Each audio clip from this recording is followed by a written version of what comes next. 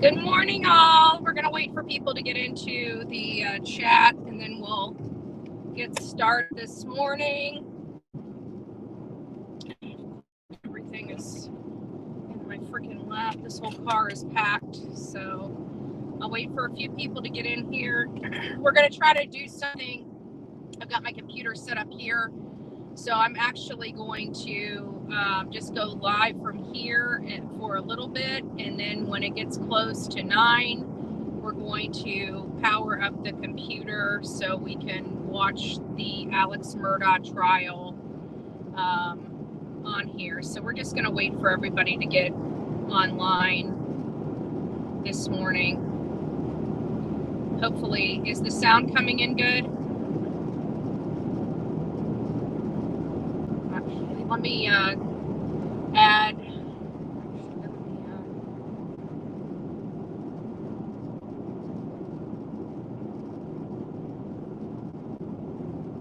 Hello, good morning, everyone. Nice to see you guys here.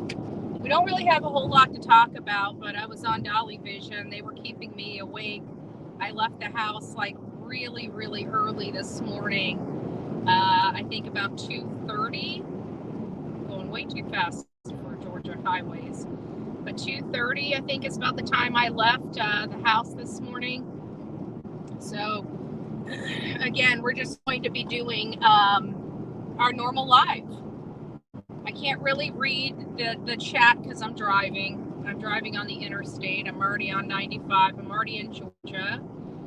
And we're going to make our way to D.C. Good morning, Nikki. Nice to see you. Tricia, Sonia, nice to see you bright and early here this morning. Not a whole lot going on. Miss Lee, Norma, it's nice to see you guys here this morning. Again, just perusing through Georgia. It was a little crazy. I was hoping I could run the computer and the phone, but they were too close to each other, and they had such horrible backfeed, even with the microphones off. It still had a horrible backfeed. We got the hotspot going this morning. Got the hotspot, got coffee. Good morning, everyone. I can't wait. Honestly, I can't wait until I'm where I need to be. I'm seeing Okie crime news today. Later today, we're gonna have lunch together, or dinner. It's gonna be dinner because I'm on the road, and it looks like I'm not even gonna be getting into town until like 4 o'clock. But I'm on I-95 for like 600 miles. Good morning, van lady. Daisy, nice to see you. SB, good morning. The whole car is packed up. I actually, listen to this. I packed my bag. I didn't know what to bring, so I've got like dresses and stuff over here. I've got a sequin pantsuit because it's going to be, there's some formal stuff and stuff that's not so formal. So it's a little crazy, but the whole car is packed down. But listen to this. I didn't know what shoes I was going. Good morning, Melody. Ashley, Nana, 12. Help me, Rhonda. I see you. Yeah, I'm driving safely. But I have a whole bag of just shoes. Like, I wear flip-flops. Occasionally, you'll catch me in tennis shoes. But I literally have an entire suitcase full of shoes because I didn't know which outfit I was going to wear because it's going to be colder in DC. So I had to bring some, I'm a Florida girl, so the only dresses I've got are normal dresses. So I ordered a pantsuit for our December photo shoot, but it didn't get here in time. So it came after the fact. So I actually get to have it. Good morning, everybody. Nice to see you, Pure Country. Mike, it's snowing in DC. I know. I got boots. I brought boots. I brought open-toed shoes. I brought tennis shoes. I brought pants. I brought dresses. I brought it all. I brought my whole wardrobe with me. and watch, my hotel's probably not going to have an elevator in it, and I'm going to have to take freaking 120 pounds worth of shoes upstairs. Did you leave any clothes at home? We'll see. I left all my normal clothes at home. I'm not wearing normal clothes where I'm going. I'm wearing, foo-foo clothes, I gotta look like I fit in with the upper tier of society. Oh boy. So how is everybody doing this beautiful Tuesday morning? It is Tuesday, right? No, it's definitely Tuesday, because tomorrow is Wednesday, and that's where I need to be. I came up a day early just so I could do my live in the morning and not feel rushed. And I wasn't even going to go live this morning, but I figured, what the heck, might as well. So Mike's in the chat this morning, so I know where this conversation is going to go a little bit. But how does everybody feel about the Alex Murdaugh case? Do you guys feel confident? I know we've done a lot of polls. I can't do polls right now because I'm in the car. But what do you guys think for the Alex Murdaugh trial? Do you think I know we did some polls and we had a 50-50 just about. I mean, it was like 47-53, something like that, but pretty damn close of, the hung jury, unfortunately. So a lot of people believe that this is just going to be a hung jury.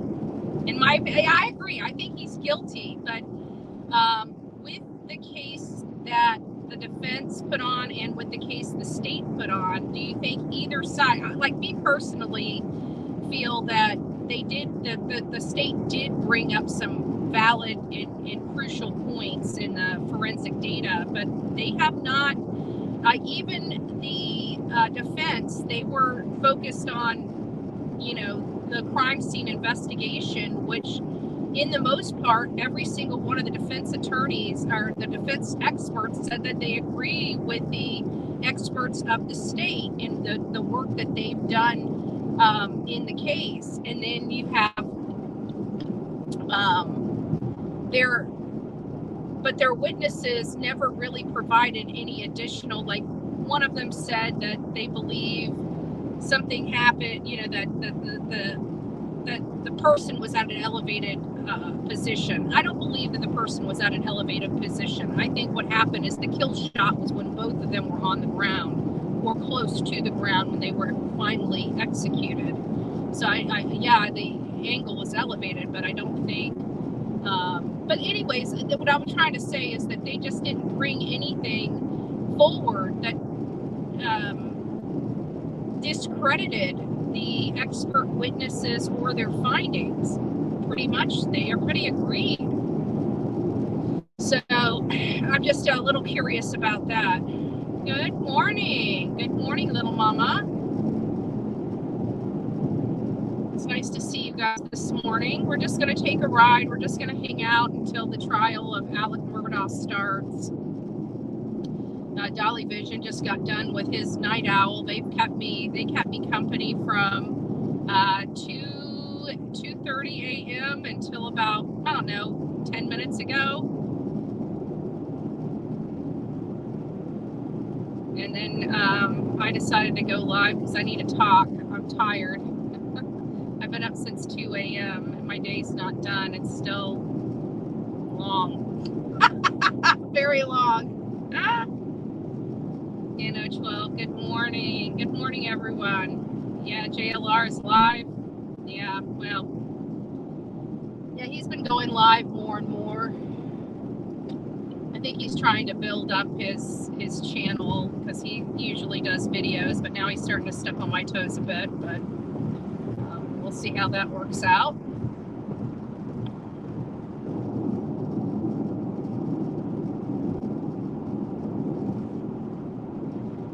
He's up late, must be sleeping during the day. Yeah, Shannon, I think what it is he doesn't wake up until 5:30 in the afternoon. He just goes, and he's been making soap and doing all of his stuff. So, and he's been doing a lot of clothing. He's got his new website up. If you guys haven't seen it or heard about it, it's buydollysoap.com. Buydollysoap.com. If you guys are interested, I can tell you, I love his soap. I'm one that has to lather my body up with lotion because my skin gets so dry. And when I use his, it doesn't matter which soap I use. It just, it depends on what scent you like. But the soaps themselves are all made. He said he's going to DC. And DC, is he meeting you there?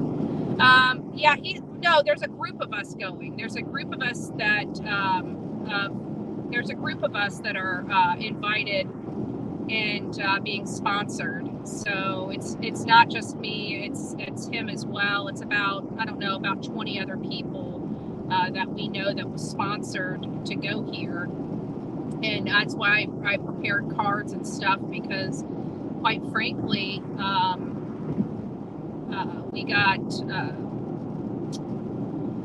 we have an opportunity to be in front of a lot of people. So if we have any kind of legislative priorities, which ours is the children, then we need to bring our A game up here. You don't really get to sit down one-on-one with these people, but you do get to talk to them in passing. So it's a great opportunity just to take, 2 minutes, give them an elevator speech, and give them, the card that I designed. And I got them in 4, so I was able to make 4 of those little cards out of 1 sheet of paper. And so I've got about 100 of those with me to come here. But yeah, he's going to be here as well. But go over there, come back here, but go over there and throw some bullhorns in his chat and just, pepper him with some love. Tell him Bullhorn Betty says hi.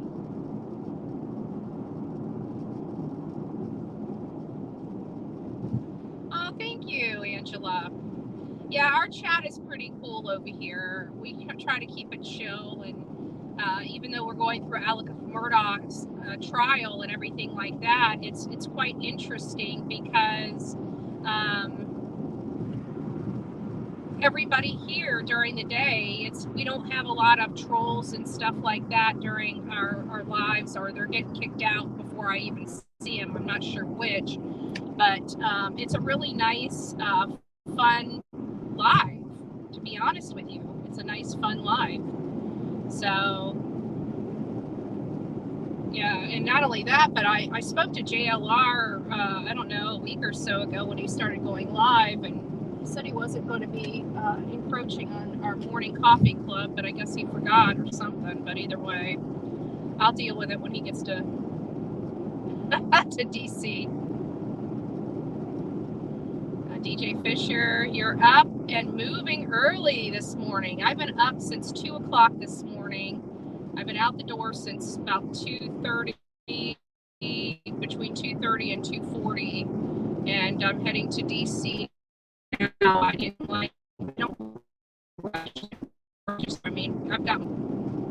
We're going to probably go in and out as we get further north. I've got my hotspot going, so if I drop down, just stick with me. We'll be back up very shortly.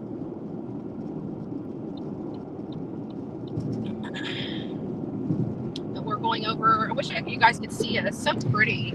We're going through water right now, but it's just pretty out today. It's nice and cool, but it's been a nice little ride. So what we're going to probably do is just sit and chat until the Alex Murdaugh case. And once Alex Murdaugh's case is on, I'm going to switch over to the computer and we're going to run the live. But I won't be able to, we'll be able to listen and I'll be able to chat with you, but you guys won't see me, because if I have the computer and this, there's a lot of feedback, whether the mics are on or not. Good morning, Danielle. Karen, it's nice to see you. Lucky Ducky. Good morning, everyone. So in the Brian Kohberger and the Idaho 4 case, many of you guys know that the house is being demolished. We discussed early on when everybody said that they needed to tear the house down. I said, well, we have private property issues. They can't force the owner to do anything with that property. unless the university purchases the property from him or he donates it to him. Well, from what I'm reading, it sounds like Mascow is not, or the University of Idaho is not purchasing the home, but rather the owner is giving that home to the university. I am of the belief, because he's donating it to the university, he's going to get all of that as a tax write-off. As a tax write-off for his home, which will probably benefit him in the long run tax-wise. So I think they're making the right decision, because no matter how I looked at it, I don't see anybody really going into that house unless it was ultra cheap. And not only that, but we're hearing people are doing TikTok videos and just doing some really crazy stuff in front of the house that, 4 people died and they were brutally murdered. It wasn't just a death. I mean, these 4 university students were brutalized in their home. And we're hearing right now, listen to this. So there's been a report. Now, I can't corroborate this information. Nobody can, because there's a gag order on the case. But there's more information coming out about Dylan Mortensen, about not only did she, was she in the house, we know that, and not only did she come in contact or see the murderer inside the home. From what we're hearing on the new information from the new people that are coming forward, she actually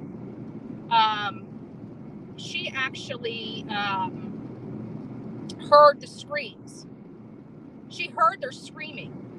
And we kept saying there's no way that he didn't scream. Or they didn't scream. There's no way that they were awake. They have defensive wounds, but nobody said a word. They're saying now that she actually heard the roommates screaming and decided to call them. And none of them picked up the phone, so she went to sleep.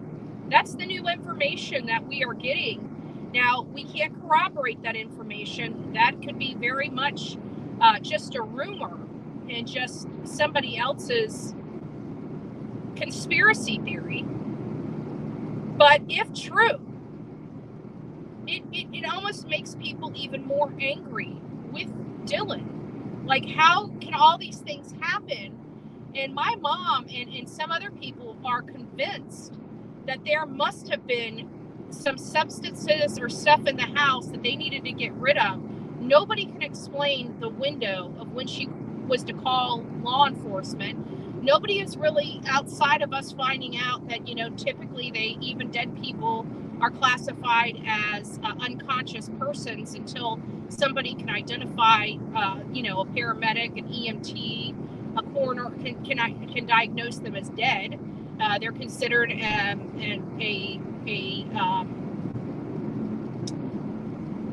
they're considered unconscious. Allie, I'm hands-free. I'm pretty sure I can talk while watching a road. And if it bothers you so much, I mean, you're more than welcome to leave. I don't have time for, I'm going to do what I'm going to do, whether you like it or not. I'm hands-free. I'm not even touching my phone. Both hands are on the wheel. I'm not sure how it's dangerous to talk while driving when my eyes are straight ahead and my phone is literally right here in my view.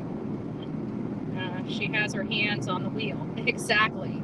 But again, Allie, if it's really a bother to you, you're more than welcome not to watch. I hear there's other lives going on right now that might be more in line with what you'd like to see and watch.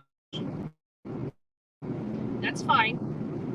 But it's kind of hard to say that it's dangerous when I literally have my hands at the 10 and 2 position where they're supposed to be while we're driving. But I appreciate your concern, but I've been doing this for some time now. That's why I have, and not only that, but I got like 5 different magnets in this car, so I can position my phone anywhere I need it to be positioned whenever I'm driving for the best possible viewing experience. Sorry, I get a little testy when people say things. I never know if you're a troll or if you're actually a friend just trying to help. So if I'm ever snarky with you, just remember, you probably think you're a troll, because I would never be snarky with people that come to this chat often and that are friends, right?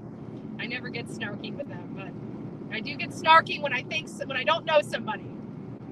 Yes, Undercover Mermaid says, hit that like button. That's the good thing about having this literally right here. I can see the road and the chat, so I'm good. I've already passed Savannah. I'm already like way into I'm way into the into Georgia already. I passed the Florida Georgia line like over an hour ago. So maybe I am close to that. I don't know how far Savannah is from the Florida Georgia line, but if I remember correctly, it's just right over the Florida Georgia line. I can't wait until I start going through all the states, like when I go through South Carolina, it's there 15 or 20 minutes, which I doubt I will be, but who knows? I'm excited. I think the longest trip will probably be in possibly North Carolina, maybe Virginia, because I got to drive through the thick part of Virginia to get to DC. Where is Betty going today? I am going to Washington, D.C. I was invited to D.C. I ended up having to pay for my hotel room for the week, which isn't cheap, especially in that area, but everything else has been paid for me. So it was a great opportunity I couldn't pass up. And obviously even JLR thinks the same thing, but I guarantee JLR did not bring flyers. He probably brought his camera. No, I'm just joking. Stop picking on JLR. So.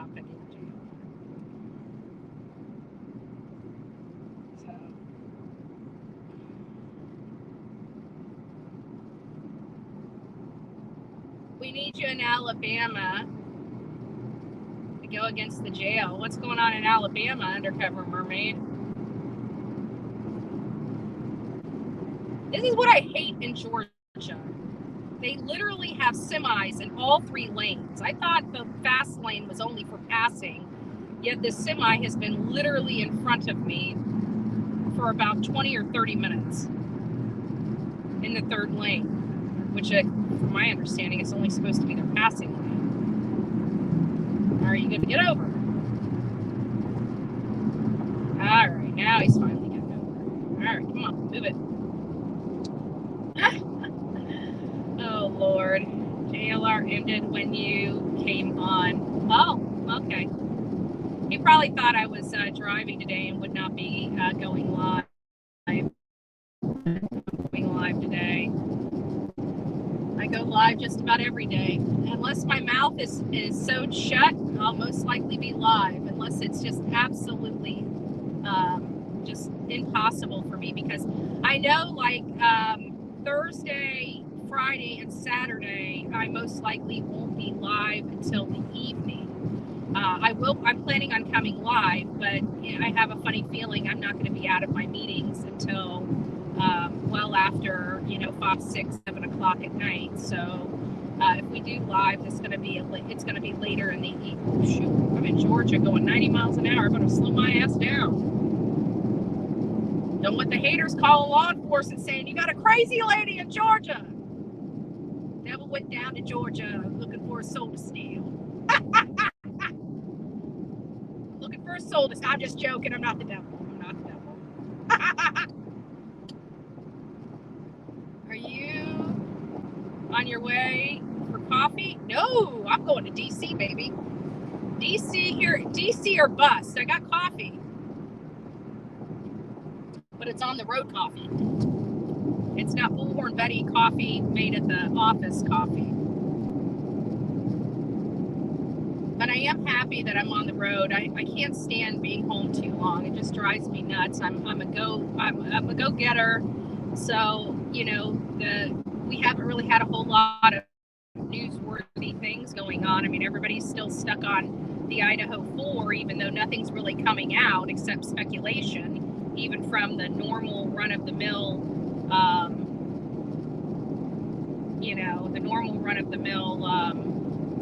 stuff that they've been coming up with. I mean, nothing's really been corroborated in any of these news organizations, and I take it that Ashley Banfield must have stopped with the sources. She must have been, her network must has had enough with the backlash that they're getting from the anonymous sources, because we're able to define, and it's, thank God for Just Samantha. Just Samantha did a lot of work,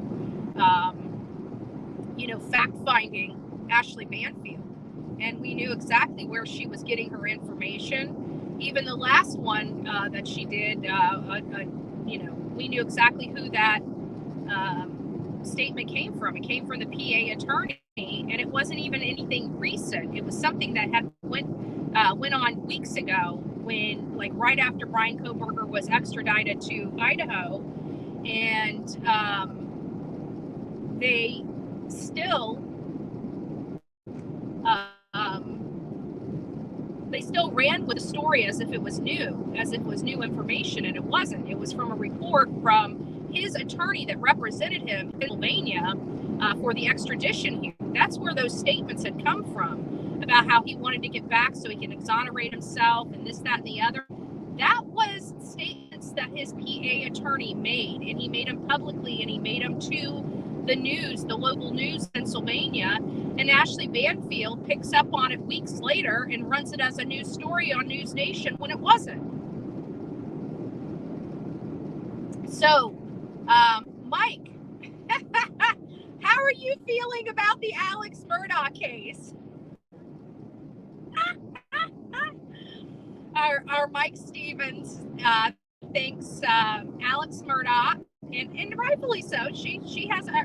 Why do I keep calling you a she? Are you a she or a he? For whatever reason, even though you have Mike as the name, I still constantly believe you're a she. I don't know why. I'm sorry. Don't be word about it. But for whatever reason, I don't know why I don't believe your name. But we love you. We love you. And so Mike was watching it. Die hard. Alec did it. Alec is on the stand, and this is what concerns me, because if people in our chat were so easily moved by Alec's statements and by Alec going on the stand and trying to defend himself, think about we have 200-300 people in our chat at any given time, and especially with this case.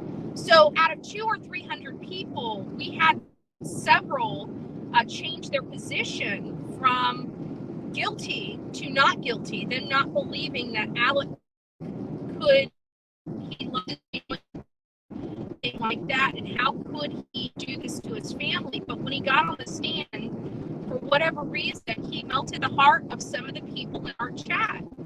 And so I have to think that because Mike is in here quite often. I gotta say, I feel like I know Mike's personality, and while Mike may wear the heart on the sleeve, I believe because Mike was moved by his statements, that other people on the jury may have been moved as well, because Mike is totally went from guilty to not guilty, convinced that Alec Murdaugh is not guilty, and not just not guilty, but had nothing to do with the crime. Am I understanding that right, Mike? You believe that didn't do this family and had nothing to do with it. Not even when it comes to hiring, you believe that he's not guilty. Am I correct? I just want to confirm that I don't want to force you, but I want to have a fair discussion about it as well. I'm watching the Murdaugh murders on Netflix. I tried to find the I don't have Netflix. Well, I probably do. Do I have Netflix? I'm not sure if I have Netflix or not. I know I have Amazon Prime. I know I have Cinema HD. But I don't know if I have Netflix. But if I don't, I'm going to have to watch it. Good morning, May May. Nice to see you. Is Mike still in the chat? I haven't seen Mike in a minute.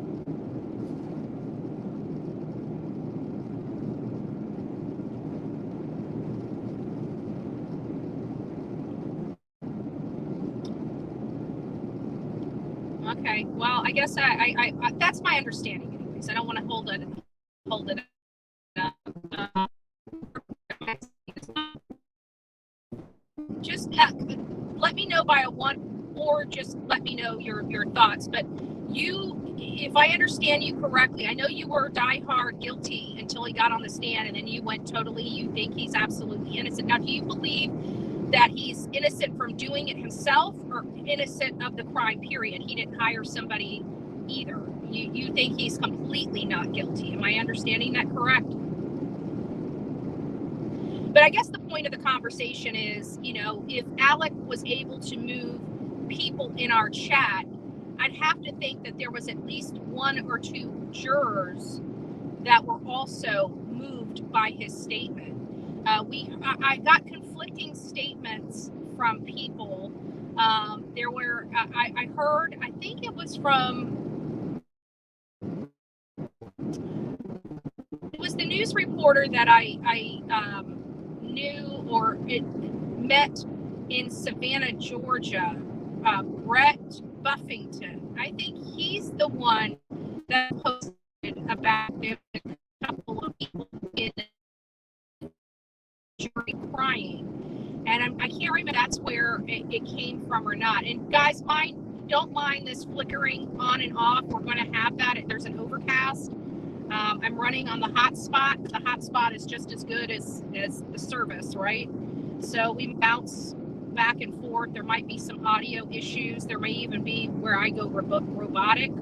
So just bear with me as we move through this. We're just trying to kill some time while we wait for Alec Murdaugh's trial to begin. So I'm kind of doing the coffee club and Alec Murdaugh in one long live. So usually I split them up, but today I just can't. So it'll be quite interesting. Documentary is very good. Okay. So how many people by a show of ones have watched that Netflix documentary on the Murdaugh murders? One, if you guys have watched it. Two, if you have not. Just to get an idea of where we are. It's on. Okay, so quite a few of you have watched it. Okay. And quite a few of you guys haven't. For those that have watched this, did the documentary, did it kind of match the state's side of the evidence, or did it match more with the defense's side of the evidence? One, now let me do 3 and 4. 3, if it matched the state's description of events, and 4, if it matched the defense's statements. So states, and 3 is state, and 4 is defense. 3, so it kind of aligned with the state's theory of what they feel happened. There wasn't a lot. What isn't in the trial? I read. Okay. Haven't watched it yet. Okay. I'm trying to decide, if we can get that up, and it'll have to be an event that we do online. Oh, and I am making a Patreon. So I'm in the process of getting that up and running, because from what Dolly was saying is that we can run stuff on there that won't have to be on YouTube. So maybe we'll have a watch party. I don't know how all that works. I'll have to break into. So far, all I've gotten so far is to claim the Bullhorn Betty name on Patreon. I haven't done the bio. I haven't set up the tiers. I haven't done anything with it. I just saved the Bullhorn Betty name on Patreon so we can start moving that forward. Yes, he's guilty on a sin. Yeah, Allie, but see, the thing is that it was, I don't know, I think I did see you here yesterday, to be honest with you. And sorry for being a little snippy this morning. I didn't know if you were a troll or not. I have to be honest with you. I never know who the gaslighters are and who aren't. But either way, the thing is that, you know, we've been watching it, and it was the polls that we got, you know, 80% believe Alec is guilty as sin. And we'll do a poll when I get to a stopping point or need to fill up gas. I'll put a poll into the chat, and it's going to be, you know, how many people, and I think we did do it yesterday, how many people think he did this himself or hired somebody else to do it. And I think it was like a 70-30 split of people think that Alec Murdaugh pulled the trigger himself. But here's the kicker.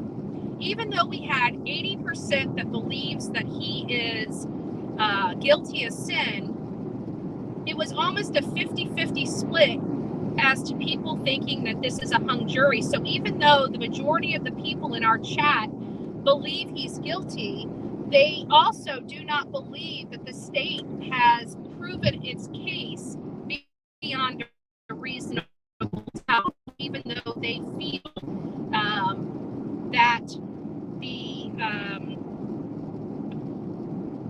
even though they feel he's guilty. So I thought those were really interesting numbers, and I'm glad I did those polls because it was very interesting to see the reality of numbers. Yeah, I knew the majority believed he was guilty, but I wish I would have ran the numbers before Alec took the stand so we could see what the shift was in the numbers. What you know, how many people went from guilty to not guilty or not guilty to guilty after his verdict was, or after he was on the stand. But I went back and reviewed his stuff on the stand, and you know, the second time I watched him on the stand, the more I realized how he didn't really do. I mean, there was some emotional stuff there, but in the grand scheme of things, he didn't really help or hurt his case too much, because when he got up on the stand, he was being truthful in the most part. I think what he lied about is killing his wife and son, but everything else he was pretty much truthful. He was truthful that he committed all these crimes. He was truthful that he was at the dog kennels. He was truthful that he was there minutes before the killing. He was truthful that there was nobody else but them three out there. So he was truthful about everything, but he just would not state that he did it. And for Mike, it would be because Mike believes he didn't do it. Mike believes he's innocent. So you've got these things that are going on, and I think it comes down to the fact that after you saw him on the stand and saw how emotional he was. You know, one of my biggest weaknesses is seeing a grown man cry. But if I've seen that grown man cry many times in the past, it wouldn't affect me as it does just having a grown man crying. And we did see him crying. We saw slobber coming out of his mouth, but that was only when his defense attorney was talking to him. When the state talked to him, all of that disappeared. He was more combative. He was more, he was talking about detox and rehab, and he said, you know, he only went to Sunrise and Savannah. We all know that he took a trip to Orlando, Florida, my neck of the woods, for recovery. That was not brought up in his testimony, even though he was being honest. He was trying to convince the jury that he was being honest, but yet he's like, I'm happy to answer any questions you have. And it's like, no, you're not. You want to get this done get this done and over with as soon as possible.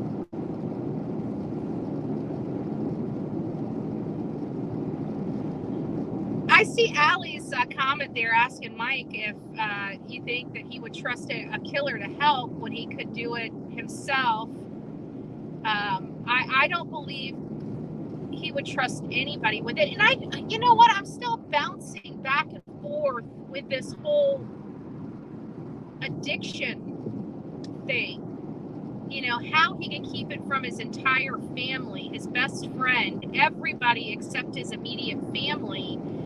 That's quite difficult for me to believe, because when you start getting into the hard part of your addiction, it becomes really noticeable and really obvious. You really can't hide it anymore. So I find it weird that he hid it from everybody, and the family too. The family hid it from everybody, which I just personally find bizarre that they could. But it comes back because we read a article. I posted it yesterday while we were going through all of this, and basically the article stated that this was just general information, that the majority of these family annihilators have a history of domestic violence. Even in 25% of the cases, that domestic violence is not even reported. And I'm wondering if there may have been some domestic. Hey, Okie, I'm on the road. It says I am to get in around between 4:30 and 5 o'clock today is when I should be arriving in DC. Good morning, CZT. Nice to see you all. I got coffee in hand. Driving. I got a new shirt. It says, "It's not me, it's you." It is my shirt. That's what it says on it. It's not me, it's you. I thought it's perfect for the haters. Oh, Lord. Let me see if I can, I don't know how well this will work, but let me see if I can, does it let me invite people on here? I don't even think, oh, here it is. Let me see if I can post this, and maybe, there we go. If you guys would like to pop on and, oh, I can't even post in the chat, can I? Hold on. Post comment. There we go.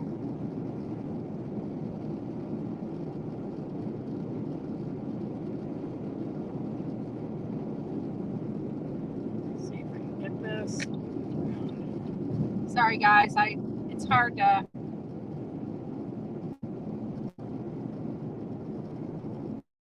Hopefully it posted.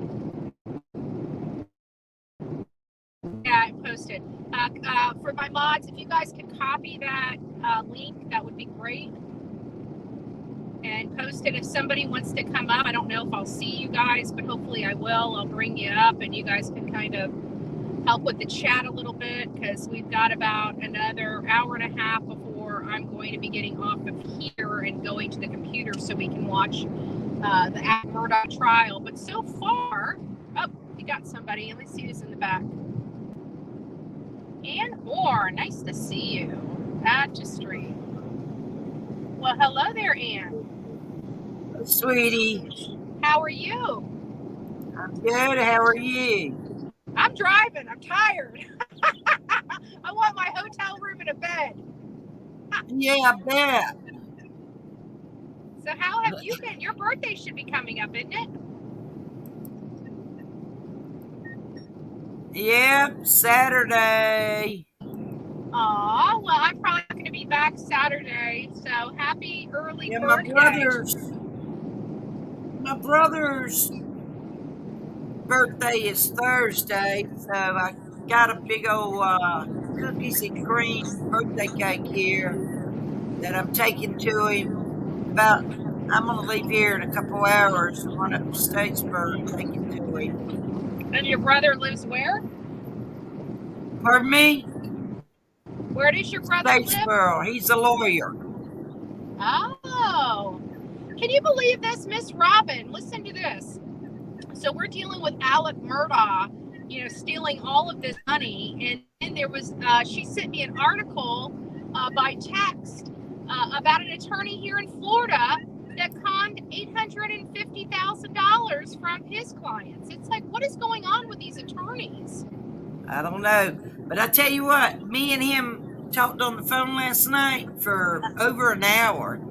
And I asked him, I said, are you following the Murdaugh case? And he said, well, I've seen bits and pieces, a little bit here and there. But let me tell you something.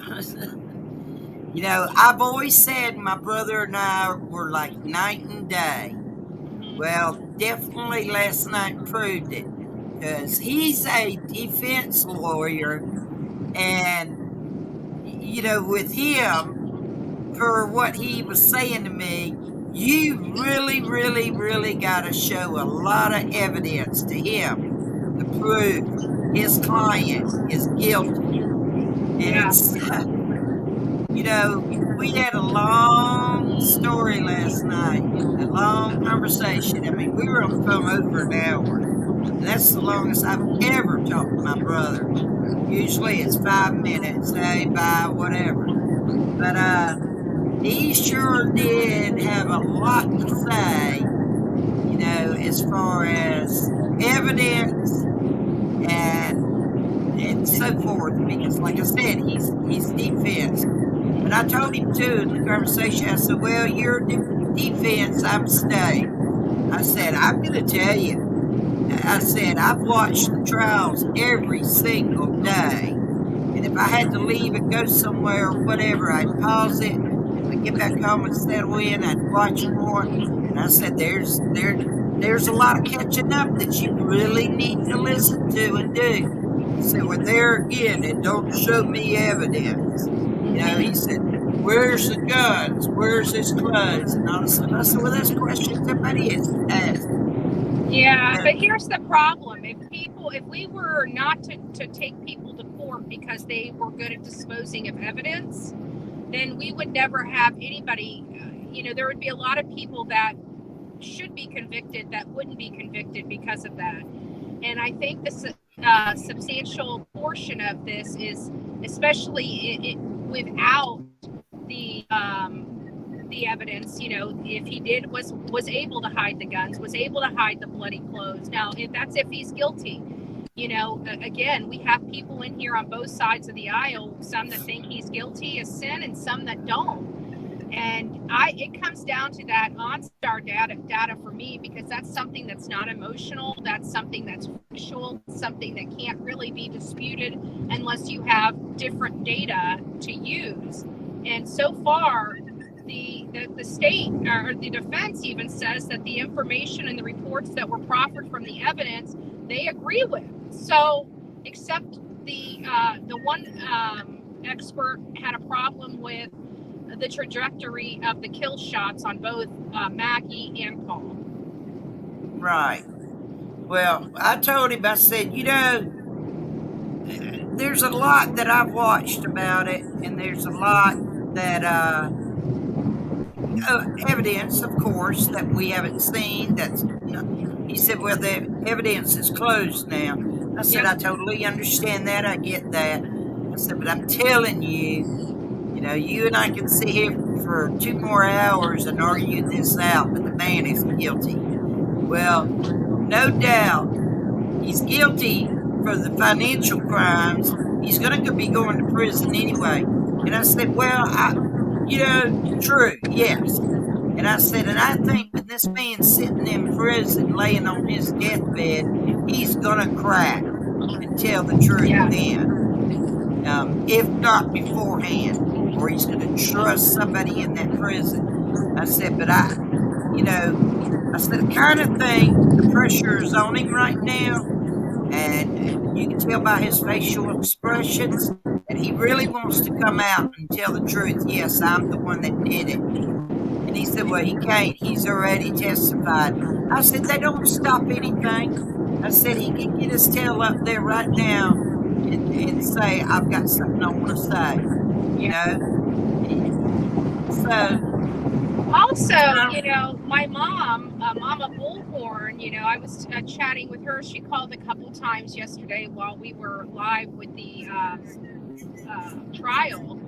And she basically believes, and I kind of agree with her in part. She believes that the drugs got to him, that he did this, that he's looking at those screens like, I can't believe I did this. Is it possible that he was so far gone, with the drugs, until he got the drugs out of his system, that he was willing to do just about anything to maintain his habits? And Right. I keep wondering, is it possible that he really effed up and now he regrets what he did because he just wasn't thinking, he wasn't in the right mind? Right. See, and that's a good point right there, because so many people are saying hung jury, missed jury, not guilty, guilty, and all this kind of stuff. I'm thinking that when the jury sits down and deliberates and they come back out, they're going to say guilty by means of under the influence of drugs. I kind of think that. I think that's Yeah, what that's they're what my going to mom, say. I think, was. Guess what I just passed? I just passed Richmond Hill. What now? I'm sorry. That I just passed Richmond Hill. Oh, really? Yep. I'm waving at you because you're only a couple of miles from me. I'm waving back. I'm waving back. I wish I could jump in the truck and go meet you right there at my exit. But I'll let you know whenever I'm coming back, and you guys can sit on the interstate with signs saying, "Hey, Bullhorn Daddy, welcome back." No. I wish I had a poster. I could do that. Yay, that would be too cool. Just please be careful out there and stay alert. You went dark on me. I don't see you. Yeah, my phone. Every Yeah. time my phone rings, it takes me off here. So my phone's ringing. I got somebody calling me, but I can't answer it because I'm live. Well, it's not me calling you. Again, she's calling every single phone. I probably should have just answered it, but I can't. So, when are you going to be back in the area? When are you going to leave Washington? So it's going to have to be probably, I'm going to be cut through. I may come up and then cut through over to Louisiana. I was supposed to go to my sister's this month, but this month is already filled up, so much so that I probably won't get to my sister's until April. And I was supposed to visit her in February. So I might come back up at the beginning of April just for a day to say hi to everybody as I make it, and then just take the detour over to Louisiana. Or I may just go to Louisiana and wait until I'm on my way back and stop by. I'm not sure. Well, let me tell you this real quick. And I still have Kathy O. I need to go see down in West Palm Beach. Yeah, let me tell you this real quick. One of my biker friends. One of my biker friends called me a couple of weeks ago, and this lawyer buddy of mine is doing the donation trust fund, of course, for raising money, because they're going to tear my place down and put a new place up. Anyway, they're doing a motorcycle fundraiser poker run May the 7th. It's going to start right there at 95 and 204 at the Harley Davidson. So they're working on getting the flyer together now, but that fundraiser is. And when is that going to take place? May 7th. It's on a Sunday. Send me a messenger or an email to that effect so I can put it in my calendar. Maybe I'll just come out there and run live and see if we can help out, do like a little online something or other. Yeah, I got you. Let me wait. Well, first I gotta get my raffle program up so I can get some shirts out, which I've already got the program. I just need to write up the description, and then we'll have a third party doing that. But it also gives me the ability to do like 50-50 raffles, so we can raise money, and 50% goes to the winner, and then 50% can go to whatever. Maybe we'll do a few of those, and take the 50% that doesn't go to one of the viewers and take it and apply it, to help you out. Well, now, like I said, the money don't go to me. It goes straight No, I to, know it goes to the attorney, but I'm saying, yeah, but we can still raise some money on here. It may not be a lot. It may just be a couple $100, but a couple yeah. $100 is still a couple $100. Well, that's like, everybody's been saying I got 23,700 some people on my accidents group. If everybody would just pitch in $10 or $5, it would be great. That would help a lot. So, Yeah. Can we? I don't Do know. they have like a But Cash App or a this, Venmo or something like that goes to that attorney? I can't remember. I know we talked about it months ago, but I forgot. yeah, Howard Spiva Law Group in Okay. Savannah. In Savannah. But once they get the flyer done for the event, Yeah. the fundraiser, wait until I see that on Facebook. Then I'll share it over to your messenger, and that way you got it. There you go. You can Yeah. I don't pin mind it. helping. I'm happy to help any way I can. I know you do I really, everything you really, can out there. I really appreciate it. Because I've been working so hard with this group, and taking care of my accidents group, and I'm like you. I don't get but a few hours sleep because I got my command center right here, and every time I hear tones go out or bolos or whatever, or an accident or a big fire, I have to wake up and post it. And I had a chase yesterday morning at 4:15. I don't know. Started in Bullitt County, went into Bryan County, and pretty much in a big circle. Ended up on the interstate at 5 o'clock in the daggum morning when everybody's trying to head to Savannah to work. Um, the guy crashed, had a pregnant girlfriend in the car with him that's 4 days from her due date. So thank God her and the baby's okay.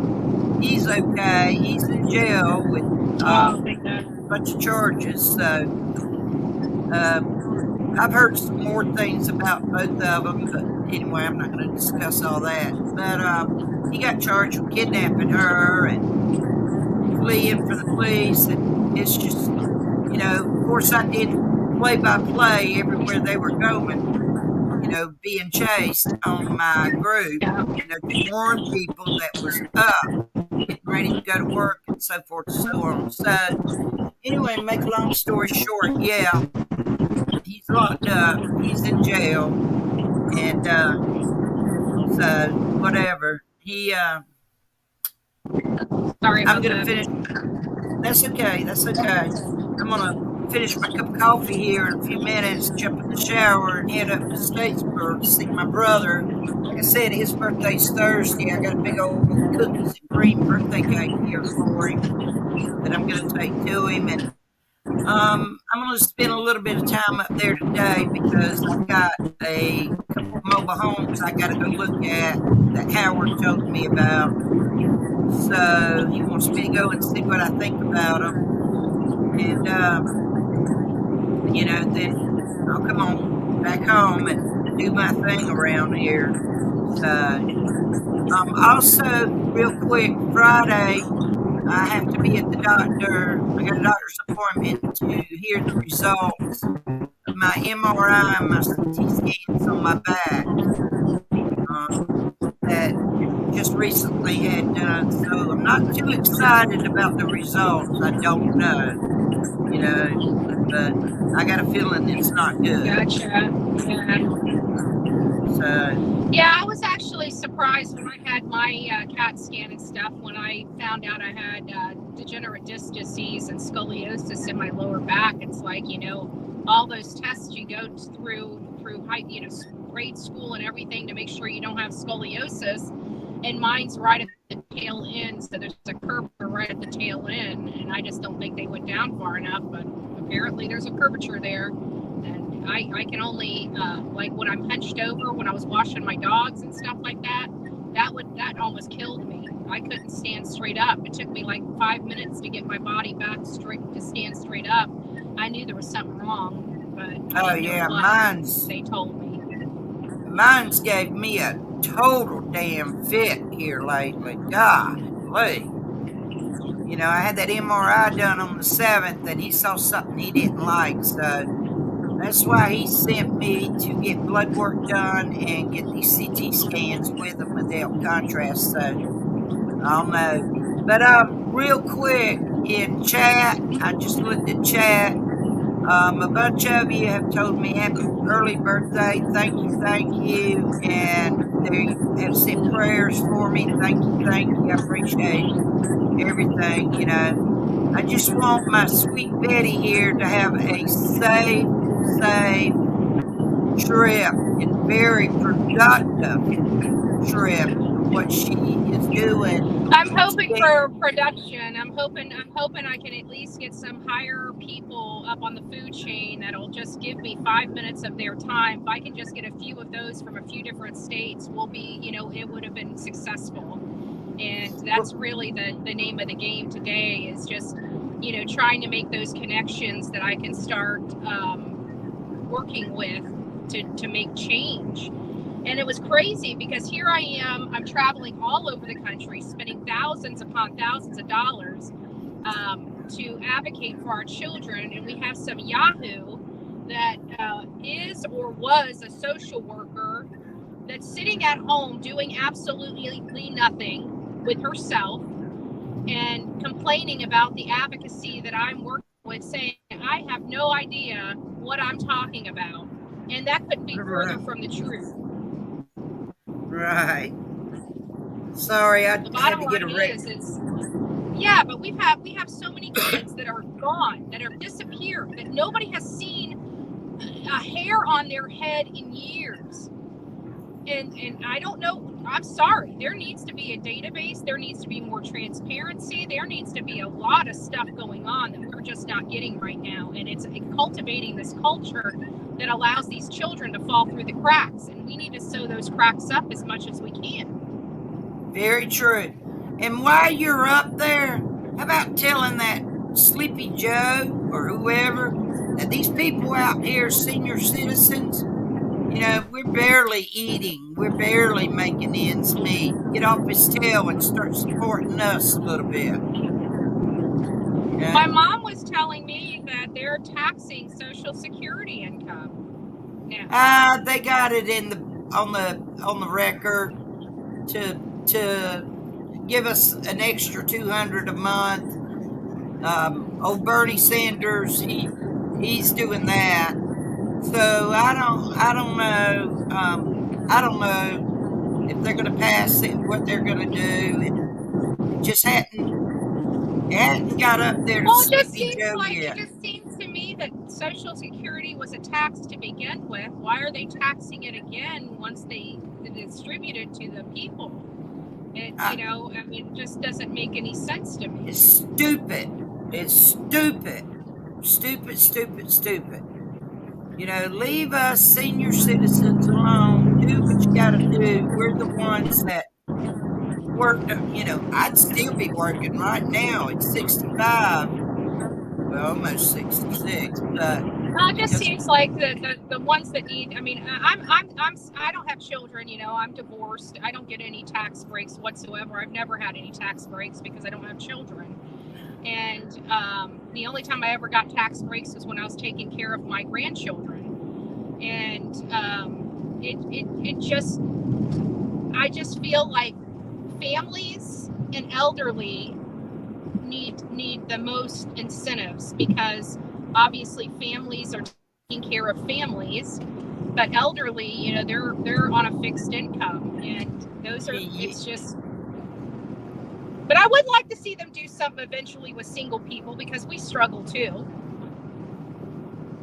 Yeah, you're right. Hang on, I'm posting a rec on the group here. Just had a rec come through. Nothing on 95. You're okay so far. And I'm saying they should give tax to seniors, and they should. They shouldn't be taxing every single penny we make. I mean, for what? I mean, for what? Why do they need all this tax money? Obviously, we're so rich. We're handing billions of dollars to other countries. I don't understand it. Yeah, I got a text message last night from a real good friend of mine. They're the owners of the Shell House restaurant. I met her the other day at that event I went to. She I said, love that restaurant, the Shell House there in your neck of the woods. Oh my "Yeah, gosh, Melanie and her husband took me to it. Actually, took Dolly and I both to it. We had a wonderful dinner. It was great, a great atmosphere. I love that place. oh honey, they got them all-you-can-eat crab legs for $65 on Sunday from 4 to 6." Girl, I wish I had $65. Ooh, you I'd don't know be how tearing that bad up. I wish. Yeah, I got Cash App now. I'm moving up in the world. But of course it's zero. There's nothing That's there. But okay. anyway, I'm It like, takes a little time. Just make sure you're posting it in your Facebook group. You uh, never know who will donate, and it's what you do is something that helps the community. So yeah, I thought about posting it on there, but I just hadn't done it yet. I'm kind of hesitant about doing anything because of being on Social Security. I don't want them messing oh with me. yeah, that is true. I forget about that. Yeah, Social Yeah, Security. You gotta wait you know, so many they've years, sent and then me, after the they've red flagged me before, when I was sitting with an elderly woman years ago about 4 years ago. Come here, boy. Come here, boy. Oh, never mind. Anyway, so they sent me a letter and flagged me, wanting to know where it was coming from. I told them, don't worry about it. I'm not doing it anymore, which I did it for like 3 months. But anyway, they told me I'm only allowed so much and all this crap. So I said, okay, well, whatever. I said, how right. you want these people to live? So it's crazy out there. It's crazy. I mean, after I get paid this week, um, pay all my bills, I'll have $53 to last me the whole daggone month of March. So, That's thank God I insane. do My aunt babysit. is the same way. Yeah, my aunt is Yeah. the same way. She's been on Social Security for several years, but she doesn't get paid squat, and she has to pinch her pennies. Yeah, it's terrible. It's terrible. I mean, it's getting worse and worse. I do babysit a little bit here and there, so that's cigarette money. And of Right. course, pretty much stay home all the daggum time because don't have money for gas. But you know, I have to go see my brother today. I got a half a tank, so I'm okay. But I have to go see him. Of course, I'll go see him. Maybe we'll go have lunch together. I got to go look at them mobile homes, and then I want to go by the cemetery and see mom and granddaddy. So, as far as visiting friends and stuff like that up there, I'm not going to be able to do, today. I just won't have the time and won't have the gas. I've lost you. I don't know. You're frozen on your end. There you go. I hear you and see you. So, but listen. I'm gonna jump off of here. I'm about to take my last swallow, and I got of coffee, and I got to go jump in the shower and start getting ready. And I got another wreck. Hold on a second. Okay, never mind. It's a vehicle fire. But golly. Hey everybody. um I'm gonna jump off of here and Sorry about that, guys. I'm going through some. what now? Yeah, my whole system went down for just a few moments because I'm going through a dead zone. I'm almost through Georgia. Yeah, I'm watching this, the making sure no wrecks up there. Yeah. I actually literally can go and look on the map for South Carolina, the traffic map, and make sure there's no wrecks up your way. Yeah, In there's got to be Carolina. some type of closure on I-95 because I got notification. Oh, there's somebody else in the back. Hold on, let's see who. Oh, no, it's just you. Okay. I wanted to check and make sure I wasn't missing anybody. If somebody wants to throw the link to the chat back down, it's too hard for me to do. I mean, I can do it, but it'd be easier if somebody there. Thank you, Robert's girl. So if people want to come in, because we're just going to be cruising today, so we're going to be up and down, depending on the service. Well, when you go through Walterboro, do the old salute to Murdaugh. Yeah, I'm supposed to. I have a meeting first thing on the 7th at 10:30 with some county commissioners in Manatee County, but I may reschedule that if needed. If I'm coming back through and we believe that they're going to be getting having a verdict read or something like that, I may just go to South Carolina. I would like to be there for his verdict being read, whether it's a hung jury, innocent or guilty. Yeah, that's when I want to go, but I'm not going to be able to. I just I can't afford the gas to go up there. It's like about an hour and 10 minutes for me. Yeah. Mom used to be in the nursing home up there. There's a beautiful veterans nursing home in Walterboro. Girl, I'm telling you, Mom was there for I don't know, 5 or 6 years, and that place is gorgeous. It's gorgeous. You really, really would fall in love with that place. I mean, they allow tours every now and then. Idiots next door popping firecrackers, 8:15 in the morning. My dogs are fixing to freak out. Yeah, there's one of them. Why? I don't understand it. It makes me so mad. But anyway, yeah, if you could go and look at it, it's Veterans Victory House. It's a nursing home. It's beautiful. It's really beautiful. Or it was when Mom was there. Yeah. So. Well, it seems like these southern places, Georgia, South Carolina, North Carolina, have better quality care than, say, Florida. Even though we're part of the South, people in Florida just don't give a crap about the elderly. They just don't. Some of them do, but most of the places, it's just a churn and burn type of situation. It's sad. Yeah. Well, listen, let me get off of here. I want you to drive safe and pay attention. You need to get off of this live too and really pay attention because you're fixing to hit 2 lanes when you jump over into South Carolina, and that road. In South Carolina drive, and it drives me nuts because the tractor trailers take up both lanes. That's right. And not only that road has got more damn rough holes in it than potholes whatever. And so you need to, I don't need you to hydroplane out there over these whatever you call them, holes in the road. So kind of stay in the left lane if you can, because that right lane is bad. I'm just passing through Effingham County now. Yep, that's my county, or not my county, but it's one of the counties I listen to. Yeah. On the scanner. I listen to 6 of them. Yep. All right, Miss Ann, well, you take care. God bless you.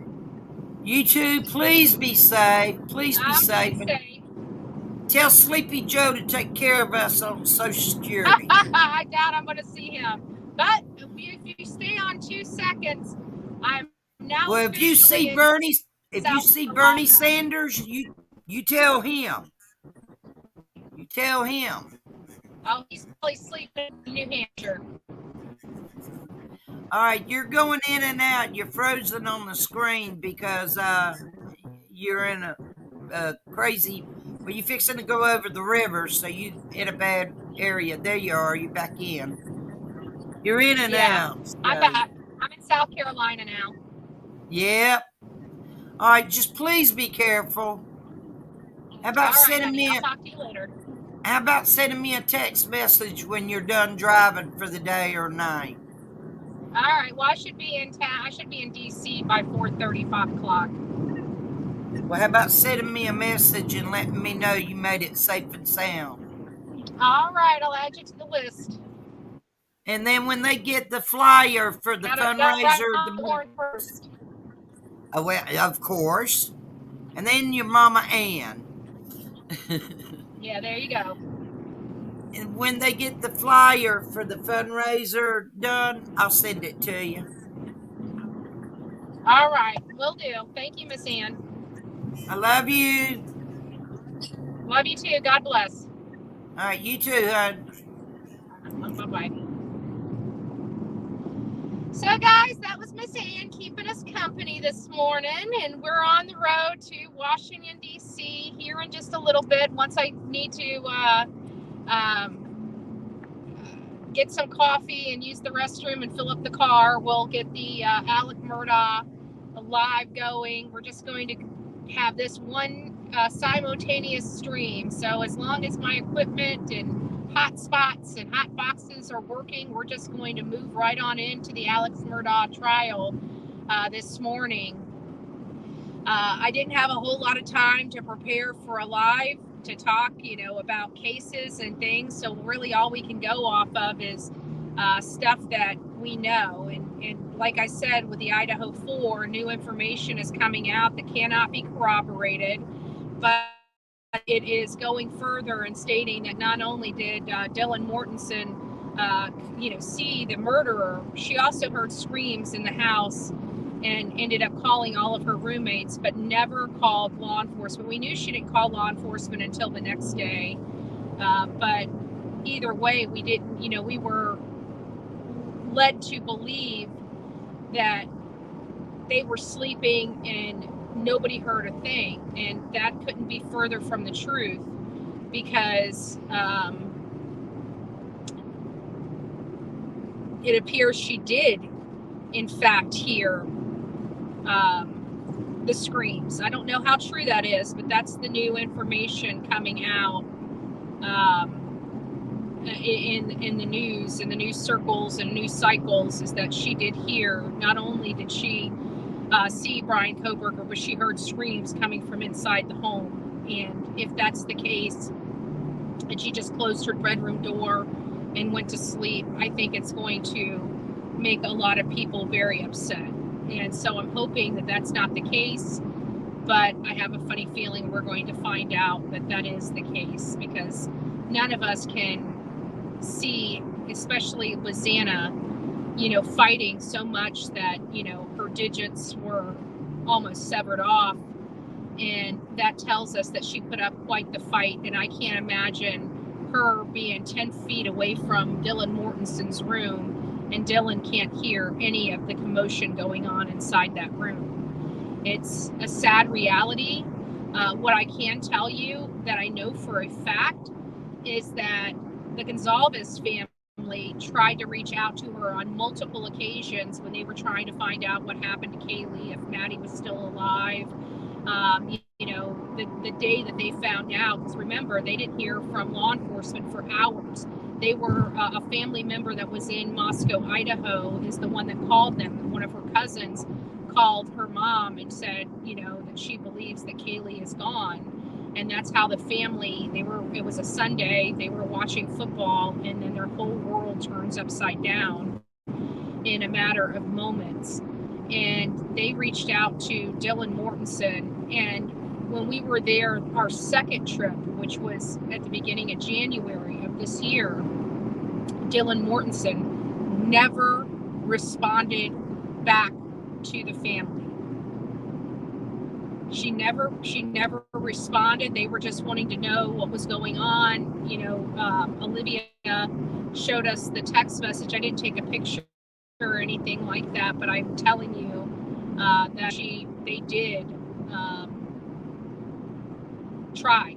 And as of January, Dylan never responded to the Gonzalez family or their attempts to find out what was going on. And a little heartbreaking. I still think you guys can still see not too robust or anything like that. If you guys are in the chat, just let we're still good. I appreciate it.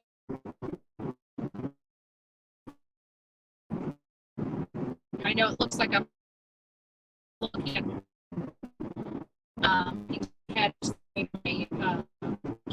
position. So I'll try to scan reports over just a little bit. Breaking up. Okay. Well, hopefully we'll get out of the breaking up. I mean, I can always turn it back to Verizon, but I find the hotspot is a lot more helpful than the cell service, but sometimes it's just the opposite. So we can do is try to get back.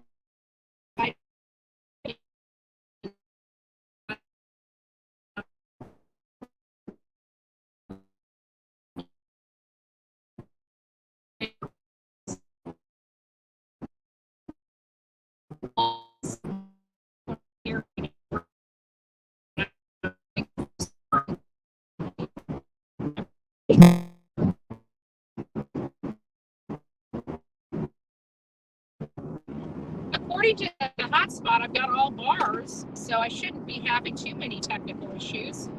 Mav is backstage? Okay.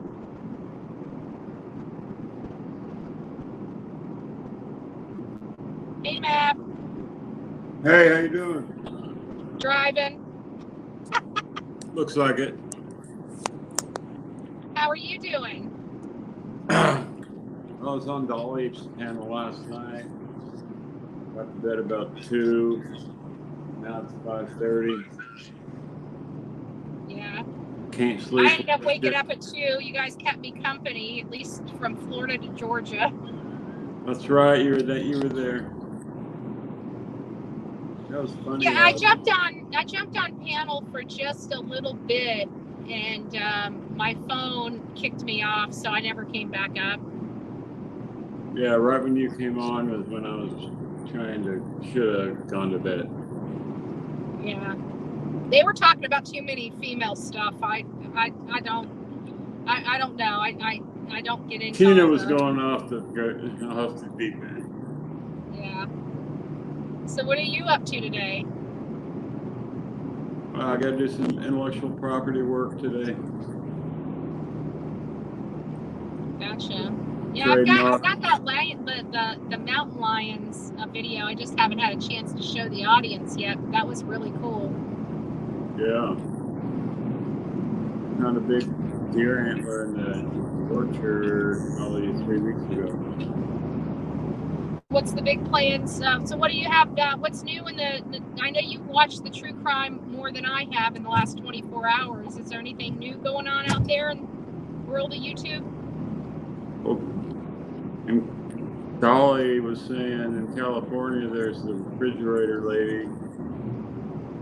Found a girl in the refrigerator, 27 years in the water. They identified her through DNA. Oh wow. Up in Napa, California. And I don't know. I'm so tired. I don't know if I'm going to make it to 9:30. Oh. Where are you headed? DC. Washington, D.C. Yeah, I'm going to Washington, D.C. I was invited there, so I have my letter for special guest, and just gonna do what I can, make the trip the most impactful as possible. Give them hell in Washington, D.C. Yeah, I'm going to try to anyways, but it's definitely a different feel because I'm actually going there. You know, usually my legislative priorities and agenda priorities are much different than children. This is the first year I'm bringing the children, up, so hopefully they're receptive. Talking about the database for foster kids and missing kids. What is it? Database for foster kids and missing kids. Yeah, and well, I want a new. They need to do reform. They need a top-down child welfare reform. And yeah, I mean, they have a sex offender list that they track really well. They don't track the victim. Hold on, I gotta get my earbuds in. I can barely hear for whatever reason. I think my car's just making too much noise. Hold on a second. They have a database for sex offenders, but not the victims. Yeah, not children. They got a database for RSOs. They've got a database for our DNA. They got a database for criminals, but none for our children. It's a little concerning for me. Me too. Hopefully this pairs. And then we talked about a girl who stabbed a 2-year-old. You heard that on Dolly last night. Stabbed her 2-year-old with scissors. Oh, wow. No, I didn't hear that. She stabbed herself first and couldn't kill herself, and then stabbed the baby. Oh, my God. 2-year-old. What is wrong with people? I have no idea. They're going cray-cray. Hold on. Are you there? Yeah. Hold on a second. Let me see if I can get it. It said it was connecting, but it wasn't. Oh, well. All right, Mab, I'm sorry. I'm having a hard time hearing you. You're doing fine. There we go. You're in my now. You're on my car speaker. I can hear better at least. Hello, car. Yeah, it's not giving you backbeat, is it, with being on the car? Better being on the car? Yeah, it sounds better. At least I can hear you. I could barely hear you before, but I got a styrofoam cooler behind my seat that's just going driving me nuts. Yeah, I have an 82 Ford dump truck that does that. Rattles me to death. You had a dump truck? I have a dump truck and a tractor. I wouldn't mind tractors. The dump truck, I actually can drive trucks and trailers, believe it or not. I don't doubt it. It's a 4-speed. Got a 400 in it. Geared real low, so top speed is about 65. But I have a trailer and a skid steer that I pull back and forth from my house to my SoCal Lion Sanctuary house. Gotcha. What part of California do you live in? I remember you told me. I think you said SoCal. SoCal is where my mountain lion video was taken. That's my wife's inheritance that we're fixing up to rent. By April 1st, we'll have that rented. Let's put a new roof on it, $35,000. Then I live in Aromas, which is kind of between Watsonville, Gilroy, and Salinas. Just stop of Highway 101. Gotcha. All right, what time is it? So we got about an hour. I'm going to go ahead and start, I'm going to give it probably we'll have another about 10 minutes on here, and then I'm going to have to get some gas, and I'm going to fire up the computer and get us going with Alex Murdaugh. What do you think about the case so far? I didn't watch him. I watched part of his testimony, but I don't think it's looking real good for him. Gotcha. I also had a drawing. I saw it on TikTok. There was a girl that did the rendering of what happened in the house in the Idaho 4, did a mock-up of what, based upon the testimony provided, what happened to both Paul and Maggie. And it was an animated type of.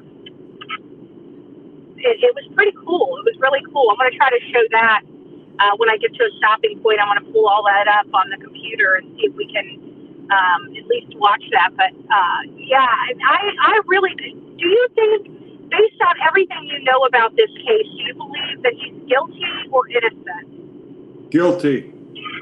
Guilty? You're on guilty? Do you believe he acted alone or he hired somebody to do it?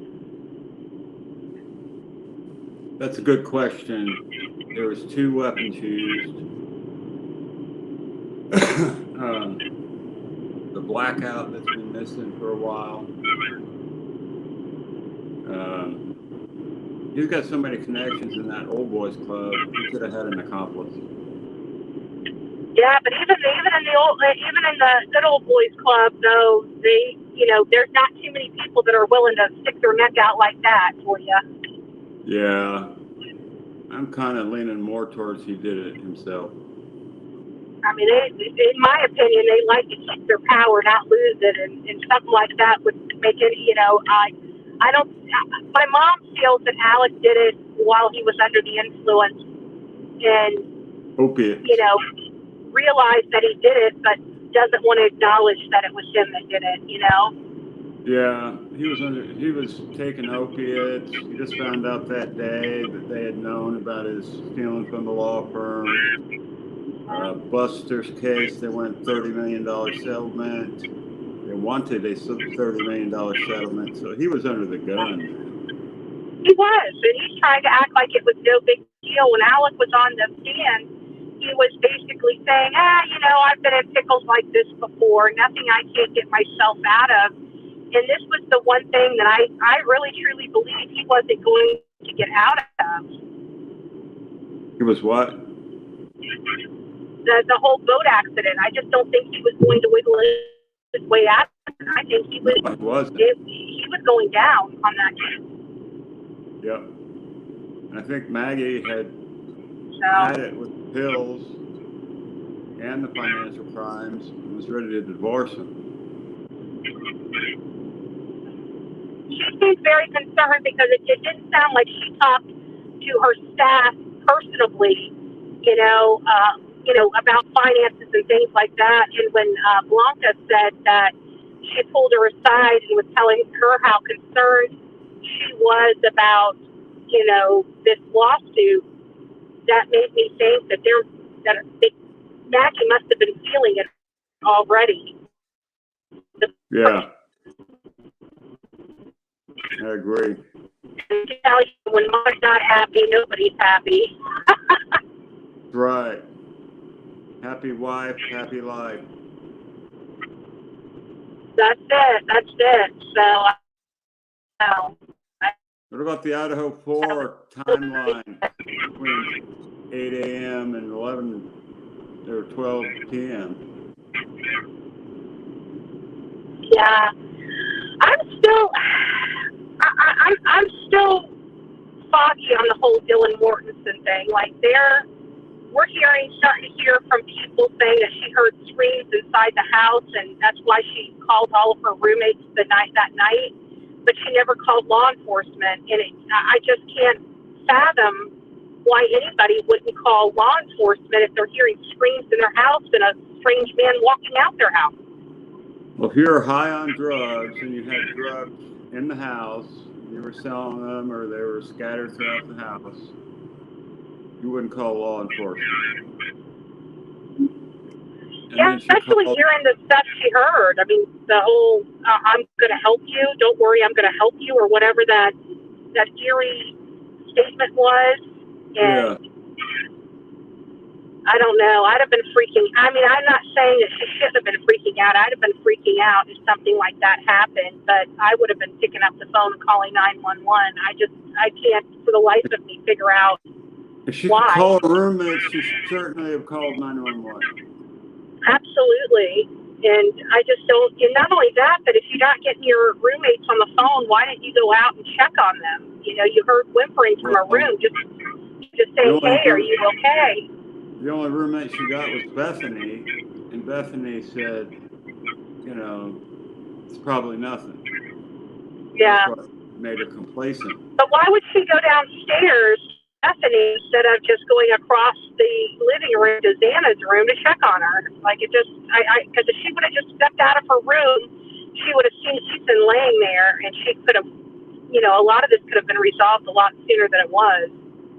I think the defense is going to have a field day with that whole situation.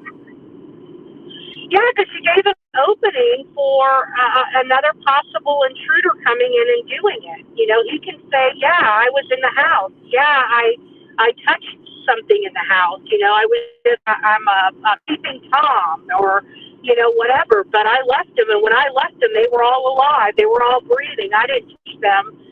And they have an 8-hour gap of a window that they've got to try to close. Yeah, but if the DNA on the sheath is real, then it's pretty hard not to put him there. Yeah, I personally believe he didn't mean to leave his DNA on the sheath, but I believe that he meant to leave the sheath behind. I just, for whatever reason, feel like he was leaving a souvenir.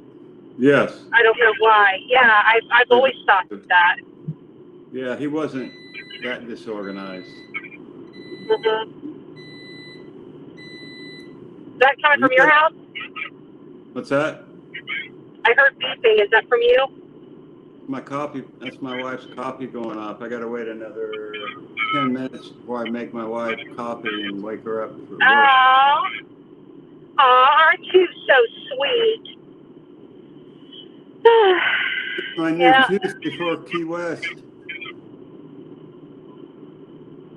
I'm sorry? I'll have a new front tooth before Key West. Oh, that's right. You're coming to Key West. I can't wait. When are you coming? You're coming in May, though. The end of May? End of May. Yeah, the end of May. I'm going to try to get to Georgia to see some friends in Georgia at the beginning of May to go to that thing for Miss Ann, and then I'm gonna that'll be nice. Yeah, let me know when you and your wife are in Key West, and if you guys aren't doing anything, I'll swing down there, spend a day. We're just going to be kicking it by the pool and soaking up the sun. Yeah, that's what they do. That's what they do. I always go down on Duval Street and look at the tarpon off the. It's so crazy seeing that many, and not only that, but you fish everything. Like they have a whole bunch of large fish right off the dock.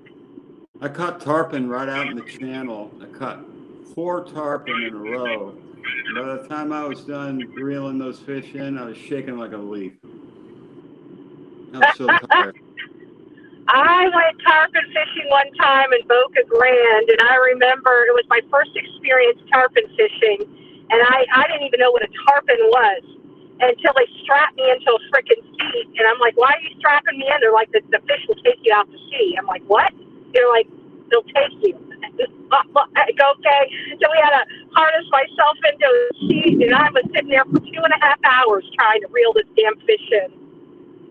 Well, they had me in they had a strap around me with a pole holder in it. And every time they jump, you're supposed to like bow to them so they don't throw the hook. You're supposed to, every time they jump, you're supposed to go like that. Yeah, that's what we had to do. They're like, go out and reel us pulling back. A friend of mine is. That's the funnest thing. A friend of mine catches. It was fun though. It was fun. A fly fisherman friend of mine catches the tarpon on the flats with flies. You could fly fish a tarpon? Oh yeah. I didn't know that. I never did fly fishing. I don't even know how to do it. I know you whip it. I've watched enough people do it. I know you whip it, but I don't know. I never attempted to fly fish before. You gotta whip it good. Yep. Whip it good. That's what women are good at. Whip it. All right, Betty. All right, man. I'll let you go. Well, you take it easy and go get that wife a cup of coffee and tell her good morning, and we'll chat soon. All right, sweetie. All right. Take care. Bye-bye. Bye. All right, guys. So I'm probably going to be pulling over here shortly so we can get the Alec Murdaugh live coming up. Now, just remember, we are mobile today, so hopefully it will keep rolling. But if it doesn't, once we go down, we're probably going to go down until I can get to a stopping point to bring us back up. But so far, we've only had one. I mean, I've been driving hundreds of miles, and I've only went down one time. Well, if we went with Dolly's live 2 times this entire trip so far. But I don't know how that's going to work, the rest of the trip, just because we only went down twice on this so far. We still have a lot of driving left to do. So I'm going to get to a stopping point here in just the near future. And you guys are going to have to listen to me ramble on for a little while until I get to a stopping point. But we will get the live stream up, and then I'll have to delete myself on here while we get the live stream up.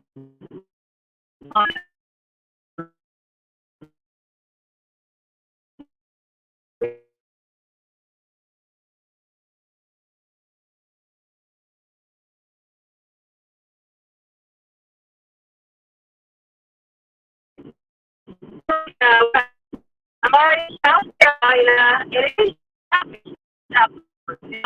So hopefully that's the way it is, that we good. It's just now joining me to my hotspot. So I think we were working on our into the hotspot, because it just plugged me into the hotspot. So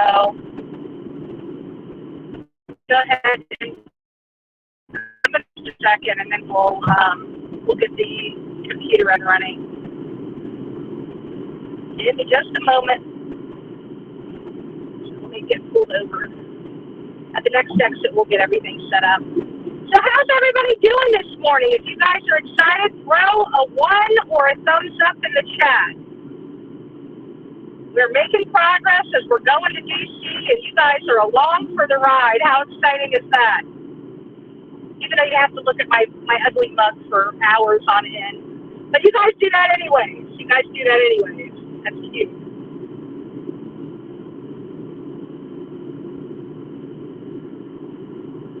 Got to go to the doctor's live speed. Hopefully you have a great day and good. Doctor's awesome. So, like I said, we'll get this up and running here shortly. And then once it's up and running, we'll be good. All right, I'm going to go ahead and exit out now, and then we'll be back here just in a little bit. You guys all sit still, well, actually, let me just get up here. There's a turn off here. All right, I will be right back. Just sit tight. We'll be back up and running in about 2 shakes of a lamb's tail. Bye-bye. I'm on.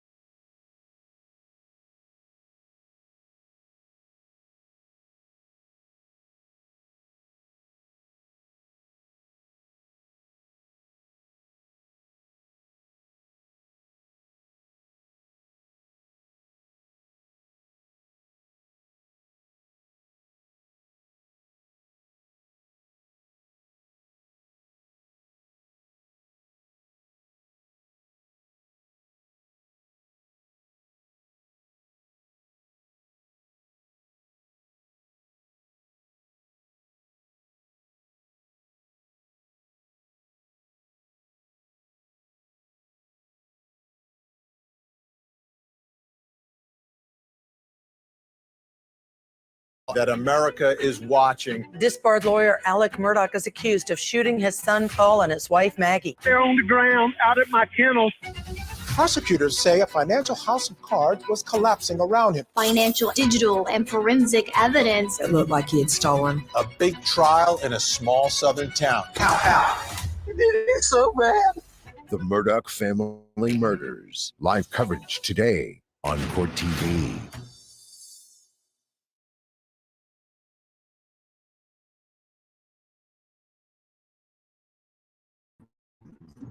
So I'll bring myself up on here, but that's you guys are going to be able to hear me talk, but that's about it until this starts going. It's because of the angle of the screen. I don't think you guys can see me from over there, but I'm going to have to mute you because I had several calls that came in this morning that I'm unable to answer because I was on my phone. So we're just please do so. Now you can break time.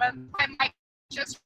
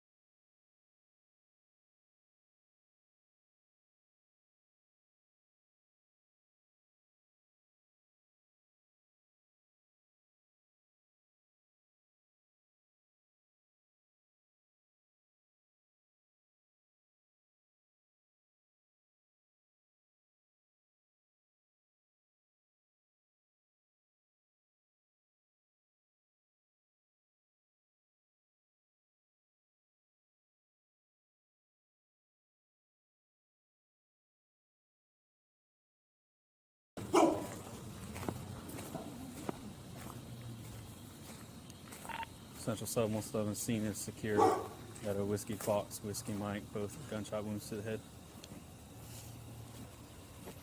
Sir, I wanted to let you know because of the scene, I did go get a gun and bring it down here. It's in your vehicle? Do you have any guns on you at all? No, sir. It's leaning up against the side of my car. Okay. You're fine, man. You're fine. Turn around for me. I don't have any guns. Okay. Yes, sir. I see that. Okay.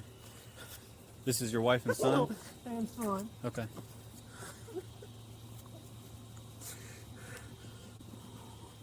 It's bad. It's bad. Check the pulses. Yes, sir. This is the firearm you brought from inside the house? Yes, sir. Yes, sir. I went and get.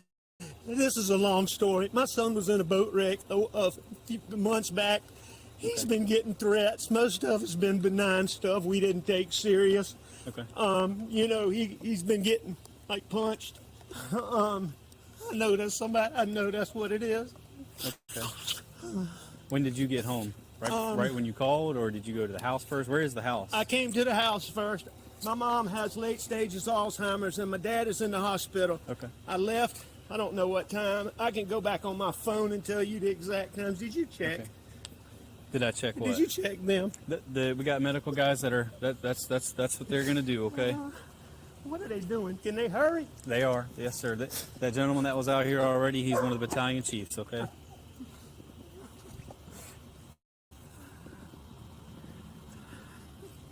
How did you pull up? You from back there? I went to the house and they weren't home, which was odd. I tried to call. Okay. And then I knew they had been down here before I left to go to my mom's.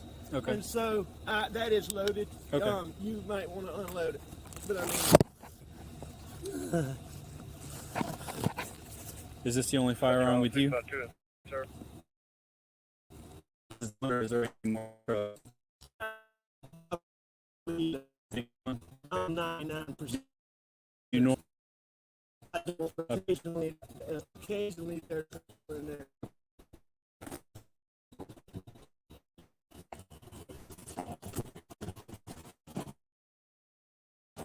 Just wait right here.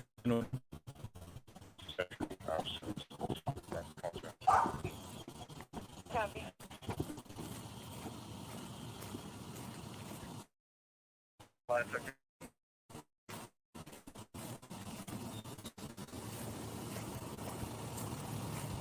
Six, 5, 3, out, 7.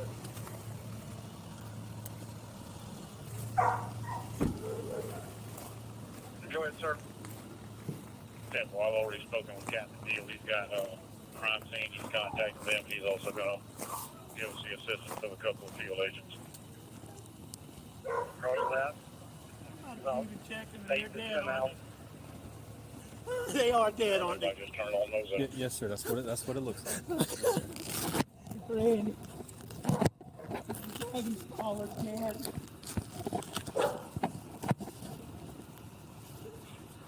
Where are you now?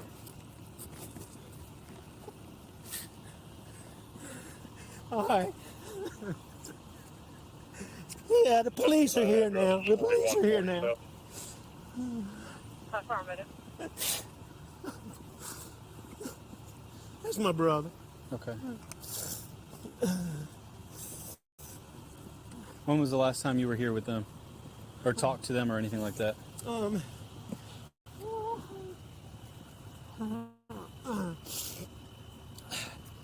It was earlier tonight. I don't know the exact time, but Okay.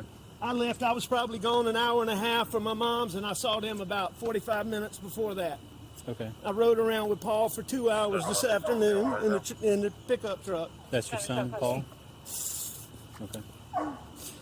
Somebody going to check him? Yes, sir. They've already checked them. They did check him? Yes, sir. It's official that they're dead? Yes, sir. That's what it looks like. I'm sorry. No. You're fine. I'm very sorry.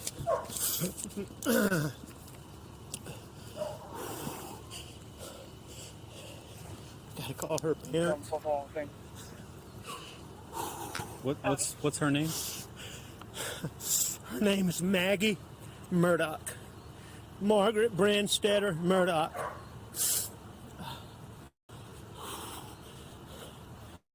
How you doing? What's her birthday? 9/15/68. Okay, and what's your son's first name? You said Paul? Paul Terry Murdaugh. And what's his birthday? Jason, do you have anybody 4. coming through town that could stop and pick up that tent? I see lights off in the distance. What are they covering them up? I got some getting dressed now, Sheriff. I'll have somebody stop and grab it. Tell them they don't have to do that. They don't need to. Preserve what we can. 653. Where's it at? I'm in town. I should try to be Delta 8 because he's going to be the only one that's got access. What's Paul's birthday? Copy.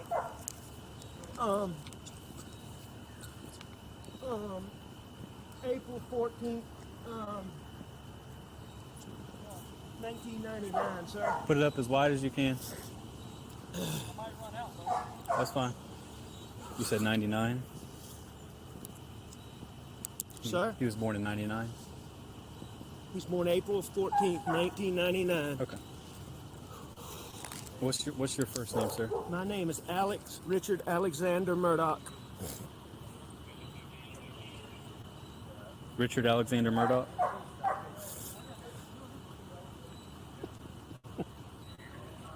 You familiar with the location?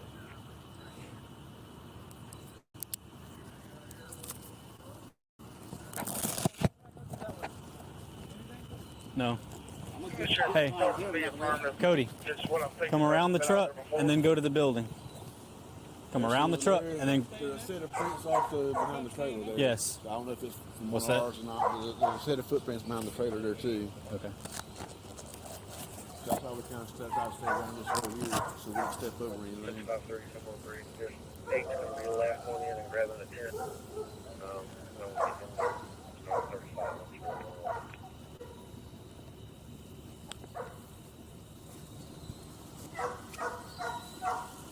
Just go over to that corner of the building.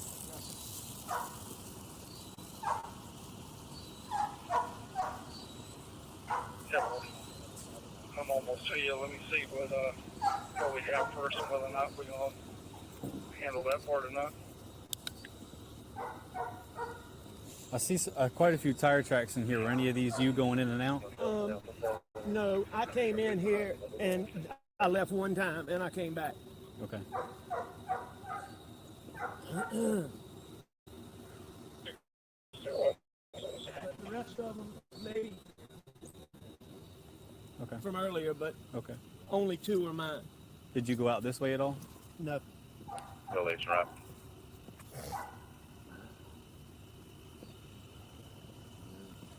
Hey, stay here. Got a whole bunch of stuff right there. I don't want disturbed. No, that's why I'm trying to get the door so we can kind of get around that way. Your best way is probably going to be back through those rocks because we can't get any tracks off those rocks anymore. No, we'll go back around the other way we just came. Okay. Thank you. Each time. Yep, do you have a name or anything for him? Yes. Okay, I'll get that in a little bit then. That's Okay. fine.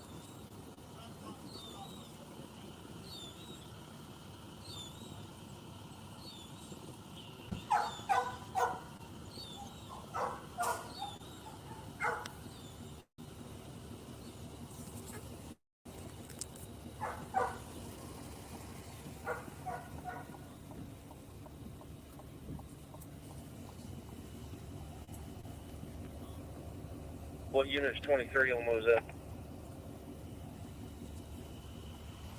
Alpha 7 unit on scene. Are you behind the house? There's several of us out here. There's a long dirt driveway right next to the mailbox that says 4147, and you'll see all our lights down here at this shed thing.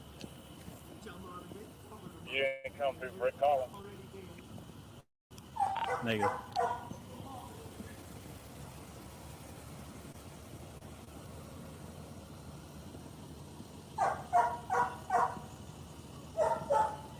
Delta 89 on duty, we're out to Moselle.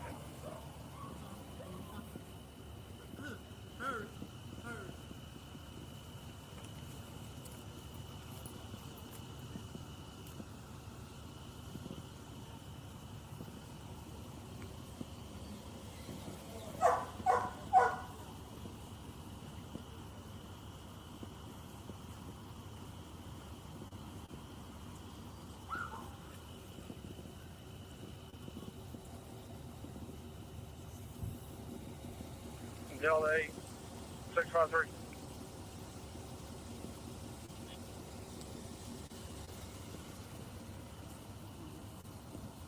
Telephone CID.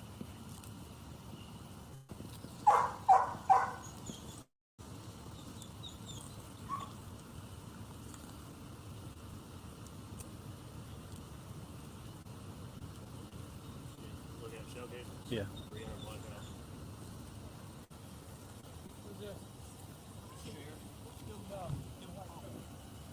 I think his brother.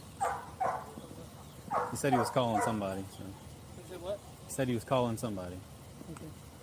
Yeah, I'm sure he was. There's a couple of shell casings right there. Yeah, those will be easy to find. I was just marking a couple that were in the gravel. It might be harder to see at some point. Y'all familiar with this family? Yes. I wasn't until he told me the names. Last name in later. Murdaugh.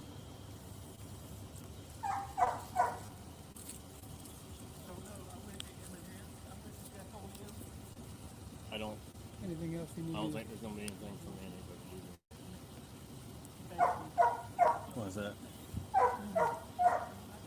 So that's a.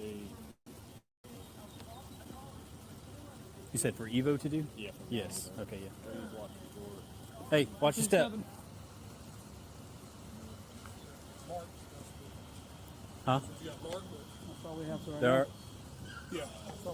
Okay. X-ray one's going to be right from Moselle Road.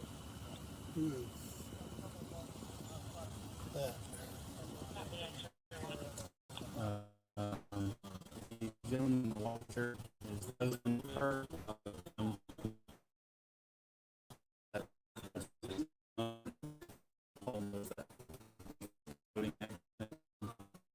Remember? Yeah.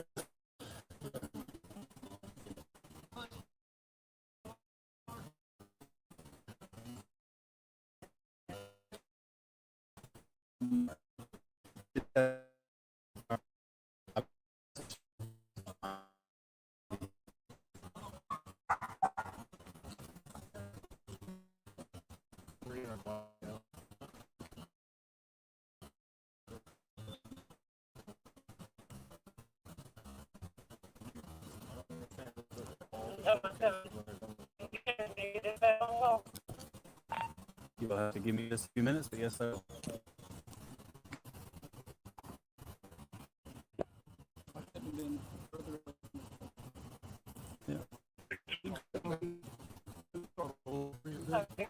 Who's the most people that can start a log? That is. Can you start a crime scene log, please? A log started. Sleds on the way. Let's push.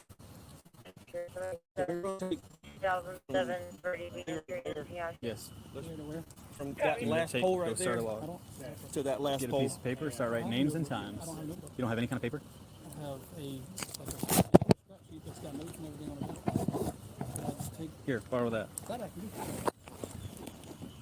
We can push it from that pole to that pole. Yep. Sure. I know it's getting a little shaky, so just bear with it as we get through these tricky spots in South Carolina.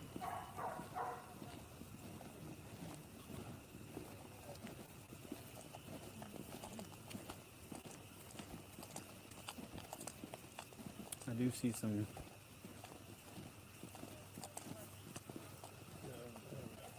That look old or fresh? Old, yes.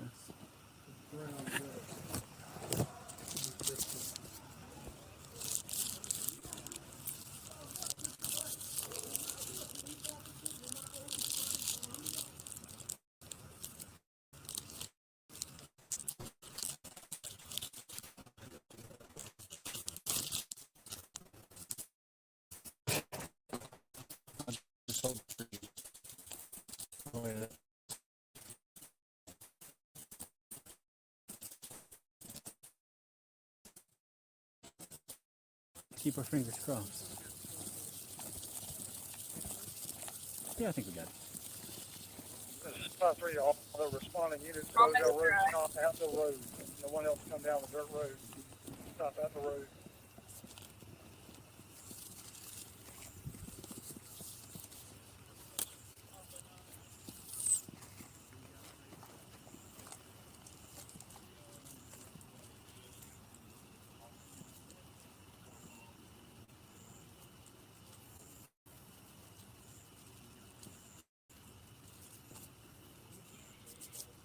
Sierra 77, probably doing that 66 on 95.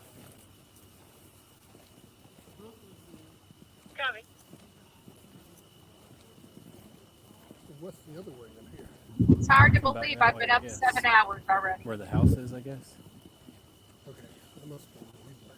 You referring to the Whiskey Mike, last off with a key? Affirmative. Do we have anything else? Okay.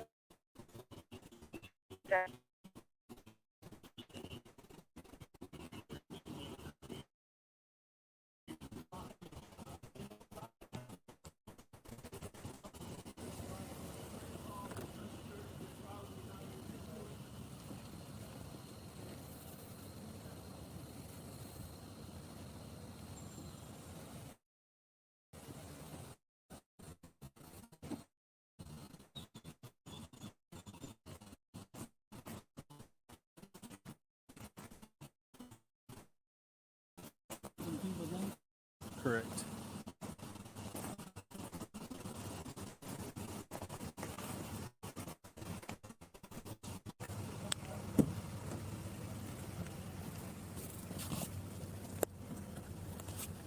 Like I was trying to say, I have a notepad. It's just I'm Yes. using the back side of all the paper, so all the front side of the paper has names and information on it. Well, you can borrow mine for a minute. How's the We quality found it. coming in so far? Are we doing all right? I just didn't want you to be like, we're doing officer, don't have fucking paper now. I have paper for calls. Do you not have any crime scene log sheets? Hey, it's 717. I was asked to give you guys a call. Have any of those?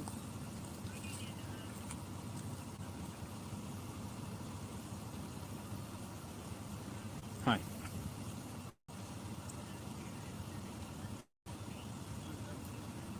Okay. Okay.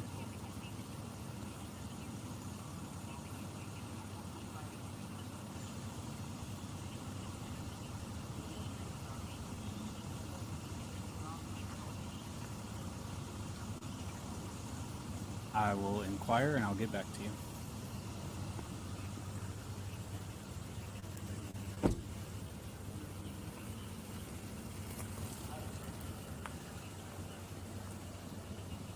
Okay. All right. I'll find out and give you a call back. Yep. I'll find out from him and give you a call back. All right. Bye. Bob?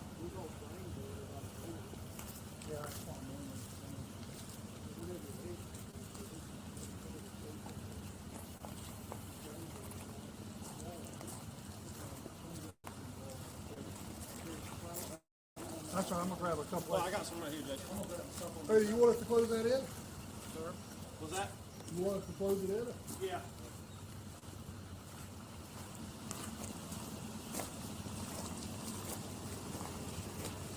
There's a guy in here, I don't know if you want to let the other guy know, whoever Eric is, or just a caller. There's a guy over here that's wanting to talk to him. But I told him what he's Don't even know who Eric is. I know an Alex over Alec. Alex. there. Okay. Okay. There's a guy over here that wants to talk to him. Yeah, but I didn't know if you wanted me to tell him that or if you wanted me to just chill for a minute. Or if you wanted me to escort him over. He does not need to walk over there. No, I mean a long way. He does not need to go over there. So you can stay there then. He can.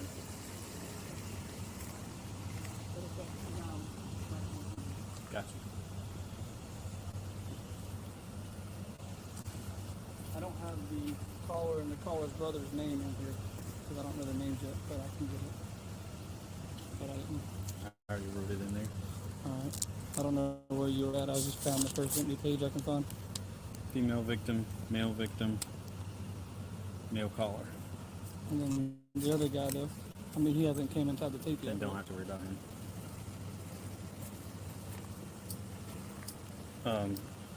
Just make sure you get the here.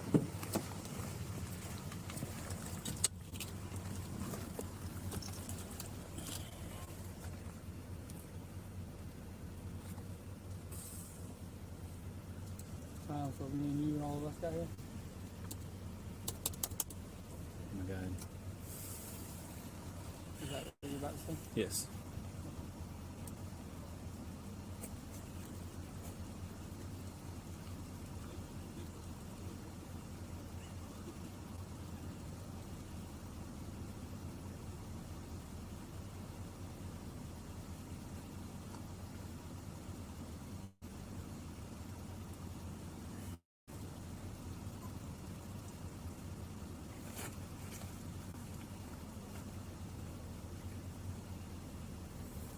I came on scene at 22:26.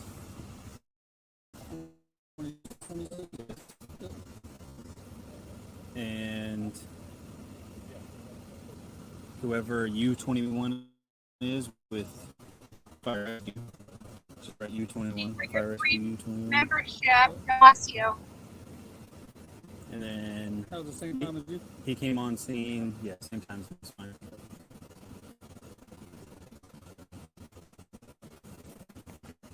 Medic 18 at 22:27. Yep.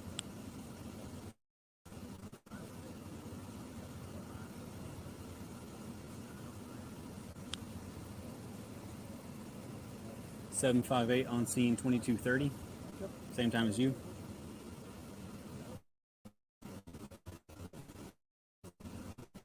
.653 on scene at 22:39. 22:39. Yep.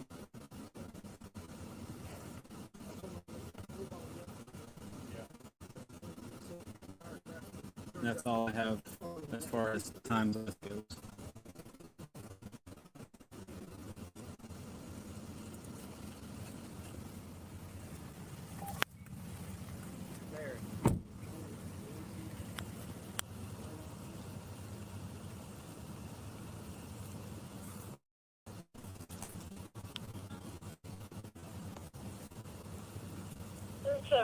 Central.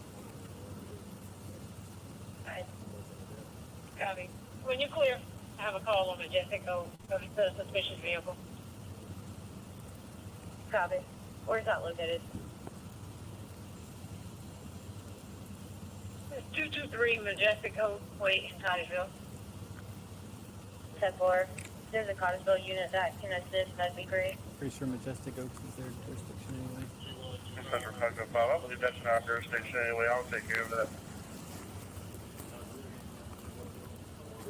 Copy.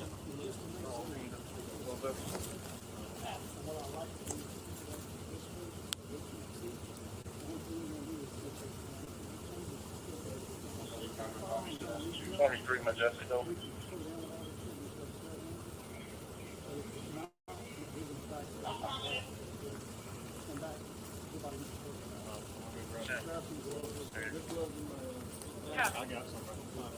I'm trying to get the information. It's a gray Trailblazer. Correction. It's unknown what type of vehicle. She has a gray Trailblazer in her yard that belongs to her. She says she can only see the tail lights of the vehicle. She is also currently using her phone. It happened about 5 minutes ago. Yeah, woman, and you can't tell her what to go down the block with.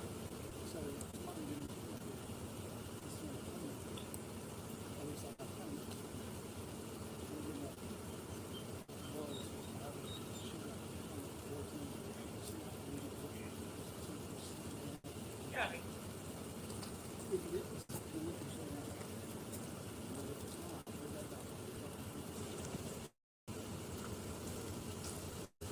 Thank you, Matt. God bless you.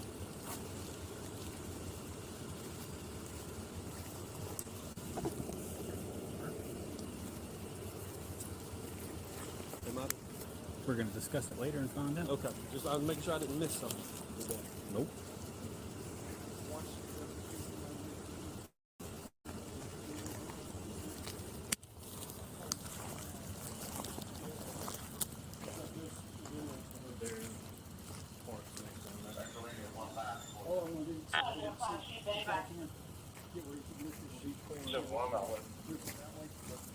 This side over there.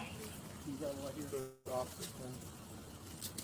Well, the dad's over there. All right, I'm coming up to our break. You guys should have better reception for a little Fire rescue while. might have some more sheets we can That's steal. okay. That's right. It shouldn't be anybody. Law enforcement or There is law enforcement.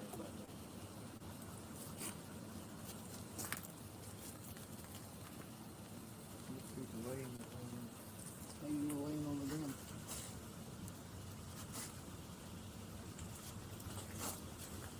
Nothing like that.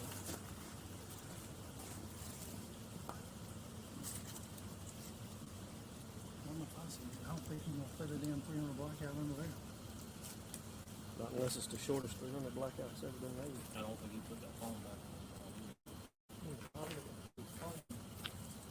I haven't asked the dad about the phone, but dad did say he came over and checked their pulses. Beyond that, I don't know what else he may have done.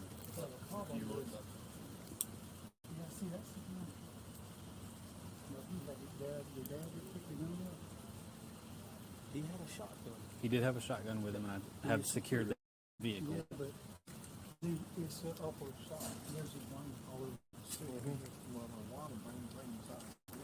Yeah, but that's because he put his head on it. So that you're not doing it. I think he's going to want to move this head back down. All right, guys, I'm going to get some gas. You guys are going to be on hold, but watch this, and we'll be back in time for the actual trial. Hopefully everything goes well, and it's not too splotchy like it is right now, but we'll get it working out as much as possible. Oh, there's the water right there. Yep. So I've got multiple gunshots out of that window too. Do we see a shell? At least 3. A shell. Got it.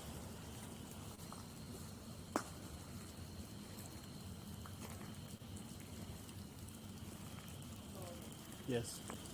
Do you need in and out times or just times arrive? Like if they exit multiple times and come back in? You don't need to keep doing all that. Okay. I wanted to make sure it was fair. Yeah.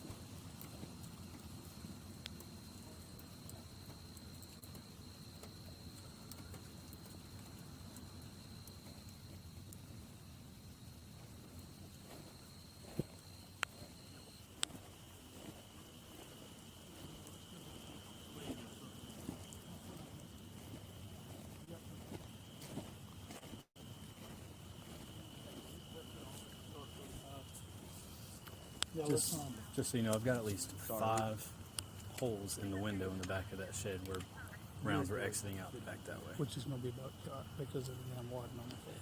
And he was carrying a shotgun on the guy. It is currently in my vehicle. Yep. All right.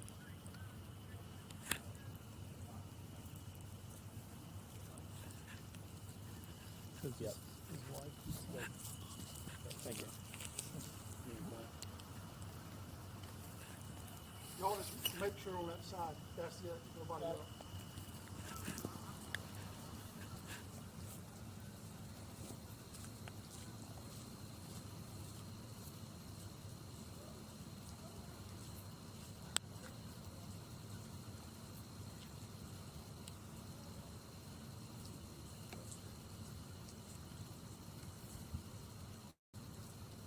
Yeah, I'm even slightly more confused now if that is a suicide. How many pellets are normally in a buckshot? 10, 12. The reason I asked is just because the holes that are in that window look very large. Yeah, there's some glass. Some of them larger, some of them smaller. It'd be hard to, you'd need it in wood or something solid. There's a whole bunch of trees back there, so they might be able to find something in a tree. I don't know. What are they thinking now? Well, I have no clue, but he here's had a what I'm shotgun. doing. He had a shotgun, but don't know. But basically, not his actual So you got rough power and negative contact with any is on the ceiling. So you're shot in an upper angle. With shotgun wide laying on the floor. Appreciate it. That would point to suicide. That doesn't explain her or all the 300 blackouts. think he got here, took shotgun? That's what I'm thinking. Possible. But yeah, that's the outlier. Yeah, that and the 300 black. dozen shell casings from 300 Blackout.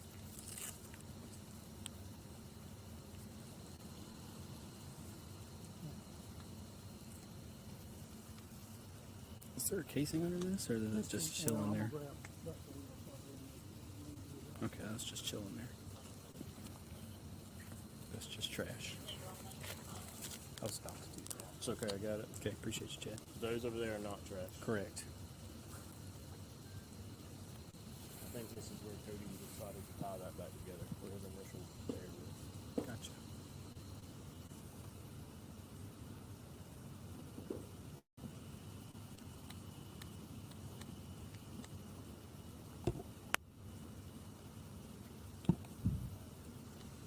Central 76 out of Welcome back to night shift.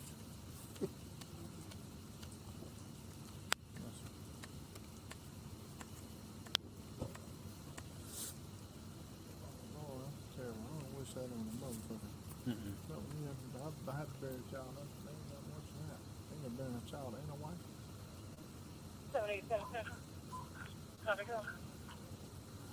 Good. Stalker Theory and Jacksonville Road. I'm gonna clear up if I'm not. Got a part of a vehicle. Don't think I need you. Where are Pickup you at? truck in the ditch with the flashers Yeah, but on. where's the car? Is that yours right there? Call advised to get anyone around the vehicle. No You signs can of a squeeze wreck. through. I'll be able to After the get some church. people out of my way. The first road on the right.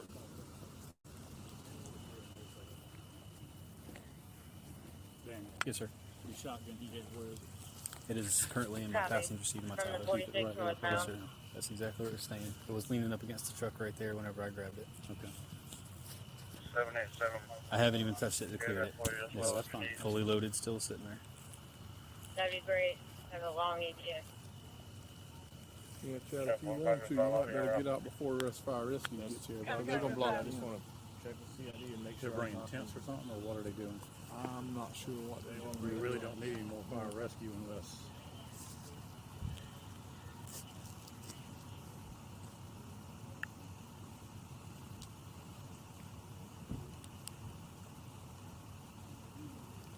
Randy, that's one. That's Alex's brother. I don't know. I believe it was because he said he was calling his brother. This is Randy. Call him Randy. I talked to Ronnie Cross. We talked when I was turning the job 2 weeks this week. Long partner. He's under here. So. Something around.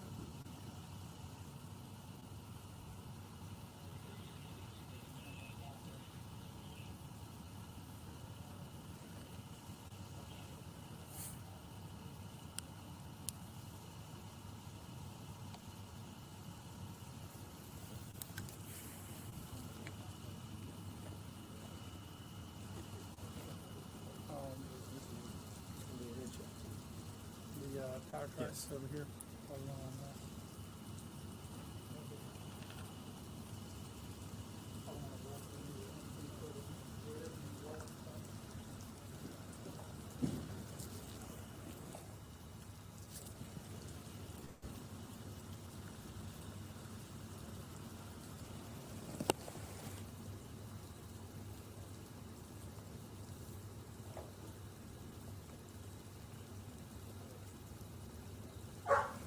Missing 9, 10, and 11. Yeah, that's right.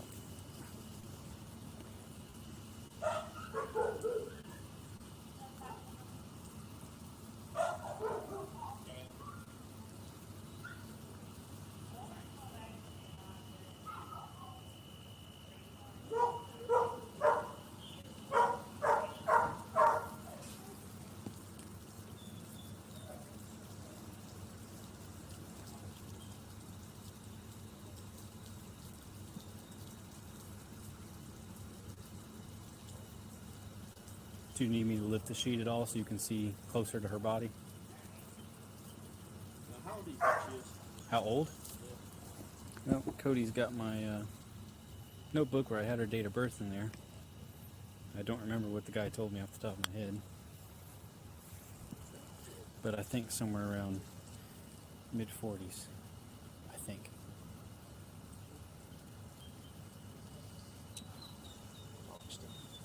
Mm-hmm.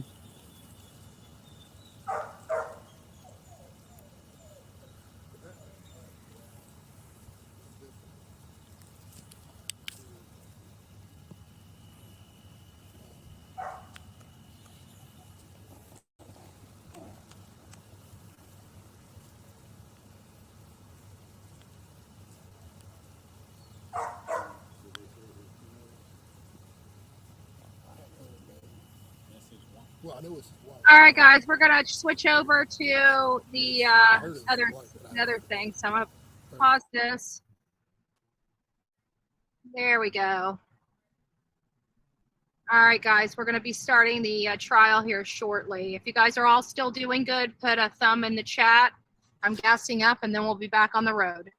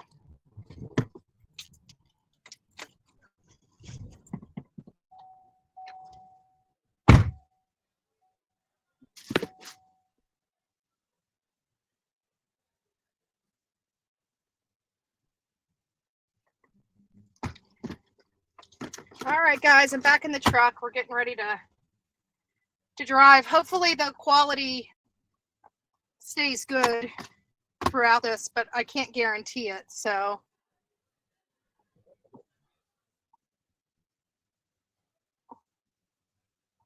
awesome. I'm glad to see you guys are all doing okay. Perfect. Makes my day. And we are off.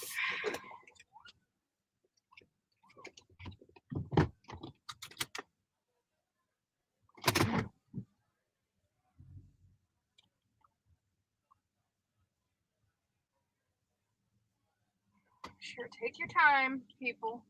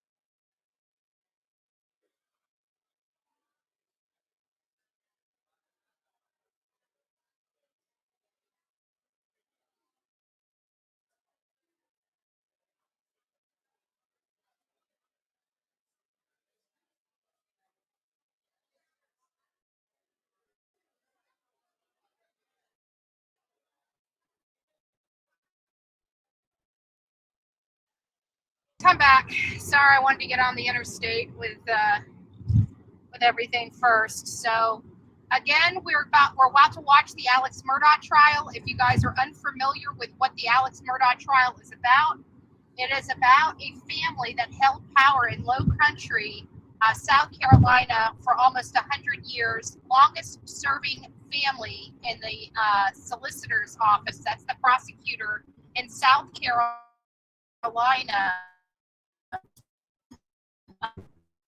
They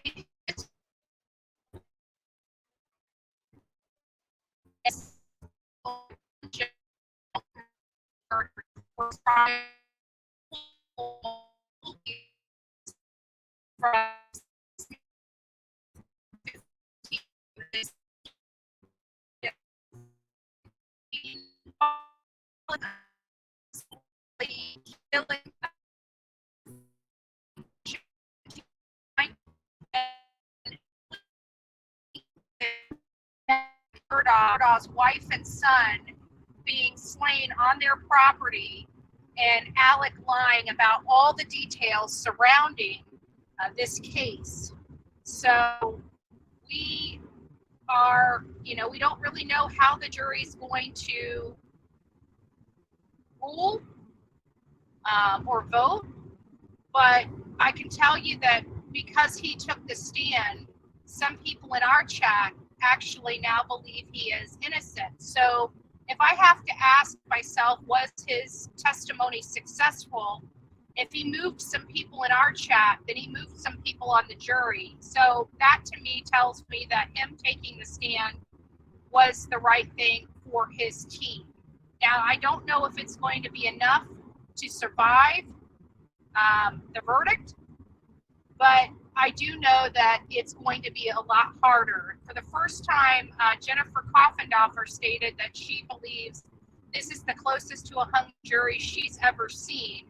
And we've done polls in our chat as well.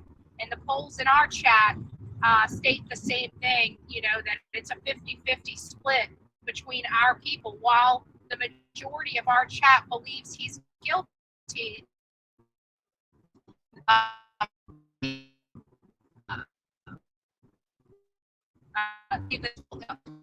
in a jury. So we're just waiting for this to kickstart and start moving in the right direction, and we'll let the court hearing take over itself. But right now, we're still waiting for people to show up, which is quite odd. Let me make sure that we got this.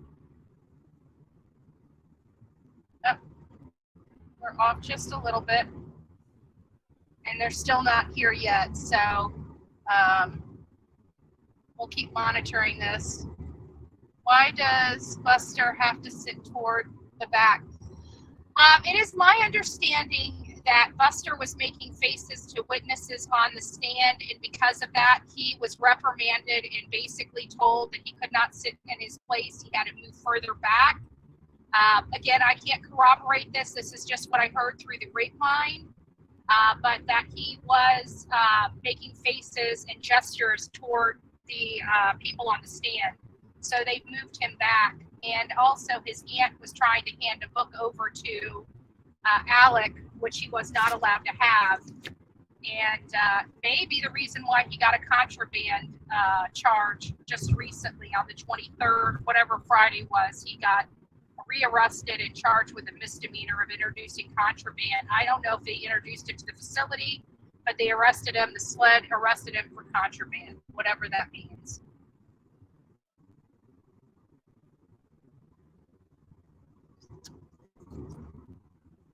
So let's see here. Good morning, MJ. Nice to see you. Buster flipped somebody off. Okay, Angie B says Buster flipped somebody off, and that is why he can't sit where he is, which is really bad. That is not the behavior of a child that just lost his mother and his mother and his brother. There's something not right.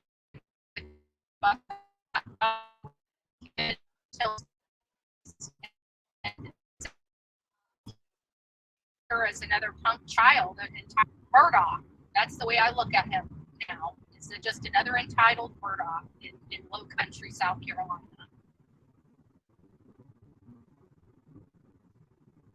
Oh, Buster flipped Blanca.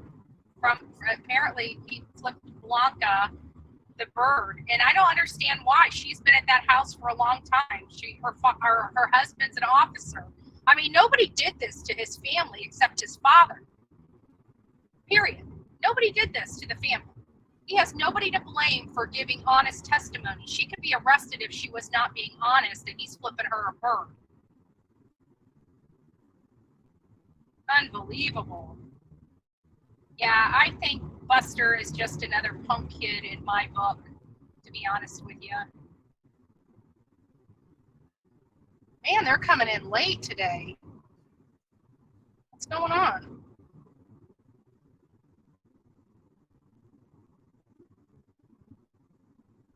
Guys, I'm sorry. I really don't know what's going on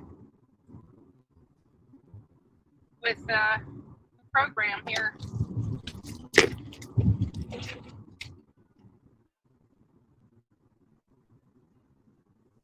We got all 5 bars, and it's still not. I figured they would call the order by now. I mean, it's almost 10 o'clock. Well, that was just a few minutes after 9:30. Okay, I'm reading it wrong.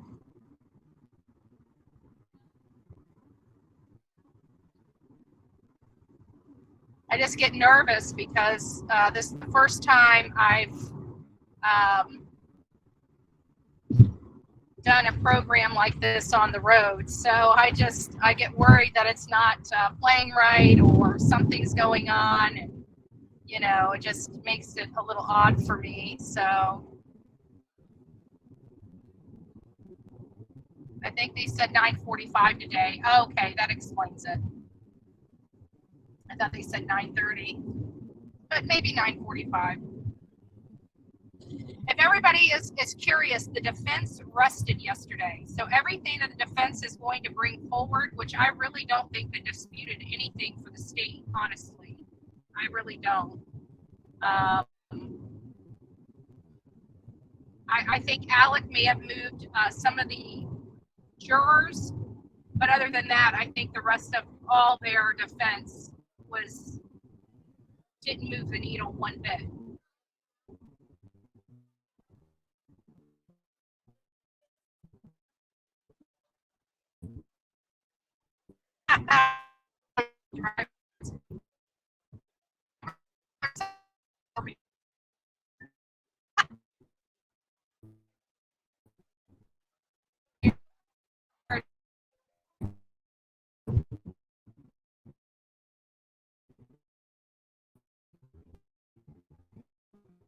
I'm aware that they were doing the field trip this morning.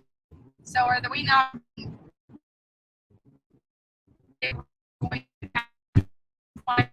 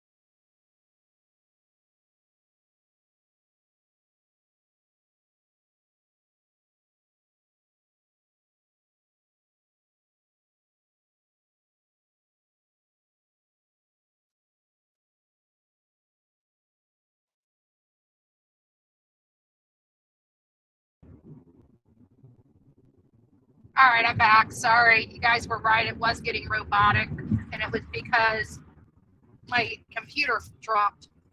We'll try it out. I mean, if this is not going to work, it's not going to work. But we'll try it out and see if we can keep it going for the better part of the day. If not, it's nothing I can do about it. I'm showing I have all bars, so hopefully it'll start working.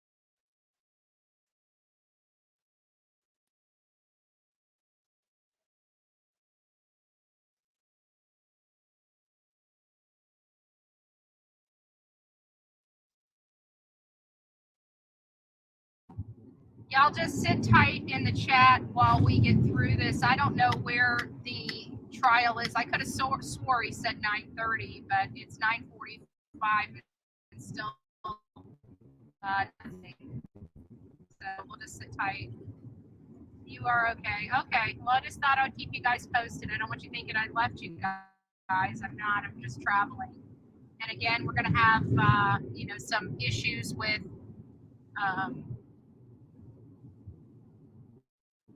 the internet as we travel, because internet's just not everywhere. We're doing good right now, but other than that.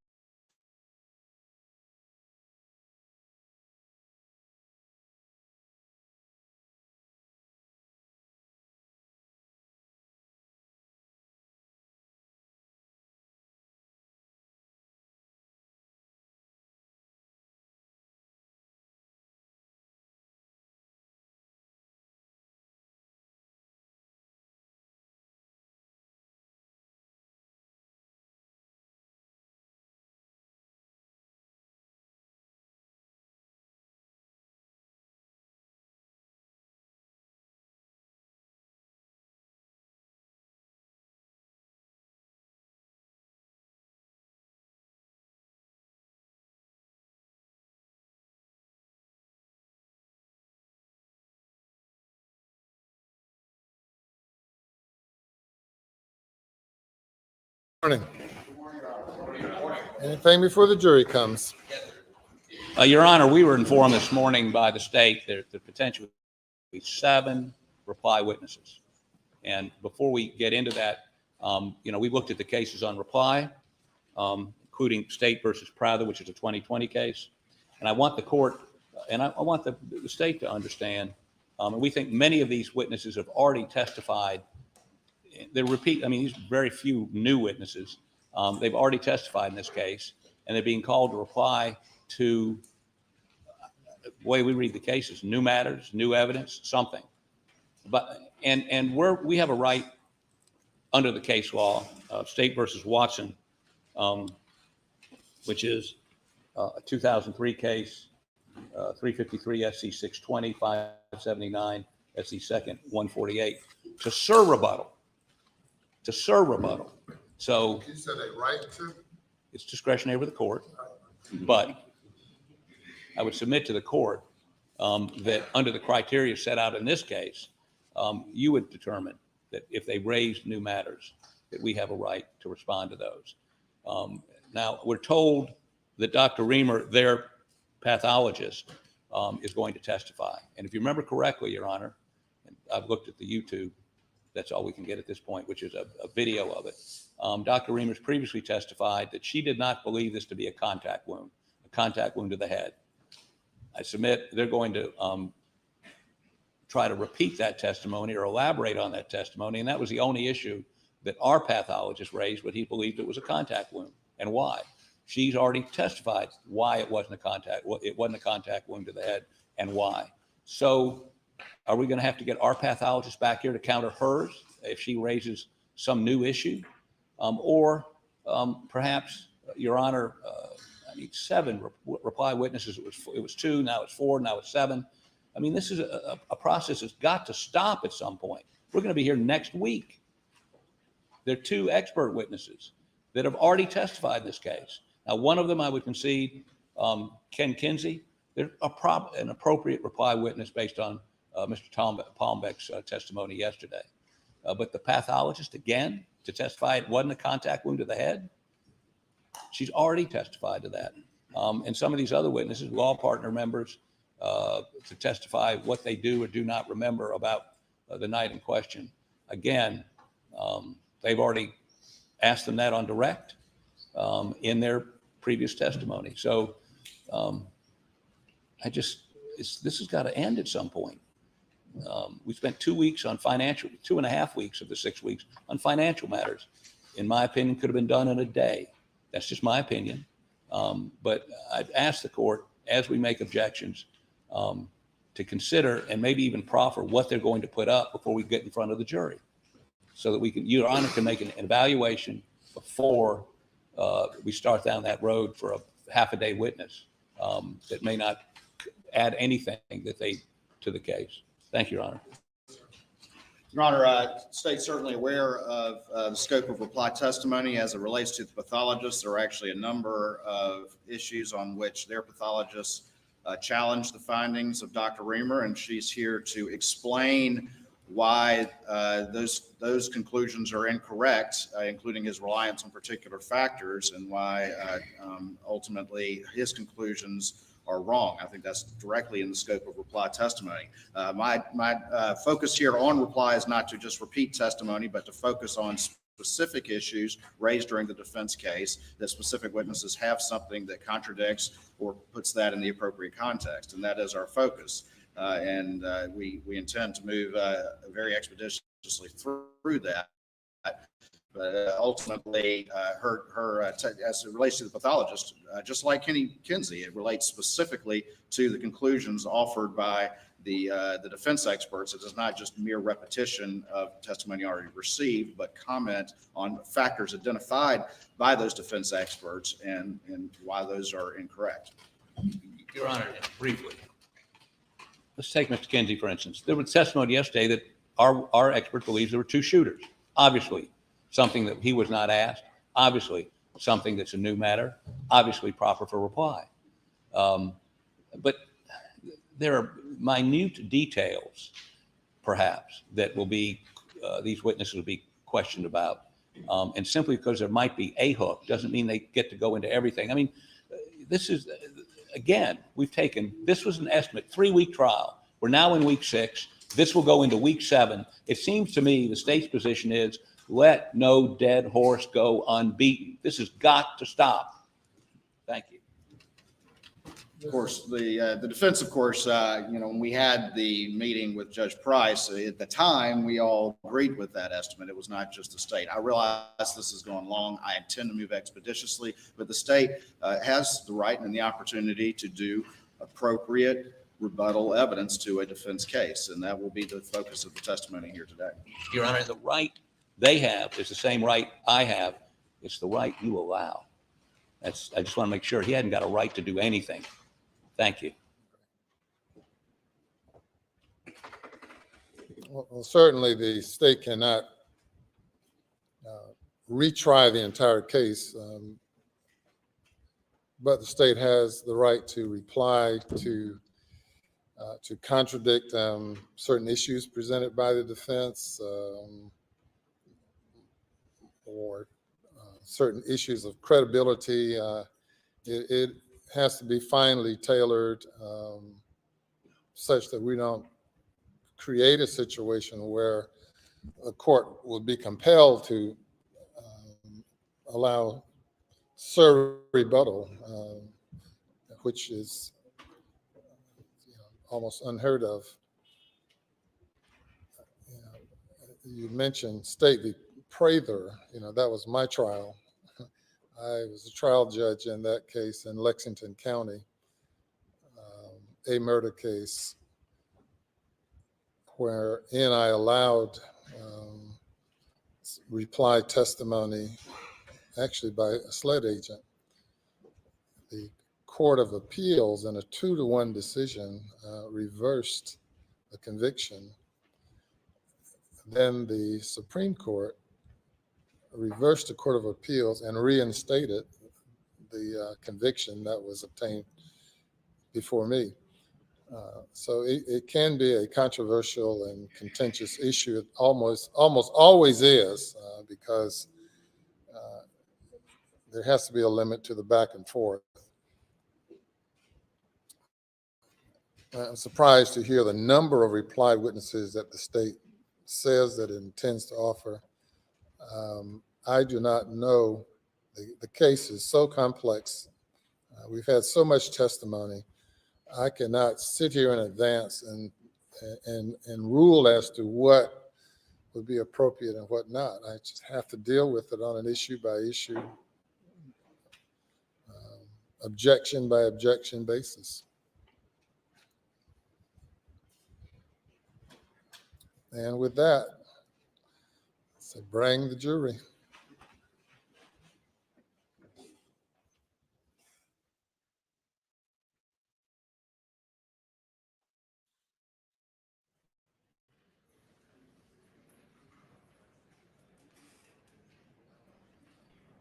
I find it funny he wants to move the case along, but yet he wants them all to go out to the Moselle property, which is going to drag the case out even longer by about 4 to 5 hours.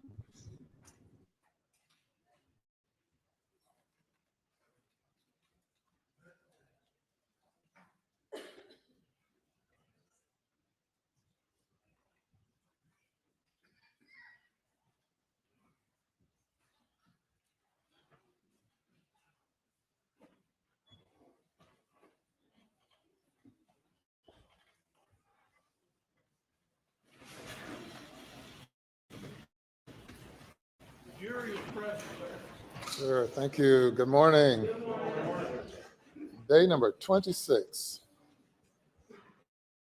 26. You have heard the defense's case. The state gets opportunity to reply. And you may call your first witness.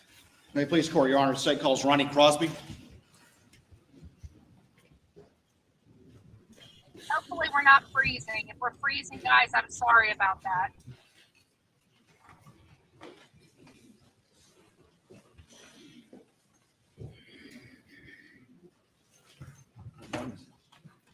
Place your left hand on the Bible and raise your hand.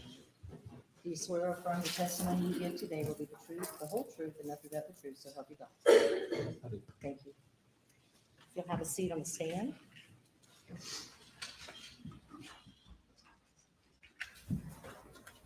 If you would state your name for the record and spell your last name, please. Ronnie Crosby, Crosby. Good morning, Mr. Crosby. Good morning. Just want to go over a few things very quickly in reply to some of the defense case. And the first thing I want to ask you is, you had previously testified about your close relationship with Paul, didn't you? Yes, I did. All right. And over the years, did you ever have call to ride around the property with Paul, yours or his?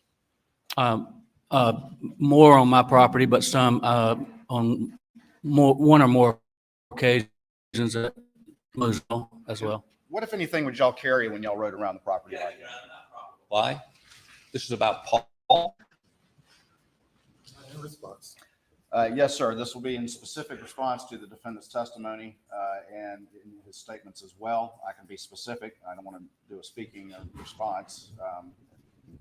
But, are we freezing on your end, I can or is ask it running? a question and maybe put it in focus, Your Honor. Okay.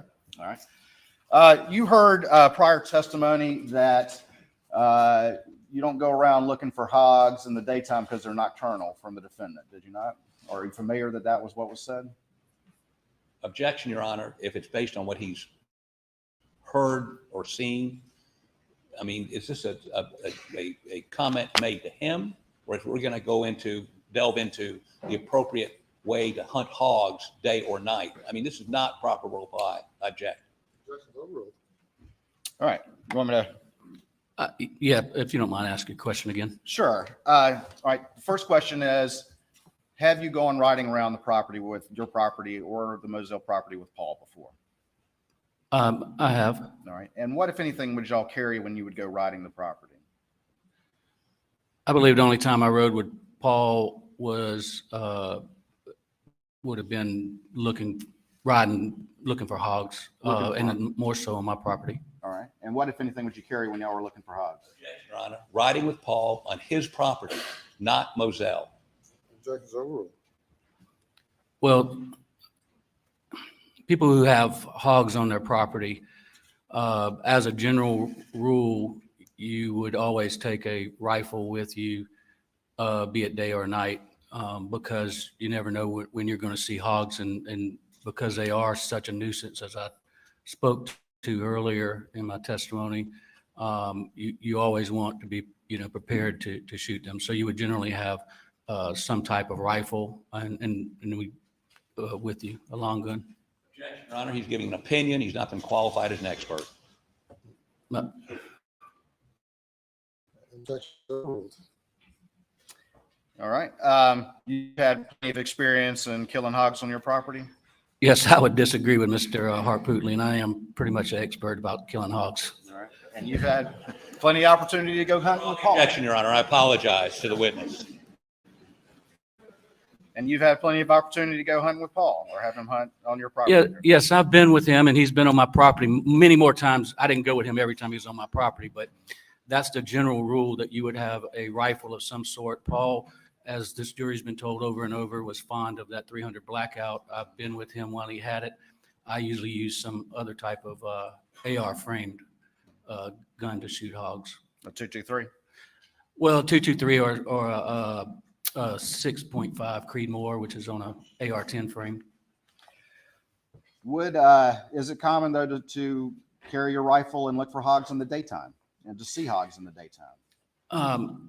Yes. You don't always see them. Sometimes night's better if you're using a night vision scope, but I've killed hundreds of hogs in the daytime riding. And it's just something, because there's such a nuisance in the low country and really across the state right now and across the South, that we have a rule that you don't ride the property without a rifle, because you want to try to eliminate as many hogs as you can. And we also trap them. To your observation, did Alec have a good relationship with the local law enforcement community?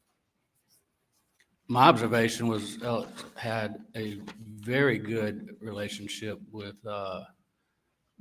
probably better than the rest of us, saving his father. You on multiple occasions go over in great detail Alec's original story as to what he did on the night of the murders. On more than one occasion, we discussed his story, as I testified to, I don't know how many weeks ago that was, but it was a while. And what, if anything, did the defendant tell you about whether or not he checked Paul and Maggie before calling 911? My understanding of what he told me was that he checked them before he called 911. And was he clear on that point to you? That was clear to me. When was the first time you've heard the defendant's latest story, admitting that he was in fact at the kennels minutes before the victims were killed? I haven't watched all of this trial like a lot of people have, but when I heard that Alec was taking the stand, I believe it was last Thursday, I did set up my workstation so that I could watch his testimony, and it would have been when he told you that he was at the kennels was the first time that I'd ever heard that. Did Alec ever tell you that he thought the boat case had anything to do with the murders?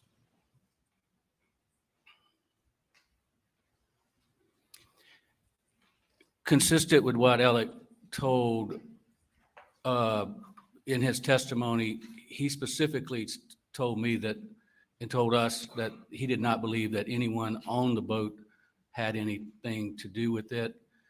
I don't recall any other conversations with him related to the boat case, but he specifically did not believe, and I think that's what he said last week, that anybody on the boat. But as far as anybody outside, there was a lot of speculation going on, but I don't remember ever discussing that with him. And with him, right? Because we wouldn't know.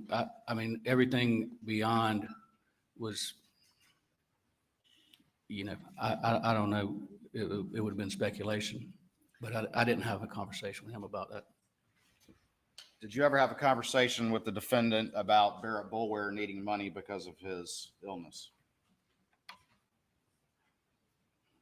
And you're referring to, yes, I did, in I believe it would have been June of 2018.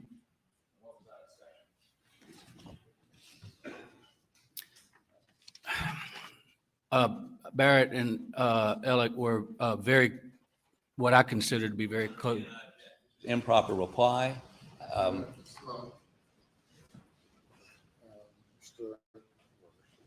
Yes, sir. The defendant during cross-examination was specifically asked about this particular transaction and that we're about to discuss. And Mr. Crosby's testimony would be in response to what the defendant said about the money, and in as much as he tried to imply that, well, Barrett kind of owed me money anyway, as justification for him stealing money from one of his best friends. He did not ask him about a conversation he had with Mr. Crosby about that money. This isn't proper reply. This is going off on another tangent. Overrule the objection. Can you tell us about that conversation, please, Mr. Crosby?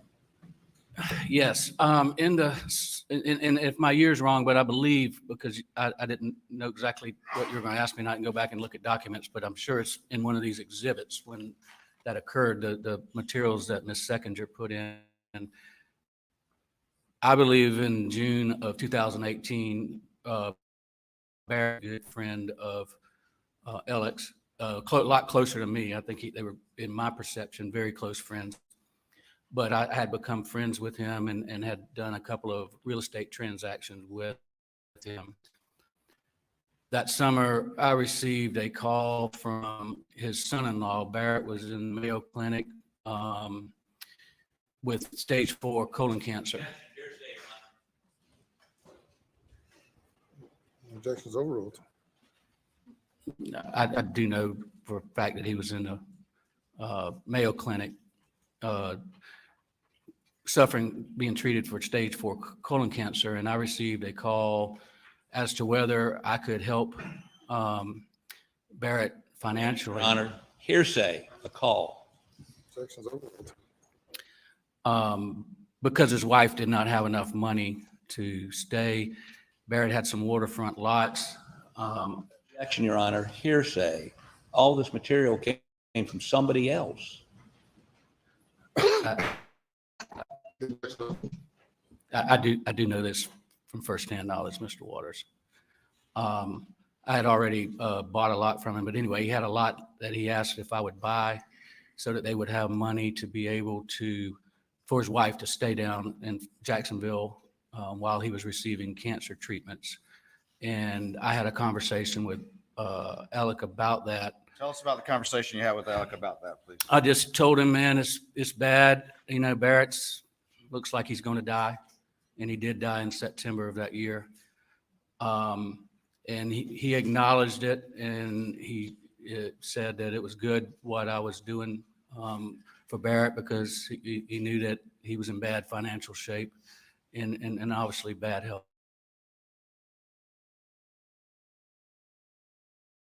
From your review of the records as all of this came to light, did that conversation take place around the time that the defendant was stealing some of Barrett's money?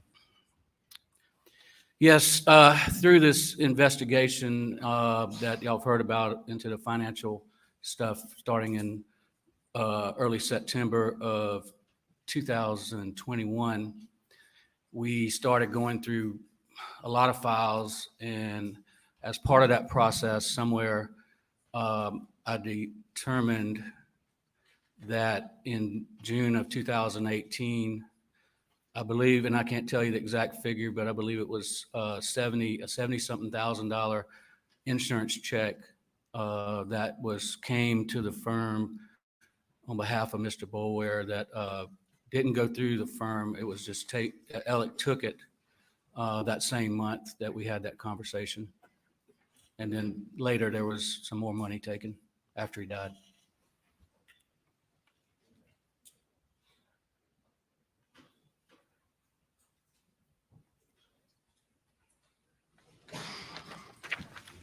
I'll show you what's been marked as Exhibit 575. States 575. See if you recognize that.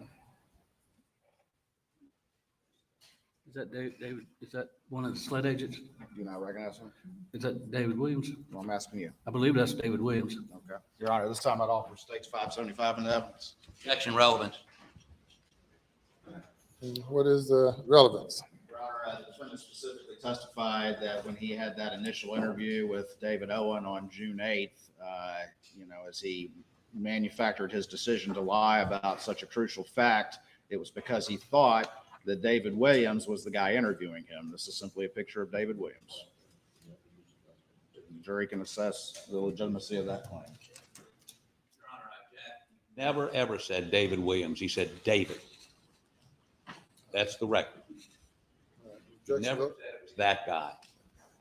It's admitted over objection. Can I have the element, please?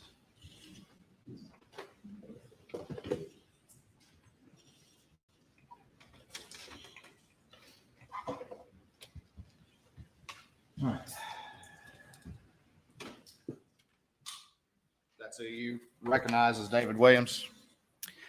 Yes, I didn't know him. I got to know him through this investigation, and I do believe he was the agent that was involved in the case with Chief Greg Alexander that was referenced. Clearly not David Owen, though, correct? Well, that's not David Owen. Have you ever tried cases with Alec? I handled a lot of cases with Alec. I believe the only case I tried to jury with Alec was actually here in this courtroom. Did you observe him being able to get emotional during that closing argument? Yes, as a couple months ago when we talked and you asked me what kind of lawyer Alec was, and I told you he was a good lawyer, and one of the things that I think I explained to you was that he was a theatrical type presence in the courtroom, and he could get very emotional doing closing arguments in front of a jury. Thank you. Please answer your questions to the defense.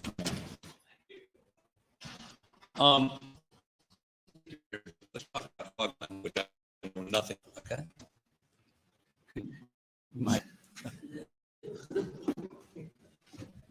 I've been here so long, I think I probably do need to learn how to hog hunt. But I guess my first question is this. Did you ever ride Moselle with Alec? Did you ride around Moselle with Alec? Probably.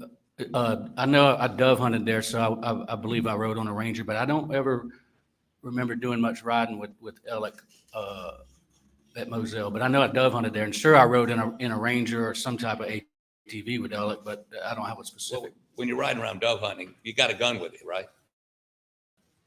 You would. Would you take a shotgun to hunt dove? Yes. Would you take an AR weapon too? No. Why? I mean, them hogs are out there, right? Well, they don't usually come in a dove field when you're shooting dove. So I don't know. You just wouldn't, Mr. Hartpootlian, typically. I mean, but daytime, you're riding around the property, you got a shotgun. You got a slug in that shotgun, or are you using birdshot? You would shoot birdshot. Okay. So if a hog came up, nothing you could do. If a hog came into a dove field with a bunch of dove hunters, well, maybe they would shoot at him regardless. Maybe you're on your way to the dove field. The dove field's not right next to the house, is it? It's right within a few hundred yards. Bordered by the swamp? The swamp's on one end of it, yeah. Okay. And where do the hogs live during the day primarily?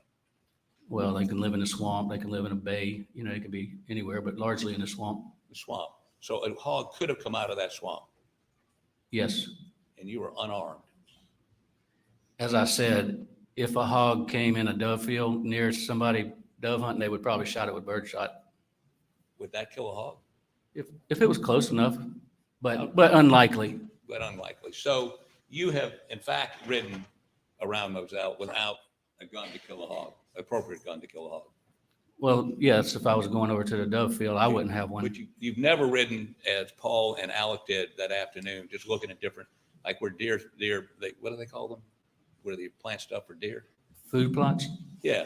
Or looking around at how these fruit trees were doing. Remember the Snapchat video? I've never done that with elk, and that I recall, but I could have in the past, but I don't have a specific recollection. Or where they planted some corn for, I guess, use corn for deer and ducks?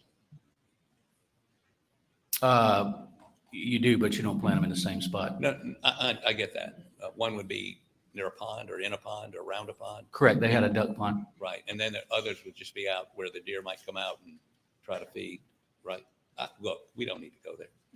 Yeah, I don't think, yeah. Okay. But you've never rode around like that with them, looking at different plantings and that you remember. I don't have a specific recollection of doing that with Alex. Okay, and you're not telling this jury that they would do that without a blackout. Would it bother you or offend you or scare you that they're riding around the property during the daytime without the blackout? No, I was answering questions about what's normal if you're looking for hogs or if we're just riding my property. Most people carry a gun, but no, I have no idea what they had with them or what they were doing. And I think Alec testified they were looking for signs of hogs because you could come back. It'd be a lot easier to find those hogs at night, right? They come out more likely at night than they do during the day. They can become nocturnal when they have a lot of pressure, but as I said before, we've shot a lot of hogs in the daytime. Sure. You can ride up on them and yeah. But has anybody testified they were out looking to shoot hogs that afternoon? I don't know what all the testimony's been in this trial. All I'm saying is there seems to be some implication they would not ride around the property without an AR or some sort of blackout. You can't testify to that, right? I cannot. Okay. So let's talk a little bit about what you heard from Alec the night of June 7th. You would agree with me that, let's ask it this way. What your practice is primarily personal injury, is that correct? It is. Catastrophic injuries. Well, I handle a lot of catastrophic injury cases. Cases, for instance, where a husband and wife are riding down the road and hit by a tractor trailer. And by way of example, maybe you could give me something more specific. Husband's killed, wife's severely injured. That kind of thing. Yeah. Now, is it your experience in people who undergo, maybe they're not hurt, but their loved one is hurt, maybe killed? In that situation, that's a traumatic experience for the surviving person, correct? To see their loved one killed? Yes. Okay. And so when you sit down with those folks and begin to recount with them what happened that night, oftentimes, I do a little work like you do, oftentimes those folks misremember or get times wrong, or because they went through this very traumatic experience, and the closer to that experience, the more likely they are to get some things wrong. Times, for instance. Is that your experience? They can, but I also find that people who have been involved in traumatic experiences try to be very accurate with the details because they know it's important to me representing them. And typically, you don't go out to the scene of the crime and interview, or the scene of the accident and interview them that night, do you? Typically? Well, typically you don't because you don't know it. It's happened. Well, sometimes in the old days they used to do that, but they don't do that anymore, right? That would be very rare. So you're seeing them in your office weeks later? It can be days, can be weeks. Okay. And in that atmosphere, it's a little more conducive to them being as accurate as possible, right? It is, but oftentimes we also have the benefit of recorded interviews when there's a catastrophic injury. Typically, the highway patrol will try to interview people as quickly as they can, and they will.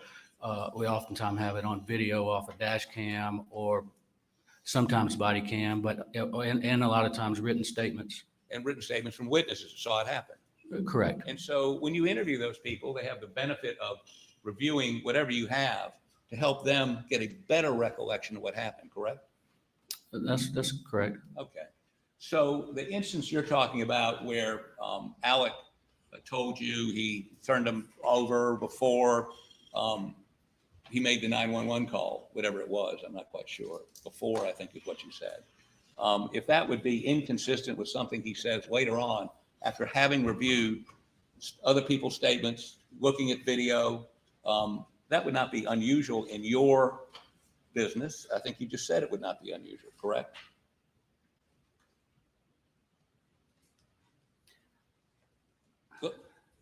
Strike that. You're trying to take me somewhere that you probably don't want to.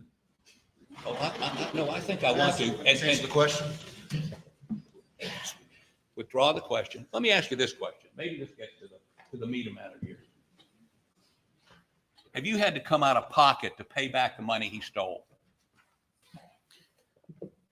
Yes, and how much? Don't tell me you don't know. Well, we're still counting, Mr. Hart-Bootling. Well, how much have you paid so far? We have had to borrow millions to pay back. No, how much have you had to come out of pocket? Well, when you borrow it, you got to pay it back, and I couldn't tell you how much has exactly been paid back as of we sit here today. But yes, and if you're implying that I would come in here and somehow shade truth in any way because of that, I would take high offense with that, Mr. Hart-Bootling. I'm concerned about your high offense. Are you angry at him for stealing your money? I have no feeling one way or the other. You don't have any feeling about Alec Murdaugh betraying you and stealing your money. I admire you. I don't know that I could look beyond that. Objection, Your Honor. It's sustained. There's not a question. The jury is to disregard the argument. You are not angry with Alec Murdaugh?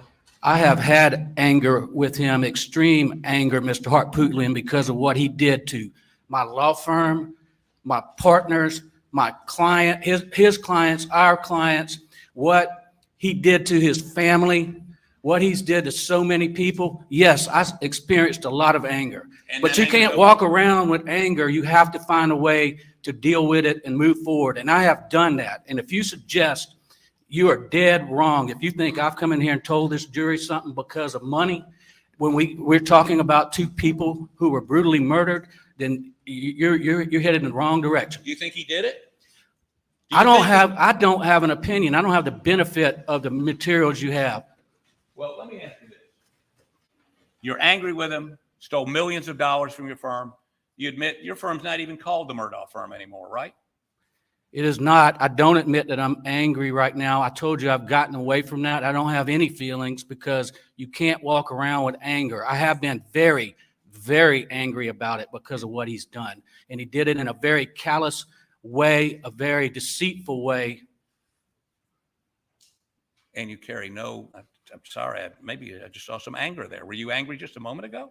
No, you keep trying to push a question and don't want to accept my answer, which is you just your Dan, your Vanna, your whatever the Your Honor, objection.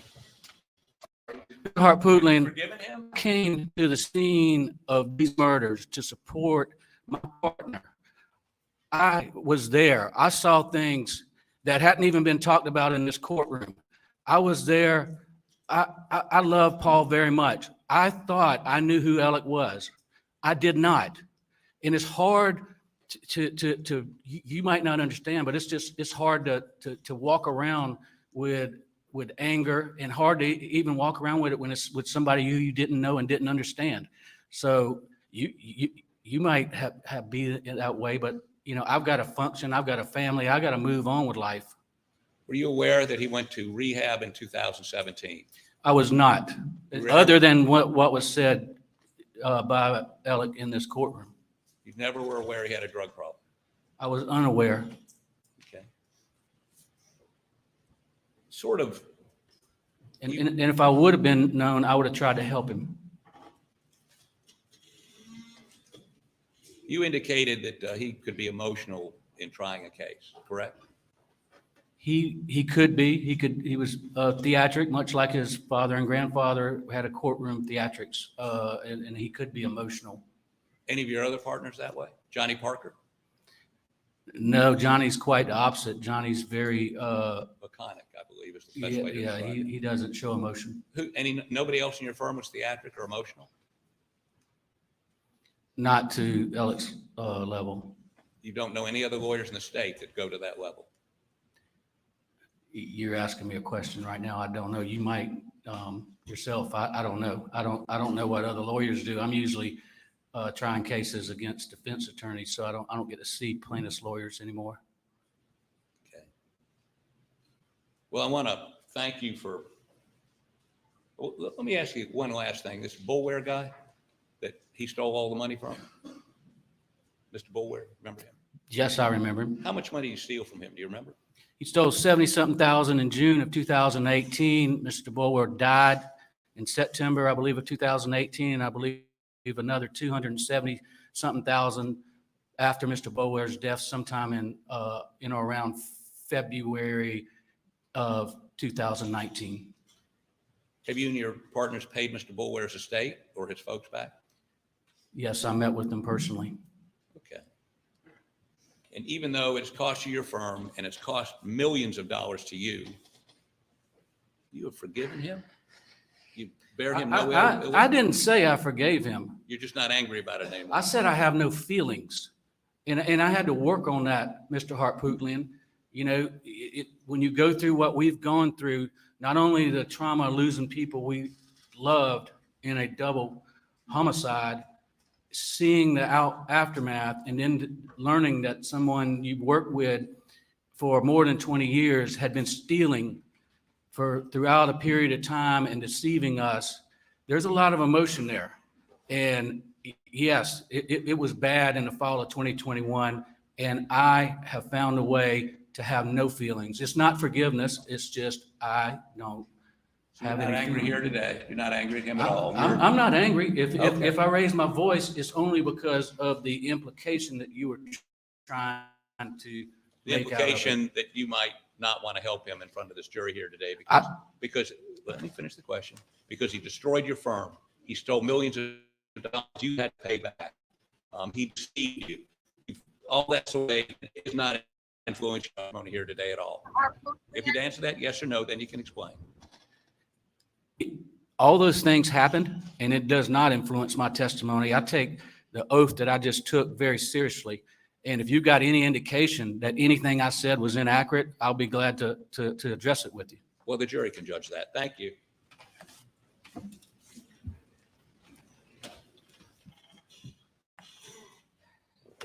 How long did you know Alec? Since the late 90s. And knowing what you know now, was he able to look you in your eye and lie convincing to you day in and day out? He did. And was he able to look juries in the eye and display emotion? That is not appropriate redirect, and it's leading.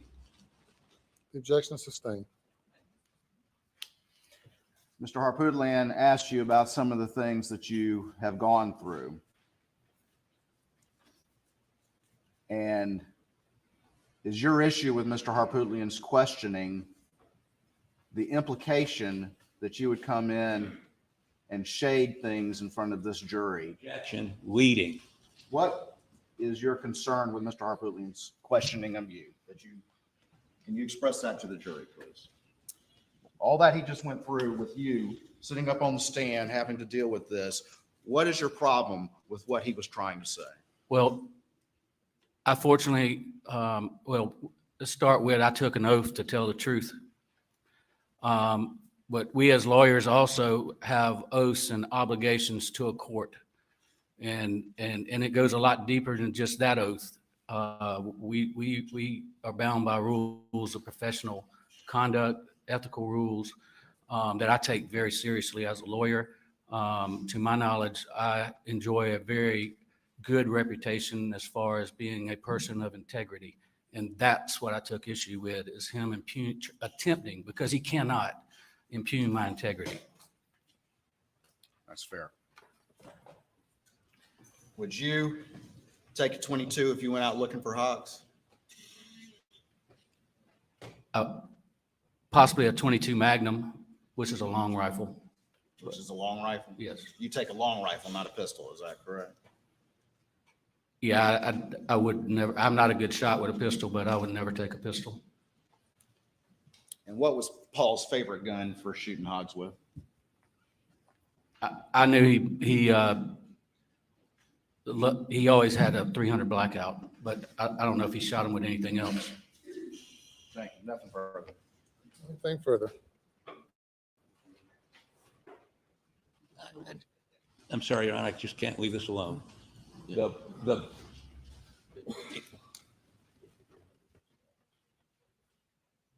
the 300 blackout that's in evidence his favorite? The 300 blackout with a thermal scope on it? Yes. Okay, thank you. Step down.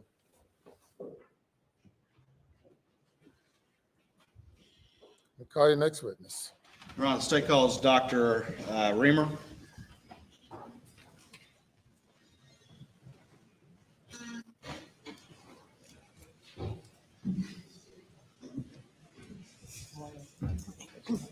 Do you swear or affirm the testimony that you give today will be the truth, the whole truth, and nothing but the truth, so help you God? I do. Thank you. Can you have a seat on the witness stand? You will state your full name again, please, and spell your last name for the record. Yes. It's Dr. Ellen Reamer, R-I-E-M-E-R. And just to advise the gallery, if everybody could seal the monitors, please, and the media be advised of that.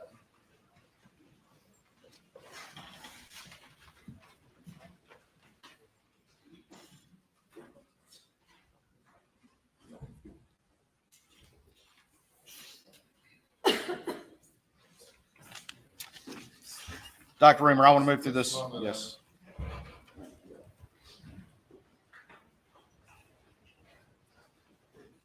And Dr. Reamer, I don't know if I'm necessarily even going to put them up on the screen. I am going to show you some images. I know the jury have seen these, and I don't want to belabor the point, and I want to move quickly. But just very quickly, you've been previously qualified as an expert in this trial in forensic pathology. Is that correct? Yes. And you've done how many autopsies? Remind the jury, please. Around 5,500. Since I was last here, I've done a few more. I can't see a monitor anymore. Okay. I haven't put anything up yet.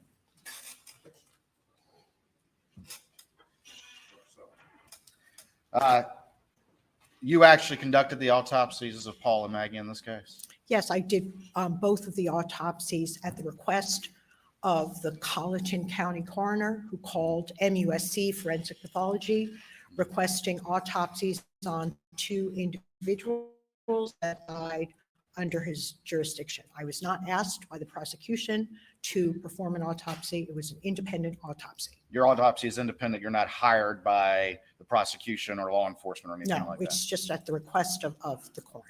All right. You've had a chance to hear the testimony of the pathologist for the defense that testified yesterday? Yes. All right. I want to ask you a couple of general questions and then move specifically to some of the conclusions that individual reached. But just very quickly, with skin tags, can you tell me the reliability of that in determining directionality just as a general matter? Yeah, well, we look at these things, but just like every other thing at, finding at the autopsy, we take it in the context. So sometimes skin tags support your findings, and sometimes they're not really so reliable. So, skin tags don't tell you necessarily the direction of a wound, especially going through very soft tissue. And I'm going to show you a couple of exhibits that have been previously introduced in this particular case. I'm going to try to be very careful with these.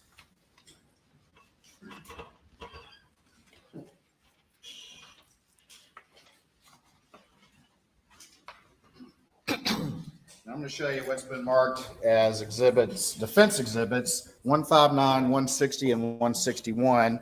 And if you could take those out and just tell me if you recognize those. And again, please be mindful of the direction in which those images are presented. Excuse me. I'm sorry.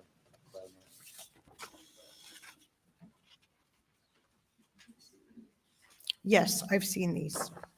All right. And what are those images of? They're autopsy photographs of Maggie. All right. You heard the testimony of the defense pathologist who testified yesterday. The directionality of the injury to side and head, the associated injury to the breast, and the abrasion actually was coming from the top down, as opposed, and I say top down as if somebody's standing upright, as opposed from going towards the bottom of the body up. Correct?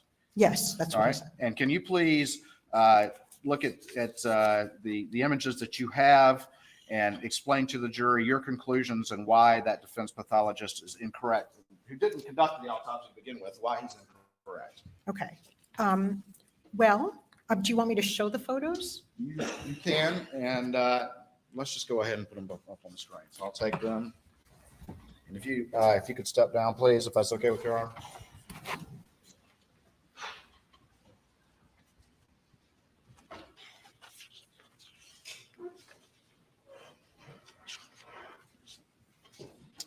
And first, I'm going to show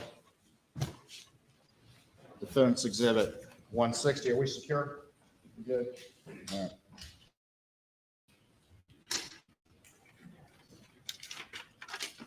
All right, and that's Defense 160. And Dr. Reamer, if you can again explain to me your specific findings and how they relate to the testimony from yesterday. Yes. So we have the abrasion on the left shoulder clavicle area, and then we have an entrance defect in this left side of the face. We can see a hole there. It's a hole.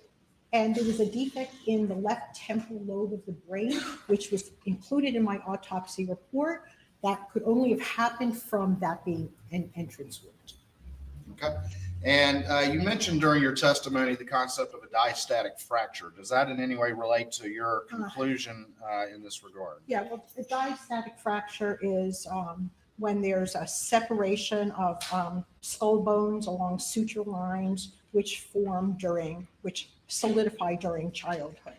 And usually it takes a lot of intracranial pressure to fracture a skull along the suture line. All right. And does that relate to the conclusion that this had to be an entry wound? Yeah, well, that's a finding. That doesn't prove that this is an entrance wound, but what I do, I have a path through the left temporal lobe, and there's, that it was associated with the diastatic fracture because of the increased pressure. All right. And one of the things you're telling this jury is you who actually, Objection waiting. Were you actually able to observe a hole associated with an entry wound when you physically performed this autopsy? Yes, I physically performed the autopsy, and the way I determine direction is I have a hole below the left ear, which went into the brain, and so that's not going to happen in the opposite direction. And I understand that people can look at pictures. That's like a two-dimensional view, but doing the autopsy makes certain information available to the pathologist that is not available to an individual not performing the autopsy. And I had that information in my report, which was not, which was, I guess, overlooked. Overlooked by the defense pathologist. Yes, I'm sure. All right. I'm going to show you now Defense Exhibit 161. And there was some testimony from the defense pathologist about trying to determine directionality from this particular image. And can you please tell the jury why that pathologist is wrong? All right. Well, when we have tears of the skin, and this is a lot of tears of the subcutaneous tissue, especially in a very soft area of the body where there's a lot of fat, there's a lot of stretching, and it doesn't necessarily, we can move the tissue of the breast, and sort of, you can even get the points to go into a different direction. This is not very impressive. It's not even really worth observing any of the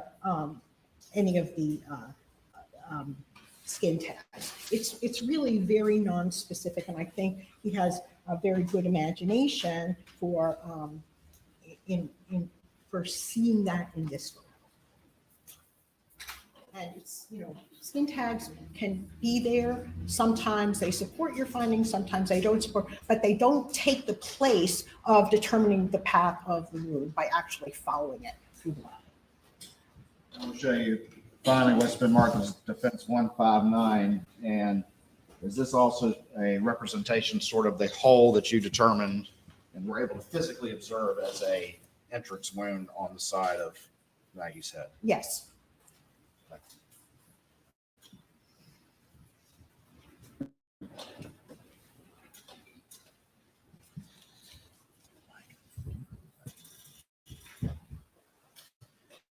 All right, let's talk a little bit about Paul. And you heard the defense pathologist and their subsequent expert talk about there being a contact wound to the top of Paul's head. Is that correct? That's what he said. All right. And you, of course, have already testified during your direct testimony that there was no way for this to be a contact wound, but now you have specific observations about the defense conclusions. Well, you know, I didn't think it was necessary for me to point out every feature, physical feature of the wound that demonstrates that the entrance was to the top of the left shoulder and then went into the left side of the head before exiting the top of the head. Now, before I go on, I do want to say that I agree with the book that keeps being brought up, that when there is a contact shotgun wound to the head, there's massive gas expansion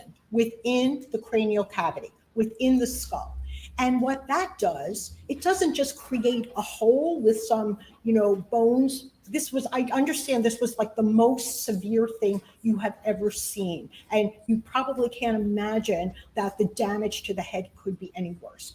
But a contact shotgun wound to the head with the associated gas expansion to the skull would not have, his face was basically intact. We would have had tears of the skin, and his eyes would have been either displaced from the orbital bones. The orbital bones were intact. Anytime there's massive gas buildup within the cranial cavity from a contact shotgun wound to the head, which the book does say is when we have the worst gas expansion, the entire face, he would have not even had a face left. I mean, I know what you saw was awful, and it was absolutely awful, but the damage would have been a lot worse. He would have had, like, the sides of his head would have gone, he would have had, his entire face would have been split open, because there's no way all of that gas expansion could occur and not cause fractures of these delicate bones in the face. His forehead was even still there.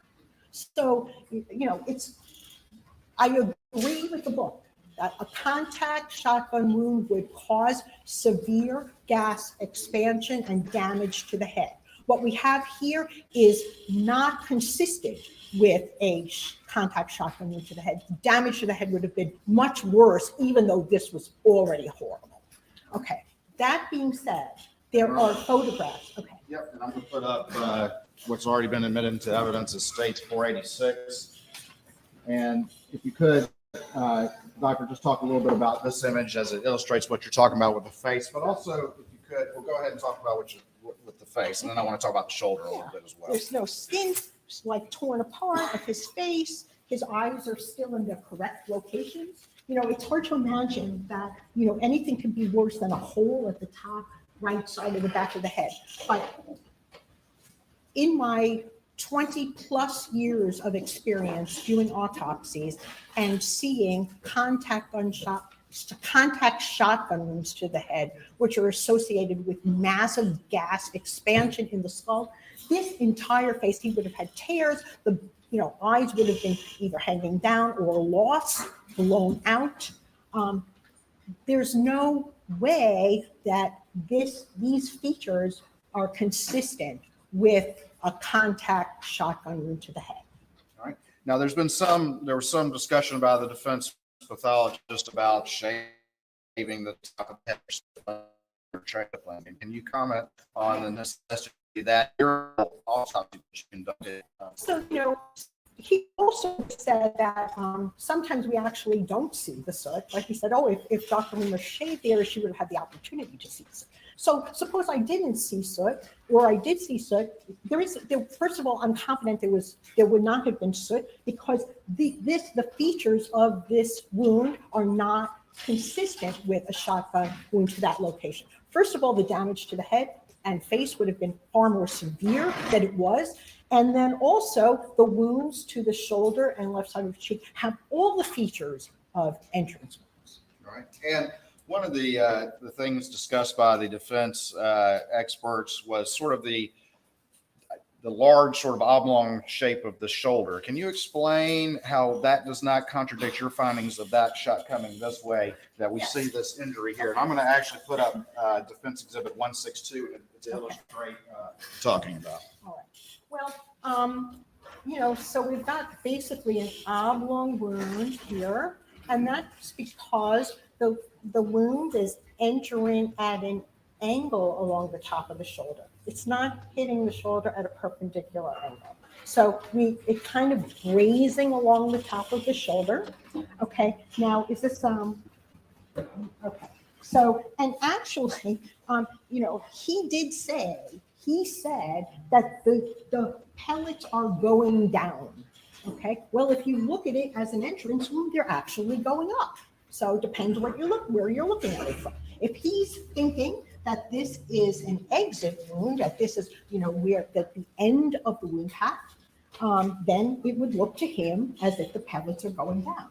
But we can see this is actually an entrance wound for a few reasons. First of all, if it were an exit wound, do you remember all those pellet exit wounds on Paul's left arm that came from the chest? The pellets are not just going to stop in the shoulder. There's like no resistance there. The pellets are going to continue going until they exit the left side of the arm. Okay, so they don't just stop there. The reason they're there is that's because they started there. Okay. In addition, you see all of this white material here on the edge of the entrance wound. That's styrofoam packing material that's between the pellets. So the pellets are contained within wadding, and there's styrofoam packing material between. And that would never have been deposited there. So I did not think it was net when I was telling you the direction, my determination of the direction of this wound. I did not have to necessarily, it was my expert, I'm expert at determining forensic pathology includes establishing the direction of wounds. And because of all of these things, this was my determination. Okay, now there's another feature of this photograph. Do you see that this is coming into the left side of the, this is what I determined, left side of the cheek, and we've got all sorts of abrasions around here.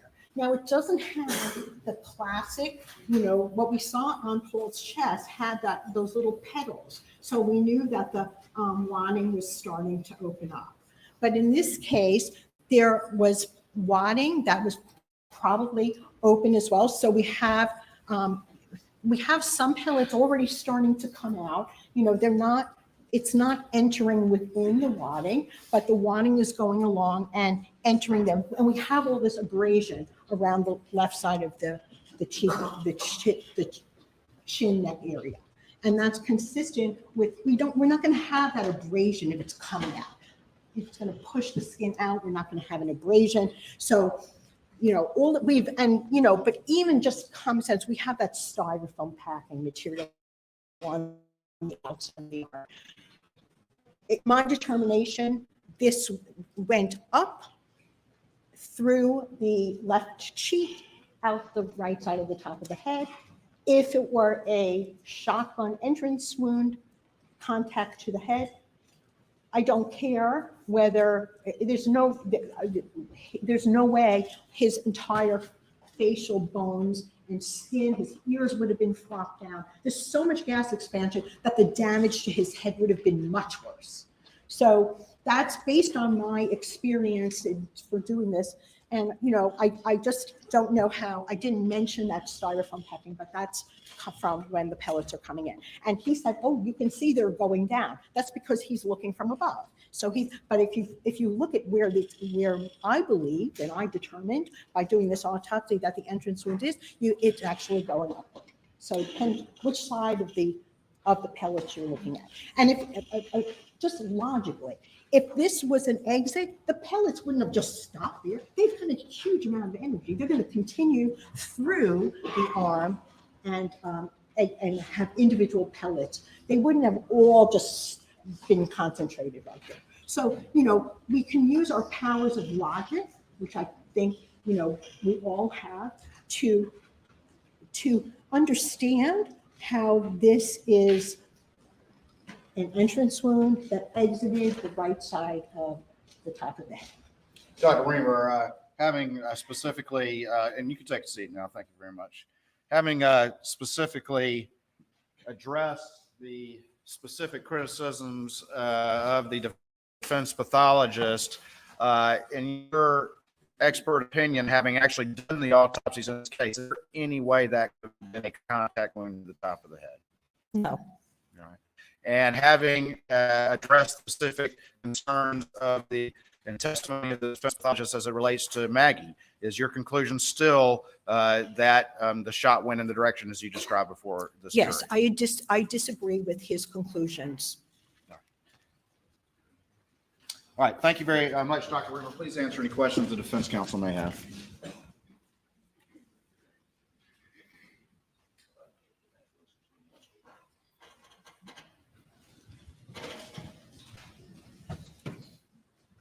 Dr. Reamer, good to see you again. Hello. So,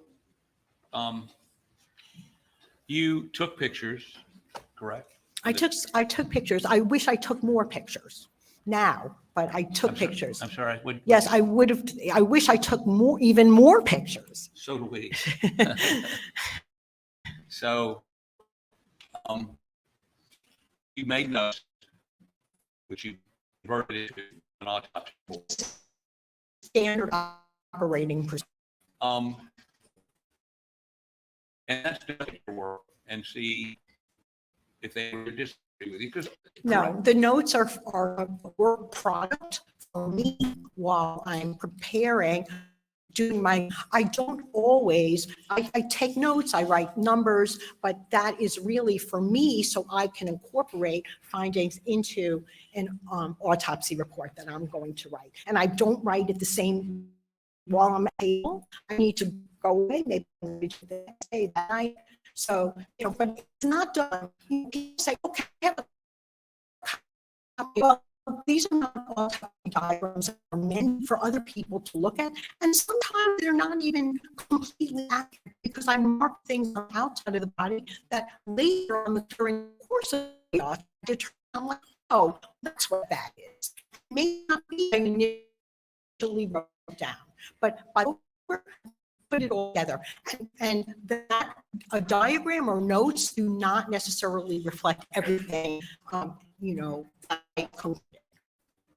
Do you have notes in this case?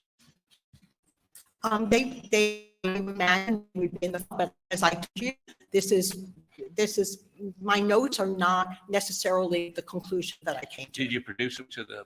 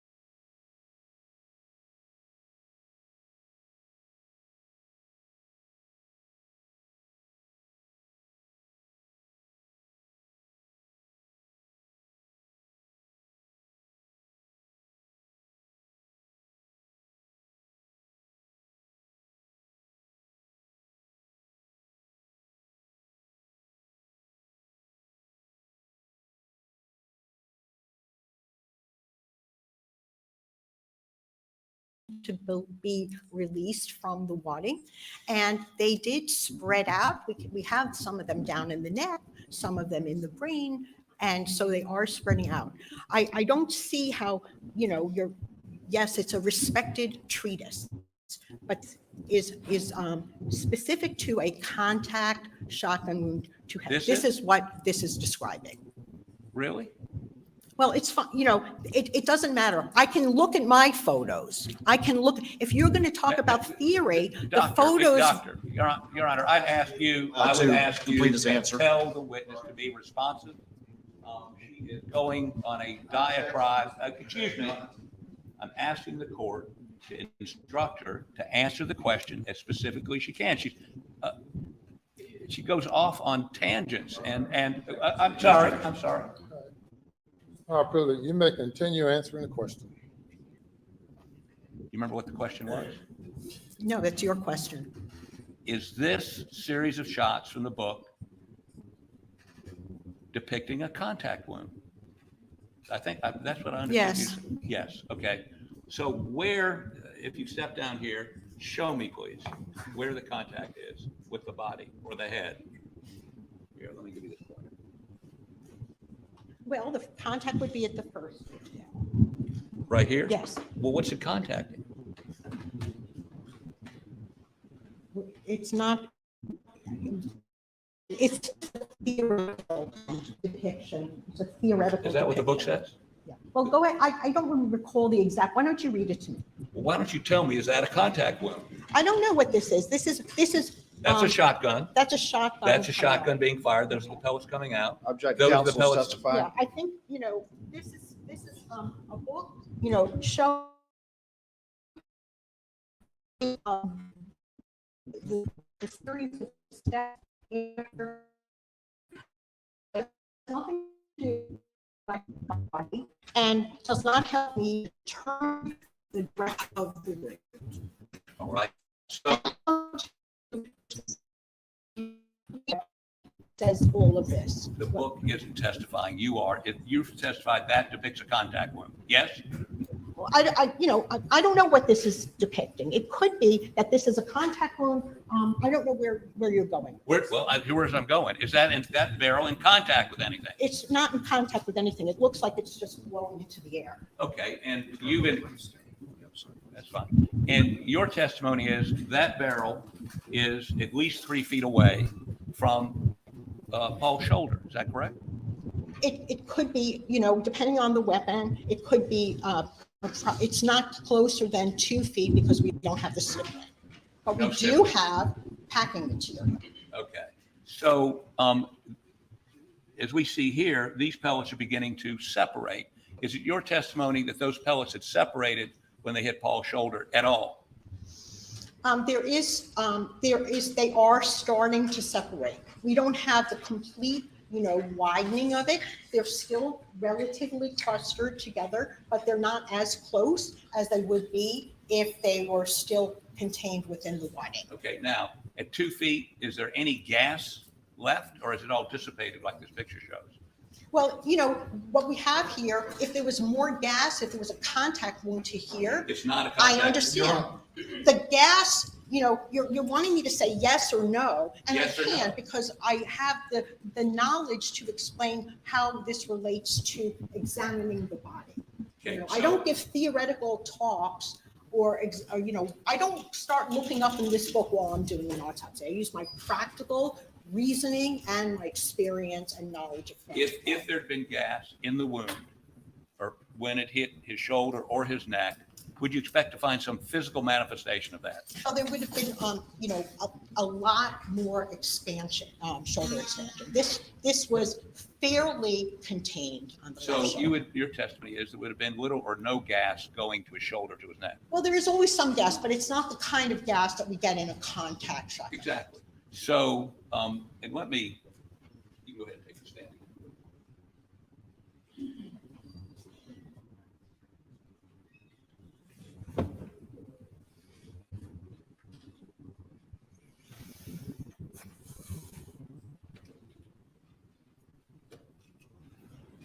Are you guys still doing okay?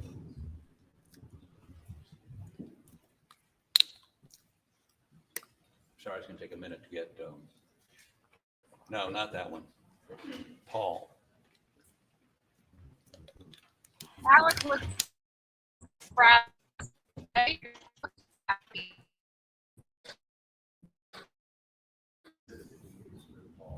Paul Wayne. I know the number off the top of my head. Should be over there somewhere. 160 something, I think. Ladies and gentlemen, I have you go to the jury room for a break. Please do not discuss the case. So it appears that they have some technical difficulties. We're all having technical difficulties today. I wish I could get my phone to work so I could talk to you guys straight ahead, but I can't. So because my computer is in the passenger seat, so I can only do my emoji. Otherwise, you'll be talking to my arm. So I hope Ma'am, please do not doing well. discuss your testimony with anyone. It'll take about 10 minutes. So we're at a 10-minute break right now while they work on their technical difficulties. I am almost to North Carolina. It sounds like Attorney Hart Pullian is really having some issues right now. It seems like he's a little more aggressive.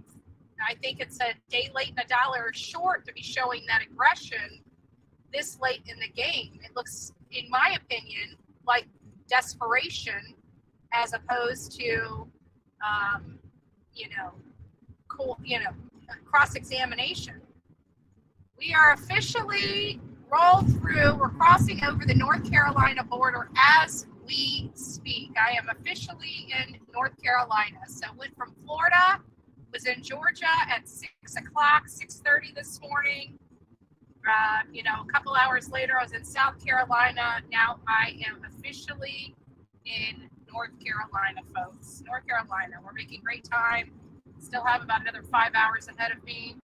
It's hard to believe that I have already been up for over 9 hours. That is a work day. So I think first of all, I didn't believe the pathologist that the defense put on, because I had to agree when they said that the barrel of a shotgun made full contact to the head before being fired. There is no way I have seen a contact shotgun shot, and it is bad. It is really, really bad. So the idea that this shotgun was pressed to his head somehow fell on deaf ears for me. And then the other witness, the other expert that they had to dispute the testimony from this was a gentleman that discredited him thoroughly at the very end when he said he was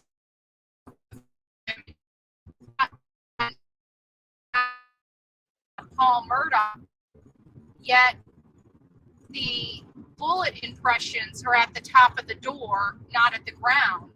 So when the girl for the state stepped up and said, so you're saying that it was shot toward the ground, but all the imperfections on the door are at the top, he's like, yeah. And that did it for me. I knew right then and there his testimony was garbage. That did not make sense. It did not make sense to a seasoned person with guns. It would not make sense to a lay person about guns. There's no possibility of projectiles that are going into the ground to pop up off the ground and go into the door over somebody's head. That there's just no possibility of that happening in my mind. So the testimony from the experts on the defense just fell on deaf ears for me. Are you guys hearing me okay? Has the reception been okay since we started? Because again, I'm working on the hotspot box, and not sure how, I can't see what you guys see. Are we doing okay though? Poot is spiraling, Phoenix Rising says. Yeah, I think so. My brother lives in North Carolina. Oh, we'll give your brother a virtual hug from me. There you go, from me. You're good, yes. Oh, perfect. Sorry, recent. Yeah, but I've seen shotgun, close contact shotgun results, and I'm telling you, it is, if it was a close range shot, like where the muzzle was up to the back of the head, his brain would have been disintegrated. It wouldn't have popped out. It would have been, and just have a few, it would have literally been disintegrated. There would have been pieces of it, not the majority of it. So help me, Rhonda. Well, you live in Virginia. If you guys would like, I'm going to be in DC, Maryland, and Virginia area. If you guys are from those areas and you want to do something, let me know, and we'll try to get something together. It'll be, nothing formal. It'll just be people getting together just to chat and hang out, for a couple hours. But if it's something you want to do, reach out to me at bullhornbetty@gmail.com. And when I get to a stopping point, I will definitely look at those messages and let you guys know. I am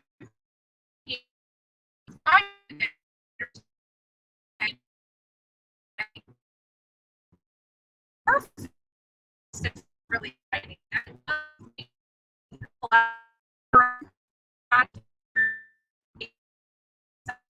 You get to know somebody a little better. You get to see, you get to know them. And your friends and person and here, not intact with shotgun close contact. Right, exactly.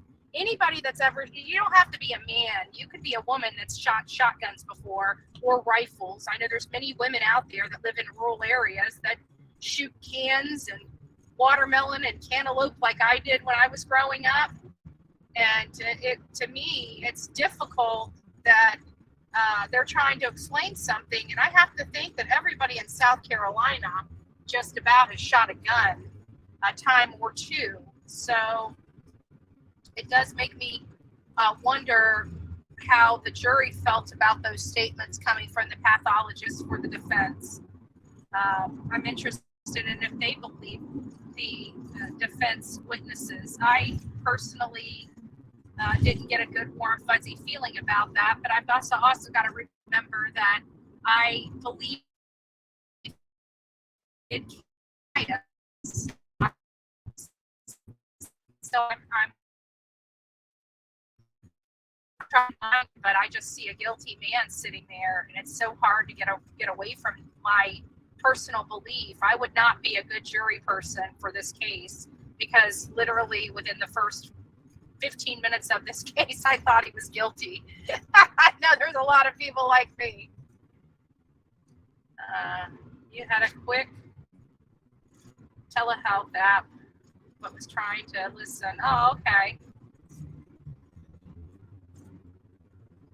I don't go to the doctors on the phone or otherwise, since I'm on my bed. I've got to be old sick in order to ever see a doctor, or in pain. If I'm one or the other. If I'm in extreme pain, I'll go see a doctor, and if I'm extremely sick, I'll go see a doctor. But other than that, I tough it out. I'm in Connecticut. Okay. You can't do it.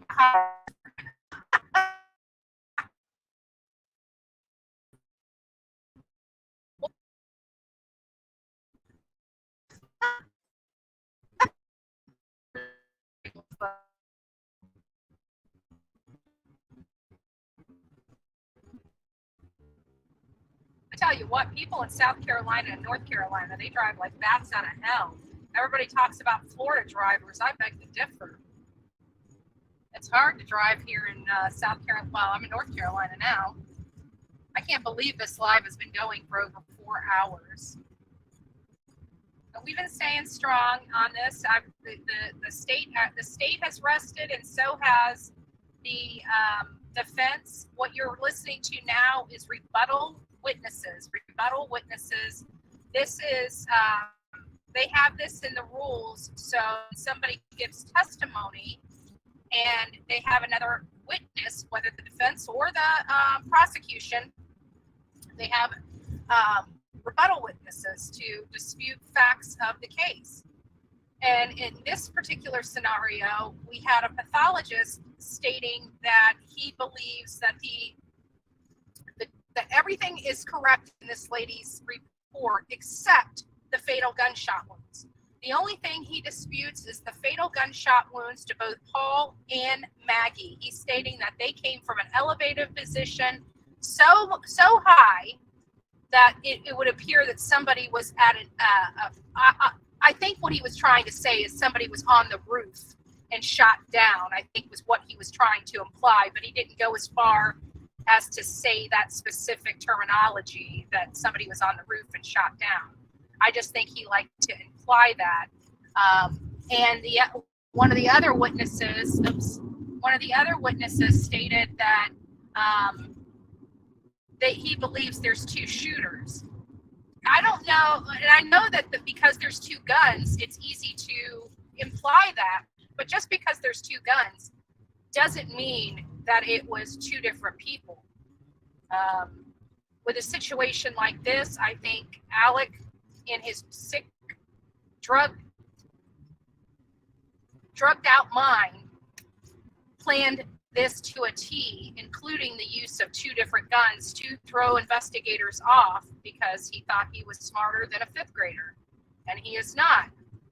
Definitely not smarter than the law enforcement. And I really do believe that OnStar data is going to be hard to get away from. They're trying to, the defense is trying to use tactical errors and omissions as the defense. And just because something wasn't tested or something wasn't done, would it have been nice to have everything perfect? Of course. But the chances of getting everything perfect, no case is perfect. None of them. I'm trying to read your stuff.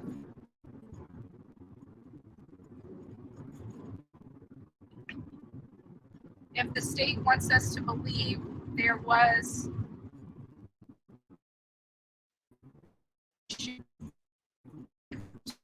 ballistics,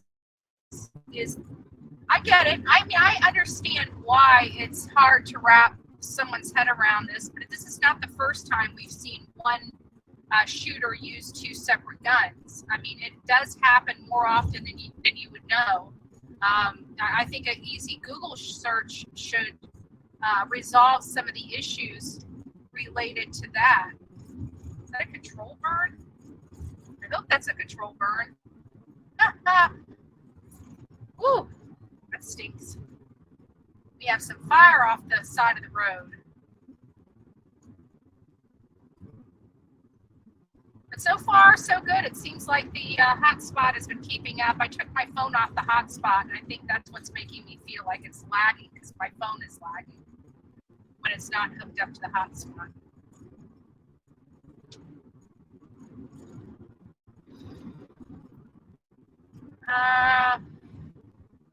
Smarter than a fifth grader. I forgot about that show.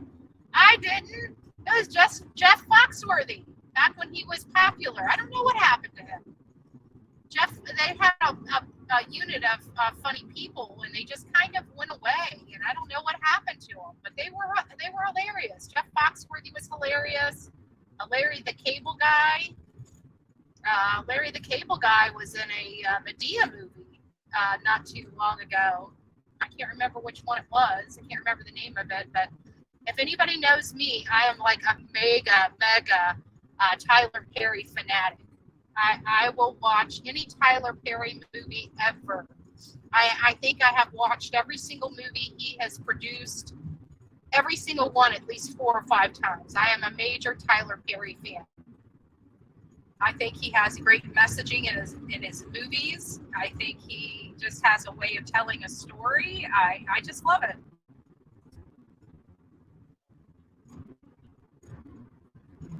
People who shoot in public places have to use 2 guns. I have read about that a lot. Yeah.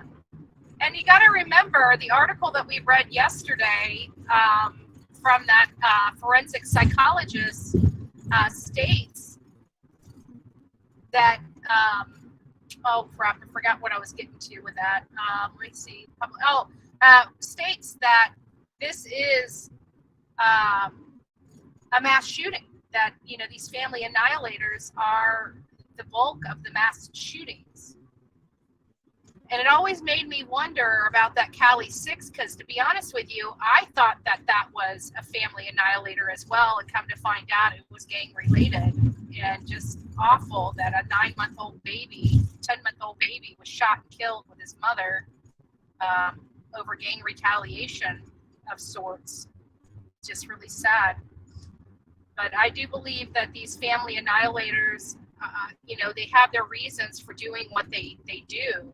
And 9 times out of 10, it's not for heartless reasons. It's not, there are 2 types, and they said the ones that, that are just don't want their family going through the shame and angst. That's where I believe Alec is.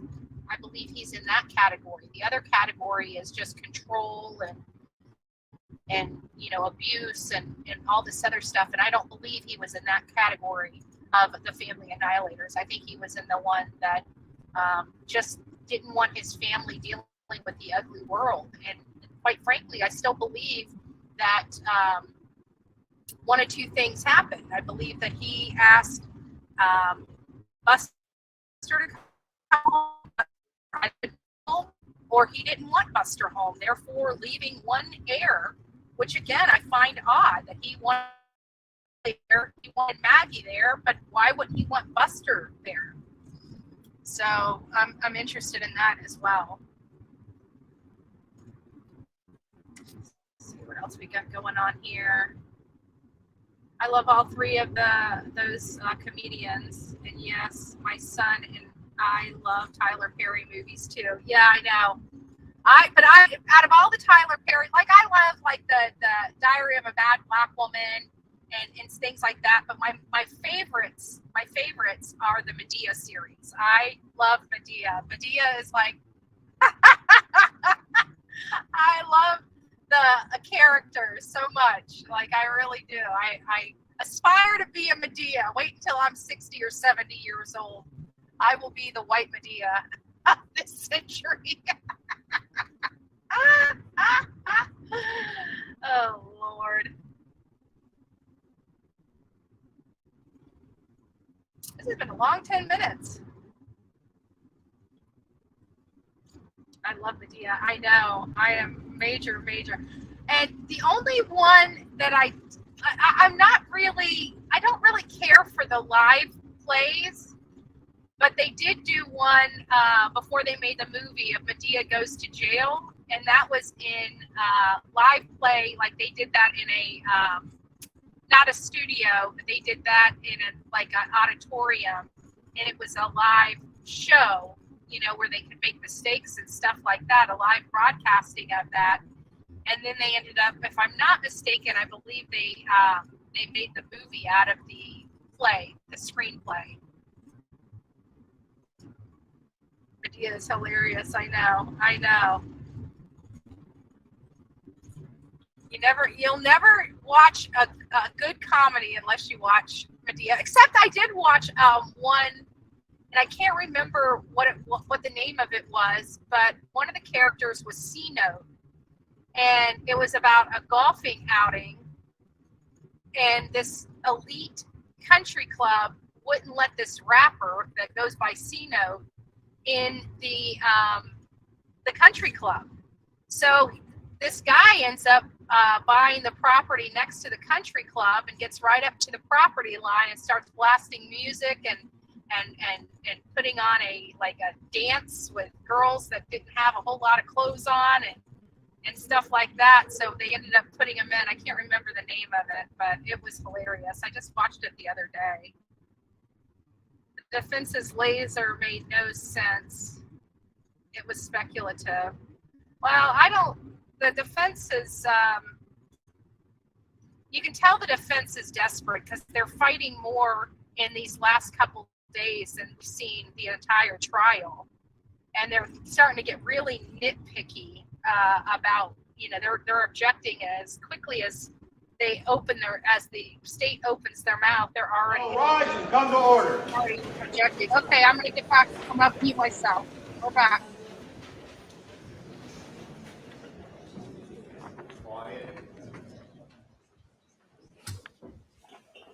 Be seated.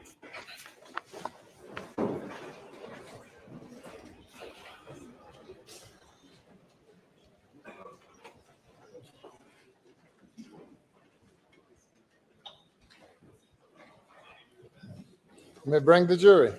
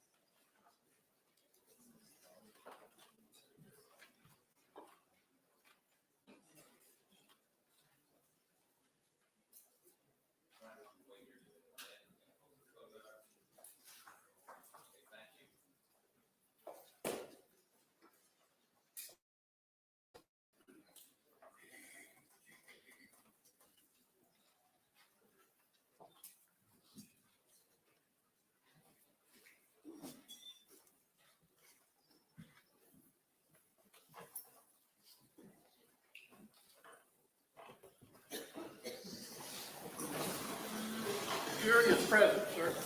All right, you may continue. Oh,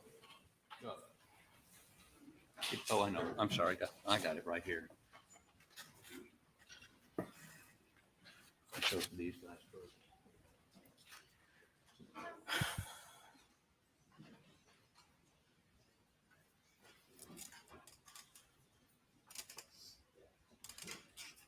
We have her idea.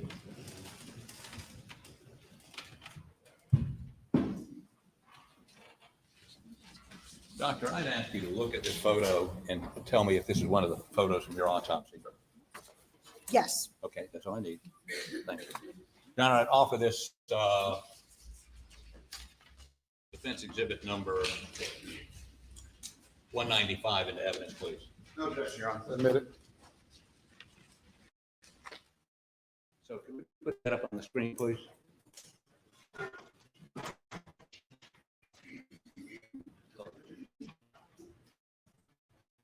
I lose it. Let me hand this to.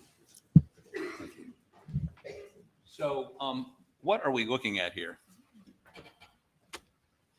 Do you want me to come? Oh, here it is. No, tell me what it is. Okay.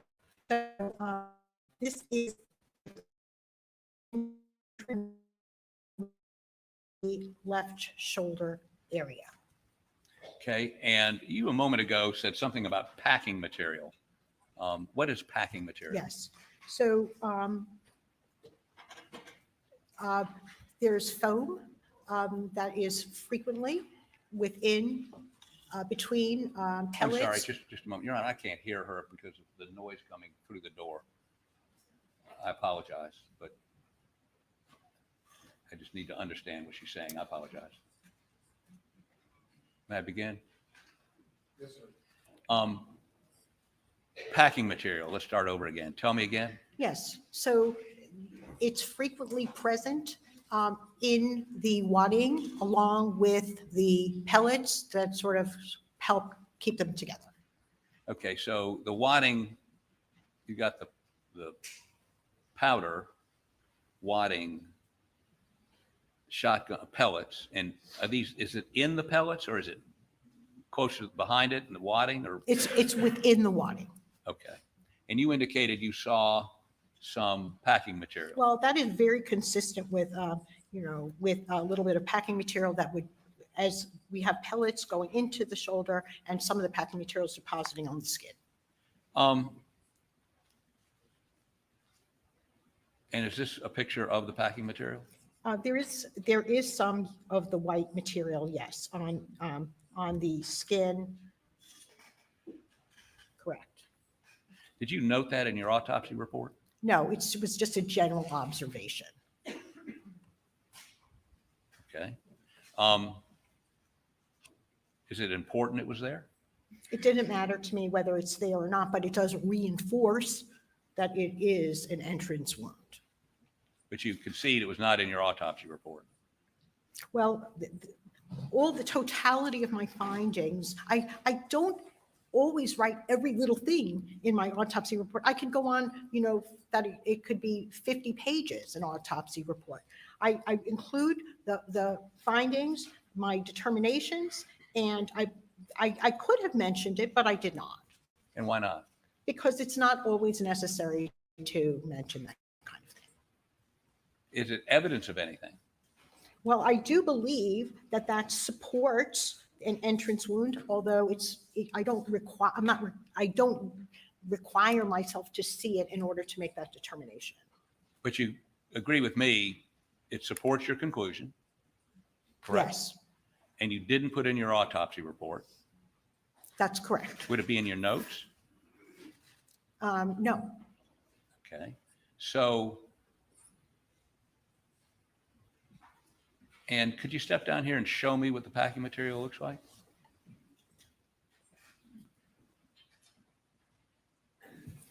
And there's a pointer right over there behind you.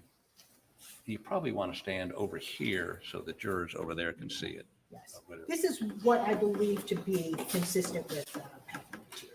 And did you remove any of that to be analyzed or forensically examined? No, I did not. Okay, and while we're looking at this picture, you can actually see some shot in there, right? Yes.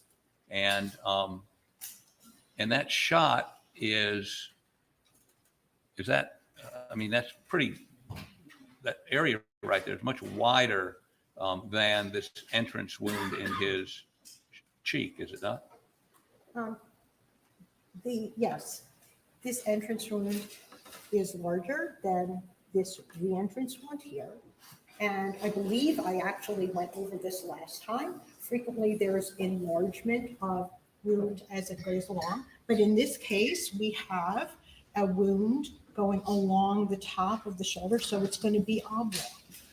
As it enters the left neck area, it's entering more at a right angle, perpendicular to the jaw, so it's going to appear smaller. And that has nothing to do with spreading of pellets. Okay, well, let's pursue that a little bit more. You see that pellet that's clear, clearly there. You This see, pellet? right, and then you see a pellet above it. You see that? Right. Yeah. Right. Let me put my glasses on. Is that a pellet? Yeah, it may be a pellet. Yes. Okay, so we have, if you step back just a little bit so this juror can see, we have pellets coming in like this, correct?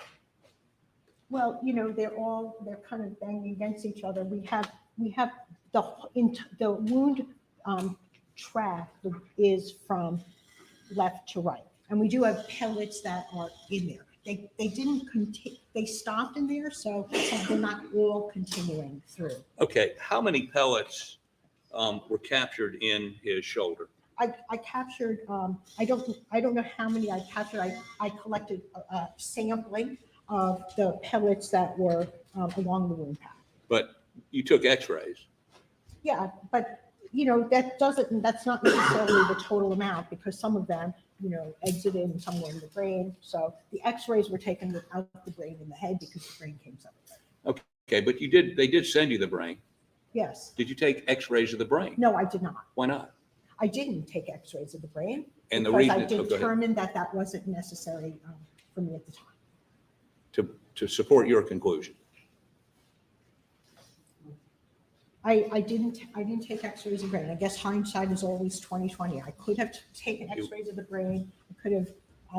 I could have taken more photos. I could have taken a photo of the brain. I did not, and I would have liked to.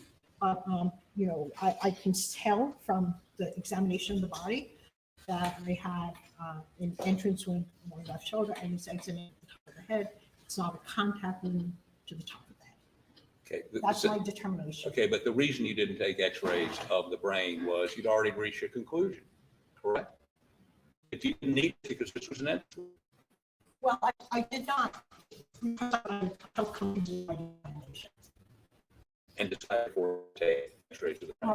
I don't always say I just kind of like necessary to show spread. How many cases have you been involved in where the brain literally exploded out of the head? I mean, the worst suicides. Where the brain exploded out of the head.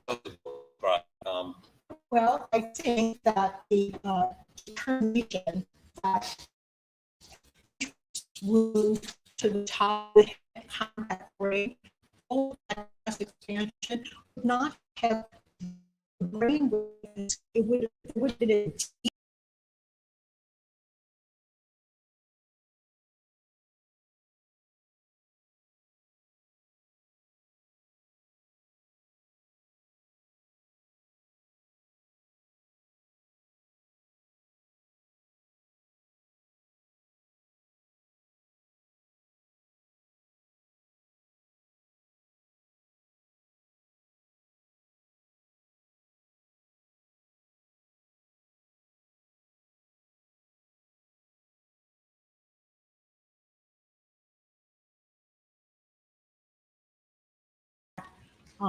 Shotgun wounds. Usually contact shotgun wounds are suicides. And typically it's in the mouth. They can be under the chin, in the mouth, sometimes they're to the side of the head. There are people that do shoot themselves onto the top of the head as well. And I can't recall exactly if, I remember any of those. And in all those cases, the brain that explode out of the cranium? No. Okay. So you would agree with me that the way that strike that. Let's go a little bit further with where we're going here. Could you put up the X-ray of the shoulder? You can go ahead and take your seat and testify from up there.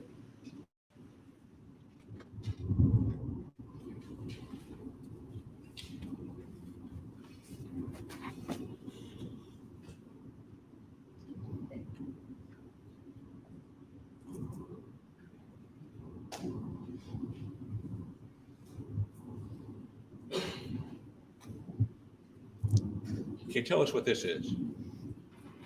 Yes, they are pellets, and I have his shoulder, kind of out when I take the wound.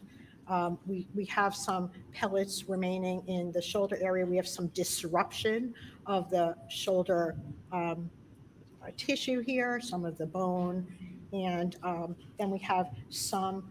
We actually have less. We have more spread. They're more spread out as they're going closer to the neck. So there are pellets in the top of the arm, the shoulder. Where is this? Right up in here? Yes. Okay.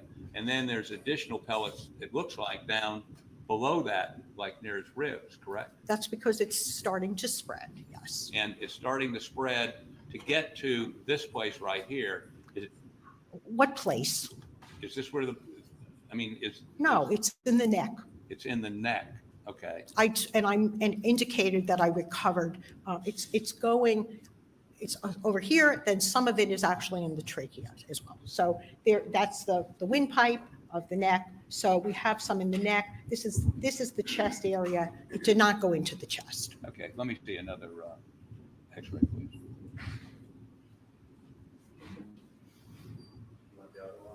What was that exhibit? I'm sorry, I didn't announce it. 112. Okay, let me see the next X-ray. Okay, and where is that? That is the top of the left shoulder and the left arm. Okay. And you see a number of pellets there? Yes. That would be right in this area right here? Yes. Okay. Next, there's, I think, one more X-ray.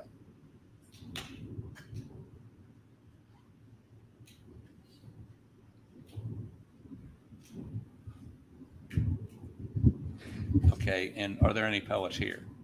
Or are those the same pellets down there at the bottom? Yeah, well, you can see, there are pellets here. You can see them in the head. There's some pellets in the head. The brain is not within the cranial cavity, but we do see some of the pellets ended up over here on the right side. See, R for right. There's the hole at the top of the head, and some of the pellets they're spread out on the right side of the head. How many? Well, I can see there's 3 here. 3? On the right side of the head. Okay. Yes. So if how many pellets are there in a 12-gauge shotgun shell? And these are used primarily for duck hunting. I don't know. I don't know the answer to that. I'm an expert at examining human bodies and determining the injuries that occurred. And, I don't know how many pellets would be. When I took my boards, I may have had to actually know that, but I don't use this information in order. You can ask your ballistics expert. Well, we did. And I think they said something like, I don't really know the answer to that. I'm not going to disagree with the ballistics expert. I do have a trajectory and exit wound on the right side of the back of the head. how many pellets were in the body? I did not count them. I just collect a representative sample of it. I don't collect all of them, and I don't count all of them. And we know you don't know how many were in the brain because you didn't x-ray the brain, correct? That's correct. But if there were 70 pellets or 75 pellets in his shoulder, his chest, and his neck, and hypothetically, there are anywhere between 135 and 160 pellets in the normal duck shot. That's 40 pellets that travel on, for the sake of argument, correct? Well, my math. I don't use really, my math. I don't feel comfortable answering these questions because it's not, the specific ballistics are not my area of expertise. I'm not going to ask you about I really ballistics. don't feel comfortable answering them. I and determinations based on the wounds, and I can see I was correct that this is a shotgun wound to the left shoulder that's going up to the right side of the head. And questions about numbers I really don't want to I can't answer that because, I don't know everything. I'm a physician. I'm an expert at examining human deceased individuals, determining cause and manner of death. Okay, let's go back to the original question, and assume. I don't know the answer to the shotgun, how many pellets there would be.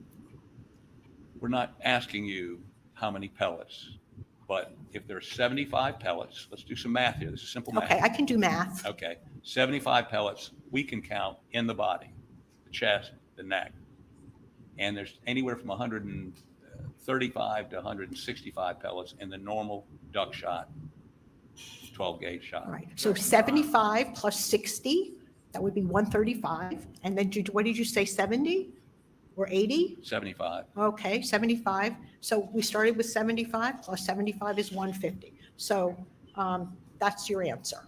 If your question is, you're asking me to do the math. So my question is this. After those pellets have gone through the shoulder and hit bone, apparently, correct? Yes. And then they go through the neck. Do they hit more bone there? There was some damage to the cartilage of the trachea. It was in the tracheal wall and some muscle. There's not a lot of bone in the neck. The only bone really in the neck is the spinal column. Well, I guess what I'm saying, when you were talking about Maggie a moment ago, and you talked about a shot that I think grazed her skull, you said there was a lot of intracranial pressure. Is that right? Created a lot of intracranial pressure. Yes. Okay. So I'm trying to figure out, and maybe you can help me. Your testimony is there was enough from the less than half the load that goes through to, was it one place it hit? Was it it had to go through the brain still. Yeah. Well, I didn't say that less than half the load went through. Some of it may have actually exited the top of the head. I don't know. Or went into the brain. I did not x-ray the brain, and so I don't know exactly how many, but we can tell that this is the direction. Was the brain macerated? No, it was largely intact. There was some maceration at the base of the brain where it was torn from the brainstem. Okay, the brain went up and torn from the brainstem, but it was pretty much surprisingly intact, from a shotgun. Have you looked at the crime scene photos? I really didn't look at the crime scene photos with any kind of, attention. Okay, so, but you are aware that the brain was catapulted out of his head, probably hit the ceiling, and then landed outside. Well, I could tell from examining the body that the brain catapulted out of the head because I received the brain and a hole that was consistent with the brain leaving it. Can you and I agree, and based on your testimony when you previously testified, that there would not be, that the gas from 2 or 3 feet away would not travel through the arm, travel through the neck, and then go into the brain? Well, there's a lot of material that's going through, and plus we've got fragments of the brain, the skull, of the base of the brain that can also, there's a lot of energy going in that direction. Whether it's gas or not, it's energy from portions of ammunition propelling in that direction. So, whether you want to call it gas or whether it's other thing, I really don't know the theoretical explanation. I'm sure it's in the book. But I examine the bodies and I make the determination on the direction and the type of injury from examining the human body. The book seems to indicate that the primary cause for an explosion such as this, the brain exploding out, is the gas. You would agree? Well, I think each case is a little bit different.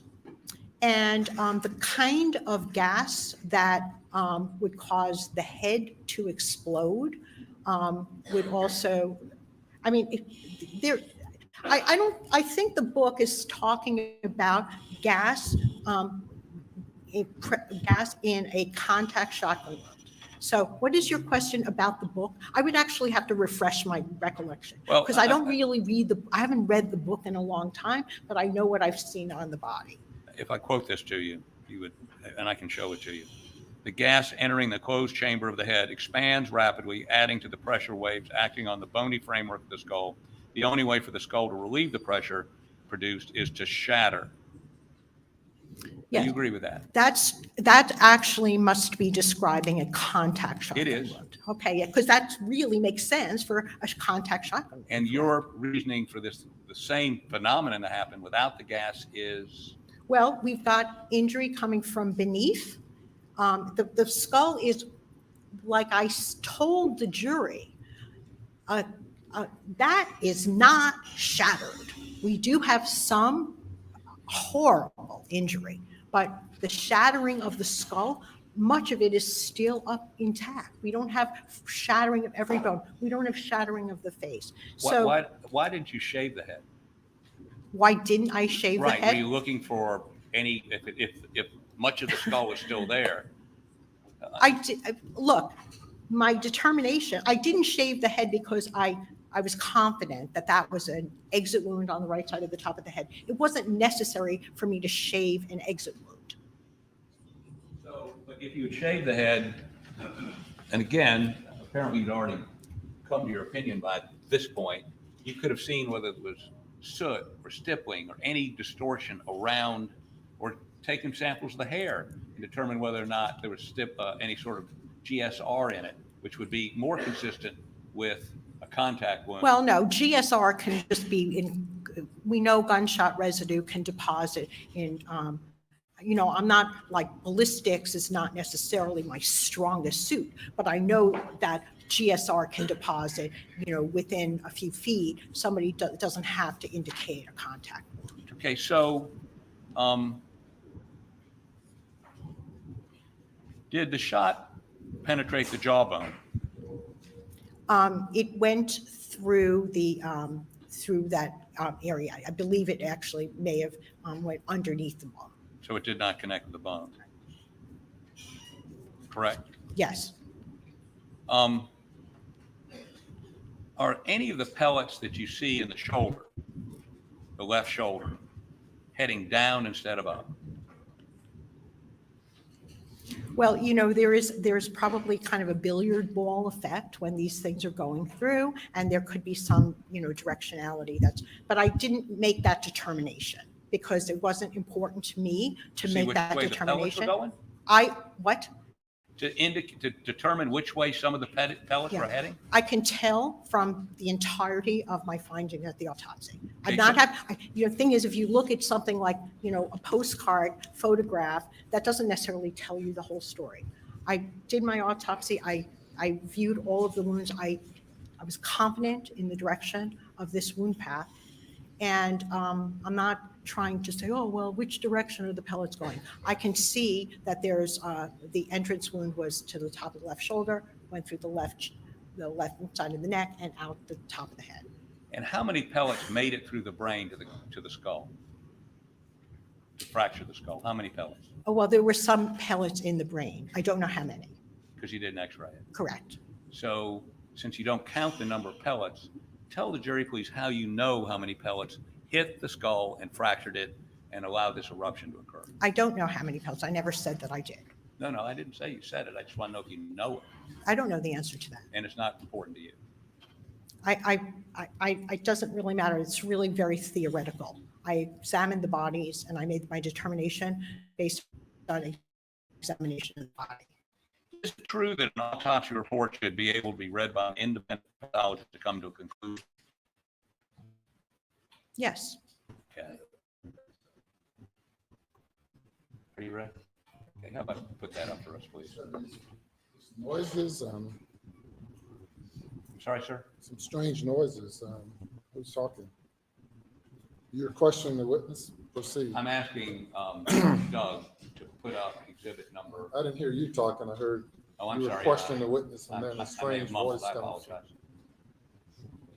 What's the exhibit number? Okay.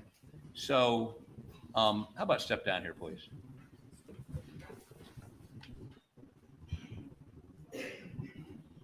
And get the pointer for me, please. And stand over there, please, so the jury can see. So you indicated there were, I asked you if you shaved the head. You said no. You said there wasn't, I think your word was not disparaging. Is there? Well, notice the exact. And I did not need to shave the shave. My opinion and determination at the time.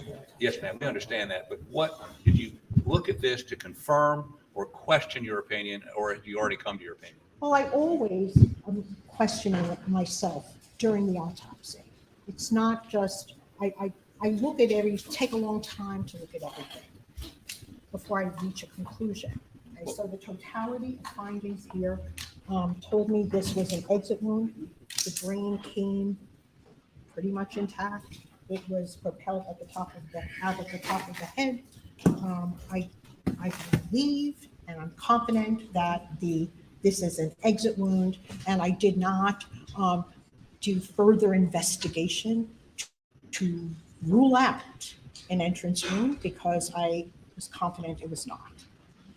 So you just said you were confident and you did not look further because you were confident you were right. Well, I looked at it, and in fact, I took a photograph of it, and this is consistent with an exit. It's what? Consistent with an exit. The brain came out of that defect. If it were a shotgun entrance wound, there would be a lot more destruction of the head. And again, you've never seen a contact wound to the head that wasn't in a suicide case. You know, I don't honestly remember. So you don't remember, let me just repeat, you don't remember having a case involving a contact wound to the head that wasn't a suicide. Yeah, You just don't remember it. I may have, it's possible I did not survey, I don't, I may have seen one where somebody was shot at point blank range with a shotgun, and then the entire head is gone. So when I get that kind of, if there was a contact shotgun, whether it's suicide or homicide, the entire head would have been basically blown off. And so in every case, well, there's no reason for us to go there because you don't remember ever seeing a case where there was a contact wound and to the back of the head. Objection asked. I think it's honestly, whether it's self-inflicted or inflicted by somebody else. The features of the body are going to be the same.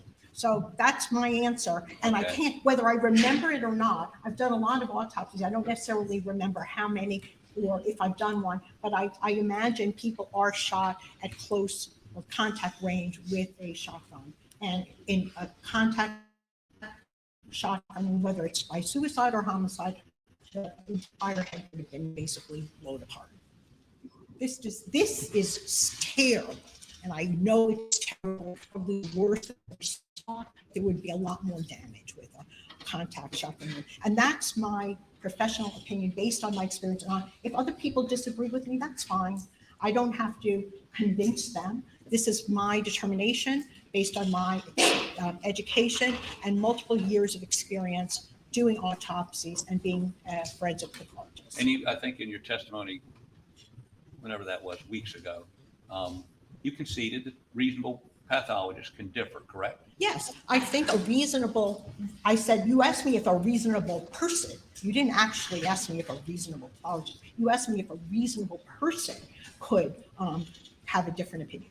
And I remember that because I was sorry that I didn't say, well, of course, reasonable people can think that, but a reasonable pathologist could also think that, but I would disagree with that. Okay. I don't think all opinions, a reasonable pathologist could have an opinion like that, but I think it would really be wrong. Okay, go ahead and take us to Dan, please.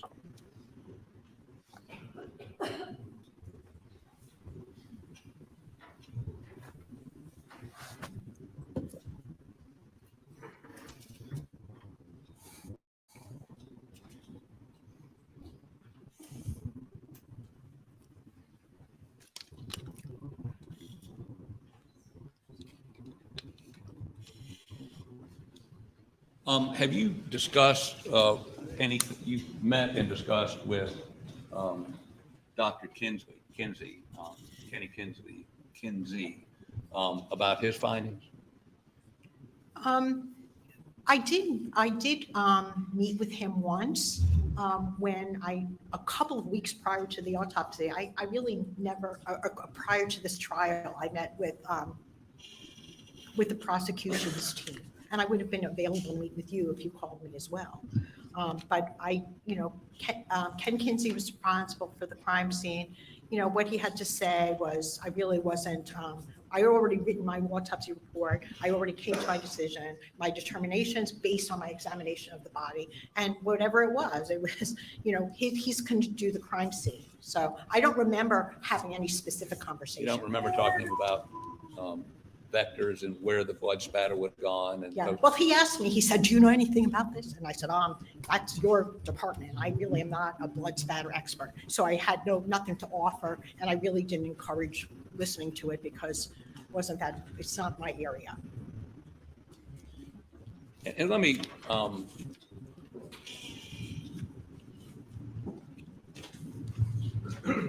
say a couple things. One is, you indicated that you did not put that packing material in your autopsy report, correct? Yes. And today's the first time you've ever said anything about packing, correct? Yes. Okay. Secondly, let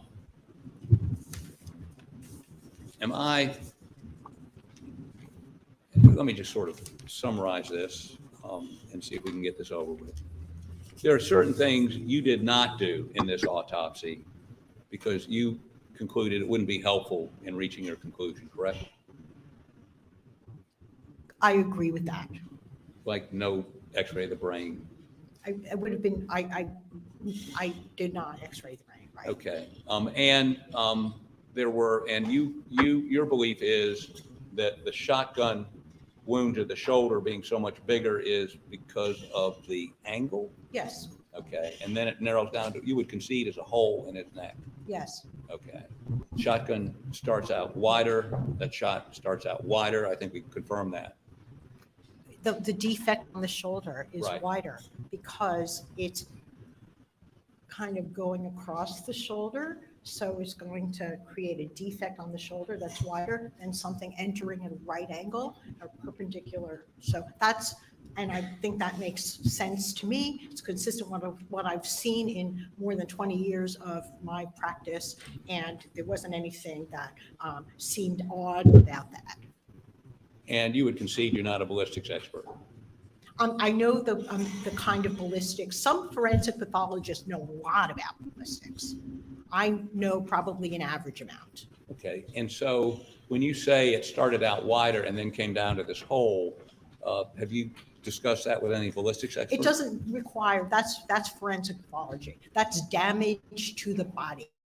I don't need to be a ballistics expert, and I've done enough autopsies on shotgun wounds to make that determination without requiring additional ballistics knowledge. But we can see that the shotgun starts out, the shot starts small and then the pellets expand. Objection asked and answered, Your Honor. Objection sustained. Why are there no shot? Why there's no shot in his cheek if it's expanding? Why are there no pellet holes here? Because they probably we have some wadding going in there. Probably. Yeah, I think that is consistent with the wadding.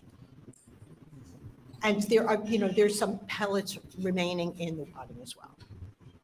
The wadding going where? That's an entrance wound. Okay, it's entering perpendicularly. Why do we have, the pellets did not terminate in the cheek. They continued upward. But a number of them terminated in the shoulder. Yes. In the chest, up here, right? Yes. And then Not they- the chest, then the they neck, stop- not the I'm chest. sorry? Not the chest. But the shoulder, upper neck, right? Yes. Stop expanding here, so the cheek isn't, I mean, one of those pellets is. Objection asked and answered. Your Honor? It's been asked and answered.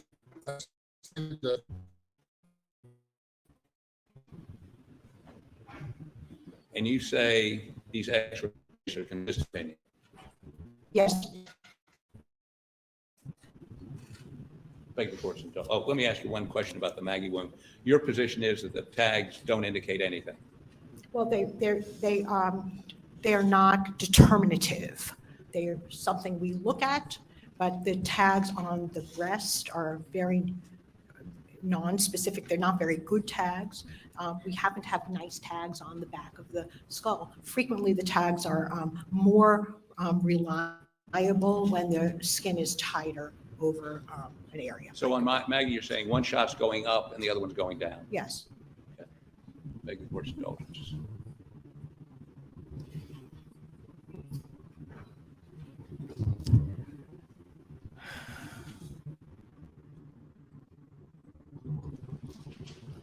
Oh, anything else? Thank you. That's all I have. Thank you, doctor. Just two questions. 5,500 autopsies, you said, correct? Yes, and since I was here last Navy, I've done another dozen, so over 5,500. And you rely on practical observations of actually observing the body, is that correct? That's correct. I do my autopsies, and based on my experience and knowledge as a forensic pathologist, I know about the bodies, examining the bodies. That's what I rely on. And your Two questions. More. I have just a couple more, Your Honor. In your opinion, is there any way Paul's face would have remained intact if he had suffered a contact wound from the top of the head? No. And in your opinion, is this obviously a wound in this direction as you've described? Objection, Your Honor. Repetitive, She's testified 5 times. That's her opinion. The objection is sustained. Further on. Thank you. Nothing further. Thank you. You may step down. So that witness, I felt like held State her calls own. TC Smalls. I think she held her own. I think the defense was trying to get her to say more than she was willing to say. Very good witness. 5,500 autopsies. I'm going to trust her experience in this case. 5,500 autopsies.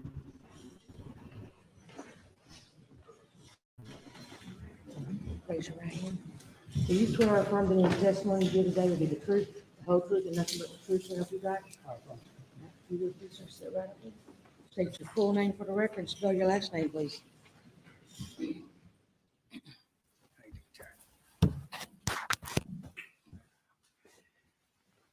My name is Thomas C. Smalls. Folks call me TC Smalls. SMALLS. Sheriff Smalls, how you doing today? I'm doing good. All right. Tell the jury just a little bit about yourself. And I called you sheriff, so if you just kind of explain that to them a little bit. Okay, in law enforcement for 39 years, 8 months. I retired in December. 16 years of those 39 years was, I served as sheriff of Hampton County. Been in Hampton County all my life. I'm a pastor. Pretty much married, 4 kids, 7 grandkids, and just trying to enjoy some retirement. I retired December 31st day of December 2022. Yeah. Well, I'm sorry to pull you back in. You said you just retired, huh? Yes. All right. Do you know the defendant, Alec Murdaugh? Yes, I do. Have you known him for years? Oh, yeah. Did you ever have a conversation with Alec Murdaugh about him asking you permission or even telling you about installing blue lights in his private vehicle? No, sir. I never had a conversation with Alec Murdaugh. Matter of fact, I never had a conversation with anyone in my 39 years about installing blue lights in their personal vehicle. That's not something that's done, is it, sir? Oh, no. Did you know anything about the defendant claiming that you permitted him to do so until he testified to that last week? Correct. Mm-hmm. Didn't know anything about it? Didn't know anything about it. And he never approached you at any point about that? No, sir.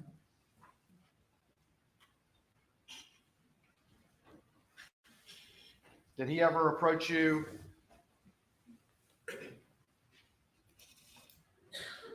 about any threats or anything as a result of the boat case, the boat wreck case? No, we never have. Thank you. Nothing further. Cross-examination.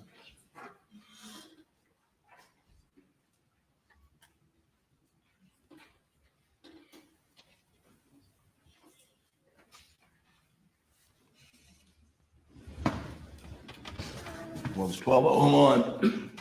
Good afternoon, Sheriff Smalls. How you doing? My name's Jim Griffin. Okay. I'm a little hoarse. This pollen's getting to me, but it won't take long. You've known Alec Murdaugh for many, many years. Is that correct? Correct. And he was a volunteer solicitor in Hampton County, 14th Circuit, for a number of years, correct? I realized he worked along with his father. Right. As a, I don't know whether I thought he was an assistant solicitor, but he worked along with his father as in Hampton County. But he held the position of assistant solicitor of 14th Circuit. Yes, he did. And he worked with his father, trying cases in Hampton County and other places. You aware of that? Correct. Yes, sir. And are you aware of him trying any cases when it wasn't with his father? Not to my knowledge. Okay. And his father was, we're talking about Randolph Murdaugh. Correct. And he previously solicitor. Is that correct? Right. And are you aware that Alec was issued a badge for that position? No, I was not. Okay. And there's some, you were questioned about permission that, whether you gave him permission to have a light installed in the vehicle, and you said you did not, correct? Correct. Do you know whether Anthony Russell gave him permission? I can't answer that. Now, who's Anthony Russell? Well, during my time when I was sheriff, Anthony Russell was a captain in my administration. He later became sheriff after I retired. He ran and he won the office of sheriff, and he holds the office now. And he was maybe not your right-hand man, but he was pretty high up in your administration. He was a captain. Okay. And then Chauncey Solomon, what was his position? Chauncey Solomon was a lieutenant. And Perry Singleton, he was passed away. What was his position? He was a lieutenant. And you know that Deputy Russell, Deputy Solomon, Deputy Singleton were very close to Alec Murdaugh. Were you aware of that? Well, I knew they knew him. I don't know how close they were. Okay. And did Eddie Gibson install the blue lights on the vehicles for the sheriff's department? Not for my cause.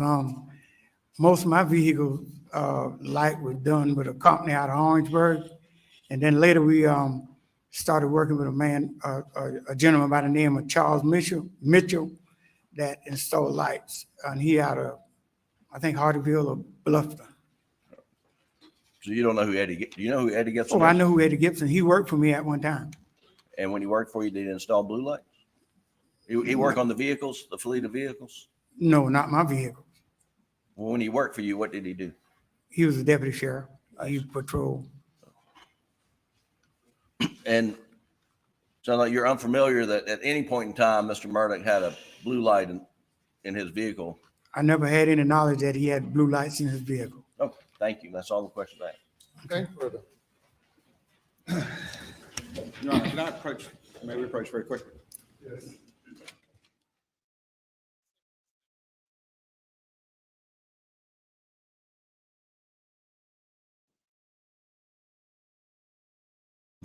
So it looks like they're winding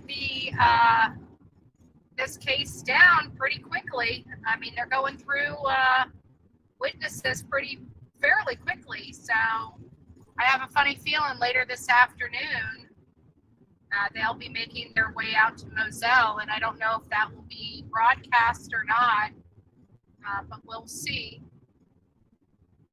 While they're getting their other stuff, people are stretching their legs. So if you guys haven't stood up yet, you might want to. Right. Sheriff Smalls, when did you retire again? I retired December the 31st, 2022. 2022, so just a couple months ago. Right. Thank you for coming today. Thank you, sir. There you are. Thank you, sir.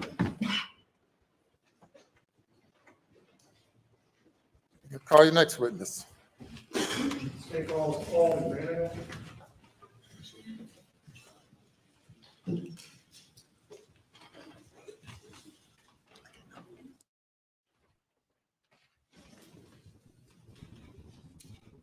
So Alec told the people on the stand last week that he had permission from the guy that you just heard from to put the lights in his private vehicle. Do you swear or affirm any testimony you give today will be the truth, the whole truth, and nothing but the truth, so help you God? I do. Witness, please be seated. State your full name for the record and spell. Last name. Private vehicle.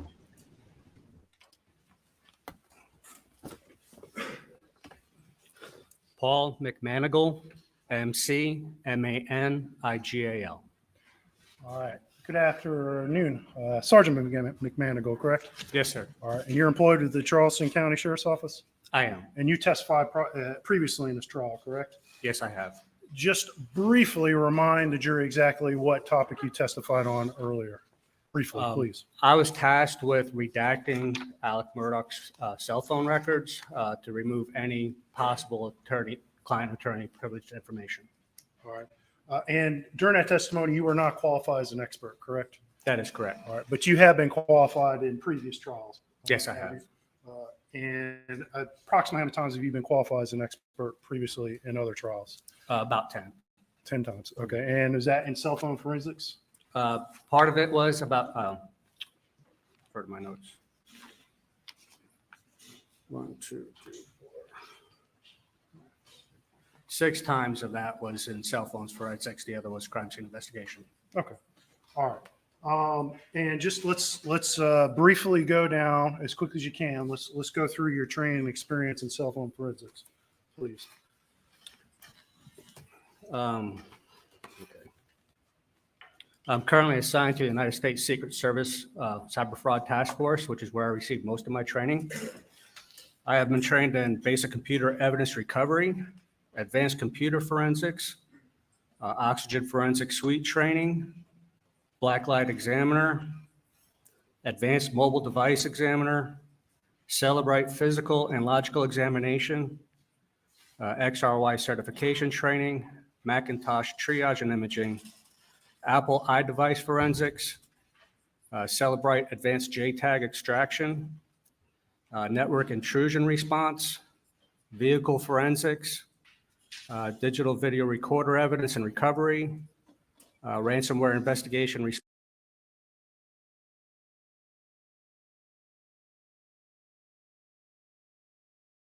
just got notification that Court TV will be right back. They must have lost the feed or something. I'm not quite sure what's going on. Training and several other webinars. At this time, state would seek to admit Sergeant McManigal as an expert in cell phone forensics. So qualified. All right. Sergeant McManigal, last week you were present when a gentleman named Micah Sturgis testified for the defense, correct? That is correct. And specifically, he testified about this feature in iPhone known as wake. Raise to wake. Raise to wake, correct? Yes, sir. And briefly explain to the jury what that function is and what it serves as in the cell phone, for the iPhone, excuse me. Raise to wake is when the cell phone is laying down and you pick it up. It realizes that somebody is picking up the device and tries to assist by turning on the display so that you could possibly unlock it with your face unlock. All right. Or read a notification possibly if there's a notification on the screen. That's correct. And so it's designed to turn on that screen when it thinks someone's picking up the phone to look at the screen, correct? That is correct. All right. There's been previous testimony, I think, by Mr. Sturgis and other experts in this case that the iPhone, if the screen is off, it will not record an orientation change, correct? If the screen is off, it will not record an orientation. You agree with that opinion? I agree, yes. And you were asked after Mr. Sturgis' testimony to investigate a little bit more about this raise to wake feature, correct? I was. And specifically, as demonstrated with the jurors, the screen is going to turn on when the phone is picked up gently, correct? That is correct. Because the phone thinks it's being picked up to be looked at, correct? That is correct. You're asked to investigate with a test device whether that screen lights up every time a phone is picked up in a more violent fashion or quicker fashion, correct? Correct. When the phone is picked up more aggressively or moved more aggressively, the device will not turn on the screen. And that's because the way raise to wake feature is based off of what in the cell phone? What's telling it to wake up? The accelerometer primarily. Okay. And so the accelerometer is sensing motion, correct? Correct. And so if it senses a slight amount of motion, it's going to turn the screen on because it thinks someone's picking up to look at it, correct? And lead the witness. And so if the cell phone only detects a slight amount of motion, what does it do? What does the iPhone do? So if the iPhone registers a slight amount of motion, it thinks it's being picked up, so it will turn on the screen. But if it's being picked up more aggressively, it won't. And that's a battery protection feature. If you had the iPhone in your pocket and you were jogging, you don't want the screen to stay on the whole time. So when the phone is moving more aggressively, the screen does not turn on. And so you're asked to do some tests in your lab with a test device, correct? That is correct. I obtained an iPhone 11 Pro Max, which is the same make and model as the phone that Maggie had. All right. And what software version was on your test device? The software that was on my device is iOS 14.8. The one that was on Maggie's was iOS 14.6. So the iOS that was on my device that I tested was slightly newer. And did you perform a series of tests with various motions and various throws with this phone to determine, and were you able to develop an opinion of when the screen might come on and when it might not? Rule 5, this is an experiment on evidence, actually something seized, and we have not been provided this. The objection is overruled. Rule 5 does not apply. Thank you. So you did perform a number of tests, correct? Yes, sir. Performed many tests over the weekend. I put pick it up and shake it, pick it up and throw it. I threw it off to my desk. I knocked it off of my desk. I tried to flip it end over end. I tried to throw it like a Frisbee. I did each one at least 10 to 20 times. Okay. And were the results 100% conclusively? I mean, did the phone do the same thing every time? No, not at all. Sometimes the screen would turn on. When I threw it, laying face up, and then the screen would turn on. But a lot of the times I would throw it and the screen would not turn on. It depends on how the accelerometer registered that movement. So based off of your test, is it your opinion that an iPhone of the same make and model as Maggie's could be thrown and the screen not turned on? Can't lead the witness. All right. Did you develop an opinion about whether the screen would turn on every time a phone was thrown? If the phone is thrown, the screen does not always turn on. In my experimentation, I determined that when the phone is thrown more like a Frisbee, 9 out of 10 times, the screen does not turn on. The times that it did turn on most often was when I pick it up and tried to shake it, then the screen would come on briefly. Okay. But 9 out of 10 times when you toss a phone like a Frisbee, the screen would not turn on. Correct? That is correct. Not far from the state.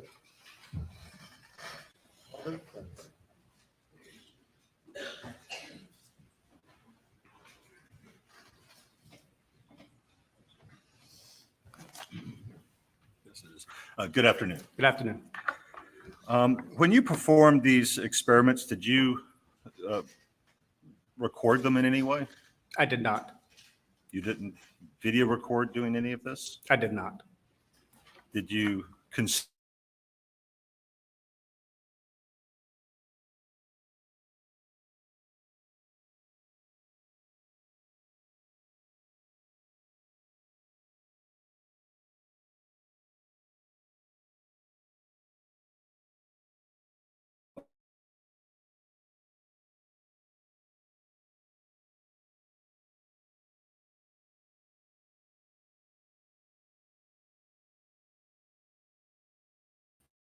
So if you pick it up to toss it out the window while you're driving, you got to pick it up. Is that correct? Correct. And if you pick it up aggressively, it will not. But not always. Not always. Sometimes will, sometimes won't. Correct. According to the experiments that you did since. When did you do these experiments?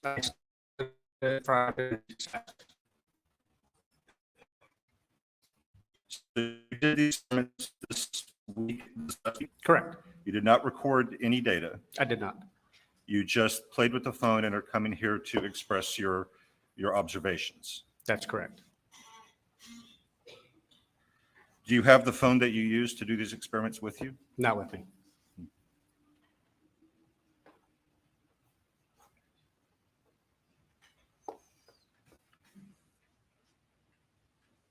Are you aware of how the phone in this, Maggie's phone in this case, how it, when it was located, what its position was? Have you seen the photos? I have. And was it screen up? It was screen up. Would you agree then that it had to be thrown from a screen up position, because if it was screened down and you turned it over to throw it out, the screen would come on? Of course not. It can tumble through the air. So if the phone was screen down in the car and it ends up screen up over here, it has to turn over, right? At least one time. Yes, sir. And do you, I guess, disagree with the previous testimony and demonstration that when you take the phone and turn it over, the screen comes on? No, when you pick it up gently, the screen does come on. We say pick it up. If you rotate it on that axis so that it's screen down to screen up, does the screen come on? If I pick it up gently and rotate it, the screen comes on. If I pick it up aggressively, it does not. And if it's facing you and rotates 90 degrees, does the screen come on? Only if you do it gently. Again, if you do it aggressively, How it will not. gently? Did you measure any of these forces? I did not. You just threw the phone around in your office? Absolutely. So you didn't record what you were doing, and you did not measure any data. I Was did this not. because you were afraid that you would have to disclose that data if you recorded it? Of course not, no. Do you normally do experiments and don't record any data or video, record anything? It never crossed my mind to record video. Do you believe that you would have to have disclosed that data if you had recorded it? Objection, Your Honor. Overruled. I believe so, yes. So the reason you didn't record data was that it would have to be produced, and then we could examine it and discover whether or not it was accurate. No, you sir. avoided that by not recording anything, correct? No, sir. That's not correct. Why didn't you record any data? It did not cross my mind to video record my experiments. I just did the experiments to determine whether or not And the screen would you turn didn't on. occur to you to measure how fast you were moving the phone, maybe to even find out what is that threshold you claim where the phone goes from turning on to not turning on? Exactly when does that happen? You have no idea, do you? No, sir. It would take me much longer to do these experiments to determine the exact speed and force required to turn the display on versus not. Did you discover any, or did you attempt to locate any documentation regarding the raise to wake feature on the iPhone? I did. I tried extensively. I reached out to several different forensic surface focus groups that I'm a part of, and we were not able to find any white papers on the subject. So you were unable to find any actual data on it, so you resorted to throwing your phone around alone? Was anyone with you when you did this? No, sir. I was alone in my office. So you're alone in your office, throwing the phone around, taking no measurements, recording nothing over the weekend, and then you come in here and testify as an expert as to what the phone will do. That's correct. And testify that it's different than what we've seen it do right here in this courtroom. That's correct. Have you ever done this, anything like this before? You'd mentioned testifying 6 times before. Was this your expert testimony in any other case? When my expert testimony in other cases was always about cell phone reports and the data contained therein. I've never actually done physical experimentation to come up with a realistic result. So your previous experience was extracting data from cell phones. Is that accurate? Correct. Is that what you're trained to do? Yes, sir. The training that was listed, it was to extract data from a cell phone? Yes, sir. Are you an engineer? No, sir. Do you have any certification in engineering? No, sir. Do you have any degree, academic qualifications in engineering? No, sir. Have you ever worked as an engineer? No, sir. You're trained in extracting data from the cell phone. That's correct. And when it comes to tossing it around and seeing how it moves, you don't know anything more than anyone else, do you? No, sir. So you had this, Your Honor, based on the previous answer, I would move to strike the expert opinion. On what basis? The witness just testified he has no expertise in this. That he just said he has no more knowledge about this than anyone else in the courtroom. That his expertise is in extracting data from the cell phone. And that this opinion is therefore outside of his expertise, and this is inadmissible opinion Previously testimony. stipulated that he's an expert. Yes, Your Honor, in extracting data from the cell phone, which was before we got to this testimony about Says this. state. Your Honor, this witness performed a series of tests.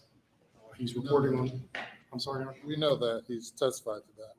And he's expressed his opinion of what the phone will do in those series of tests. It's not an absolute opinion, but I think he can, his opinion of when the screen would light up is something he tested and something he can testify.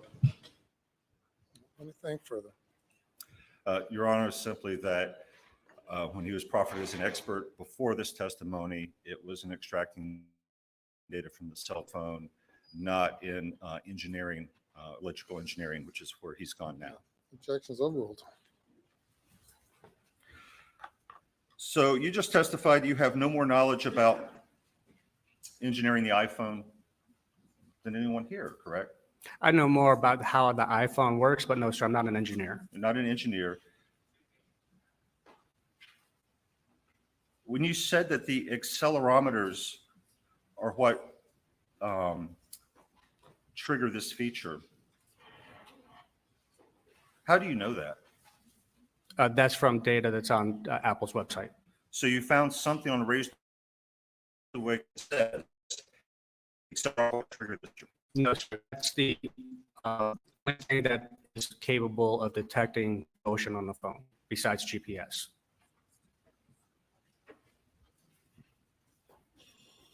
And you have no idea how much motion is required because you didn't measure it, correct? No, sir, I don't know the threshold.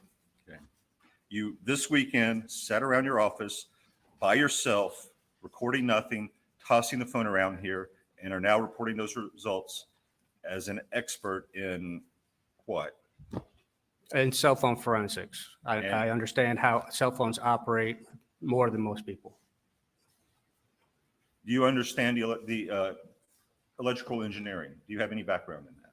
I am not an engineer, no, sir. Do you know how the accelerometers in the iPhone work? Can you tell us? Not exactly, no, sir. But I know that they exist, and I know that's how the iPhone determines motion.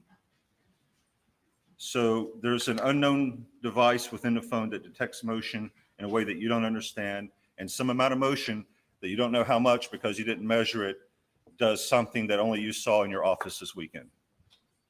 Is that correct? No, I know what that is. It's the accelerometer. The accelerometer is what detects the motion, and that's what causes the iPhone to race to wake. How does an accelerometer detect motion? I'm not an engineer. I do not know how it detects motion. I just know that it does. But sir, you really haven't said anything you couldn't quickly find out on Google. Isn't that correct? Probably, yes, sir. So you have no expertise in this. I have expertise in how cell phones work. What do you mean by that? How cell phones work? So I can tell you all about the knowledge C databases. I can tell you about the way iPhones are not iPhones. I can tell you the way some software is written, what kind of code it's written in. I can tell you how data is stored on a cell phone, the programming that's involved with the iOS feature, and the different databases that are involved. Can you tell us that if somebody was driving down the road, picked up a phone that was either on the seat or pulled it out of a pocket or something like that, and while continuing to drive, threw it out the window, that the screen would not come on if it landed face up? I cannot tell you that it will not come on. I can tell you that it might not come on. Because when you were alone throwing your phone around, you think it didn't come on sometimes. Objection sustained. No further questions. Anything further? Just real quick. When Mr. Barber was asking about picking up a phone and then tossing it, about the raise awake, what Mr. Surgis demonstrated jury was a gentle pickup, correct? That is correct. And you test a more violent pickup or a more aggressive pickup and then moving to a throwing motion, correct? Yes, sir. I just picked it up and threw it. All right. And based off of what you tested and you observed, the screen does not come on most of the time? When you throw it like a frisbee, it's most of the time. When you throw it end over end, it's more than half the time it will not come on. All right. And Mr. Barber asked you several times whether you knew more than anybody else about these cell phones, correct? Correct. And in particular, in this instance, you do more than most people because you perform a series of tests, correct? Sustained. You perform multiple tests over the week, correct? That's correct. Objection sustained. You do this with This you can perform multiple tests on a device. You can make a model of the Murdaugh to determine whether or not the feature would the screens on. asked you several times about being an engineer, correct? Correct. And did you hear anything out of Mr. Spurlock? He was an engineer. No, sir. And do you testify the exact number? Turn on. Further.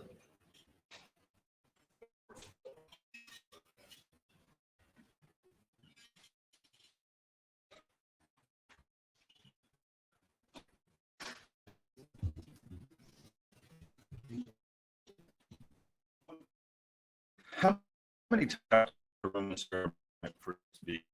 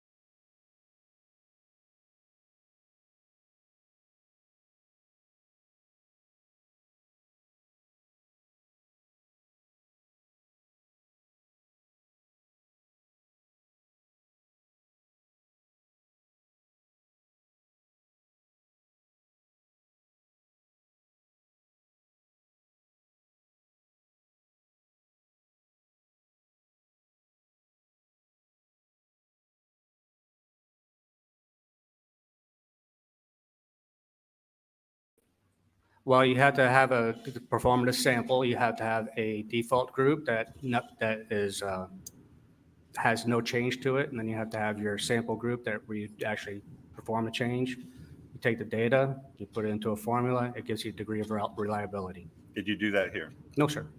No further questions. Step down. Sorry about that, guys. Call your next witness. Never really. Your Honor, state calls Murdaugh. When you need to hear something, you don't. So what they did say, and I could hear it back here, is that how many times did he need to test it, and that was about it. They were only asking those questions about testing and how many times he had to test it to get an accurate measurement. And you guys heard. Do you swear or affirm that any testimony you give today will be the truth, the whole truth, and nothing but the truth to help you God? I do. All right. Thank you. You'll be seated and state your full name for the record. Your last name, please, sir. We've been pretty lucky so far. It's Mark Ball. Last name.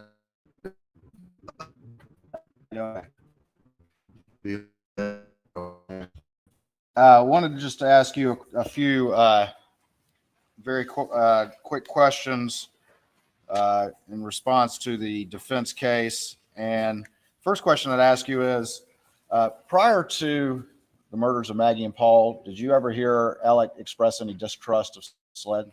No, sir. Can you tell the jury what your observations were of his relationship with the law enforcement community? I thought it was very good. I mean, he interacted with them regularly, as most civil lawyers do, and with his side, his, solicitor, he obviously had interaction with them as well. Do you remember coming to find out that Alec had installed blue lights in the private vehicle? Yes. And can you tell the jury roughly how long ago that was? I can't tell you precisely. I can tell you it wasn't the vehicle that's been seized. He got that vehicle in the end of December before the murders occurred in June. So he'd had that vehicle about 6 months roughly. And it was on the vehicle that was prior to that. And it was a Suburban as well. I don't remember when in that chain that they were actually installed, but it was some time.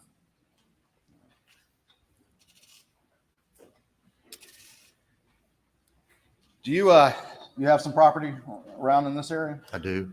And are you a hunter and an outdoorsman and shooter? I am. All right. Do you ever shoot hogs and other nuisance creatures? A bunch of them. And when you're riding around looking for hogs, what can you do that in the daytime? Yes. And is it not uncommon to see hogs during the daytime?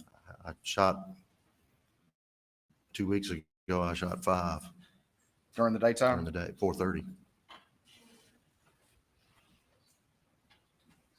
They come out,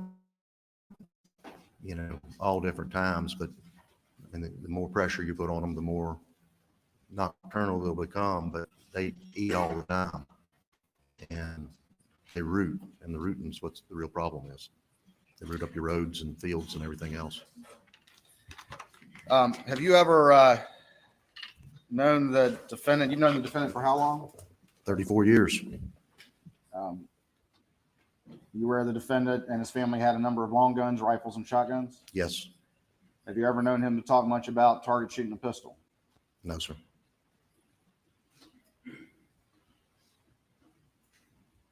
You know what Paul's weapon of choice was when shooting hogs? Shooting hogs. The 300 blackouts were bought for hog hunting. I assume Paul would have shot them with anything he had, but that's what the 300 blackouts were bought for. Did you have any conversations with the defendant when he was purchasing the original 2 blackouts as it relates to hog hunting? I did. I'm not a big 300 blackout fan, and I told him that, and he bought them anyway. And I think his cousin actually put them together. It was a game warden. In the time after the murders, did you have conversations with the defendant about his activities that night? I did. I had that night and then subsequent days. And did you go over those in fairly some sort of detail? Yes, sir. You know, at times, sometimes it wasn't detailed. You know, it would just be checking on him to see how he was doing and to see, you know, if they'd come up with any leads or where things stood. I mean, everybody was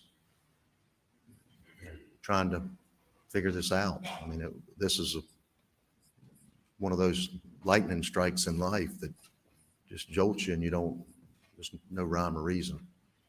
What, if anything, did he say about whether or not he checked Maggie and Paul before he called 911? As I testified before, my recollection of it was that he testified, or he told me, not testified, but he told me that he went to Maggie and then he went to Paul, rolled Paul over. His phone, I didn't hear the phone the first time he said that. I think that was about the second or third time. But I also wasn't really listening. I was listening to what occurred, you know, who did this, why would they have done this? But the second time he went, it was reversed, where he went to Paul and then to Maggie. And like I told you before, I don't know whether that's just a slip, you know, from one to the other or vice versa, but he definitely went, checked on him, then called 911. When was the first time you heard his admission and claim now that he did go to the kennels around 8:44 p.m.? Thursday, last This Thursday. past Thursday. Yeah. And was he clear prior to that he did not go down there in his conversations with you? Never said anything about that or any reason for it. He'd never been there. Did you know the defendant for how long? 34 years. One way now, is he able to look you in the eye convincingly, effortlessly? Yeah.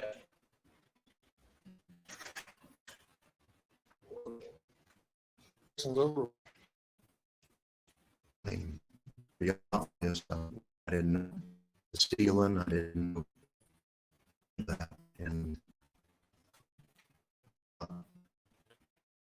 plaintiff's practice works in your own case unless you're with somebody else. And so you necessarily talk about his cases. I mean, obviously, a lot of that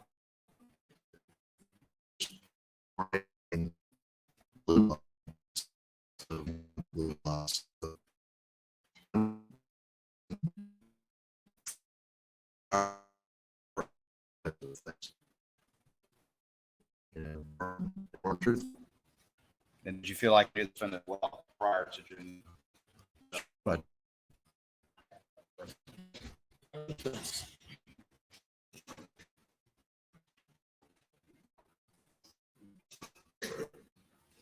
Good afternoon, Mr. Wall. noon.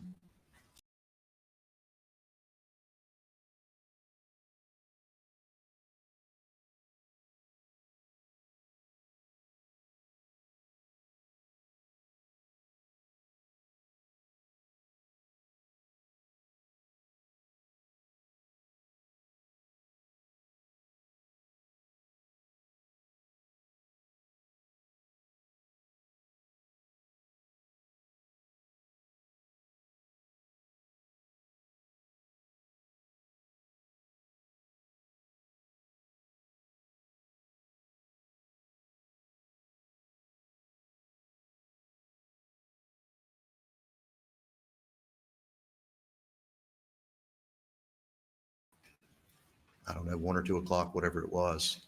I was coming from the office. I'd been digging through his files and stuff, and I got a call. It registered as John Marvin, and I picked it up and said, "What you need, John?" And it was Alec. And that would have been Labor Day 2021. That would have been Labor Day 2021. And since Labor Day 2021, you've not spoken with Alec. I have not. And since Labor Day 2021, Alec has either been in rehab or jail. Is that correct? He has been, to my knowledge. I mean, So you've not had any opportunity. I mean, he's been represented by counsel as well, right? sure. I mean, I wouldn't expect, Sure. he's being charged with crimes. So you wouldn't have any expectation that since September 2021, that he would come to you, talk to you about whether he was on a video, whether he was at the kennels or where he was, correct? No, not since September. Okay. You were asked questions about Alec's distrust of SLED, and you testified that he had a good relationship with law enforcement. He did. I never heard any mistrust of SLED or anybody else Well, let's talk about that. from him. I mean, Well,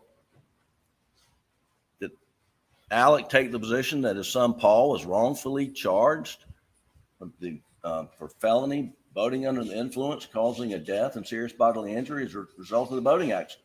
yes, I mean, I think he disputed that and was planning a vigorous defense of that. And that happened, those charges have been pending since 2019, is that correct? 4 years ago, a couple of days ago. Right. And so he did express some dissatisfaction over that case, correct? Well, that case, but I don't know that it was directed at law enforcement or who it was directed at. It was just, it wasn't, he didn't specifically say, I distrust it or I distrust you, or it was just, he thought that there was defensible, it was a defensible case, the criminal charges against Paul. And, you know, there was back and forth as to whether he didn't want to do it. And you were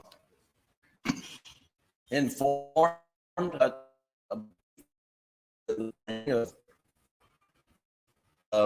2021 actually investigating Alec for obstructing the boating action investigation.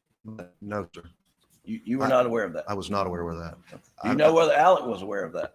I have no idea what he was. He never said that to me. I didn't know about anything to do with the investigation until the grand jury, when I went to the grand jury. Were you aware that he and his father sat in on the criminal prosecution of his good friend, Greg Alexander? I became aware of that. Well, back up. Yeah, I knew they went over there.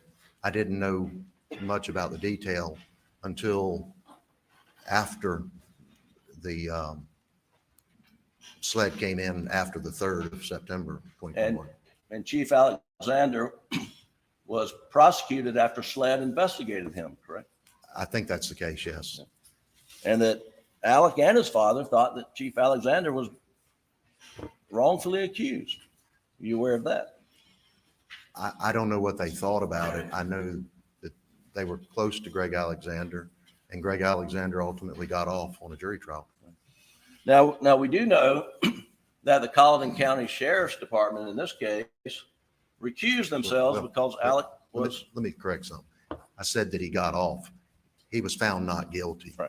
I mean, I don't want there to be a negative implication. I know Greg as well. Sure. So, well, thank you for clarifying that. And we do know that Sheriff Buddy Hill and County Sheriff's Department recused themselves in this case because of Alec's close relationship with the Colleton County Sheriff's Department and law enforcement. Is that right? I know they recused themselves, and I know they called in SLED that night. I wasn't privy to the reasoning, but I would make that assumption. And there are different levels of law enforcement agencies, right? There's the, say, the Hampton Town of Hampton Police Department, Hampton County Sheriff's Department, and Alec had a really good relationship at that level with those folks, correct? He did. And he had a really good relationship with the Colleton County Sheriff's Department, to your knowledge? He did as far as I know, yes. Right. But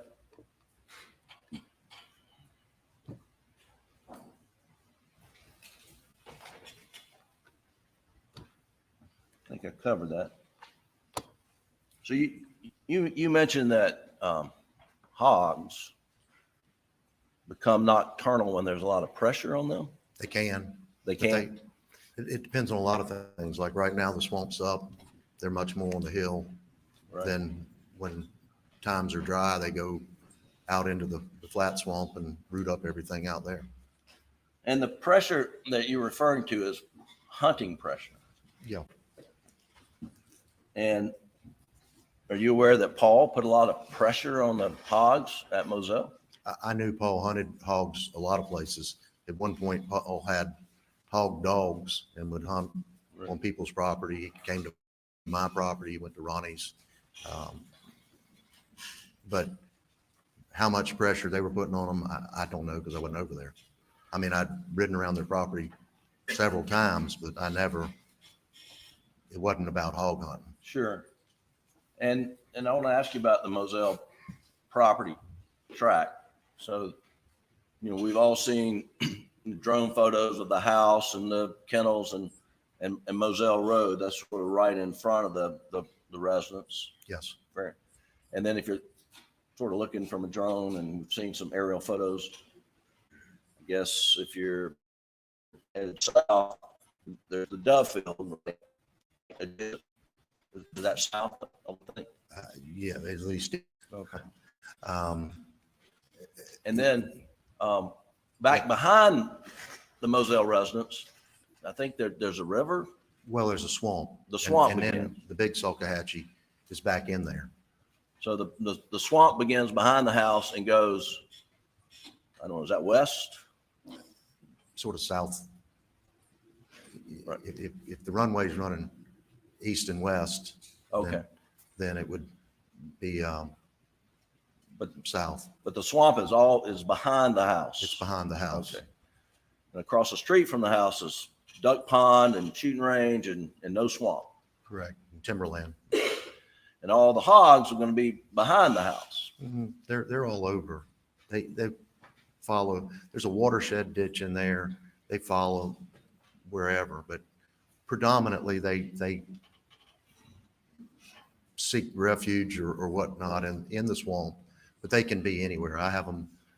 There's gum ponds and every place else, and they just trample wherever they want to go. But you're right. By and large, they're in the swamp because it's wooded.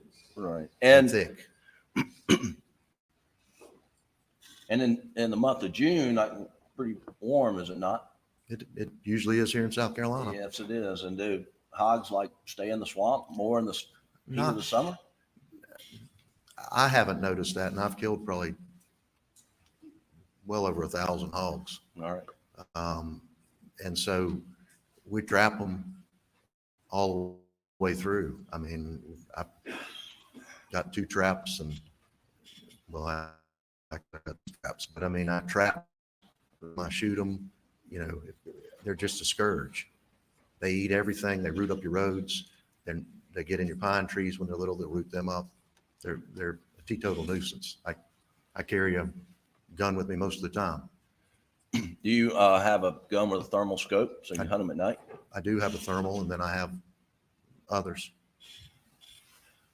Yeah, Mr. Small, is there ever a time when you don't have a gun with you when you're traveling around? Only if I forget it. Right. But that's what I thought. Usually I have one. And you understood that Maggie and Alec got 300 blackouts from Paul and Buster for Christmas one year, and they came with thermal scopes. I do. And are you aware that Paul had his lost or stolen? I was. And then he received a replacement without a thermal scope. Right. My understanding was it had a red dot. And that he didn't use that one very often. He used busters that did have the thermal scope. You've learned that? I've heard bits and pieces. I haven't been watching everything, but I did. Right. Somebody told me that, or I heard it, one or the other. And busters are sitting here in the courtroom. Were you aware of that? I didn't. I assumed y'all had. Okay. I know that the black one was taken from the house because I was standing there. Right. That's fair.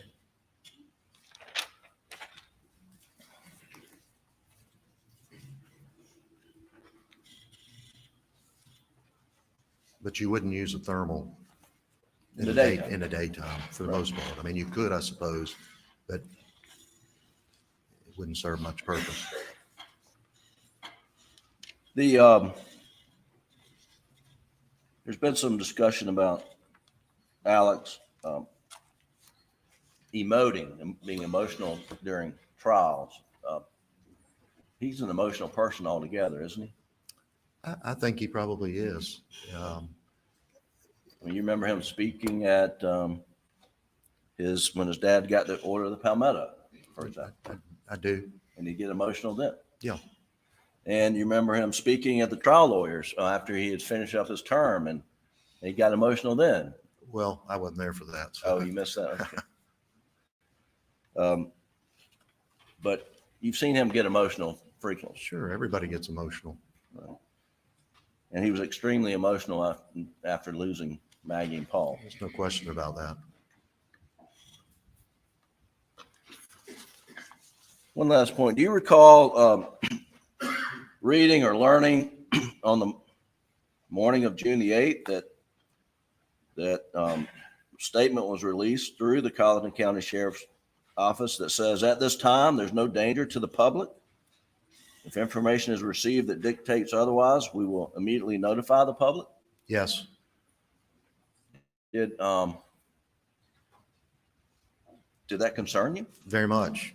And why did it concern you? Well, I had been over there that night. I left 3, 4 o'clock in the morning, came home, laid down for a little while, took a shower, and then I heard that. And I got on the phone with Sheriff Smalls on my way into work about 7:30 or so. And I asked him if he knew anything about what that was about. And he said, I don't know, I'll check. And then later that evening, the lieutenant from over here called me and he explained that they didn't have any credible threats against anybody other than, they didn't have any threats, period, but they didn't have any, there was no knowledge, no information about anybody else being in harm's way. And we had probably a 30 or 45-minute conversation, and it didn't leave me any more. I guess I still had questions because we have 60 or 70 people that work for us. Sure. And the last thing I wanted was somebody coming in and blasting up the place. And so we made the decision to lock the doors, and we did that for probably a couple of months. Right. And just like we're doing now. Thank you. Indulgence. That's all I have. Anything further?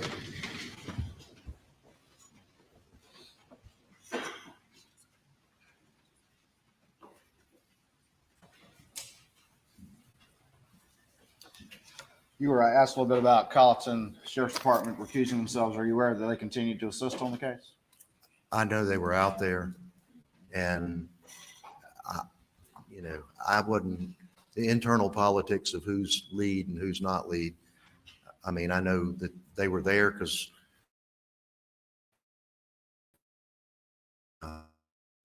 Paul's truck was, and I called Alec and verified where it was, and told, I had several interactions with them. So yeah, they were still involved. They weren't. And for the first few months of the investigation, the local solicitor's office was still running the investigation, to your knowledge? As far as I know, they were out there. Mr. Stone, his chief assistant were out there, and an investigator were out there the next day. And I want to say they were out there maybe 2 days, but to lend whatever assistance they could lend, I guess. And that'd be the same And then solicitors? I think it was August. I saw like everybody else in the paper that Mr. Stone had recused himself.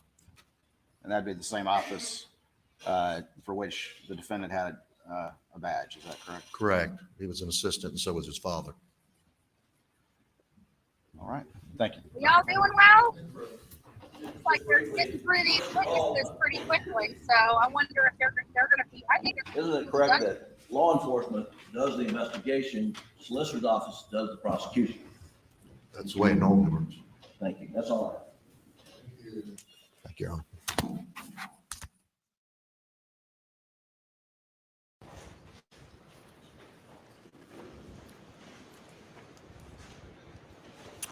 Ladies and gentlemen, we're going to break, excuse the jury now till 2:15. Please do not discuss the case.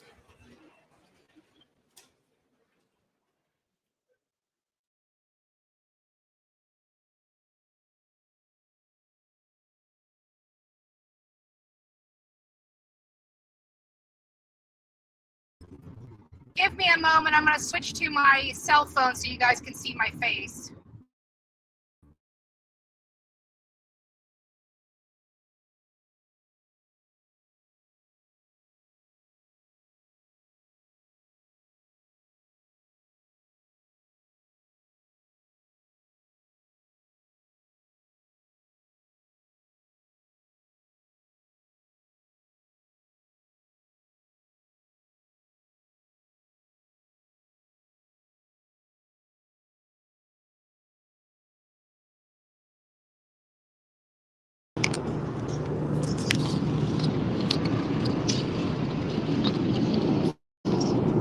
All right, guys, I'm back. They're talking, going over witnesses right now. So let me listen to this real quick.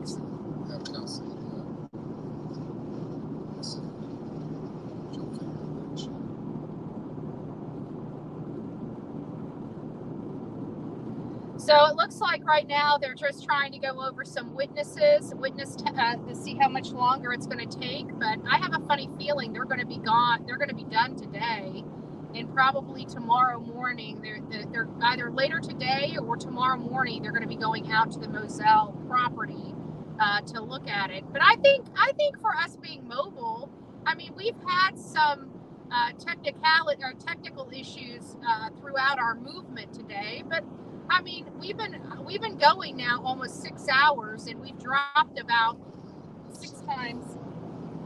Let me listen to this.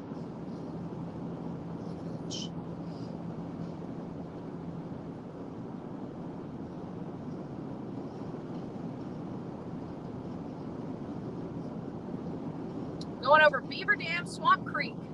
You know, we're out in the sticks.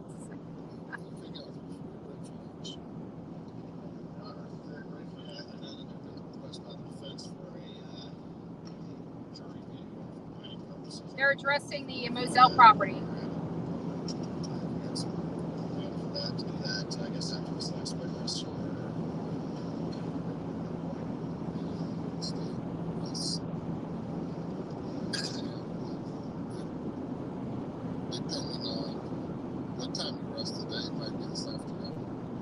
So they said depending on what time they rest, it might be this afternoon for the Moselle property viewing. But if it goes later, then it'll be tomorrow.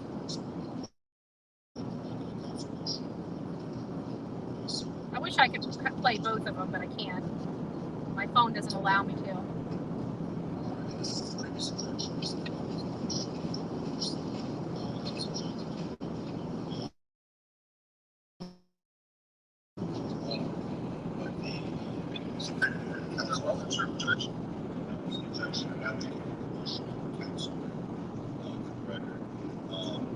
Counsel in the Supreme Court said that admitting scientific evidence, the trial judge must find evidence to qualified and line science reliable. The trial judge should apply the Jones factors in determining liability. The case gives the Jones factors as considering admissibility scientific evidence. The Jones standard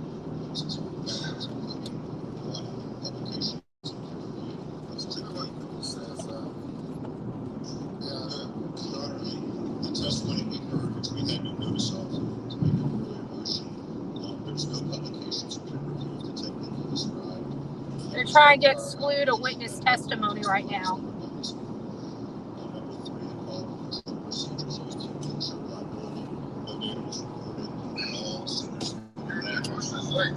Stipulated you agreed that he was an expert. I gave you an opportunity to voir dire him, question him in any way.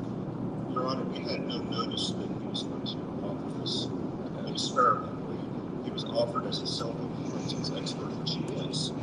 And there was no notice that he had done this engineering analysis through his own. You're not doing engineering analysis. I'm going to let you guys listen to it. What was scientific about his testimony? Well, yes, Your Honor, his testimony was not scientific. That's why moving under counsel that it is not reliable scientific testimony. It should not be tried. All right. Let's say the state. Your Honor, I think, again, as Your Honor's pointed out, there was no objection. This was in the nature of reply testimony. And I think that, again, there's a practical experience that is acceptable for opinions to be offered. And that's kind of what we're talking about. He understands the raise to weight feature and the manner in which it works and in which it doesn't work. And he offered his testimony based on his experiments in that regard. Counsel was allowed to fully cross-examine the witness, and it will ultimately go to weight and admissibility. All right. The objections are noted for the record. He did not provide scientific testimony. He conducted an experiment and told the jury about it.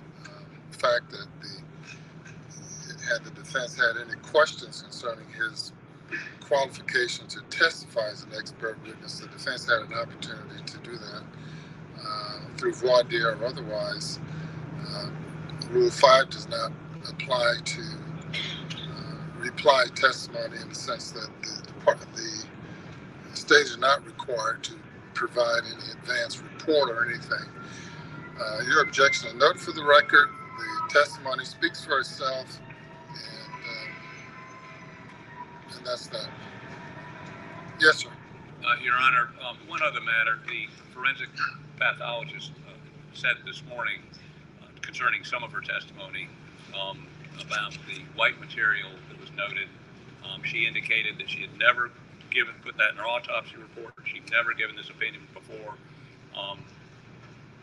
We propose in sur rebuttal to bring our pathologist back to testify when they finish their case. I'm not inclined to allow any sur rebuttal based on what I've heard at this point. Even though she said wasn't in a report. Yes, sir. Revealed it today for the first time. Yes, sir. Thank you, Your Honor. So you're denying that request? I'm not inclined to at this time. Well, when would be the appropriate time? Well, when it's time for you to offer it, then I'll hear it fully. But I'm telling you now, I do not anticipate allowing any sur rebuttal based on what I've heard at this point. Thank you, Your Honor. Yes, sir. All right, guys. Anything else? Lunch break, Your Honor. Nothing. Thanks, Your Honor. I just found it easier to hold that. We'll be in recess till 2:15. 2:15. We'll be back at 2:15. So again, I thought we did pretty good being on the road, mobile. We went through 3 or 4 states since we started our live, and we've only went down a handful of times. I'm happy with that. At least we know our equipment works somewhat. I'd like more reliable equipment where it works no matter where we're at, right? Even when we're in the boonies. But this is interesting, right? So most of us have been here from the beginning. We have watched this. We discussed this trial or this case back in July or August of this last year as I started hearing that it was developing to go to trial. And we covered the case, not really extensively, but we did cover the case back in August. And then we had an opportunity to present itself where I was able to physically go out to Low Country, South Carolina and Colleton County and see Alex Murdaugh go to court and, JLR was there, as well as myself. And, you know, we pulled a Gabby Petito, unbeknownst to us, you know, because we weren't there. I was sitting there for hours, and then all of a sudden JLR was there. I don't know how he does it, but he does. Either way, we were out there. We got to see him. And one thing that I noticed about him immediately is how large he is. He's a very tall man. And I can guarantee if he's on his knees, he's going to be probably about my height, which is right about 5 foot. I'm 5 foot 3/4. I used to be 5'1", but I had neck surgery. I lost a 1/4 inch. And so I'm about 5 3/4. I'm not even 5'2", which I find interesting because of the height used by one of the defense's, experts. The expert that talked about the trajectory of the bullet, and not the crime scene guy. The crime scene guy was an older, heavier set guy. It was the one before him. And he used what was referred to as a kid. That's what the prosecution kept saying. So the tiny man, little man, or this kid, you know, this 11-year-old, I think they even used an age. And so it was, I think that if he was on his knees, that he would be probably right about the right height, you know, give or take a few inches to where he needed to be for that shot. Now, was he crouched down? Did he kneel down? Did he take a sniper position? You know, I personally, from the information that I got out of the testimony, was that it would have appeared that he would have taken to a knee for the shot, as opposed to laying on his belly in a sniper position. But again, that is based upon me thinking he is guilty. There are people in our chat that do not believe he's guilty and believe that this was done by another person. And there's been testimony for the defense that indicates that they believe 2 people were at this house, and 2 people gunned down Maggie and Paul from an elevated position. Based upon Alex's testimony Thursday and Friday, he stated that he did not see or hear anybody on the property just minutes before Maggie and Paul were gunned down. So I believe the prosecution has proved its case. We have a split vote here in the chat, 50-50,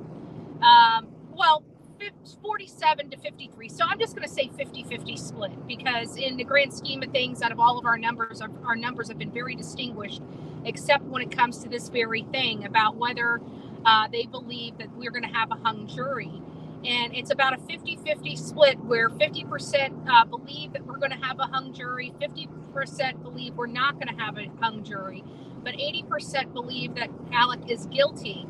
And I can't remember what the statistics were, whether they thought he hired somebody or not. I know we asked the question yesterday, but I honestly can't remember the results of the poll. I can't put another poll out there because I'm driving and I'm unable to do so. I've got to keep my eyes on the road. But, you know, maybe when I'm just a few hours away from where I'm going. So hopefully we will be in the room before this ends. And if I'm in the room before this ends, we're definitely taking some polls.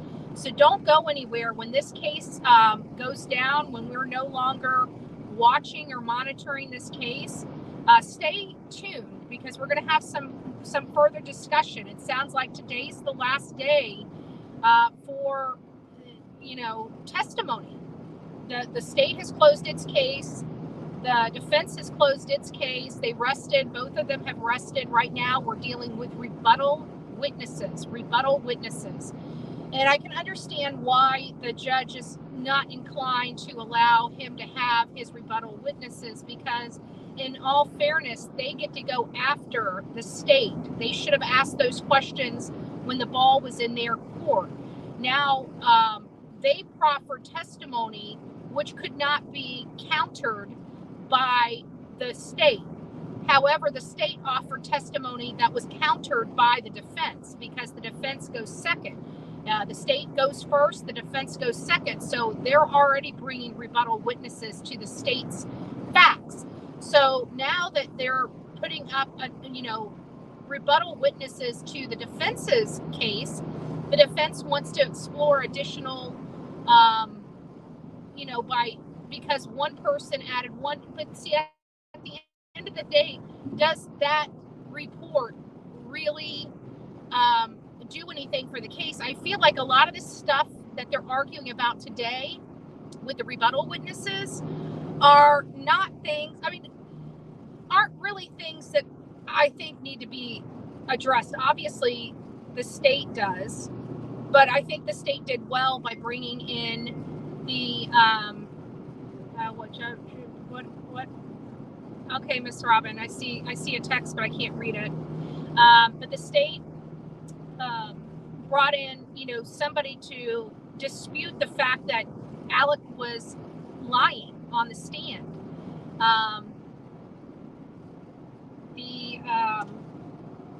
He kept trying to say, sorry guys, I gotta clean this. It's a little foggy. I just noticed it had makeup all over it. There I am. Hi guys.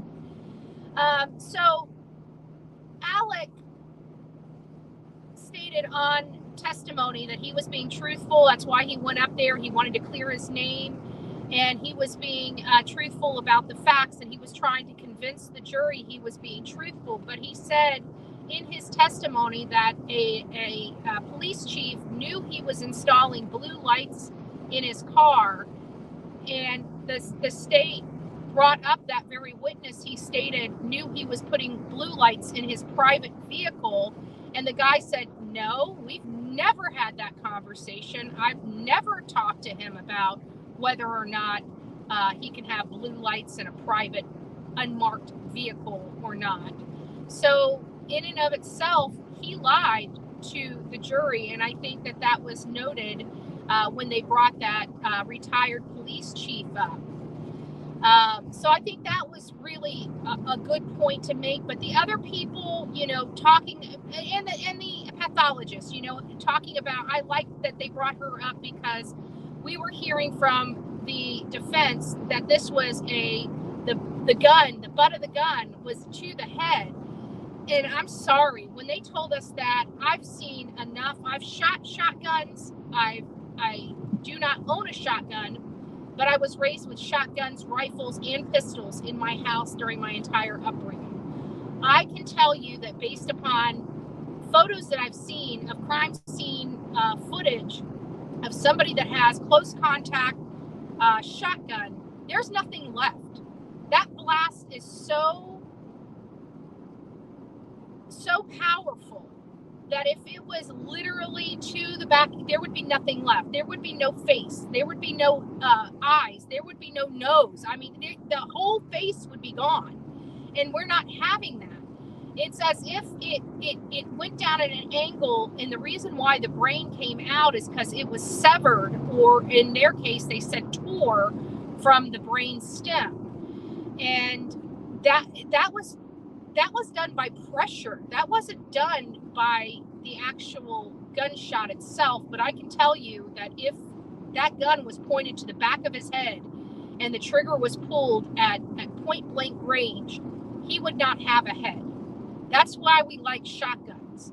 I personally want a shotgun in my home because, one, I think the pump action is a deterrent if somebody's walking in your house. They hear that click. It's a distinguished click. But what I like the most about a shotgun is you point and aim.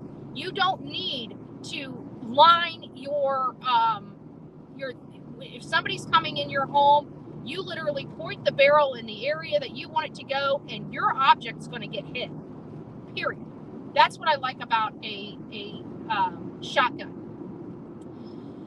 With this one, if it would have been, I don't know how to explain it. Maybe through this lunch break, y'all can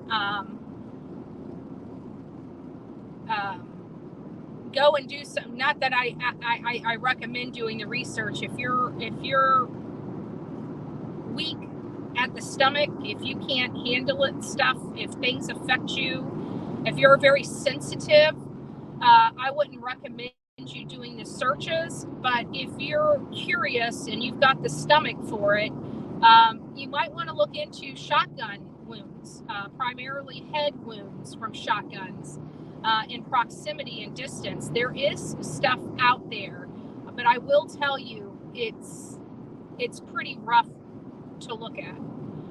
But at least it'll explain to you guys, you know, I can't show it on the, I can't even run, the stuff that is out there, I cannot show on the show.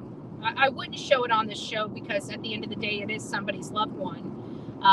But the graphic and gory nature of the photos themselves would cause problems with my account with YouTube, as you can imagine. I'm sure there's a way I could do it. I could probably do it by making it 18 and up and just not having any ads on it. Maybe I'll be able to do it that way. But again, I don't know if it's really, I think it's stuff that you guys can research yourself.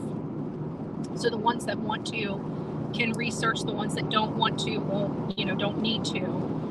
But we can imagine the force of a shotgun. I think we all have the ability to understand that. So if you guys haven't noticed, I am driving. For those that are just tuning in, I'm Bullhorn Betty. We're covering the Alex Murdaugh trial. I am bouncing between the computer and my cell phone. I can't have them both rolling at the same time. Well, I could if I was further away from everything, but my computer's right here, my phone's right here. So I can only I can't run them both simultaneously. Otherwise you'll get a lot of feedback and a lot of echoing and whoa, whoa, whoa, whoa, whoa, whoa. And I'm sure you guys have heard the microphones when it gets too close to your mouth, that's squealing and screeching. That's what it does when I run the computer and my cell phone at the same time. So I didn't want to put you guys through that. I did run a test run before I came live, and there was just no way I could get it to work. So I'm bouncing. I've got the trial on the computer, so when it starts making noise, I know it's time to get off the phone and go back to the computer. But I was actually pretty impressed today.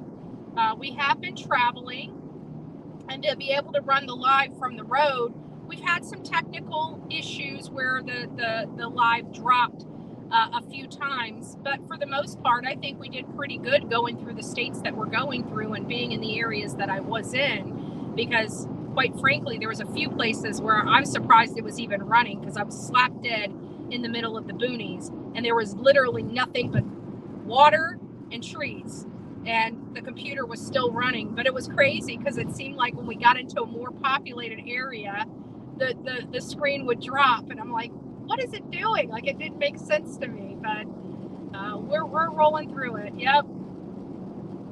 But I didn't want to miss this, because it would have really sucked if I was on the road and we missed this entire day. Like, you guys would have been able to watch it on a few different channels, but I would have not had the knowledge that we have today.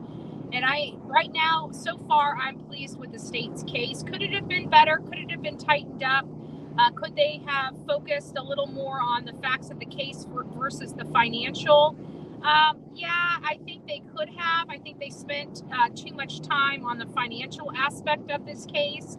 But if it's the motive, if it's what's really going to the heart of why this crime was committed in the first place, it probably deserved that time. I think that talking about the financial aspect did its justice in this case, because it was very important for the state, especially when Alex Murdaugh was on the stand, them saying, you're wanting the jury to believe you, right? Yeah. Well, didn't you have to sit down and convince this person to believe you? Didn't you have to sit down and convince this person to believe you? Didn't you have to sit down and convince this? And it just kept going on and on and on and on. And I really do think that was impactful for the jury to hear, because, you know, they were expressing how he's duped other people. And I think that's super important. He's duped other people, therefore he cannot be trusted. And I think that that was powerful, and I think that the jury did get that. Again, we're watching from a screen. They're there in living color. They're feeling the emotions. They're feeling the vibe. They're being able to look these people eyeball to eyeball and get their stuff. What does it say? My brother got me to shoot a shotgun. They didn't tell me to brace. Oh yeah, to brace it on the shoulder. Yeah, a shotgun has a kick. There's no little kid. I shouldn't say that. I shot on my first time shooting a shotgun. I was about 7 or 8 years old, and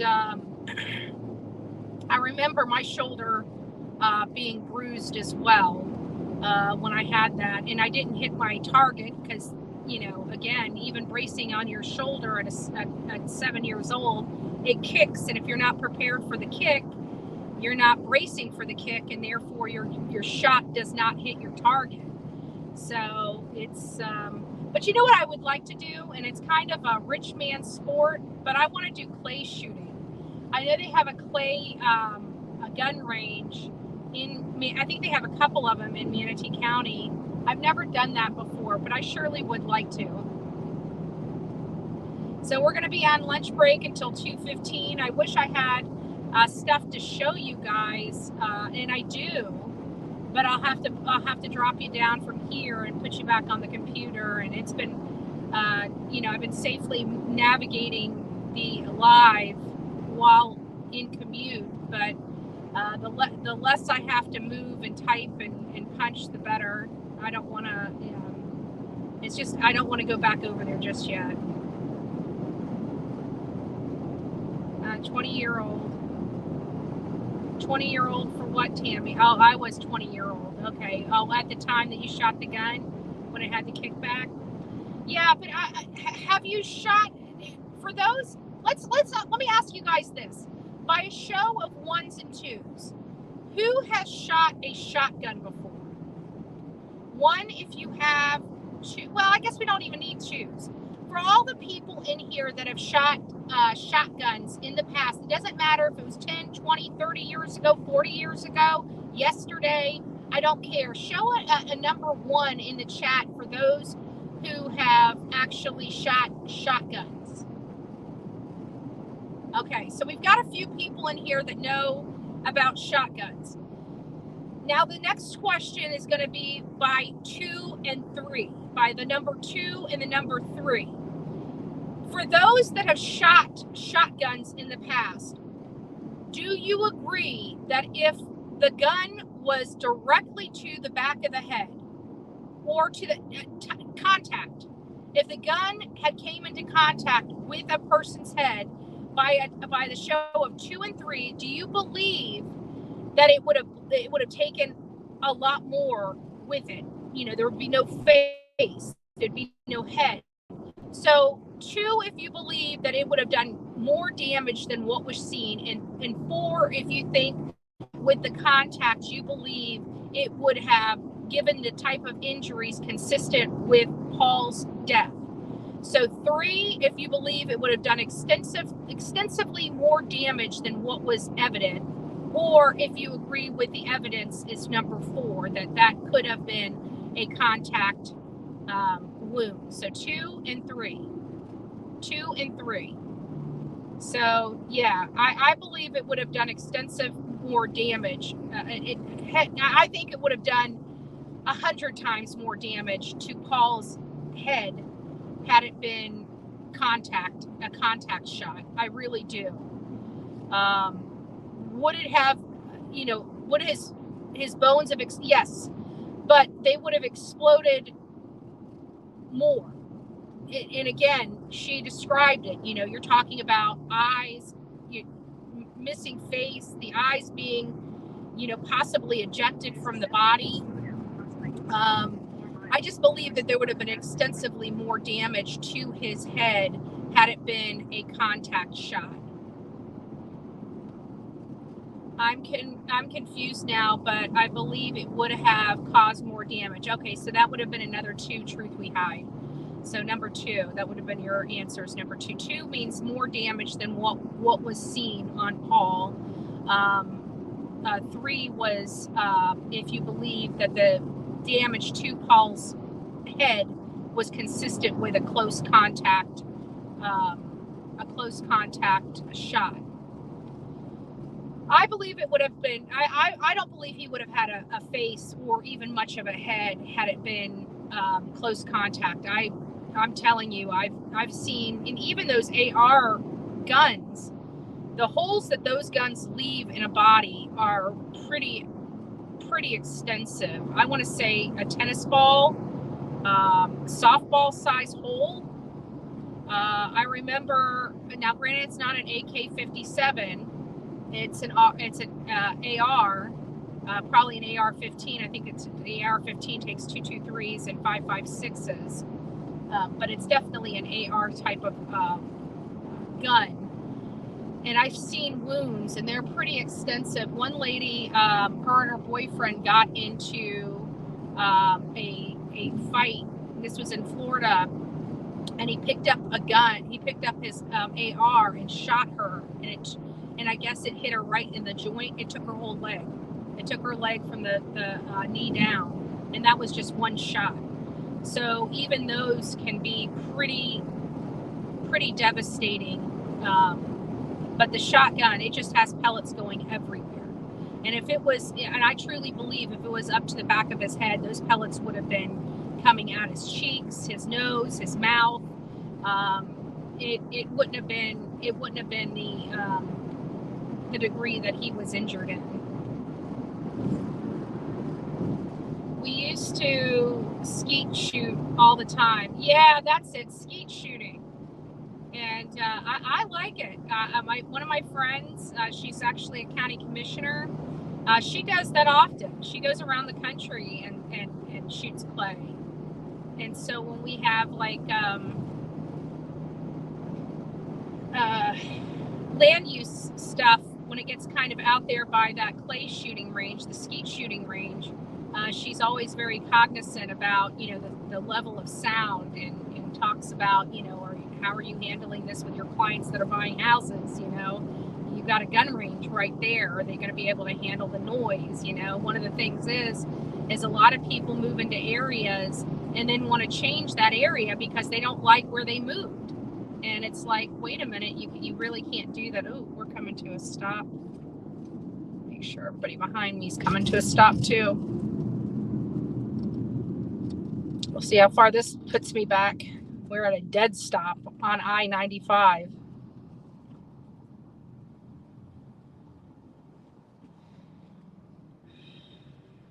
And as a matter of fact, it just reminded me today is one of our meetings that I was supposed to be to. I've been running this live. That's okay.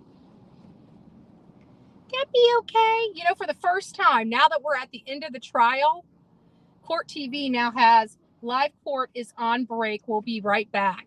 They put a note on their screen. Isn't that funny? We're now finally to the end of the trial, and now they decide to put, we'll be right back.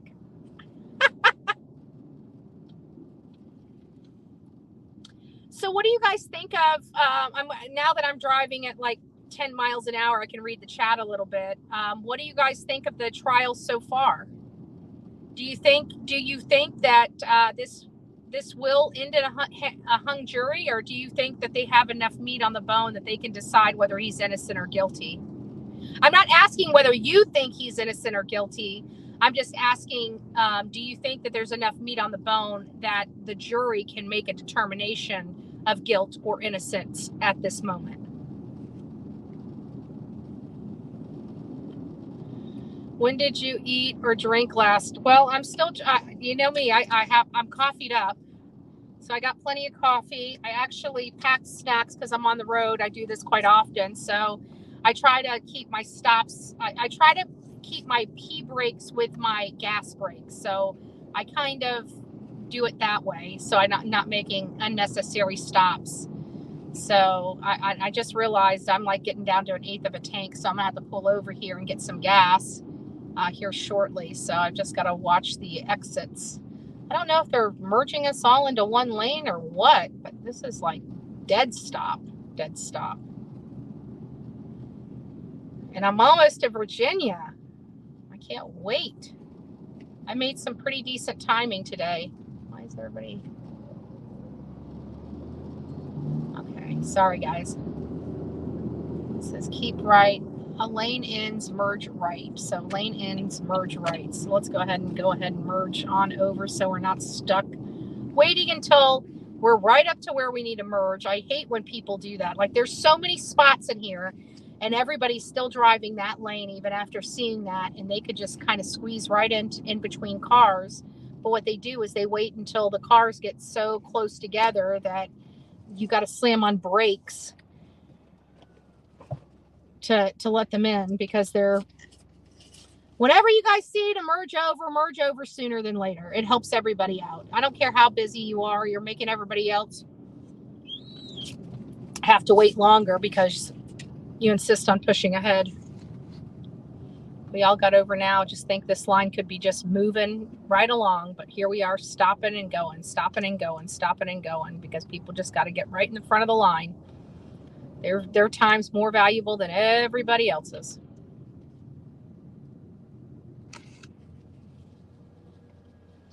All right, I'm in a dead stop. So I live, what does it say? I know how I would find him guilty, but I don't know what the jury will find. Justice for Maggie and Paul, I hope. Yeah, that's the name of the game, is seeking justice for them. I really do believe Alec Murdaugh was in a bad spot. I think that there was a lot going on. I think he was struggling with his addictions. He was having, this wasn't a small financial problem like ones that he had in the past with bad land deals that cost him a few $100,000. You were talking about money that was about to wipe him off financially wipe him off the planet. Like it was so the damage was in such multi-million dollars that he would have never recovered from it. He would have sunk his boat, literally. And I think that the pressure of the finances, him doing more and more drugs, we heard how many pills he was doing. It was some ungodly amount. God knows even how he is even alive right now. And I have to think, even though he was a functioning addict, his brain could not be functioning normally with that much medication. Every time I get stuck in. Thanks, Tammy. Now my P button's going off and I'm stuck in traffic. Thank you. No. Betty Court TV is still going over the cross-examination review right now on TV. Well, then it must be on TV because it's not on their live broadcast. I can tell you that because I'm looking at it. I got it up and running. I need to turn some AC on. It's hot. It's hot today. I'm almost to DC. Well, not almost to DC. Where am I? Hold on, guys. Let me tell you. I'll tell you guys how far.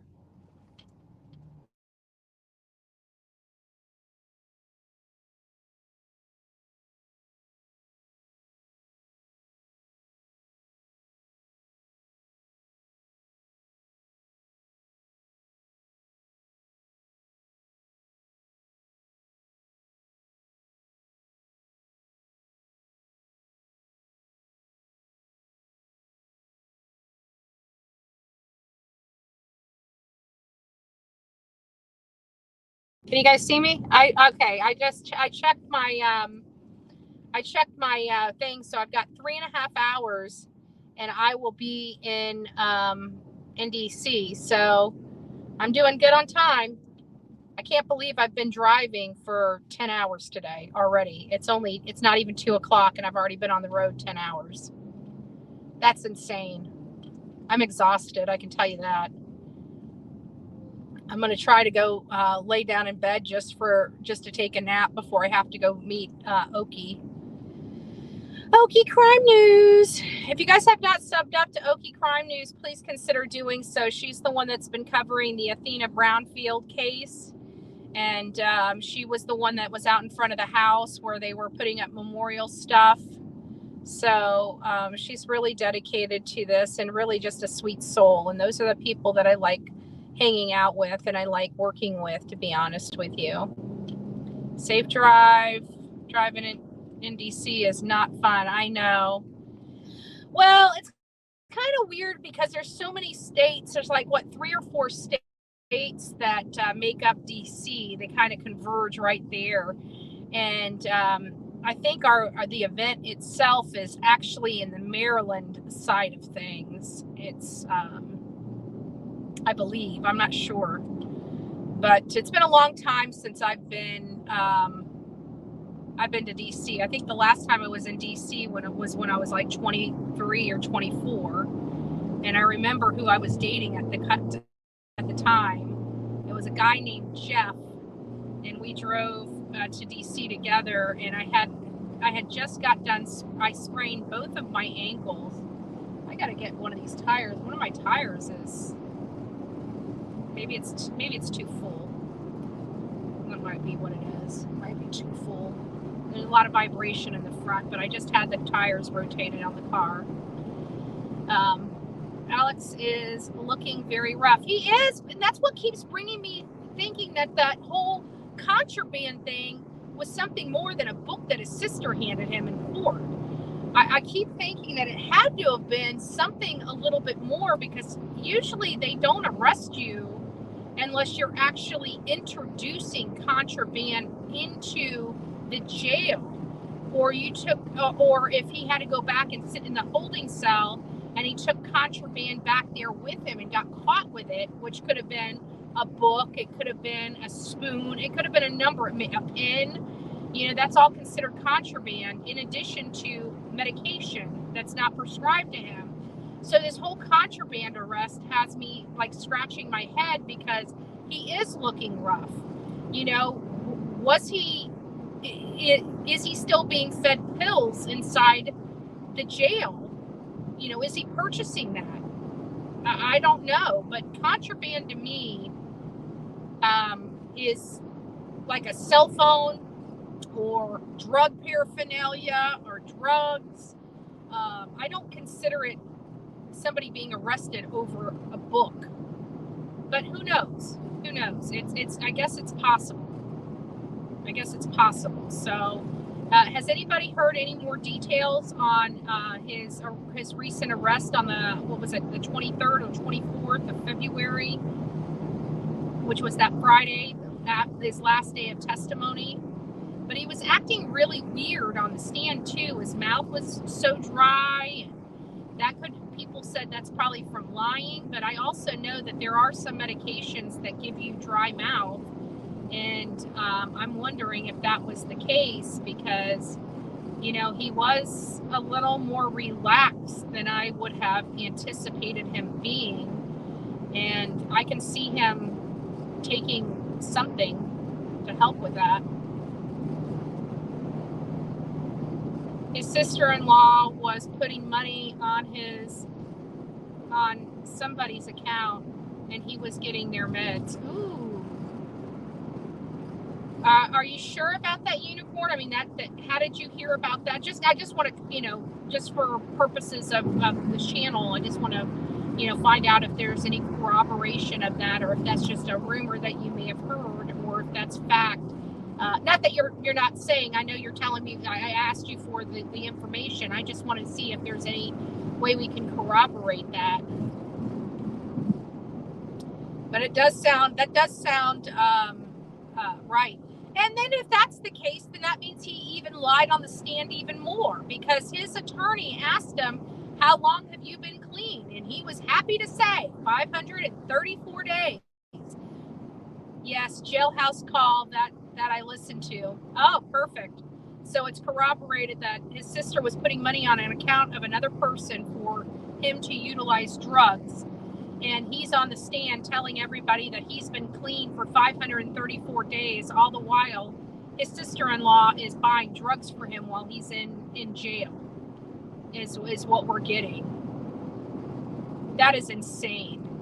So he's still not off drugs yet. He still hasn't learned his lesson. He's still not in recovery. He's still on trial for the death of his wife and son. And he's trying to convince the jury he's being truthful and forthcoming, and here he is lying yet again about his drug use. I think at this point we can ascertain that his drug problem is a lot bigger than any of us can understand, because quite frankly, you know, I know I have a history of drugs in my past, but my history lasted 6 to 8 months. That was the extent of my drug use, was 6 to 8 months. I've never been on drugs for 20 or 30 years. So I don't understand that type of addiction. You know, I was fortunate that when I went to seek recovery, I had one minor relapse in 2008, but other than that, I had nothing. I had no issues. Of course, I was in the program, NA and CA and things of that nature. I was in the program for those classes, and I know I'll forever struggle. You know, I got to always be careful of what I do, what I put in my body, alcohol-wise and otherwise. That's why I don't go to bars anymore. If I want to go out and have a drink, I will go to a restaurant. I don't go to the bar scenes anymore, because, you know, one thing can lead to another, and then boom. So I know those things. But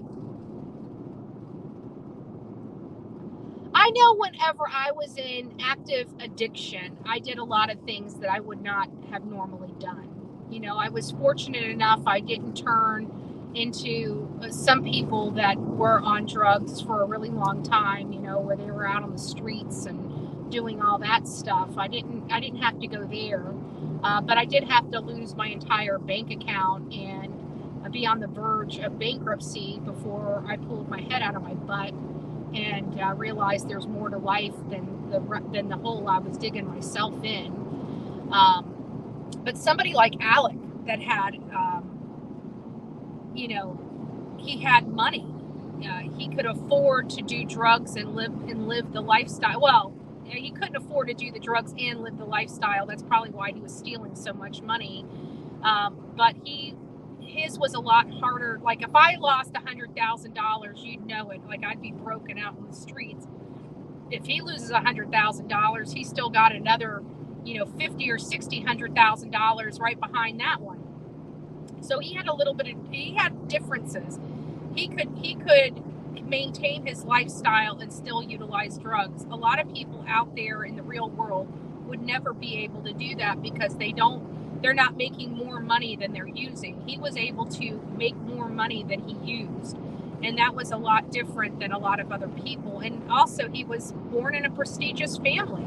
And no matter how he tries to, you know, downplay the type of family he was born into, he was still born into that type of family. He had power. He had money. He had, you know, the family name, the family legacy. People looked up to him. He had the respect of his peers. He had the respect of his community. It wasn't until Mallory Beach got killed that they started having problems. But it was just one problem after the next. And while there was many years between all the problems they had, those years the gaps started getting closer and closer to each other. And so much so that now that after Alec is accused of murdering his wife and son, they have opened up the Stephen Smith case. They opened up the Gloria Satterfield case. They exhumed Gloria's body for more research to look at what happened. I anticipate at least one or both of those crimes being, depending on what they find with Gloria's results, they may even charge him with another murder, depending on what really happened.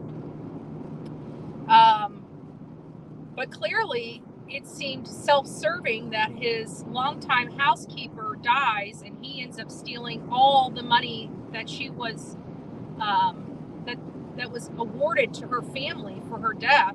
He stole all that money, leaving them virtually with nothing. Her son is richer than he will ever be. And trust me, this day and age, $6 million doesn't go very far. You can spend $6 million fairly quickly. I know that for a fact because I was able to spend $100,000 in a matter of 6 months. So I know it's doable. But it sounds like Alec's drug problem was $100,000 a month. That is insane to me. That is literally insane to me to have that kind of drug problem. And not only to have that kind of drug problem, like for me, it was very much noticeable that something wasn't right with me. I was irritable. I slept all the time. I didn't care about cleaning my house. I was losing weight like crazy. And that always brought me to the simple fact that, Alec was talking about dropping significant amount of weight after the death of Paul and Maggie. And I kept thinking, maybe his addiction exploded after the death of Paul and Maggie. And that would explain that no eating, no sleeping, the weight loss. If he had that drug addiction before their death, he definitely had a much worse problem after their death, even if he wasn't guilty of the crime. A prime example is Kara Kernodle, Xana Kernodle's mother. After her daughter was killed, her drug use went through the roof. It happens. It really does just happen just like that. It's just stress. We're human. So whenever you have a great amount of stress, you usually go to the path of least resistance. You go to what you know that will calm you down. You're not thinking that you don't want to do it. You just want to take the pain away. So I kept wondering if it was possible that his drug use exploded right after the fact of their death. Trying to numb themselves. Yeah, Jay, that's it. And I think that's the best way to explain it too. They're trying to numb themselves. And if he did do it, he's probably trying to get the images out of his head. To think, I've never been put in a position where I've killed anybody, obviously, let alone family. I love my family. My family is very important. Even the family I don't see or talk to very often, I love very dearly. I don't want anything to ever happen to them.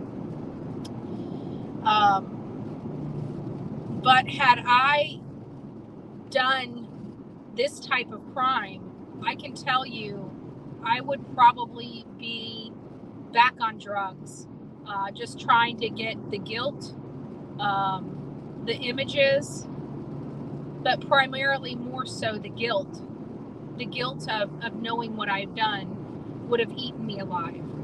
I'm very sensitive to death. I'm very sensitive to injury. It doesn't matter what creature is injured or hurt. I'm very sensitive to that. I don't like it, and it's sad to me. So I gotta check my, actually I got a few hundred more miles, but I gotta go before we're changing direction. I can't believe we're almost through. Did I already go through Virginia? I don't know if I'm in Virginia now or not, because it looked like the exits were going up, and now they're really low. So I think I might have missed the fact that we're in Virginia. I guess I'll find out here shortly.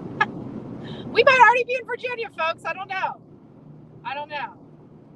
Because we have to be in Virginia, because I'm at exit 24, unless they go down in North Carolina. I think I might already be in Virginia. I just didn't even notice it. I gotta check my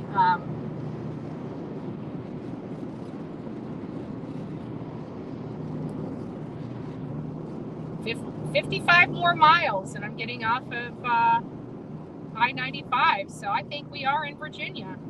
Holy smokes. We went through Florida, Georgia, South Carolina, North Carolina, and we are currently in Virginia, baby.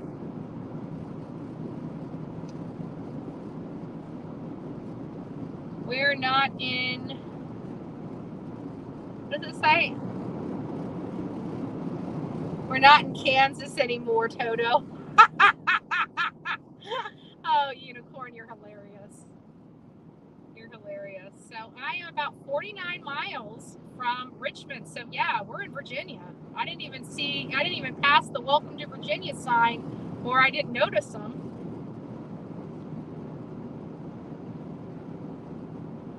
But we're 24 miles into, well, more than that now, into Virginia. Yay! We're getting close, folks. We're getting close. It's already 2 o'clock. I'm supposed to, so we got about 2.5 hours, 2 hours and 45 minutes, and I'll be where I need to be. So we're going to definitely have more discussion on this case once I get situated. I'll probably, because I don't want people knowing where I'm staying, so I'll probably have to disable the camera when I start getting pulled into the hotel and whatnot. But we don't have to worry about that for some significant amount of time. I mean, hell, I'm going to be on this road right here for another hour before I get off. So, well, about 45 minutes before I have to get off I-95. I got to tell you, the styrofoam cooler is driving me nuts with the noise it's making. Absolutely nuts. But I wanted to make sure, and I don't even know why I brought drinks, because all I do is stop every time I go to the gas. Oh, that reminds me, I need to go to the gas station. Where the hell's the gas station? I'm going to run out of gas. You guys are going to have to come help me push. And I'm out in BFE. That means I'm probably going to pay an arm and a leg for freaking gas.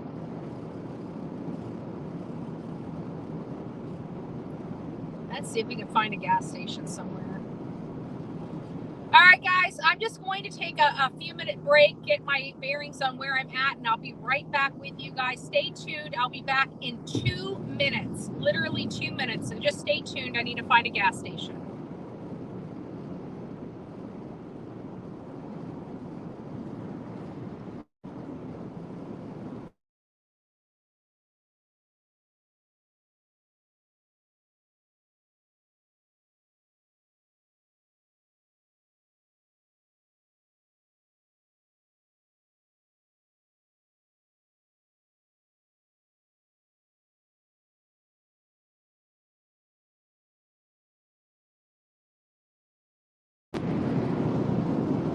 All right, I'm back. I told you it wouldn't take me too long. So it looks like I got a gas station coming up, so I'm going to get over and get some gas, get some petro in here. I still can't believe I did this drive in one day. Got up at 2 a.m., got out the door at 2:30. I packed up the car last night before I went to bed, and that was hard because when I got off the computer, I got myself something to eat, and I went straight to bed. But my phone kept going off, and so I ended up playing on my phone until like 8 o'clock, and then 9 o'clock rolls around, and I'm like, oh, I'm never going to get out of here.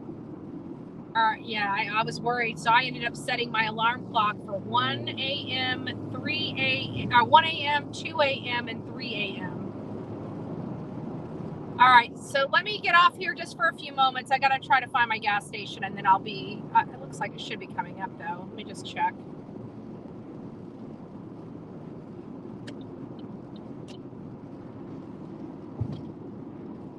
Yep, my next exit. In half a mile. In half a mile. What a long day. I don't even know what else to say about Alec Murdaugh because we've listened to it all for weeks. I think we have a good understanding. Take exit 31, then keep left at the fork. And left at the fork. Sorry, I have to listen to it. It's not very loud when I'm on for some reason. A left at the fork.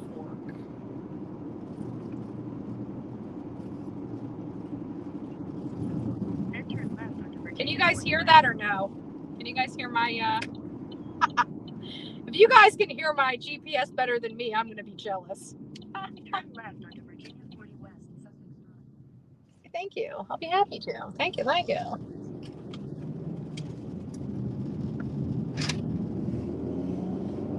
Here's a gas station. I just need to know how to get down there. Hold on.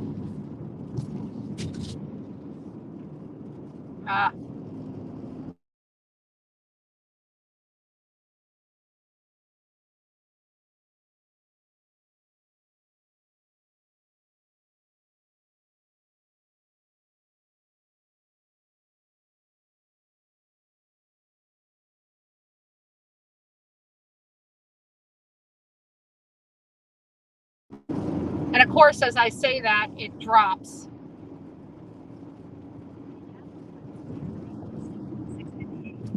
Shit.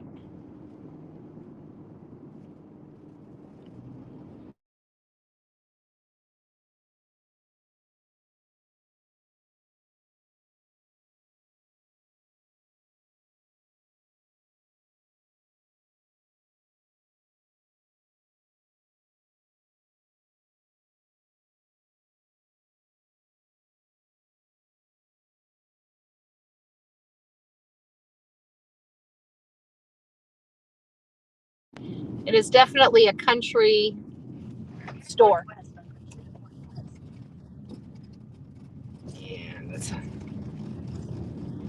All right, guys, I'm going to let you guys be in here. I got to use the restroom.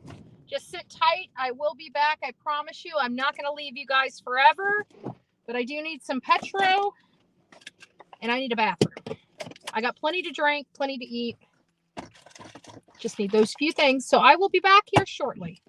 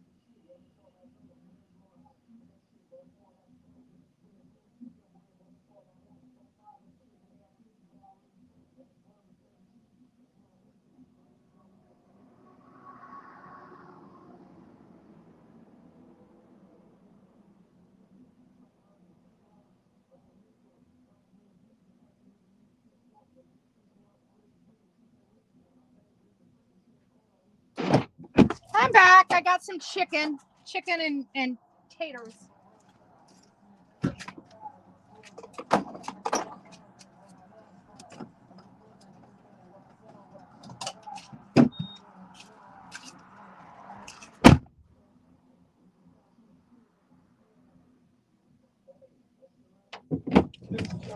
All right, guys. Oh my gosh, these seats.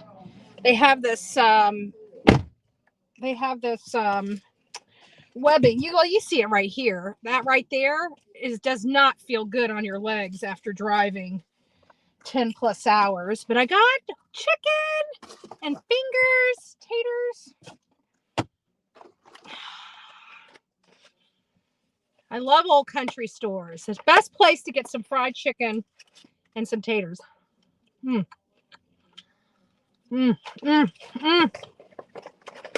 It's better than crackers. I couldn't help it. I had to do it. I know, right? But my legs, my God, they're so raw from sitting on this fabric. I gotta get something for these chairs, these seats. It hurt. Oh, sorry. It hurts. My legs. There we go.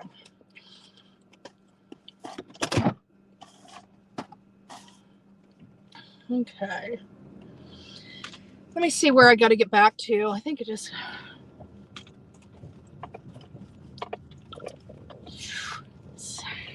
Yeah, my legs aren't feeling too swell right now. Get buckled up. You guys are probably going to see me stuff my face. It's lunchtime, folks. It's lunchtime. Get your lunch.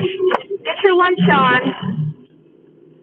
I'm not going to eat the chicken because I'm going to wait until... I'm not going to watch you stuff my face with chicken just yet.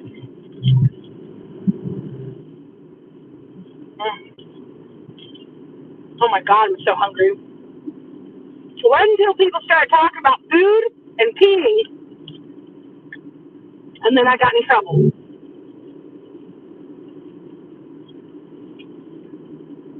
So I think what's really interesting with this particular case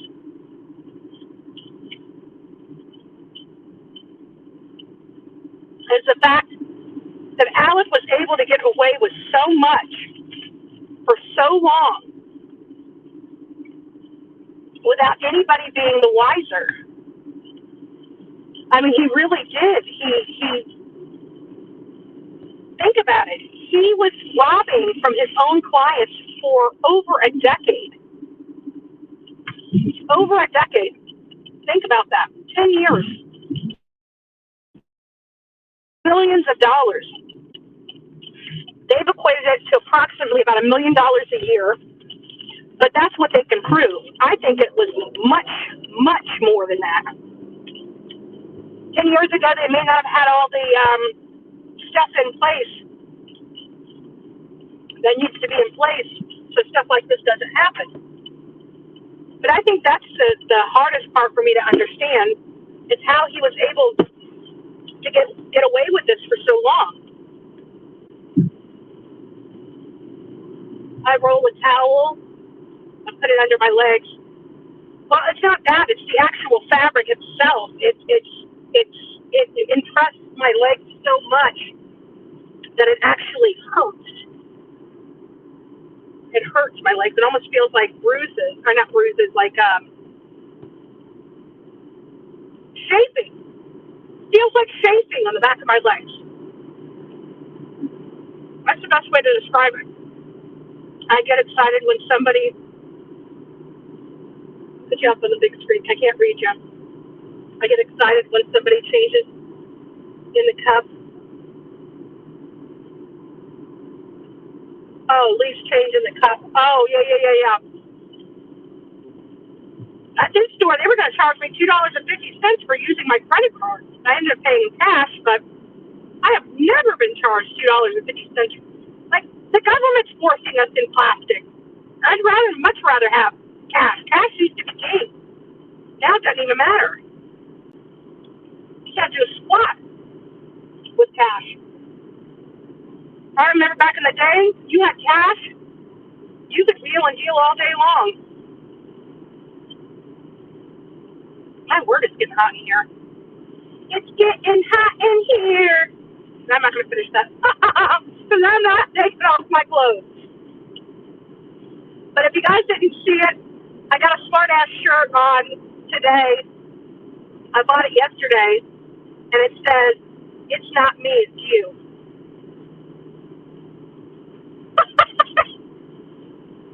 It's not me, it's you. So if anybody has a problem, guess what? It's not me, it's you.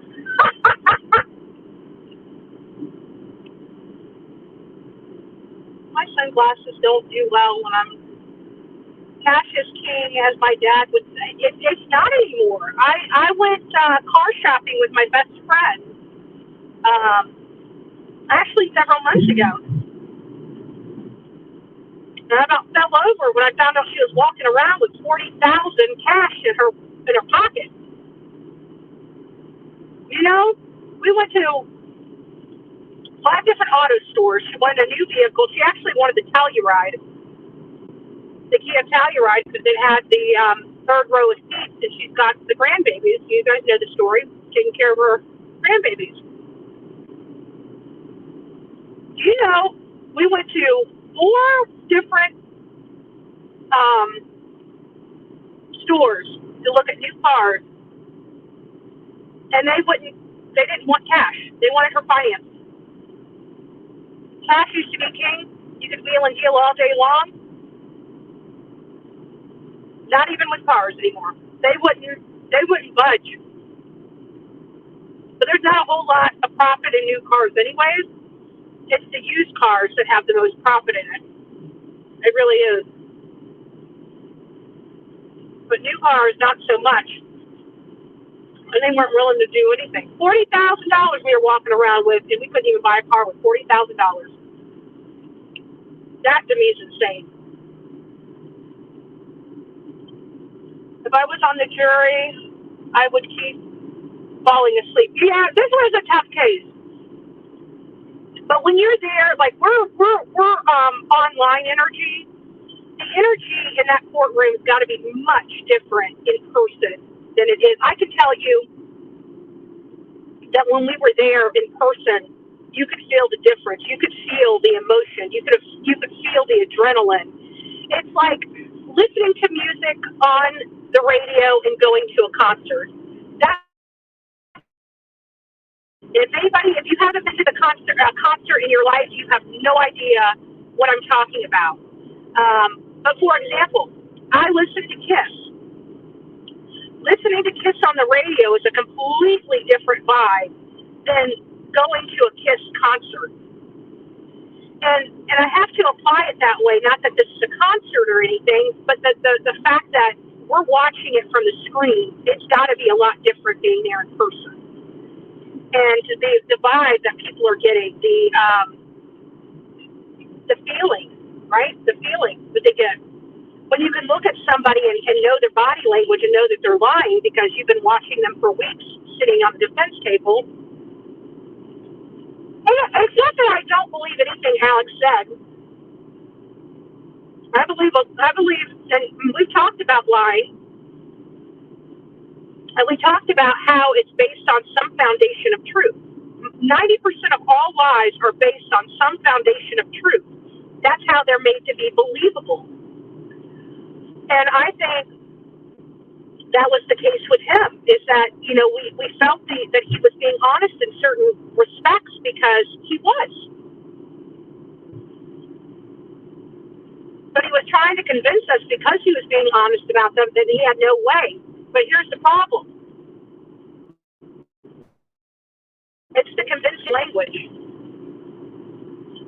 It's not him not being able to answer things with a yes or no. Just like John Marvin. Lots of convincing language. He couldn't just answer the question because he knows by answering the question it looks bad. So he has to explain it away, convince you what he's saying is true and why he's saying it, i.e. the convincing language. I saw John Marvin do it. I saw Buster do it. and I saw Alec Murdaugh do it. We also have the witnesses, the expert witnesses for the defense. While the defense, this is the thing I didn't like, is that when the states had their witnesses up, they talked about it all. What worked for their favor and what didn't. They didn't have a problem. They wanted to be as transparent as possible, and so they would give both sides of it.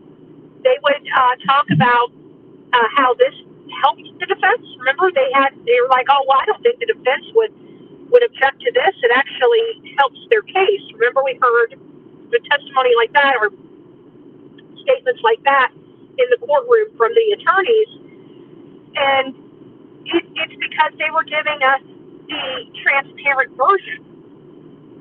However, when it went to the defense's side, they only wanted to give us the information that looked good for their case instead of giving us the good, bad, and the ugly and explaining why this makes sense their way as opposed to the state's way. That's the part that they were lacking in their defense for me, is that they were trying to be sneaky, I think is the best word for it. They weren't trying to give us all the relevant information. For example, the shooter of Maggie, the diagram of Maggie, the 5'2" person that they put to line the gun up as to how the gun shot Maggie.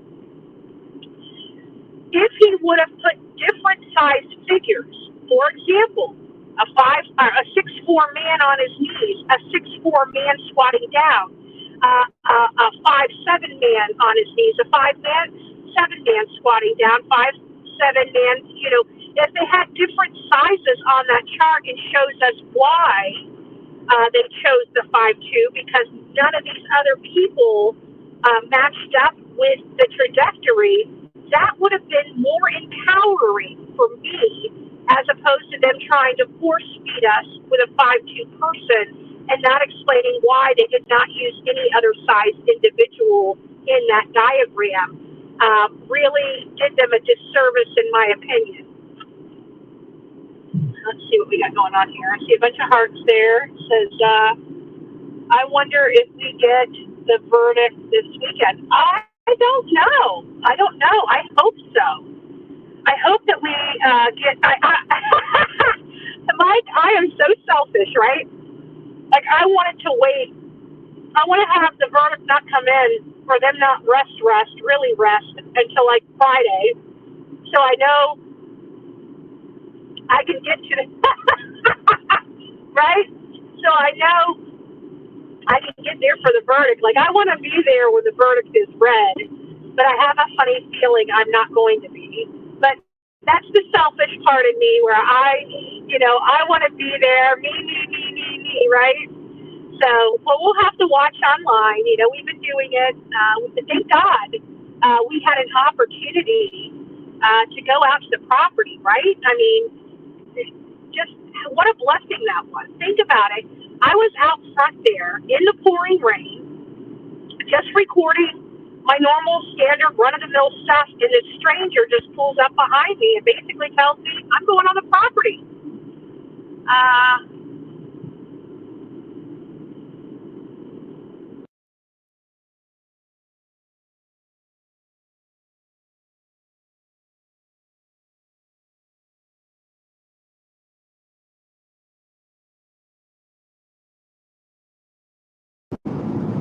There we go. Sorry, my mom was calling in, and it throws the live off just a little bit. It sounds like there might have been another train derailment. If I read the blurb right. If that's the case, guys, I'm just going to tell you guys like this: be careful. Okay, this world is becoming really crazy. It's becoming very cruel. This world doesn't care about me. This world doesn't care about you. We just got to be careful. I'm reading some stuff coming in. I think it's down the road from my mom's house, possibly. I don't know. I can't. It's hard for me to read what you know, what's going on, but it sounds like there might have been another derailment. Let me check my thing. North 95. Please tell me I'm supposed to stay on 95. What the hell?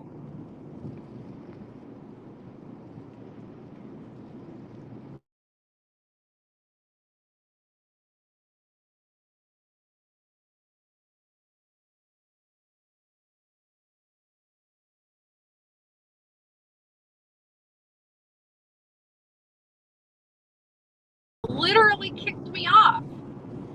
But I don't have to do anything for 32 more miles, so I'm good.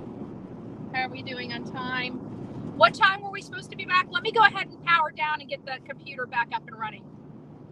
It looks like we should be coming back any moment now. Give me just a second, guys.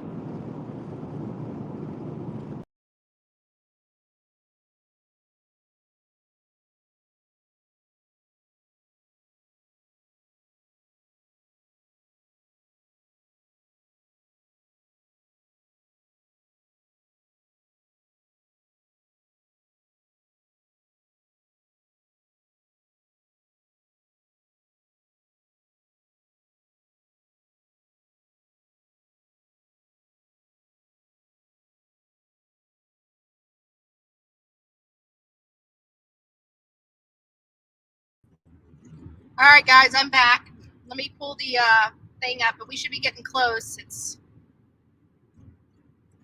hasn't started yet because I've been monitoring it on the computer, but we still have to get it up and running.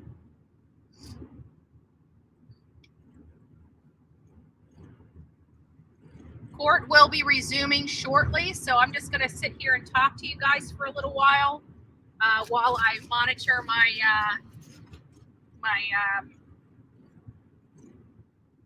maps.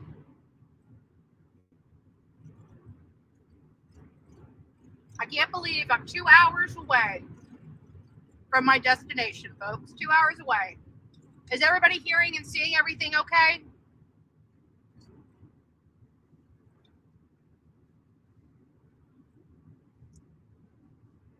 And I just want a big shout out to all the people that stuck through all the technical issues today. Thank you so much. I know you guys love this channel and love supporting it, and I just want to tell you from the bottom of my heart, I really do appreciate all you guys have done for me and this channel. It's definitely a blessing, but we're getting good work done. So it's been hard on me. It's been hard on my family because none of my family or friends get to see me, but I feel like this work is necessary, especially when it comes to our kids and trying to figure out how to help. But I don't like people complaining. If you're going to complain about what I'm doing, get off your butt and do it better. That's the way I look at it. Don't complain about what I'm doing. Show me what should be done better.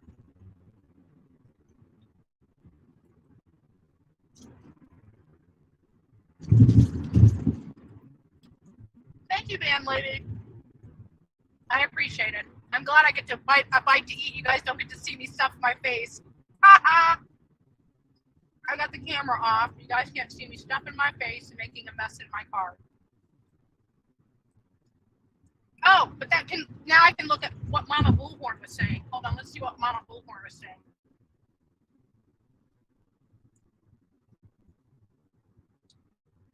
Newsbreak, train carrying propane derails in Manatee County, but no leaks detected yet. So this is in my county. We have a train derailed in my county, in Manatee County, Florida. That's scary. Don't be bringing that garbage to my town, right? Don't bring it to none of our towns. But there you have, we have a derailment in Manatee County, which is a little scary for me. Let's get this thing. Sorry, all right, guys, I gotta put you on mute. I gotta make a call.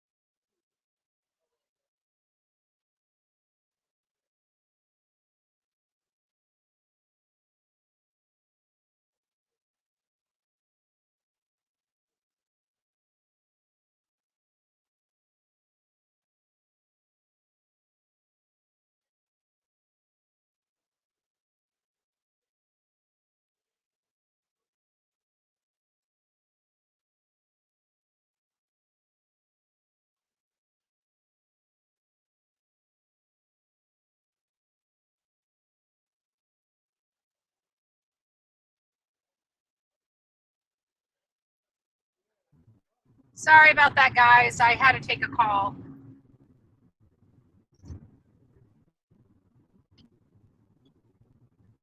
Okay, let me get this text out. All right, we're back in business, folks. We're back in business. Thanks for staying with me. Sorry, it's getting a little lame here, you know, with this thing just ticking down. Like it's already 2:30, and we were supposed to be back at. Oh, excuse me, bless me. We were supposed to be back at 2:15, but I think the reason why they're taking a little longer is because they didn't get right out of the courtroom when the jury did. They actually got out like 10 or 15 minutes later. So yeah, we should be starting any moment now. And I gotta say, the chicken is really good. Me and fried chicken, oh my God. But you know who makes the best fried chicken ever? My BFF. I don't know how she does it. She makes the best fried chicken ever.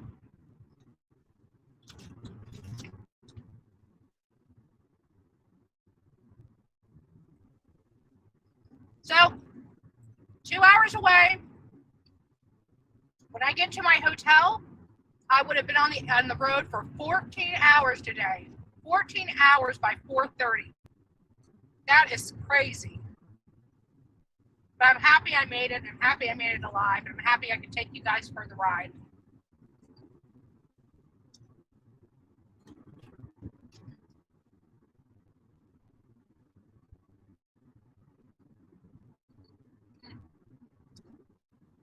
The only thing with the tater logs is they're a little too salty for my palate.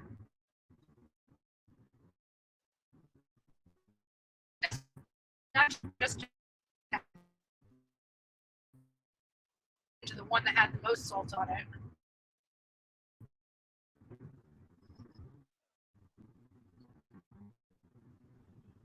And as soon as it wraps up today, we're going to open up either the phone lines or the panel, depending on what I put up, and we're going to more in-depth discussion on what you guys feel is like what you thought were the highlights and the lowlights of this case for both the prosecution and the defense. So for me, I think for the prosecution, the highlight of the prosecution was the OnStar data. The low on the totem pole was the financial crimes. Like I could have convicted him without all the financial matters being brought up into the case. All right, we're back, guys.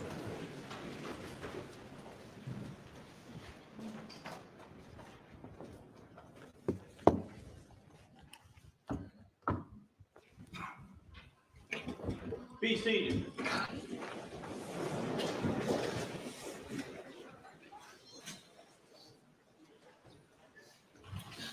Yes, sir. State's Exhibit 521 is a worksheet showing steps and time steps were taken, along with some calculations about how many steps per minute. It's come to my attention that there's a math error contained in the previously submitted exhibit.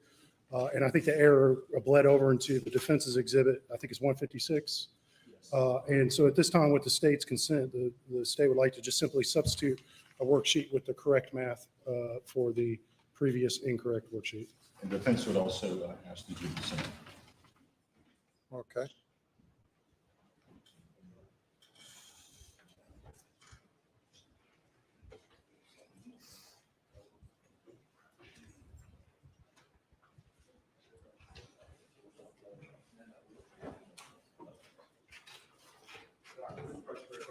Yes.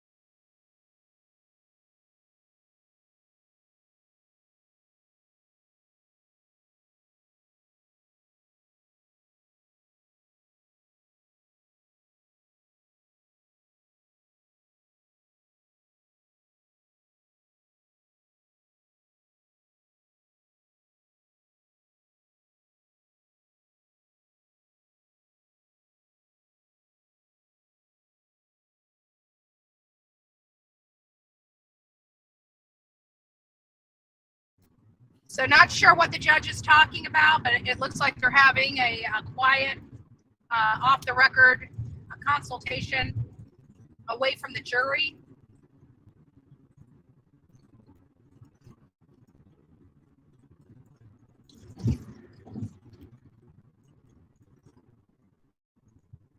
Oh, thank you again, Jennifer Al. God bless you. Here we go. Here we go, guys. If you'll bring the jury.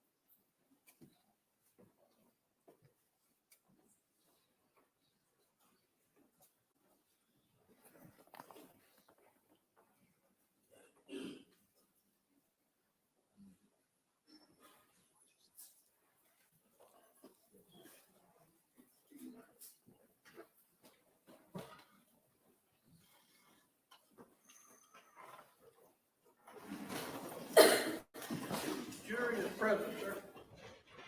All right, thank you. Your next witness. Thank you, Your Honor. The state calls Dr. Kenny Kinsey.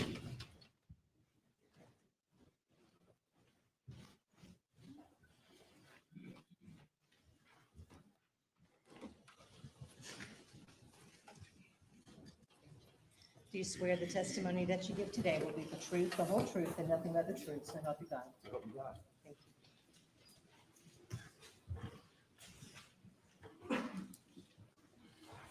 If you'll have a seat to adjust that microphone for me. If you'll state your name and spell your last name for the record. Kenneth Lee Kinsey, Kinsey. Welcome back, Dr. Kinsey. It feels like a year since you were here.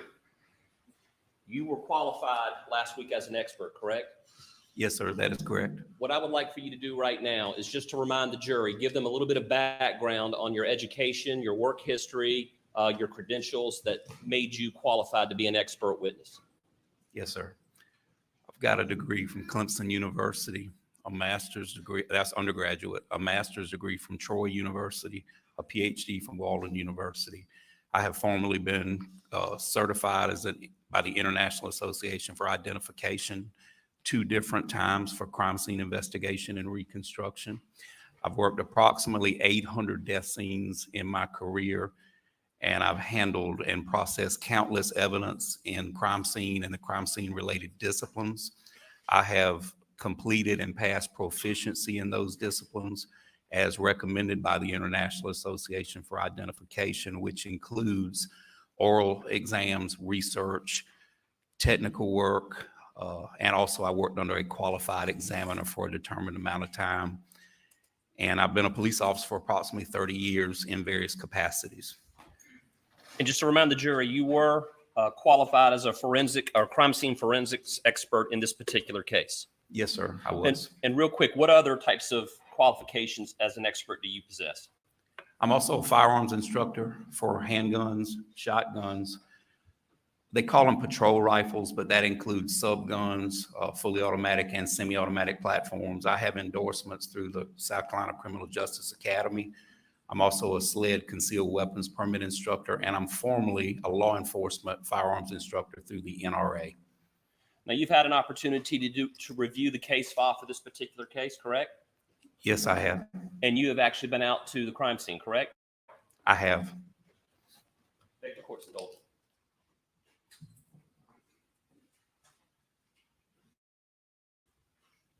I would like to show you what's been previously marked as State's Exhibit 526. Do you recognize this map? Yes, sir, I do. And what is it?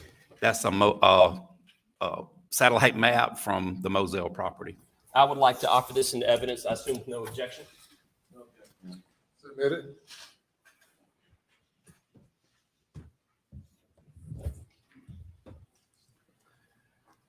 Dr. Kinsey, we're going to keep our testimony today narrowly focused and tailored to a few witnesses that the defense put up this past week.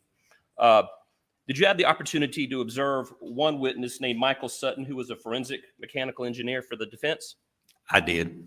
Now, do you recall any of his conclusions or what his main conclusion was regarding the size of the shooter? I do. What was that conclusion? 5'2" to 5'4". I would like now, Doug, if you would, I would like for you to publish or cut on Defense Exhibit 140. Go to page 49.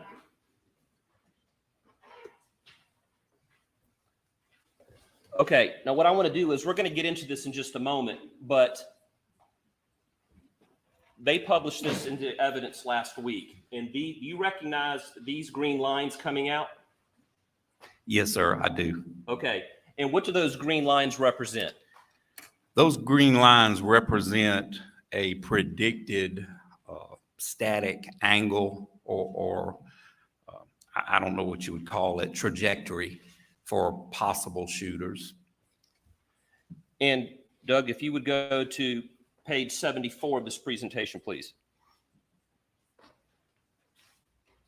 Do you recognize this photo on page 74 of the defense exhibit? I do. And what is it? It is Mr. Sutton pointing a pump action shotgun into the feed room at Moselle. Okay, and did Mr. Sutton develop his conclusions as to the height of the shooter based on math that he did in this particular case? He said it was trigonometry, but yes, sir, he did. Based on your many years of law enforcement experience, education, and training, what is your overall opinion on his conclusions? I think his intentions are well, but I think his methods were flawed. So what I want to do is I want to go back, and there were 3 previous angles that we just looked at in the previous slide, correct? That is correct. And then he also determined an angle here in this photo, correct? That is correct. And those are the angles that he used to determine the height of the shooter, correct? That is correct. And Mr. Wilson, I don't know the totality of what he considered, but that was one of the elements, one of the criteria he used. Okay, just to refresh the jury's recollection, Doug, if you go to page 4, it should be state 62. It's a picture. What is that a picture of? That is a picture of what's been described as a quail pen. Go to page 5, please. And what is that a picture of? That is a close-up of that quail pen, and it has weathered cardboard on one end. Okay, and that, for the record, is Exhibit 63 that is a picture of. And go to page 6, which should be state 64. And what is that a picture of? That is a close-up of what appears to be a bullet defect or bullet damage in that cardboard. Okay, now they base their angles of at least 2 angles. Let's back up. There were 2 angles taken from this particular one bullet hole. Why is that? There were, I believe the original crime scene agent gave a possibility of 2 angles of the angle of impact in the cardboard. Okay, and what are some things that someone can determine from examining a bullet hole in this cardboard? Well, the first thing is direction. It lets you know that you had one or at least one projectile fired from that direction. It's a pretty good indicator for direction. Okay, what's another thing that you can determine? Sometimes you impact and that bullet was affected before it struck that object. And what I mean is, was it deflected by flesh, or did it hit its target, or is there an internal problem with the weapon that would cause that bullet to be off center? Are you comfortable with the direction that was determined by Special Agent Worley in this particular photo? I'm very confident of that direction. Okay, the defense determined that there were 2 potential angles. How confident are you that the methodology used to determine those angles are accurate? I have 0 confidence from this piece of evidence as far as establishing angles. So that's interesting. You feel good about the direction of the bullet going into the quail cage, but you have a concern about the angle, correct? That is correct. Do you have a concern about the angle?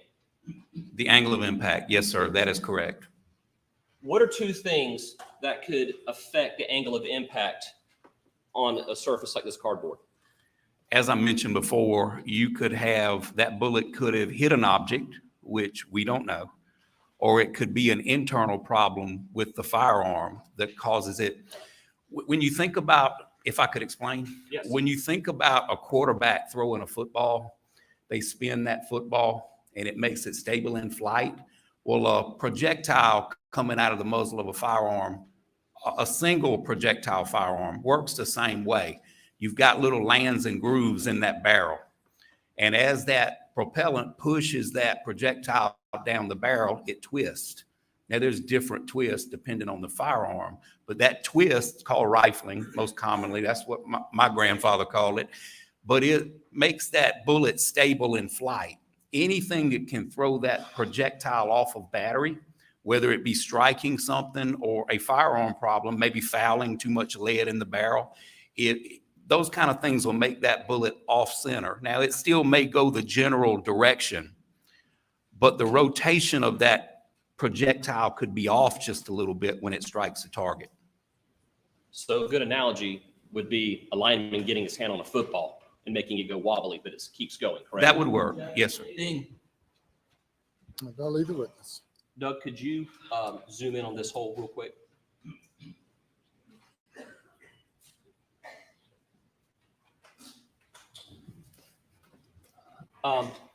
Dr. Kinsey, I'd like to ask you to step down here, and for demonstrative purposes, I'd like you to demonstrate how an angle of impact can be affected in cardboard with a dowel. Yes.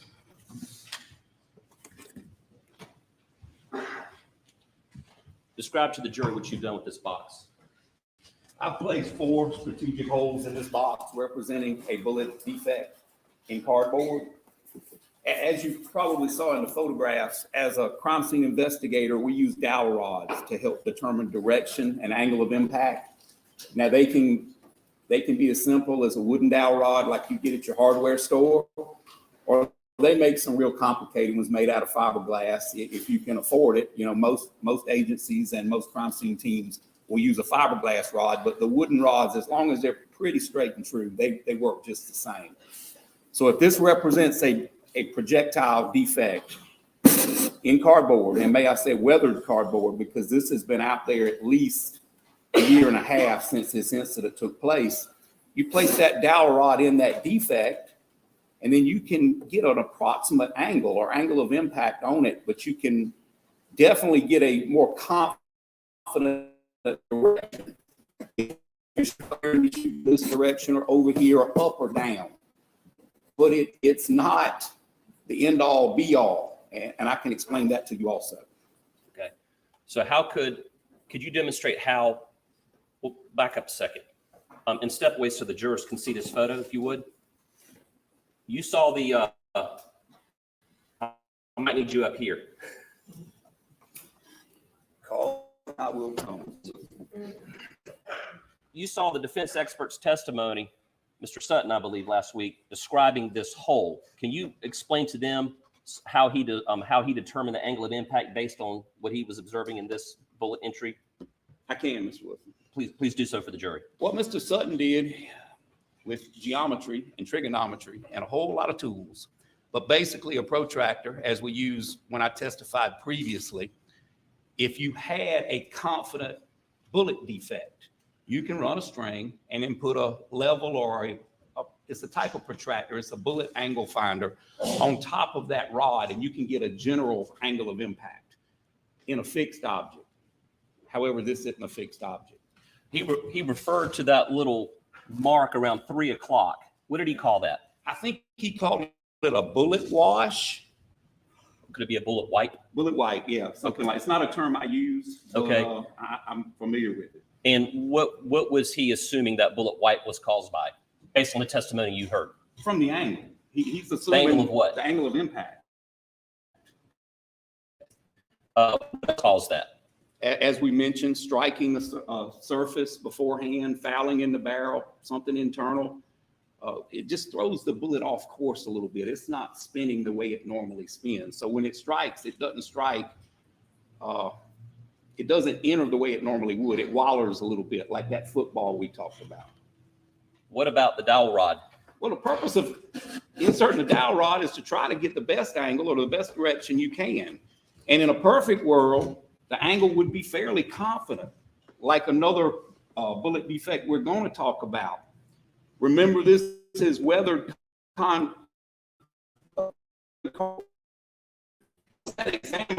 these rods are not caliber specific either, because a crime scene investigator or an examiner can't look at a bullet hole and guess what caliber it is. That's nonsense. So you try to pick the one that fits the hole the best. And with some of the fancy kits, you get a little shim kit with some little rubber grommets that you can place in there, make it fit a little bit better. But more typically, you just pick the dowel rod that's closest to the hole. Could a dowel rod affect the angle of impact? Upon me inserting this dowel rod, I can do damage to that effect. But more importantly, when I remove it, I could do damage. And it's very deceptive damage. It's not intentional, but it can damage the angle of impact, especially in a soft, unreliable object like cardboard. You can return to the stand. Thank you.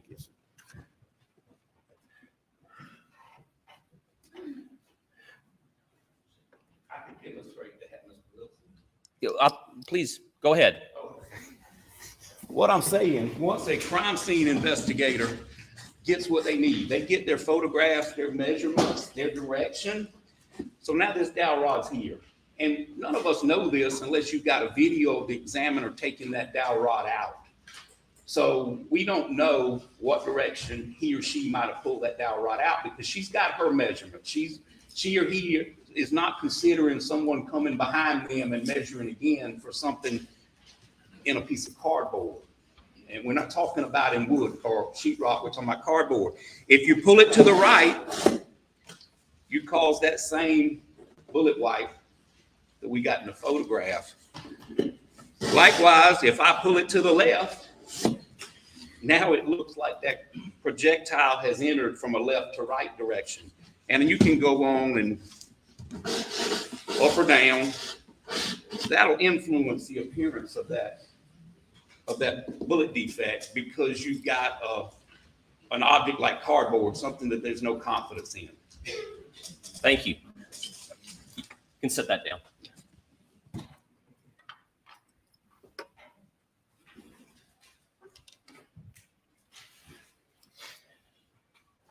So do you recall what the defense expert testified to the direction and angle of that particular angle of impact? I do. And what was it? I think 1 and 3 degrees. But do you remember, like, was it left Going to right, up. right to left? Going up. And from what way to what way? What direction to what direction? Left to right, or right to left. Right. Yes, sir, right to left. I have to think about the quail pen in my head. Are you confident that the direction was correct on this? Yes, sir. I have no reason not to believe the direction. I mean, that would have to be a huge defect hole for it to throw the direction off. How confident are you in the angle of this? I have zero confidence in that angle of the bullet entry. Doug, if you could go to page 21, which I believe is State's exhibit, a picture of State's Exhibit 38. Can you describe for the jury what that is right there? Like the first defect, this is also a defect in a wooden, it's been described as a doghouse. Now, you can also determine the angle of impact and the direction here, correct? I can. What degree of certainty do you have that they were right in the angle of impact and the directions in the doghouse? I place a lot more confidence in this angle because that wood is fixed. It'll show a much truer projection of the angle of impact.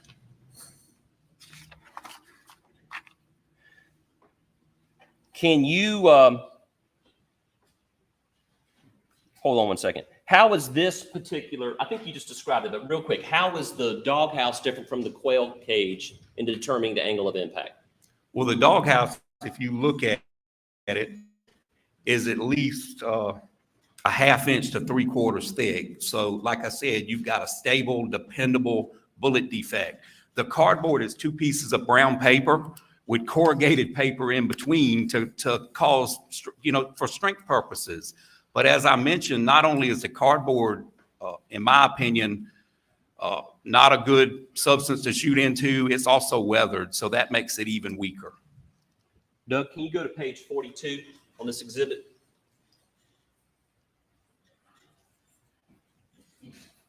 All right, can you, it doesn't have an exhibit number at the top, but this is page 42 on Defense Exhibit 40. Can you describe what this photo is? Yes, sir. That is a computer animated drawing of some potential trajectories into that quail pen. And the two gray boys here, what are they? They are, they're two figures that were placed in that CAD presentation to represent shooters. Go to 46 of the same exhibit and describe what this is. This is one animated suspect, I guess, or shooter placed in a similar CAD drawing, photograph, animation. Okay, now go to page 49.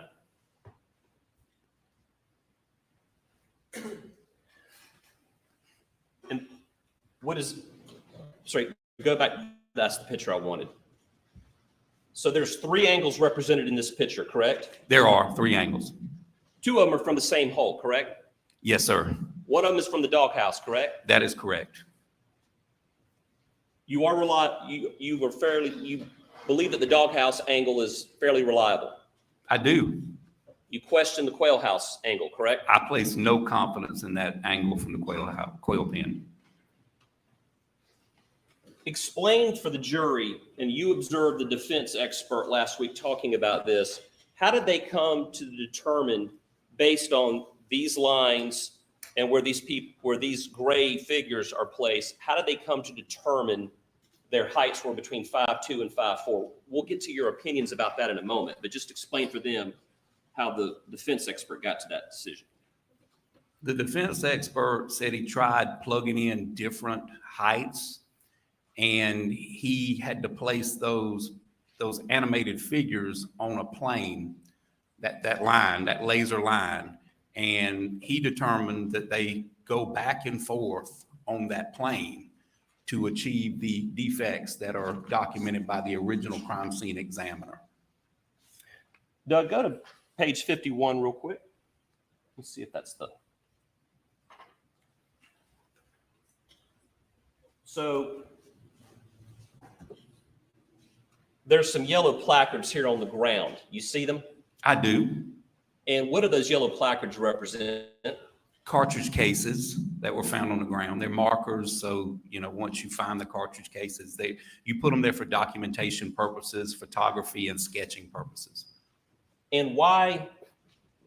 Explain to the jury what the defense has determined that their angle is based on those static lines, those green lines, correct? That is correct. Back and forth on that one static line for one angle and one static line for the other angle. And they've placed them right there at that particular location. Why? I think the defense expert was taking into consideration the location of the cartridge cases, and he was showing how it would fit those 5'2" animated figures that he placed in that presentation. Is it your understanding, and I'll demonstrate, the gray figures are holding the firearm, and those gray lines represent like a string. They would run up and down, correct? Yes, sir. That was the testimony. You go back and forth on this green line. Okay. And that they would be right here because this is where the shell casings are. The shell casings are ejecting, correct? That is how I understood his. What? Restate the question. I'll restate the question. Why would they be placed right there in that particular location along that green line? Because they were in proximity to some of the shell casings. Okay. Can you explain for this jury why their assumptions, math they did, are incorrect in determining that the shooter had to be between 5 and 4? Well, variables do matter. There are a bunch that you You'd have to consider this to be a static crime scene. Very little movement, and when it is movement, it's controlled movement. Second, you would have to place some confidence in that angle of impact on that cardboard. Third, as I testified in my previous testimony, we're not able to test fire or with confidence what we know to be the weapon used in this situation with the same ammo. And they don't throw the ammo the same place every time. It may be in the general vicinity, but as I said, I believe in my previous testimony, if you knew exactly where it was going to throw that cartridge case, you could carry a bucket with you and sit that bucket and all your cartridge cases would go in the bucket. But like we see in the sketch and in the animated drawing, those cartridge cases are throughout. They're in a pretty large little area. And what I also saw that I noticed from this CAD drawing is there's cartridge cases to the left of these animated shooters, which means that sometime at least 2 of these shots were fired with the shooter far to the left and not on this static line. Could you come down here real quick and point out what you're talking about as it relates to the location of the shell casing? Yes, sir.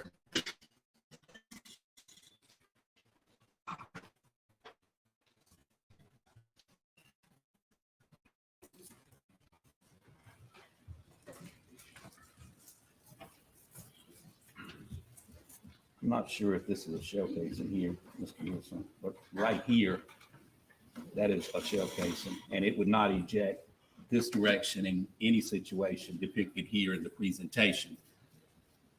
It's not a left-handed, nobody's ever testified it was a left-handed AR-15, and like I said, they're kind of uncommon, and if it is, and that's a left-handed, then we couldn't explain the majority of them being to the right. So that's what makes this static line flawed. Thank you.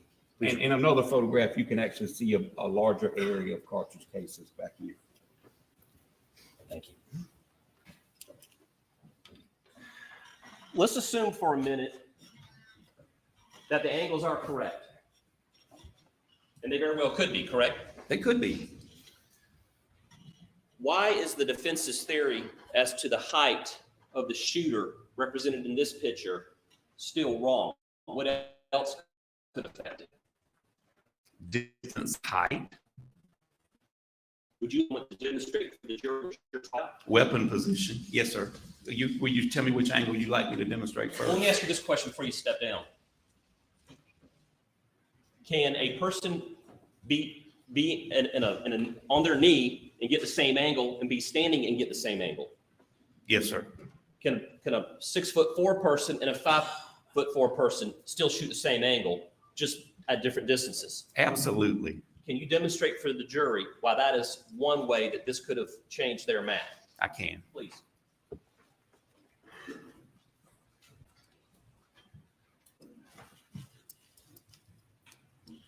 I measured this depth on the witness box during a break. It's 8 inches. I used to be 5'11", but as I get older, I'm about 5'10". But if I'm here, or I could be 5'8", or 5'2", or 5'4". Here I'm 5'10". Here I'm 6'6", and here I'm even over 7 foot, and I've still got the same angle. I have to add a little bit of this to it. And as far as the weight pin angle, from the floor to my knee, I measured it. I believe it was testified that the defendant is 25 inches between the floor and his knee. So there's 4.5 to 5 inches difference in our heights. Here, I'm probably at 4'10" if I'm shouldering this weapon. And I don't know the mechanics or how it got this way. I'm just saying it's possible.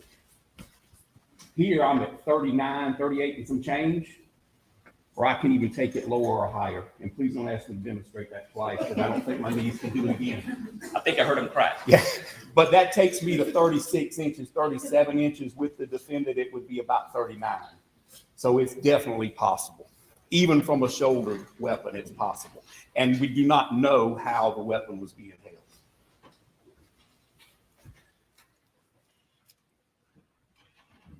From what you've observed in this crime scene, Was Maggie moving at the time she was shot? This was a very dynamic crime scene. I believe everything was moving. The victims and the suspect were moving. And how do you know that? Well, suspect would be the different firearms evidence, the cartridge cases. Like I said, there's no absolute. They're not going to throw them the exact same spot, but they will throw them in a similar direction. We've got cartridge cases in a pretty nice sized perimeter.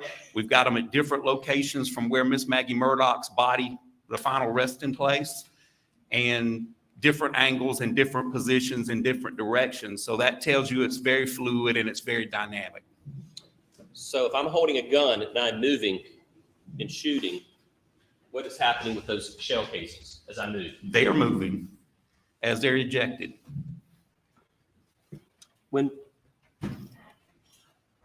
Where was Maggie's head pointing when she hit the ground? Miss Maggie Murdaugh's head was pointed in the direction of Paul Murdaugh, where his body rested, back toward the feed room. What is your opinion of the defense's expert that says the shooter could not have been 6 feet 4 inches tall like the defendant, Alec Murdaugh? I think that's a flawed opinion. Could it have been a 6'4" person? It could have been a 5'4", 6'4", or in my opinion, a 7'4", as I just demonstrated. Doug, let's go to page 59 in the Defense Exhibit 140. That should reflect State's Exhibit 57. Dr. Kinsey, can you describe that picture for the jury? Yes, sir, I can.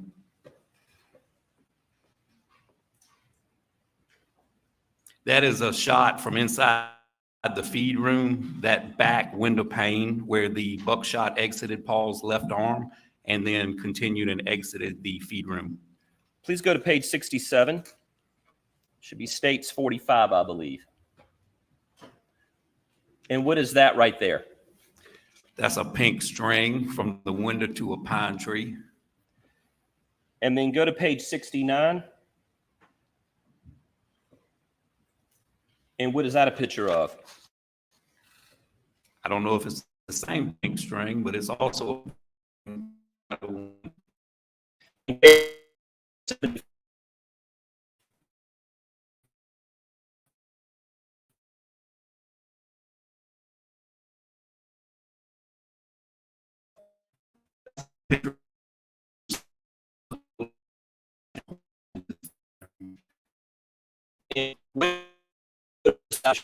shot.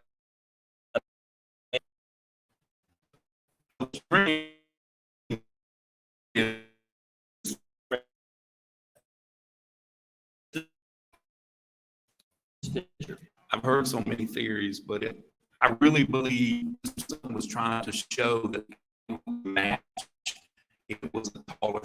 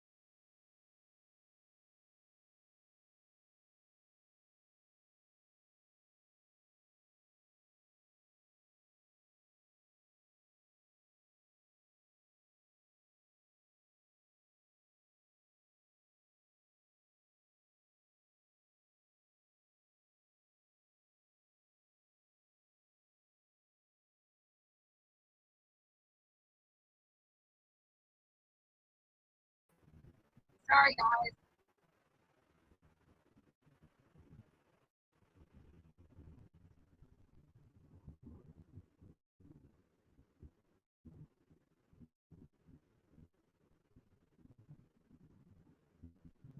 Probably a dozen. Out of that 3 dozen, probably 24 of them were suicides or someone taking their own life, probably a dozen execution killings. Can you describe for the jury what kind of trauma a face, and I they've heard from pathologists, but in your experience as an expert in crime scene forensics, can you describe the kind of trauma you have observed in your career with contact wounds to the back of the head or any part of the head? Yes, sir, I have. And specifically to the face. Generally speaking, whether it be a shotgun or a large caliber handgun, the result is similar.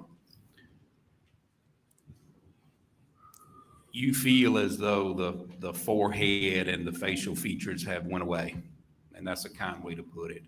They're actually there, but they've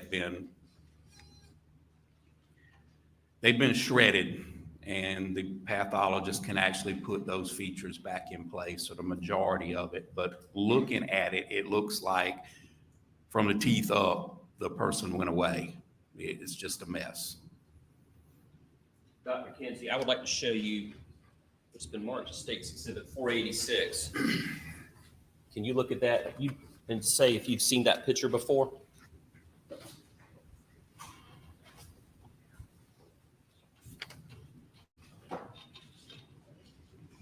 Yes, sir, I have. And what is the picture of? It's a picture of Paul Murdaugh at autopsy. And what part of Paul Murdaugh is it a picture of? His face and his forehead.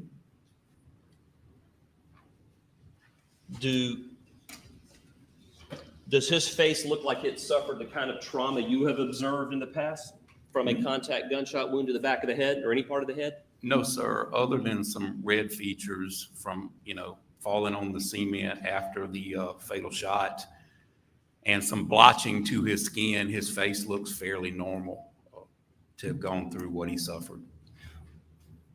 And I'm not going to publish the photo again because I think people are tired of seeing it, but I do need for you to describe what kind of things you've observed with the eyes and the bones with people that you've seen that have been struck or shot in the back of the head at point blank range. Yes, sir. Well, it's not always the back. Now, I've seen some from the side also. From any But angle. yes, sir.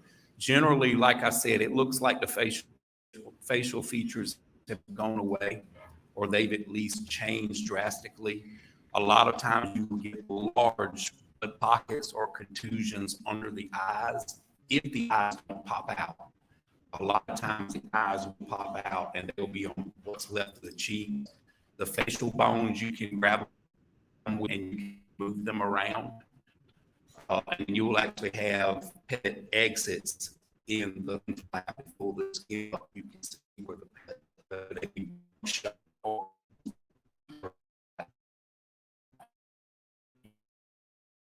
In your many years of law enforcement experience, are the wounds suffered to Paul at the back of the head consistent with a contact shot to the back? Absolutely not, in my opinion. Okay, Dr. Kinsey, we'll move on from that for just a second. You were here yesterday, correct? I was. Did you have the opportunity to observe, I want to say his name correctly, I believe it was Tim Pombach? Are we doing okay? I did. online? He was a crime scene investigator who was qualified as an expert for the defense. Isn't that right? Yes, sir. Okay. I would, he came up with 2 significant conclusions, you could say 3, about how Paul was shot at the feed room. Do you remember what those were for this jury? The big one that I recall is that Paul was shot in the back of the head with a contact wound. And the other one, the strikes in my mind, I don't know, the shooter passed him and shot him from inside the feed room. Those are the 2 big ones that I recall. There was another one regarding the number of people there. Was there? The thing about 2 shooters, yes, sir. Okay. We'll get to that in a minute. I would like to, Doug, can you get the Elmo up?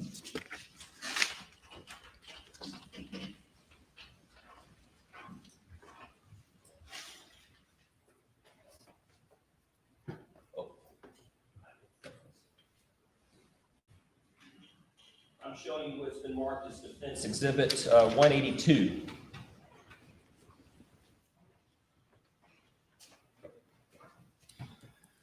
What's that a picture of?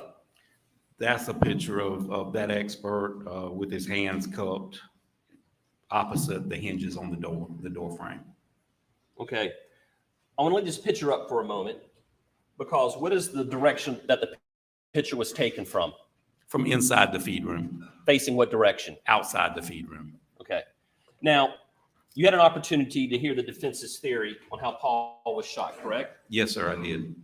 I would like to demonstrate that with you right now. Yes, sir. Can you walk us through the defense's theory as you understood it to be? Yes, sir.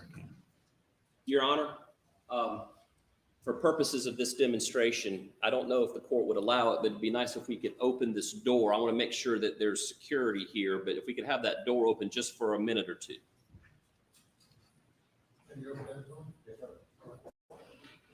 Thank you, Your Honor.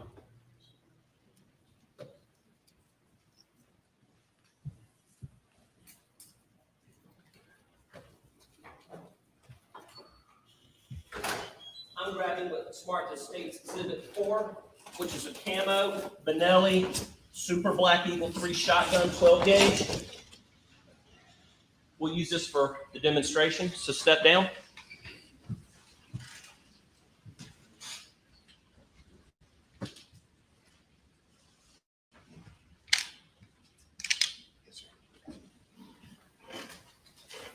Now, is this door the same width as the feed room door? It's a couple inches wider than the feed room door. And of course, the feed room door doesn't have this, it's inset, correct? That is correct. So this is not exactly a replication of what happened at the feed room door, correct? No, sir, it's not. The door swings the same direction though. Now, you have given me permission. I'm very careful about muzzle velocity. Muzzle awareness, but you have given me permission to point this at you, correct? I have. Okay. You actually asked me to, correct? Yes, sir, I did. All right.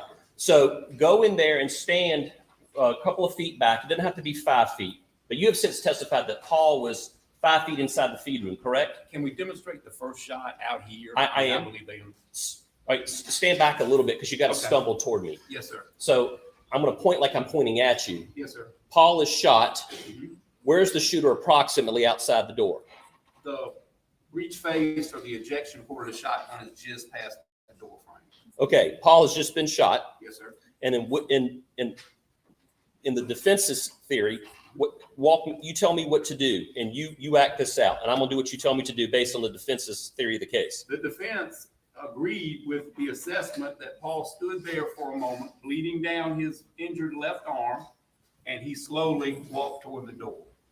Okay, and what does the shooter do? The shooter's coming in the door. And then what does the shooter do? He shoots Paul in the back of the head after he passes him. Okay. In my opinion. I don't know if you mentioned this earlier, but can you talk about, make sure I get it right. And can I add? Please do. Also, there's no defects to the OSB or the T111 siding in the bottom of the room. All right, wait a second. You said a lot right there. Yes, sir. TS what? TS111. It's like a exterior paneling that people put on their buildings. That's what's on the building. For all us city boys, we appreciate you describing that. Thank you. Yes, sir. It's a whole weather paneling. There's no defects at the bottom. And if that theory is correct, if this is an entrance and this is an exit, the shot still had to go somewhere. There's no defects down there on anything. The door frame, as I mentioned in my previous testimony, the door frame has a clean void. That would be perfectly in line with those shot from that shot shell. There's no cracks, chips, pellet holes in the cement. There's nothing in the OSB. That's cheap plywood. That's man-made plywood. There's no defects in the plywood. There's no high velocity blood spatter on the floor. What was pointed out to you is medium velocity, and that's from coming out of the wound and gravity bringing it down to the floor. You would see a pattern on the floor, just like what you can see in the photographs at the top of that door. None of that's there. So I have to look at the science, and I have to look at inertia, And I have to look at that shot shell and how fast that shell is propelled out of that barrel. And I know that it can't turn around 180 degrees and go back the other direction. It's not like blood and tissue. We're talking about steel pellets. Dr. Kinsey, are there studies on percentages of blowback when you're shooting into someone? There are. And based on your expert opinion, what percentage of blowback would come back at a shooter if they were able to shoot at that angle? Well, I don't think there's any definite, but what I read is 8 to 10%, except in, you know, like I said, it's not an absolute every time, but 8 to 10%. Remember, the most of your force is going out the front of the barrel. And a moment ago, you were just talking about the defects and all of the trauma that would have happened to the paneling and the floor. Can you point on this photo with the dowel stick behind you for the jury? I just want them to see in this photo.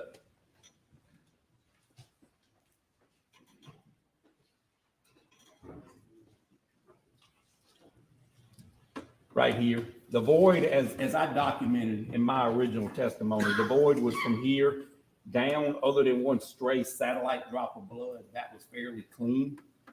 From here to at least right here. But there's no defects here.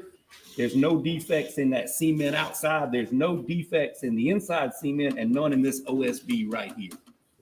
And that was still there when I did the tour. They ripped out all the shelving and some of the insulation, but this was still there.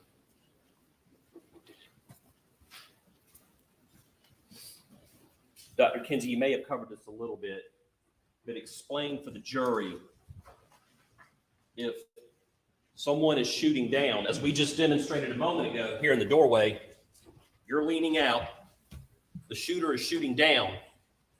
How do pellets get embedded into the door frame up here? How is that possible?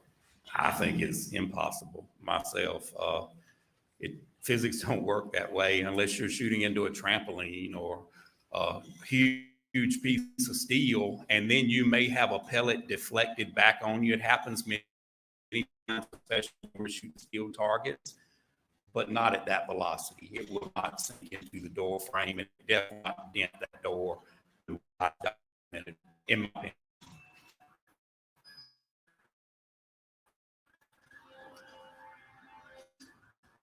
What is the restate for this jury what the defense's theory based on that blowback that would have exploded into the shooter's face here behind Paul? Explain for this jury what the defense's theory is about how that shooter would have been injured. The defense expert testified that that shooter would be most probably incapacitated from blood, bone, and body fluid, and there was a high likelihood that he was injured by those pellets. Dr. Kinsey, in your expert opinion, is there anything awkward about a shooter standing outside going into an enclosed area to turn around to shoot someone from enclosed? Is there something weird about that to you? I can't figure out the methodology of a shooter. I've never done any crime like that, Mr. Wilson, but I don't see, if we talk about common sense and everybody's mentioned the totality when they don't have an answer for something, it's always, I looked at the totality, but I don't see any reason for someone to squeeze up past one victim in this doorway to go inside to shoot him back out. And if he did, if that scenario did happen, that doesn't explain all the pellets that are in the floor of the feed room that we've heard testimony to as to why law enforcement didn't clean those pellets up. If it happened the way the defense expert says those pellets would be out here in the yard, they would not be inside that feed room. Dr. Kinsey, you ever had a chance to review the case file on this particular case and observe the defense testimony from last week? It's two separate things. Yes, sir. I have reviewed our case file. All crime scene or what I felt was crime scene related evidence. I didn't look into the videos and a lot of that other stuff. And I have testimony of the defense experts. Are you familiar with what the investigation has determined about the tool marks found on the 300 blackout shells found around Maggie's body and the tool marks found on the weathered 300 blackout shells found way up by the house in the flower bed? Are you familiar with that? I am familiar. And what do you know about that? The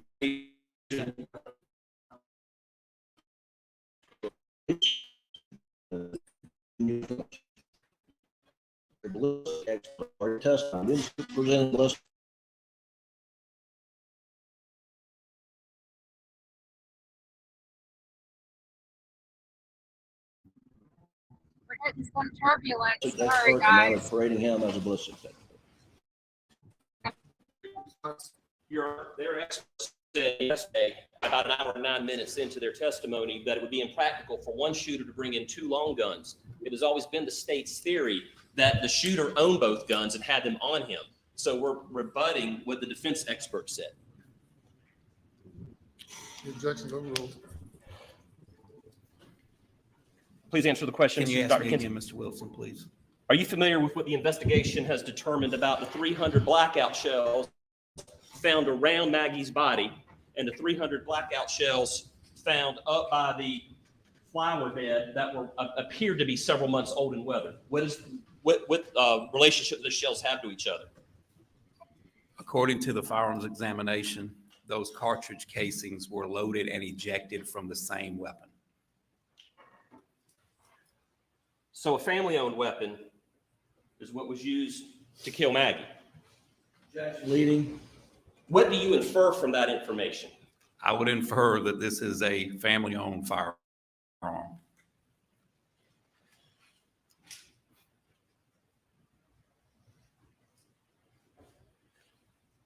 There was some testimony yesterday, Dr. Kinsey, about, well, it was from the defendant's brother, Mr. John Marvin Murdaugh. And it related to the following day, he came upon the crime scene. It had been cleared, and he saw how the crime scene was left. Can you explain, you've been in law enforcement for how many years? 30 years. Well, over 30, but 30 years getting paid. And you're the chief deputy at a sheriff's department? Yes, sir. Orangeburg County Sheriff's Office.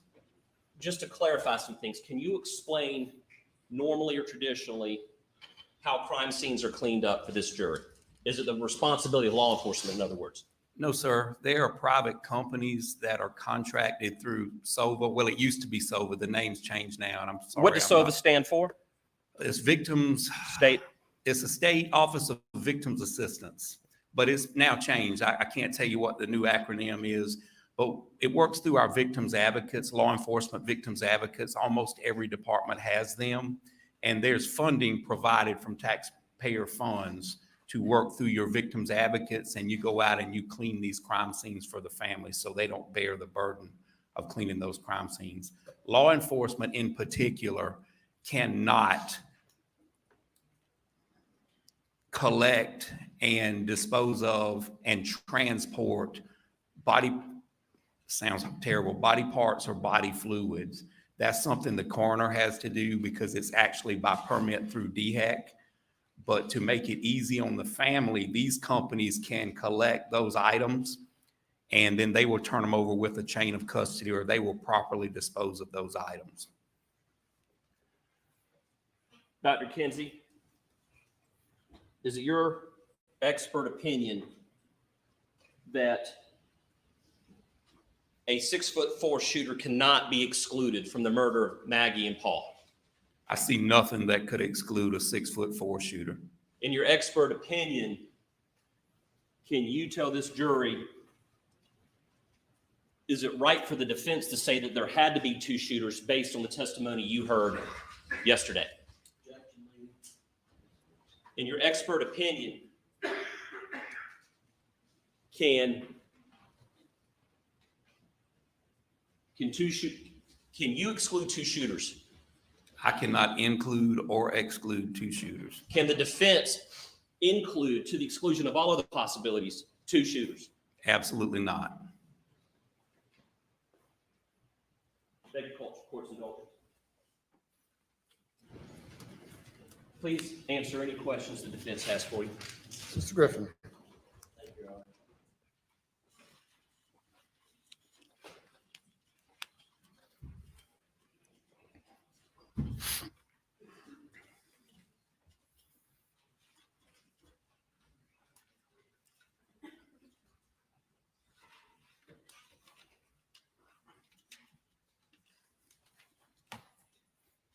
Good afternoon, Dr. Kinsey. Hey, Mr. Griffin. And anyone who has a doctorate degree, I want to call doctor. It's all right if I call you doctor? I'll answer to anything you call me, Mr. Griffin. I understand. I appreciate that. But now, your degree, though, is in criminal justice. Is that correct? That is correct. Yes, sir. You're not a doctor of pathology? Absolutely not. And you have no medical training? I have training in pathology of gunshot wounds. Yes, sir. I've attended several courses, classes, and seminars. It was also included in the criteria for the certifications I mentioned for the International Association for Identification. I've also conducted extensive research on police officer use of force cases and the injuries that result from therein.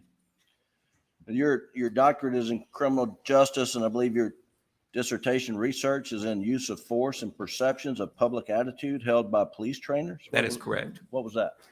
Well, with the current atmosphere or what's been going on in the last 5 or 6 years in our country, I was just trying to help. I wanted to figure out something that would assist with, because we've seen some law enforcement officers do some terrible things on video. We've also, we've got a segment of our society, the minority segment of our population. A lot of those citizens are in fear of law enforcement, and I wanted to study if the media perception as held by the 3 types of law enforcement trainers, if the media perception and the way they portray law enforcement, if that affected the way our officers were too hyper, or if we, look, there's definitely around every corner, is law enforcement more prone to use force, more force, or the kind of criteria. That's what I was interested in. I was late in the groundwork, scientific quantitative study, without someone to come behind me and do further research.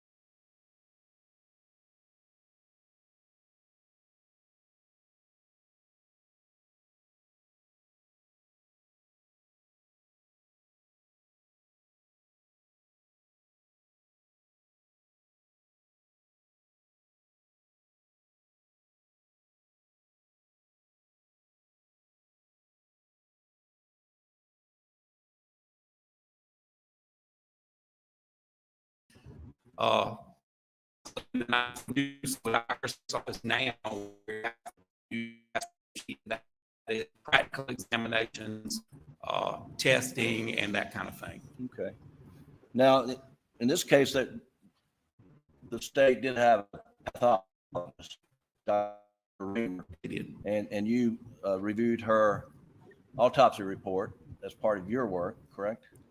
Not so much as reviewed her report, but I went and spoke with her in Charleston at her office. Or did you review her report? I have access to her report, Mr. Griffin. I can't tell you. I looked through the whole report. And you understood that her opinion was it was a shoulder shot through the neck and then up out of the top of the head. Is that correct? Yes, sir. I believe we agreed on that. Yes, and your reconstruction opinion is that's the exact same angle that Paul was shot by the shooter. Shoulder, neck, out the top of the head. Yes, sir. But I didn't just rely on her information. I also looked at the crime scene photographs, and I went to the scene myself. I understand. Yes, sir. But and then did you hear Dr. Eisenstadt, his testimony? I did.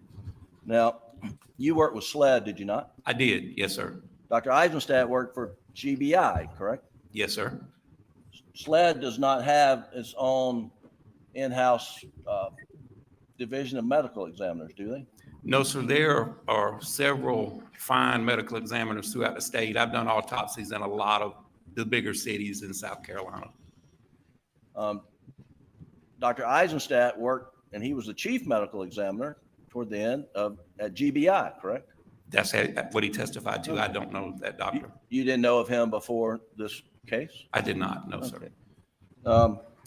Now he says, his opinion is it was a gunshot wound, contact to the back of the head. Is that correct? That is what he testified to. Yes, sir. And if he is correct, then your opinion is incorrect. Is that right? I don't share the same opinion as that doctor. But yes, if he would be correct, that would make me incorrect. Okay. Now, in your training, are you familiar with Mr. DeMayo's book on gunshot wounds? I have read DeMayo. I've heard it described as the Bible. I don't consider, no do my cohorts consider that as the gunshot Bible. There's 4 or 5 different versions out. There's one called Terminal Ballistics by Dobb, and there's also one Gunshot Wounds by Doherty, and those are the ones that I'm more familiar with. But I'm not saying it's a bad textbook, and I'm not saying that the information and it's not correct. Okay. Now, and we'll get to more of that in a moment. What I'd like to do is first address Mr. Sutton's work that you had criticisms of. Well, I didn't have criticisms. We just have different opinions. He's an engineer and I'm a crime scene investigator, okay. Mr. Griffin. Well, I just, seems like you said that the angles of the, to the quail pen were unreliable. Absolutely. Okay. And I have several more criteria that I didn't mention earlier, but I mean, if you want me to go into those, I will. Well, I want to ask you first, what's your understanding as to how those measurements were taken? Who took those measurements in the quail pen? The original angles were the original SLED crime scene agent that responded to the scene. Right. And took those angles. And you understand that Mr. Sutton relied upon Agent Worley's measurements? I do. Okay. I do. Now you were putting a dowel, shoving it in a box and taking it out of the box as if Mr. Sutton went back and tried to remeasure it. No, sir, that's not what I was insinuating. I said when the original agent removed her dowel, it wasn't nefarious, but depending on how she removed that dowel, she could have altered that impact. Well, let's take a look at that, Doug. And this is Defendant's Exhibit 140. And can you pull that up? Yeah, the one you were showing with the state. Excuse me. Just go to the second slide. Start with. There you go. So you understood that Sutton relies solely on the shot trajectories measured by Agent Worley. As I said, it wasn't his intentions, Mr. Griffin. It was his results that I disagree with. It's not absolute. And he gave, in my opinion, an absolute opinion to this. Well, why would Special Agent Worley take measurements if someone should not rely upon them?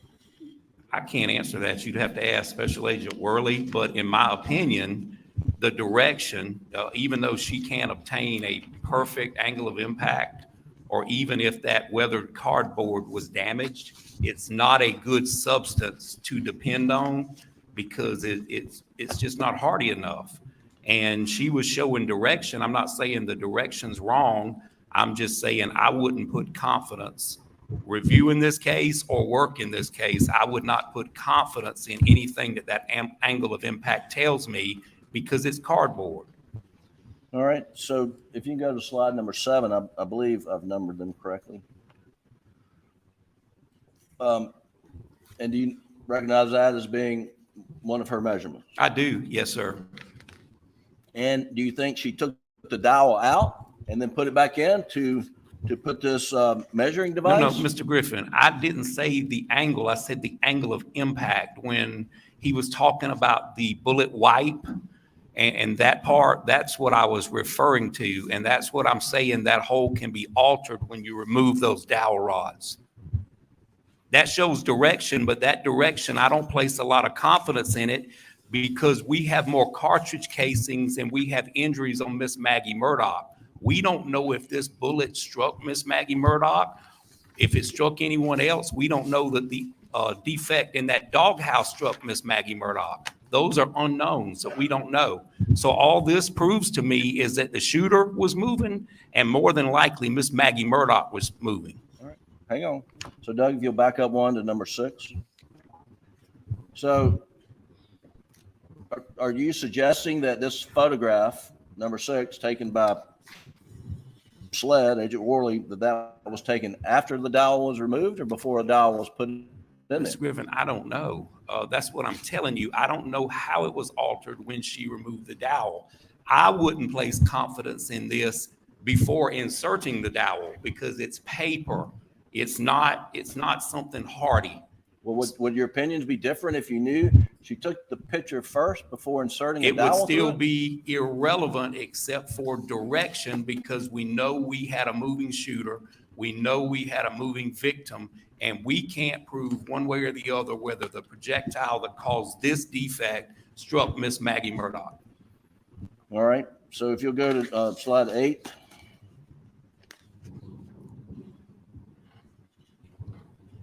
Again, this is Agent Worley's measurements of a dowel in the hole. Is that correct? Same picture. Yes, sir. Well, let's go to number 9. It's a little closer.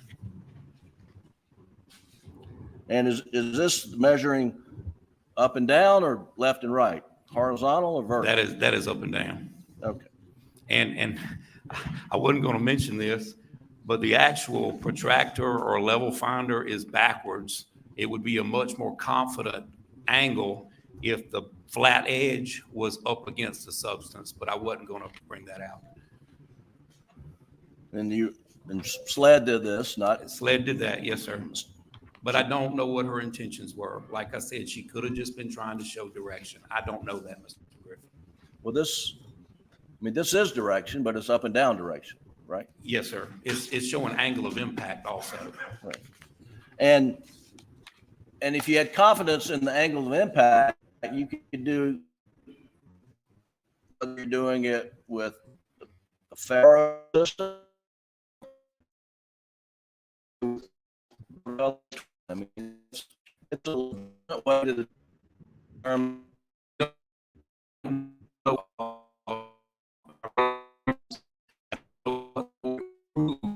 You gotta move it. You gotta move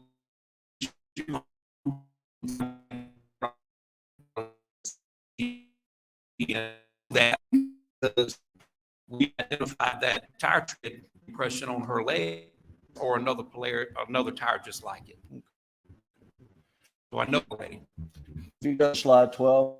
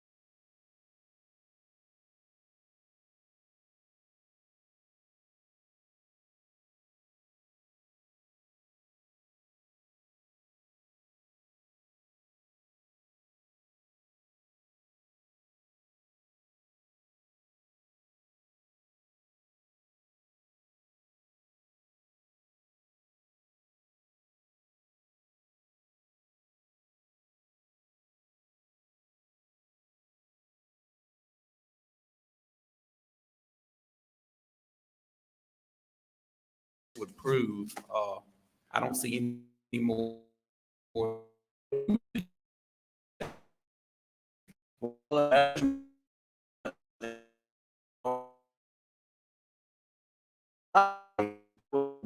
More confident that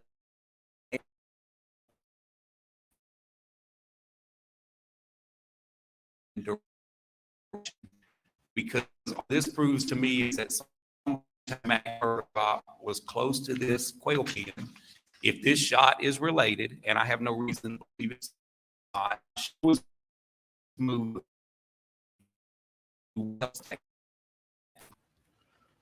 Well, you can certainly measure the angle of the bullet entrance to the quail pen and calculate backwards to see where that shot was fired from. You could, yes, sir. And that's what Mr. Sutton did he not? He did, and I never disagreed with his direction. I'm disagreeing with his final analysis or his final result that you can judge how tall a shooter is without knowing a whole lot of other variables. Well, you understood that Mr. Sutton said that the gun, the barrel was somewhere on that line at to make the shot angle. Moving back and forth on that line. Yes, sir. Yeah. I heard his testimony. And that he picked a spot and said, if you put the gun at a hip level to get on that line, he used a 5'2" person as an example. That's exclusively. Yes, sir. I do. But he did not say the person had to be 5'2", did he? I mean, we all know it could be dynamic. A 5'8", 6 foot person can get low. What I gathered from his testimony is it was his opinion that only a person in that height range could have fired that weapon. That was my opinion. Well, his opinion was it would be in position to fire.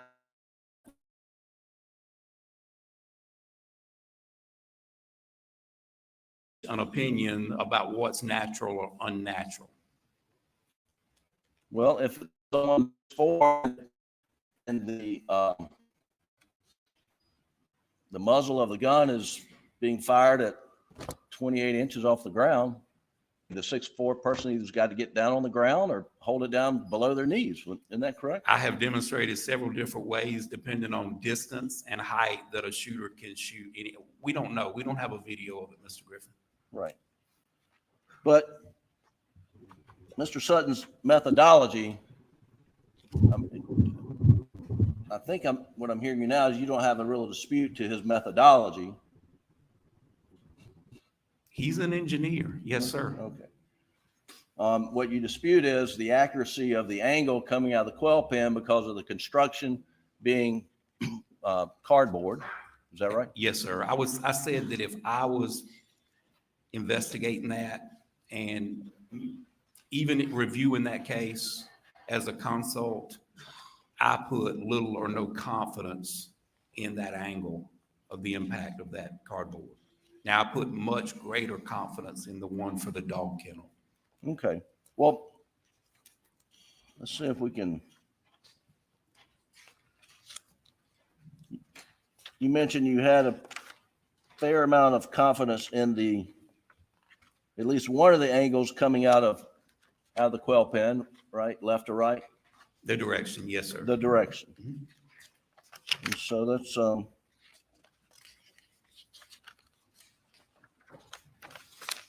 take a look at that right quick. And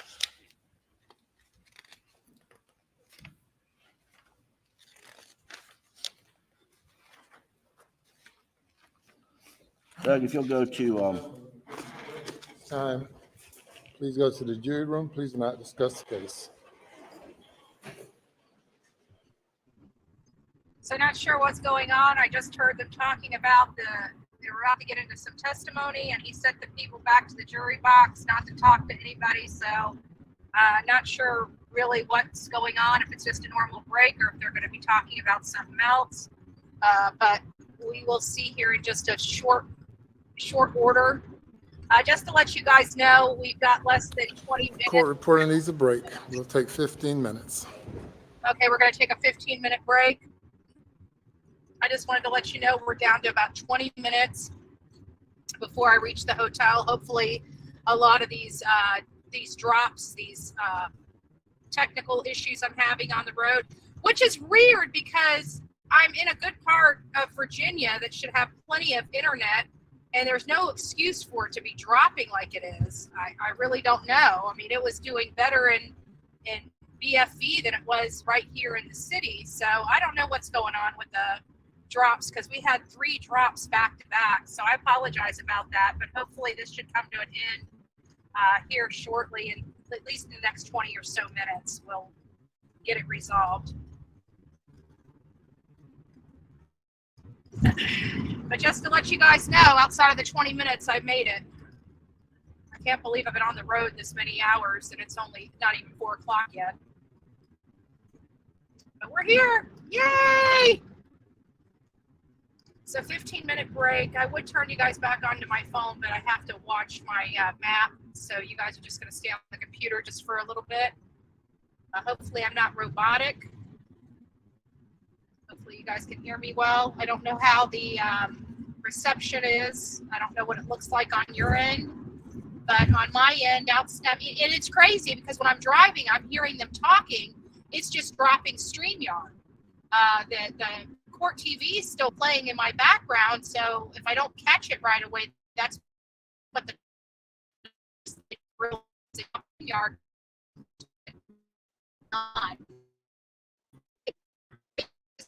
was when they were doing the angle where he opened the door, and they did some examples of where the shooter may be.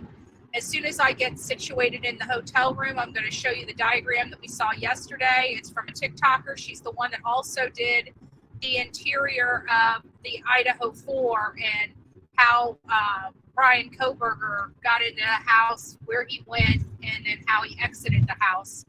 She's the same person that did that one, and she reconstructed Alec Murdaugh's shooting, the shooting at the kennels. And based upon the testimony that was given, she compilated a video showing where the shooter most likely was and the angles in which they were shot. So as soon as we get situated and this comes to conclusion for today, we'll watch that video again so everybody knows what is going on. Whew, I gotta sneeze. And I probably passed, I saw Norfolk and Williamsburg like an hour or so back, and I think that's where Jimmy, or around the place where Dolly resides. And it's busy. It's big. I've been to Williamsburg before, but I haven't, other than that, I really haven't been to Virginia. And I was at Williamsburg with family on a vacation where we went to all the little war museums and stuff like that, where we learned history.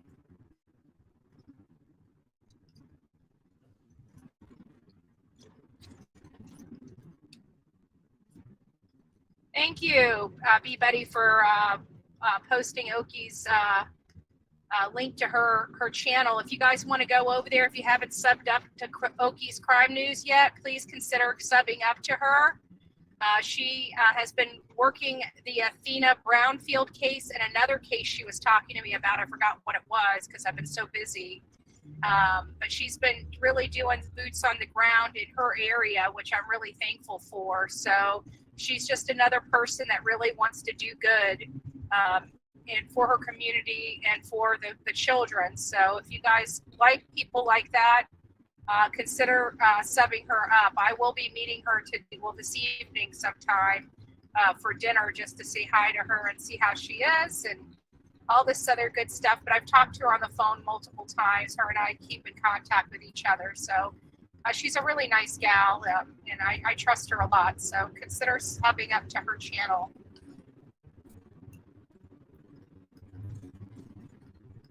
Oh, sorry. People like to slam on brakes right in front of you. It's a little heart-jerking.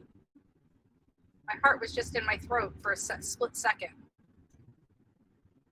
It's like this last 22 minutes to get to the room is going to take forever.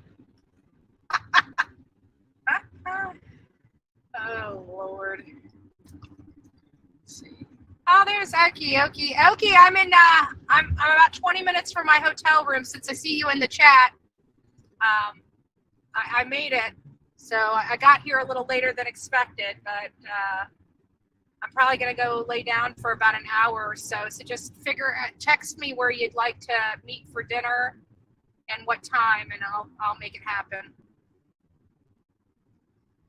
And outside of a few technical glitches, I mean, a few of them, I think we did pretty good off of the hours we were on and only had 6 drops. But these last 3 have been right here in the heart of Virginia. And it really sucks because it's populated here. There should be no reason to drop, but it did.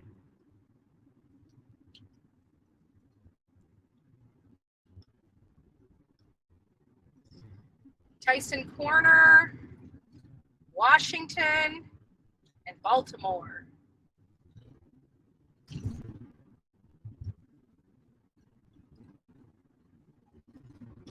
I will be in Maryland tomorrow. I just realized that. I can literally do a 3-state hop, a 4-state hop where I'm going to be. Maybe tomorrow I'll work and go cover some crime in all 4 states. That should be interesting. I know DC's got to have some serial killers. Maybe we'll cover a serial killer or 2.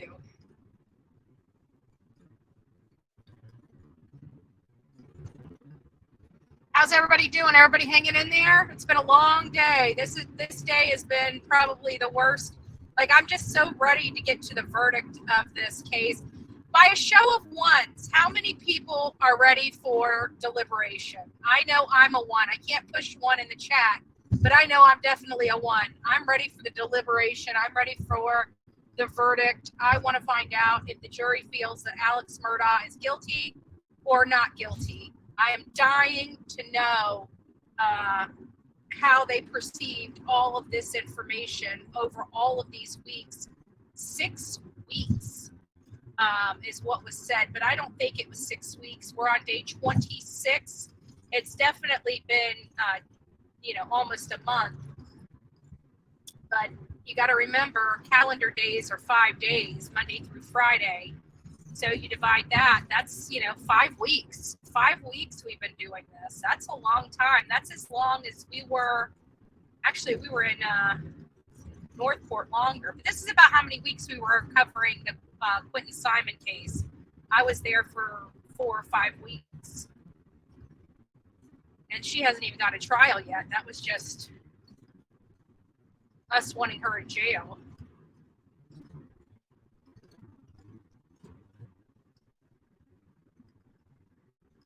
Turn as I'm slowing down. 1. Okay. Yeah, I have to agree. Like, I'm worn down. I'm worn down. I think we've gotten as much information as we're gonna possibly get. There's not really a whole lot more information that we can shove into our brains related to this case, in my opinion. Like, the case is, they just need to wind this up. I think at this point, any more testimony is just going to confuse. But I do like this witness. I like how he talks. I like how you can tell he educates people because he explains things in such a way that a lay person can understand it. And I like that because when it comes to ballistics and trajectory and crime scene investigation, that's where I'm ignorant at. I don't have a lot of experience with that. I mean, I can study it, of course. I know how to study it and where to research to garner that information, but far cry from expert. And I like how he explains this stuff. It really dumbs it down for me. It dumbs it down for me really, really good. And I like that. It makes it understandable where I can say, yeah, I understand what he's saying. And that I like. I'm sure that's appreciative for the jury as well. This is where the difference between, in my opinion, the difference between the state's witnesses and the defense witnesses. The state's witnesses seem more knowledgeable in how to explain and convey what they're trying to convey to the jury in understandable bite-sized pieces. I think that the defense, even their experts, out of the one teacher, the older gentleman, the heavier set gentleman that had a very dry tone. He was a teacher, and you could tell as he was talking that he has taught. So this will be the last week, I believe, maybe tomorrow. I think tomorrow. I think they're going to reserve going out to the crime scene for in the morning, and that should be interesting. But I don't see them doing it today. I mean, we're already at 4:00. They're still on this witness, and we still probably have another witness or two from the state to rebut statements made by the defense. So we'll see. Excuse me, guys. I gotta blow my nose. I'm a snot-nosed little brat. I wish I could put myself up on the screen, but you ain't gonna see me. All you're gonna see is my arm. So I have to keep the emoji on.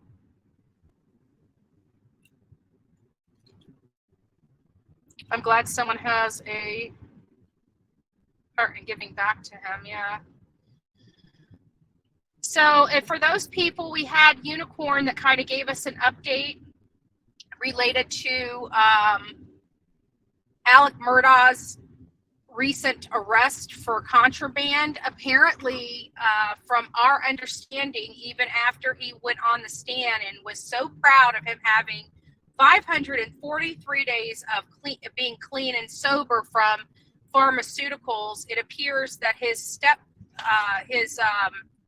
sister-in-law was putting money on the books of someone else so he could get pharmaceuticals. That is our understanding of what happened. It was confirmed by some kind of jailhouse call or something to that effect. And so that is why he got arrested. It doesn't sound like he's been sober at all. After everything drugs has done to him and his family, he is still continuing to go down that rabbit hole with the drugs. And I don't foresee that changing anytime soon. Even if he's found not guilty, he's still going to have this massive drug addiction, in my opinion. Opioid, from my understanding. Now, I've never had an opioid dependency. I don't know what it's like. I only know what I have been told. And from what I've been told, is the detox of that is really, really bad. And it's an ultra, ultra addictive drug. I mean, even the drugs that I was on were addictive, but from my understanding, they're not as addictive as the type of drugs he was utilizing. And he was utilizing them in such a quantity that I have to assume that his detox was pretty rough. So he lied again. Yep, that's it. That's it. I think if it wasn't for the drugs, normal people can handle financial ruin. It doesn't mean that they like going through it, but they can handle it. And I think it's the drugs that pushed him over the edge. I don't think he realizes that's what it was, but I really do believe it's the toxic brain that concocted this elaborate scheme that he thought he was going to be able to pull off. But because his brain was so toxic, he didn't think of everything he should have. And, again, coming back to that OnStar data, that's a pretty rough, thing to get over. So I'm trying to get over. Everything's at a standstill in my lane while moving so fast in the other lane.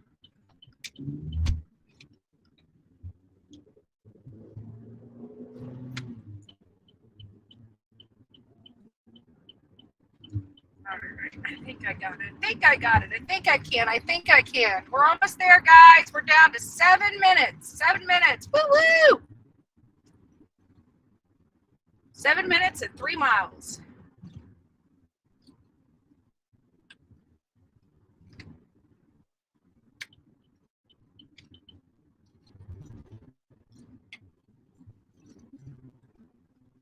Definitely happy. I know. Yay me. And I just want to remind everybody, I have literally been on the road for 14 hours and it's 4 o'clock in the afternoon.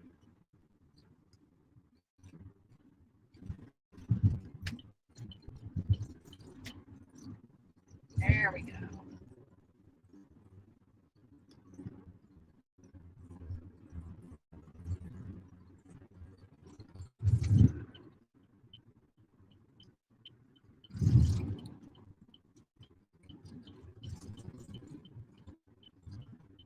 Uh-oh.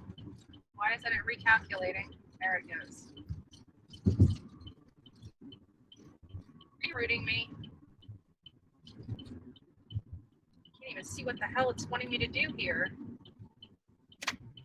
Is it going straight? I don't even know what to do. I can't even see what's going on my screen. Sorry, guys. Something's not working here.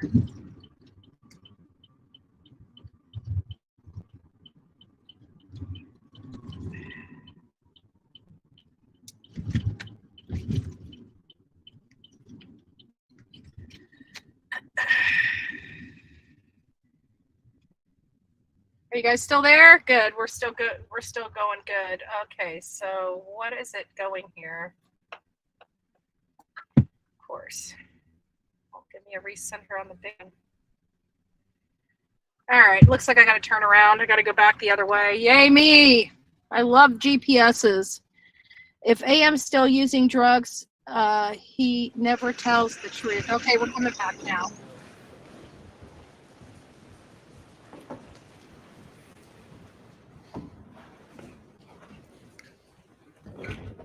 Be seated.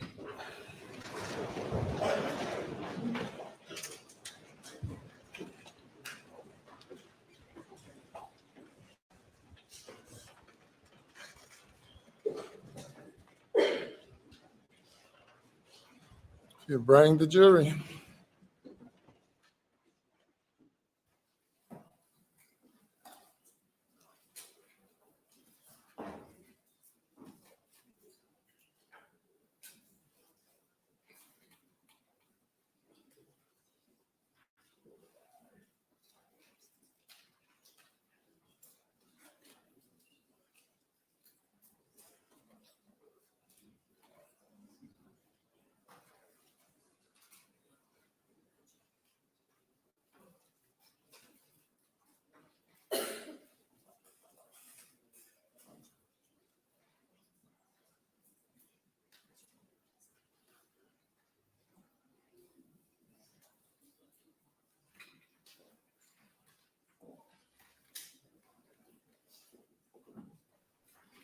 Alabama, not much. A snooze session, a 14-hour drive to DC.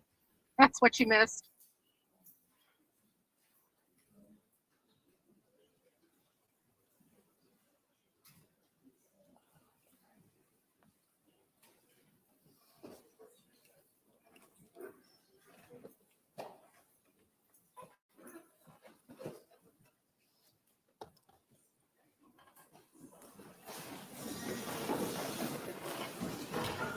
Jury is present, sir. All right, thank you, Mr. Griffin. Yes, sir.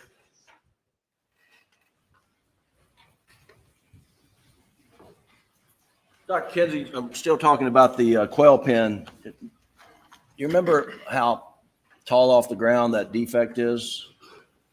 I do not from memory, Mr. Griffin. If I would show you Agent Wardley's report, take a look at it. We don't, it's already in evidence somewhere, but if you could just tell the jury, and if that's consistent with your understanding of how high that defect is.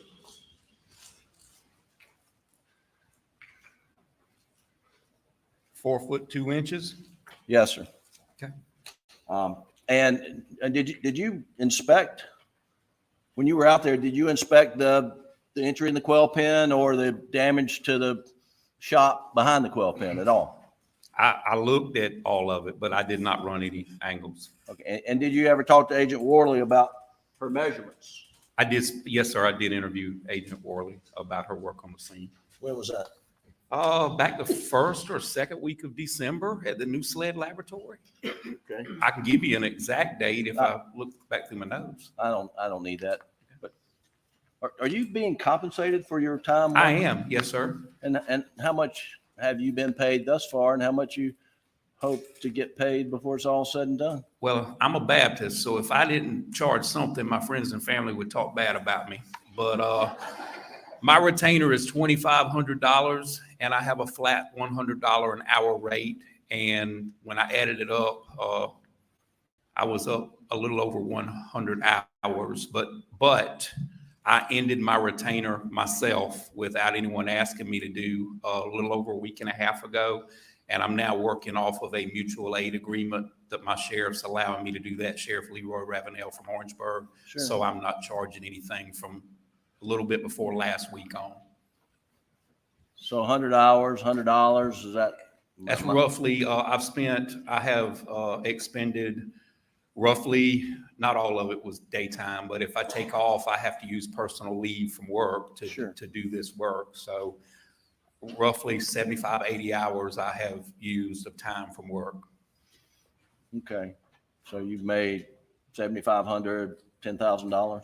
Well, I've spent way more than that running up and down the highways, Mr. Griffin. I've probably been to 20 meetings or so, but yes, sir, if you look at it that way. Now, Doug, back to exhibit. But I will be going up next week. Exhibit 140, and if you'll go to slide 31, please. I think it's the right number. Yeah. So this is from Mr. Sutton, and it's got, let's just focus on the angle going in the quail pen. This is not a height issue. This is the angle. Do you have any disagreement with this angle? I don't. The only problem I have with it, I know there was a side-by-side there, and I don't see the side-by-side depicted on this photograph. So looking at it, I could not tell you how that would play into that angle. Okay. But, and the quail pen's 4 feet, the defect in the quail pen's 4 feet, 2 inches off the ground. And according to Agent Worley, the shot angle is rising either 1 degree or 1.5 degrees or 3 degrees. Is that consistent? That's accurate. Yes, sir. Well, let me ask you, do you believe the shot angle is rising? I mean, you may not agree with that exact angle, but do you believe it's rising toward the quail pen? Well, I believe it could be. Yes, sir, I do. Do you believe it could be a downward? I do not trajectory? believe, looking at it, that it could be downward. No, sir. So we can eliminate downward. Well, if you're going by my results, I'm saying that I don't believe it's downward. Okay. And so if it's going upward, and then you take that line back that we see, this line, at some point in time, it's going to go into the ground, will it not? It should, yes, sir. And do you know where that terminal point is roughly? I have no idea, Mr. Griffin. As I said, I know I've got a moving victim. I know I've got a moving suspect. Okay. I know there's a lot of movement. I don't see where that's worth 25 cents or a quarter one way or the other. It gives me an idea that this is a fluid and dynamic crime scene. Well, if you had confidence in the vertical angle, then you would be able to determine depending on where along the way, you would be able to determine the height of the muzzle of the gun if you had confidence in the angle. Well, I'd have to know a bunch of unknowns also. How the shooter's holding the gun, how tall the shooter is, the distance. Did he move a shell casing? Did he not? I mean, I don't know those things, and I'm not going to make them up. No, I mean, would you have to know all those things to know how high the muzzle is off the ground at any point along that line? If you give me a fixed point and I knew that I had a strategic fixed position I was shooting, I could run a tape measure and know where they were at. And it doesn't matter whether it's a 7.4, 6.4, 4.4 person, the muzzle's going to be at a fixed spot, right? That's the way angles work. Yes, sir. Okay, thank you.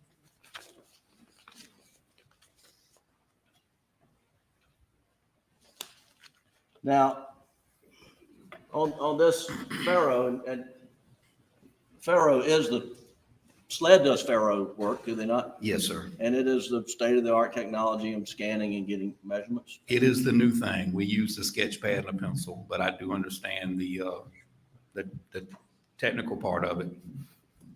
And would you agree with me that the feed room would be about right in here? Can you see that? You want to come down and point out where the feed room would be on this angle? Excuse me, on this Faro? And I'll give you I thought I would. I believe it's right here. Right there at the end of the structure? Yes, sir. Okay. All right, thank you. Yes, sir. And I guess you don't have the measurements, but do you know roughly how far this line, this angle would be away from the corner of that structure? I have no idea, Mr. Griffin. You've not done that math? No, sir, and I saw no need to if all the shell casings are up here by the shed. Okay. All right.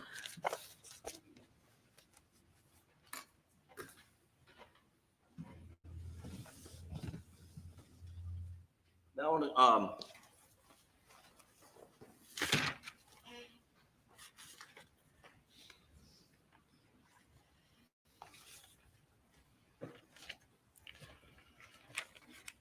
I want to go back to Paul and his injuries and and I guess first I want to talk about your analysis. Y'all have been critical of Mr. Palmbach and Dr. Eisenstadt, but under your analysis, the shot of the gun was up to the left shoulder, jaw, and out the top of the head. Correct? Yes, sir. That is my opinion. And you, I'm gonna come up here, and this is the feed room door here. I just want to understand where you have Paul under your analysis. Is Paul on this side? Which shot, Mr. Griffin? The last shot. The fatal shot? Yes, sir. Well, as I mentioned in my report, I would assume he's closer to this wall because I've got a void 6 inches below that light switch. If you look at the outside photograph of that building, there's a silver light cover on the wall. And about 6 inches below that, I've got one stray satellite drop of blood, and then it's fairly clean. You got some outliers, but it's fairly clean going down. Okay. So you think Paul is closer, and this would be the door and it's swung open. So you think Paul is closer to this side? Well, I think it would have to be Paul because the angle wouldn't match up. If the shooter was here and Paul was over there, it wouldn't match up either way. Whether it was down in the head or up in the head, it still wouldn't match up either way if Paul was against the hinge side of the door. And Paul is standing roughly how I'm standing? No, sir. As I demonstrated, well, we tried to demonstrate, me and Mr. Harpootlian were kind of dancing up here, but I believe he come out with his head down. He's drooped on the left side, and he come out on this side with his shoulder just outside the room. Yes, sir. About like that. Okay. And then the shooter is off to Paul's left? Yes, sir. From this side. Yes, sir. And the shooter has a shotgun, right? Absolutely.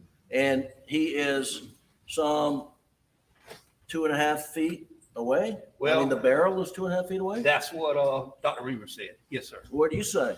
I don't believe it was that far away. But I'm not, like I said in my earlier testimony, I'm not going to contradict a pathologist. She knows more about the human body than I do. All right. But you don't mind contradicting Dr. Eisenstadt? Well, because I've been to the scene and I've reviewed all this evidence. Yes, sir. That is correct. Okay. Well, that's what we're doing. Mm-hmm. So if you say, let's take 2.5 feet from the end of the muzzle, is that what we're talking Yes, about? sir. That is. And then you've got to back the shooter up to hold the gun. And I guess if you got it 45 degrees, right? Well, as mentioned a dozen times so far, I don't know how long this shotgun is. Okay. Okay, but it would be here. And I don't know where he's standing, most probably behind this wall because Paul is stumbling toward him. So here. So the shooter's shooting left-handed, you think? Well, I don't know if he's left or right-handed, Mr. Griffin. Okay. I don't know that part. Right. But that angle would match up despite all the. That matches up. Yes, sir. That would match up. Now tell me, in that angle, and this dials the gun, where's that shot shell going if it ejects? If I'm pointing into the room, it could go inside the room. Well, you just raise it up to. I mean, that's under your angle. But I'm behind the gun. I'm behind the gun, so that's going to push the weapon out a little bit. The ejection port's on the right, so the shell could easily end up in that room. If Paul's standing there and the end of the muzzle is 2.5 feet away, yes, sir. You're saying could eject in the room. The door is this wide. Yes, sir. Absolutely. At 45 degrees. Yes, sir. Okay. It's doable. Yes, sir. And then under your analysis. Your analysis. Your analysis. Oh, my analysis. Okay. Your analysis. Yes, sir. We're not there. We're not there. We're still in court. The shot's going up through Paul, chest, jaw, out the top of his head. Yes, sir. Number 2 bird shot. Number 2 steel shot, dry lock, 3-inch. Yes, sir. And you counted, and I think you said 150, 156. I can't remember. Well, the literature says 156. I was like 150, but I kept getting tired of counting, and I think I kept messing up. So I'm going to say the literature is probably correct. Okay. And I think there were some 60 to 70 that were found in his body, at least. I have no reason to doubt that. No, sir. I didn't go 1, 2, 3, 4 and count them on the X-ray, but I believe that. Okay. And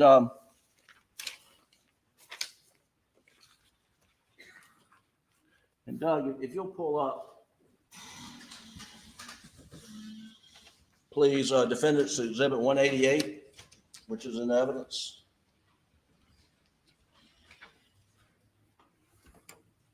Oh, I don't want to do that one. Hang on. Let's do crime scene photos. And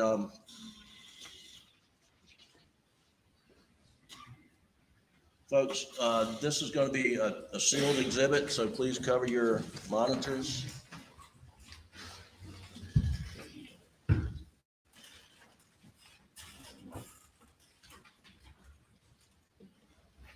Turn on.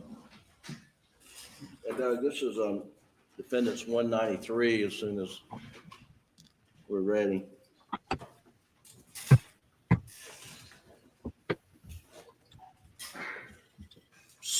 So you tell us, you recognize this photo? Yes, sir.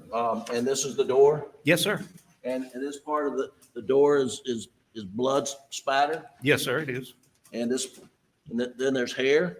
There is hair. There's a little bit of bone, and there's some other body tissue. Okay. And there, you think, where is Paul in relation to the door at this He point? would be right where I showed you, off at 135-ish, give or take a few degrees, closer to this side, so you could make that angle.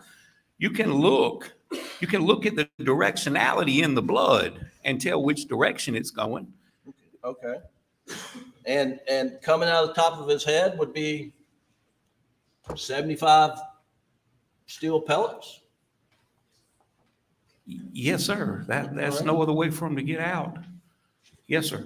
And you went out there and you found one indentation. Well, it's an indentation, but that is a little deceptive because you can see the paint damage to the top of the door. One indent is what I found, but I said bullet defects. The S got dropped from that. But if you zoom in on that, you can see where the paint was disturbed around that indentation. But one proves it didn't go back the other direction, Mr. Griffin. It doesn't take a lot. So if you'll pull up 188, defendants and evidence 188, and this is not under seal.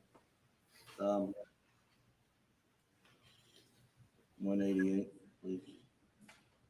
and zoom in on the indentation. There's actually several if you, I mean, All right. you're cutting in on that one, but. So you say there are more defects on the door? Yes, sir. Did you document any defects that you observed on the door? I got them in a photograph. I can show you. I mean, Okay. what other documentation did I need to do it to verify that that's the same door? No, I'm just talking about other pellet marks on the There door. are other pellet marks on there. Yes, sir. You just cut that one down, but if you move up a little bit, you can see the little indentions right there in the paint. All right, back it up, Doug. Right above the hinge, right here. 1, 2, 3, 4, 5, 6, 7. Okay. There's several of them there. And then you see this pellet here in the, I did not see that, but I'm vertically challenged, and I wish I could have looked up and saw that pellet, but I did not see that pellet lodged in that door frame. But I'm glad Mr. Pombach, however you say his name, I'm glad he found it, because that even proves my point a little bit more. well, so I want to ask you, Mm-hmm. according to your shot angle, how would a pellet get there? It's really, I mean, the cone, it's a cone, Mr. Griffin. I've already described how a shot pattern works. It's a cone. So this missed his head, you think? No, it come out of his head. And the ones in the floor in the feed room probably also come out of his head. They bounced off that door, the OSB, and in the feed room. Okay. And so you believe that this pellet that's in the door jamb came through his shoulder, through his neck, out the top of his head, and ended up at that location? Well, it didn't turn around and come back out the top of his head. Yes, sir, I do believe that. Well, now you said there's blowback 8 to 10%. What do you mean? You testified earlier there's blowback about 8. If someone is behind the stock of a long gun and you shoot someone within distance to have high velocity spatter come back at you, it's going to be 8 to 10% of what's in front of the gun is going to come back at you. And a lot of the literature supports that. Well, were you,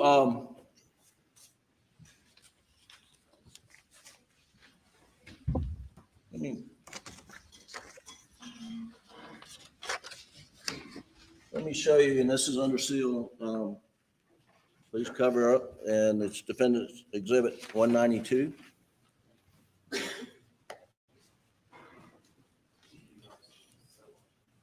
Under seal, 192.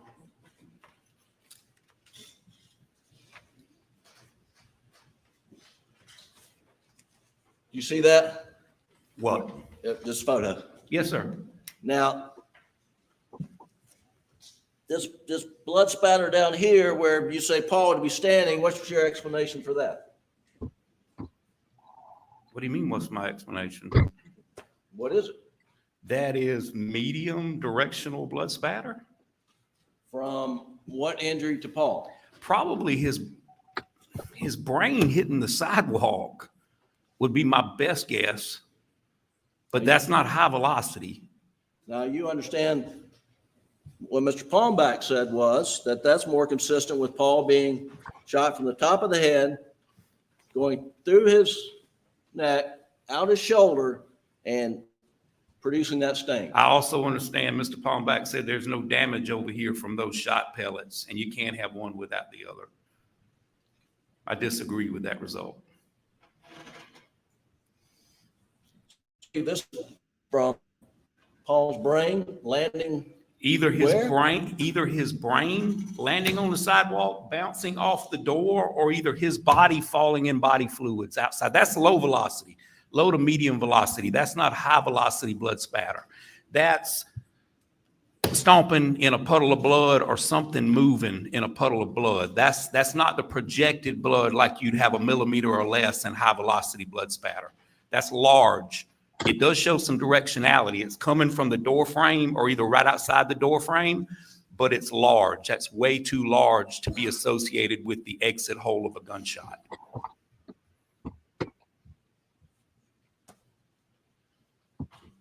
So you understand his brain landed feet outside I do understand, Mr. Griffin, but I also know his brain made contact with that door and the top of that door frame before it landed. And I know gravity works and brings body fluids back down to earth.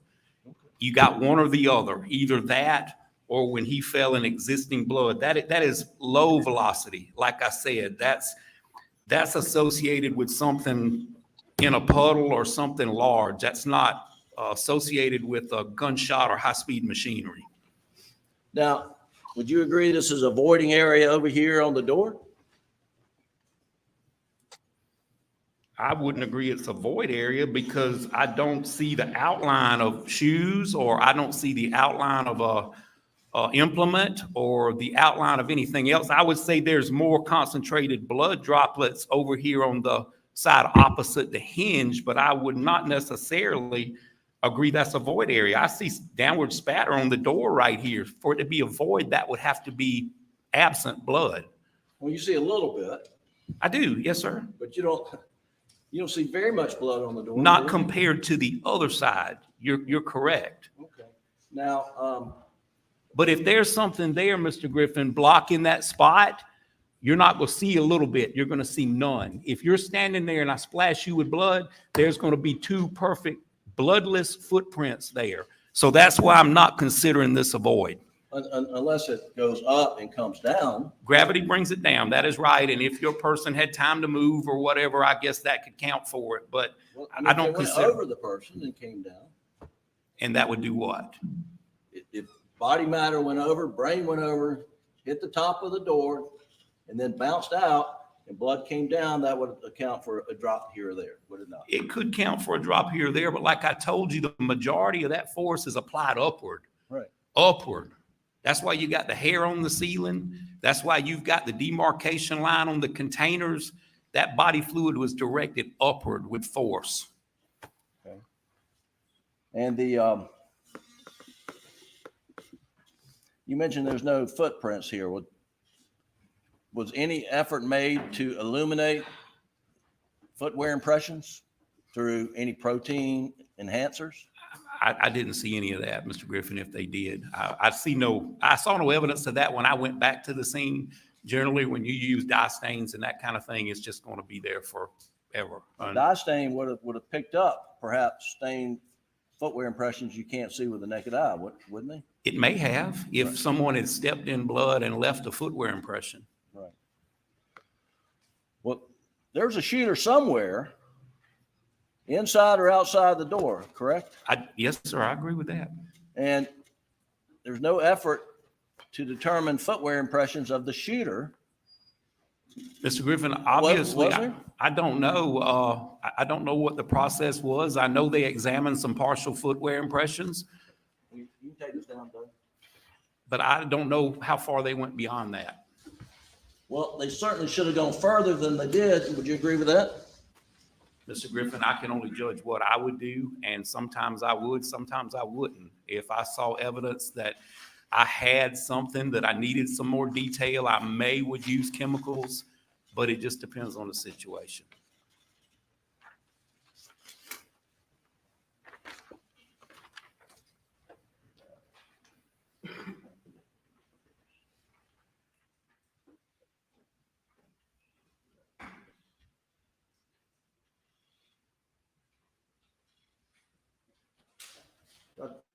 Kenzie, I'm going to show you what we marked as Defendant's Exhibit 197 and 196. And I'll ask you first, 197, do you recognize that as essentially a picture outside the feed room door? Yes, sir, I do.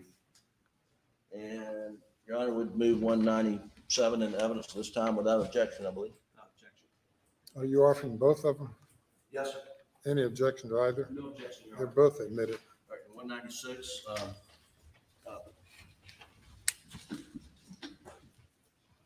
Dr. Kenzie, what would you make of those pock marks on the concrete outside the feed room door? I don't know, Mr. Griffin. I don't know what they are. Could they be pellet? I guess they could be. All right. They could be from a pressure washer also.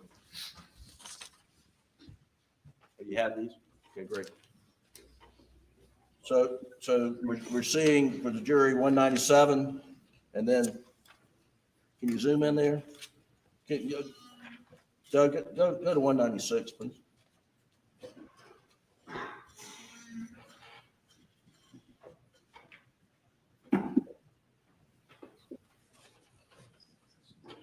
So those could be from a pressure washer, and those could be from a number 2 birdshot pellets, correct? Well, I don't know. I have to see the cement everywhere else to see how it's weathered. All right, fair enough.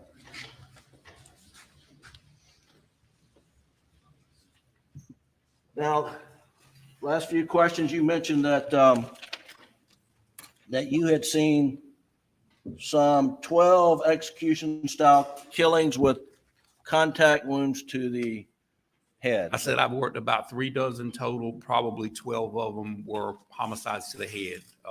The execution thing, I don't know if it's execution or just contact, but I would say it's self-inflicted as opposed to someone else doing it. Well, so let's get it right. 36 total. I thought Probably 3 dozen total. Yes, sir. And 2/3 of that was probably self-inflicted. So that would leave 12.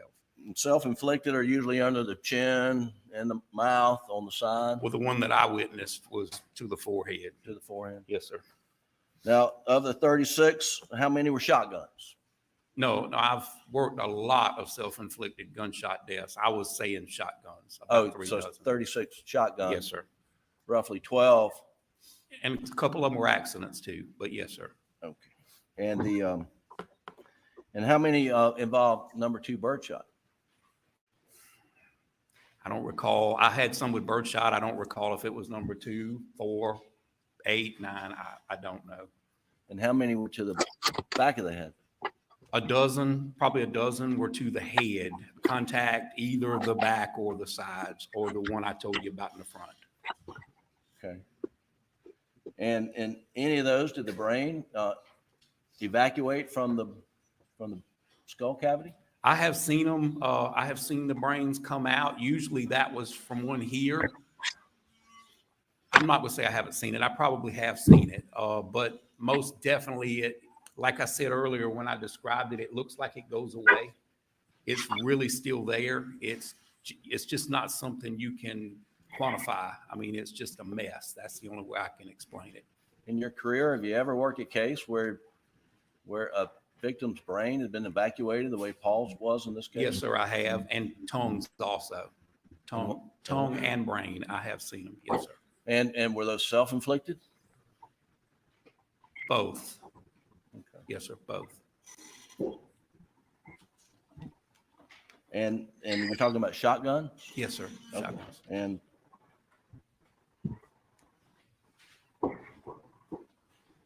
I think you described those as execution style killings. Yes, sir. I would, if you put it on somebody's head from the side or the top, that's how I would describe it. Well, let me ask you, would you describe Paul's murder here as an execution style killing? In the context that someone executed him, yes, sir, but it wasn't in the top of the head. I understand. Yes, sir. And that, and there was no signs of struggle? You agree with that? I saw none. No, sir. And would you agree with Mr. Palmbach that it appeared that Paul got caught by surprise? I've said that from the start. That would account for his arms being down. Yes, sir. And or someone he was real comfortable with. And even under your analysis, the shooter would have blood, blowback blood on them. Is that correct? I believe they would. Yes, sir. It's just a matter of the quantity between you and Mr. Palmbach as to how much blood would. Well, as I mentioned in my report, as you get closer to the muzzle of the gun, I think proportionally it's going to increase. You know, when I said 8 to 10% is what most of the literature says, that's behind the stock. But as you get proportionately closer to the muzzle end of the gun, that's going to increase because you're down at the business end where those pellets are coming out doing damage. And in this case, you're talking about brain matter? Yes, sir. Blood? Bone? Yes, sir. And getting hit from some skull fragments? Yes, sir. That's possible. Under your scenario as well? Yes, sir. Absolutely. And And lastly,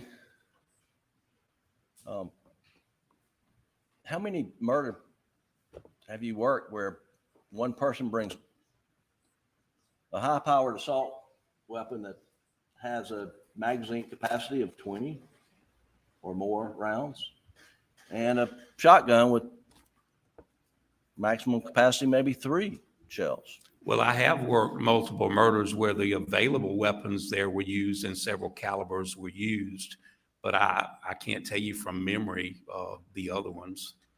Logically, it would make sense that if you're going to go kill 2 people and you have a high-powered weapon with a high capacity magazine, that was all you need to do the job, right? Well, if the weapon's available, Mr. Griffin, if it's there and it's available and maybe it wasn't something that I put a lot of thought in, I'm probably going to use whatever's available. Well, here we know there were 2 weapons available. There was a 12-gauge shotgun and a AR-15 style 300 blackout. Yes, sir. And both were used. Yes, sir. And there was sufficient capacity in the 300 blackout to kill both Maggie and Paul, correct? Well, in a perfect scenario, a shotgun is what I would want at night with moving targets. But in a perfect scenario, a young man doesn't take a double-aught buckshot to the middle of the chest and walk away from it. So I don't know. I don't think like that. I don't know. But in the dark, I'd rather have a shotgun than that rifle.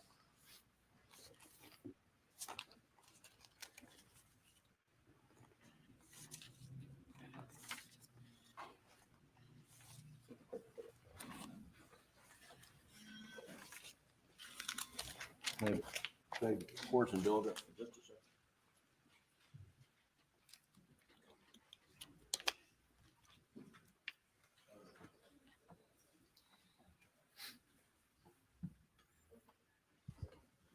One more line of questioning. You demonstrated Mr. Kalmbach's shot from the top of the head with Attorney General Wilson a moment ago. Yes, sir. Now, that was Mr. Kalmbach never put anybody inside the door the way y'all demonstrated in his testimony, did he? That is the way I understood it. Yes, sir. Well, I mean, he said that. Well, can you come up here, Mr. I mean, Harpoon? with the void, you're talking about the void. He said there's a void here, and this is where I believe the shooter would be, if I'm not mistaken. Right. So if you'll come up here, Mr. Harpoon, and let me find the dowel. Let me bend down. Don't let him bend down like that.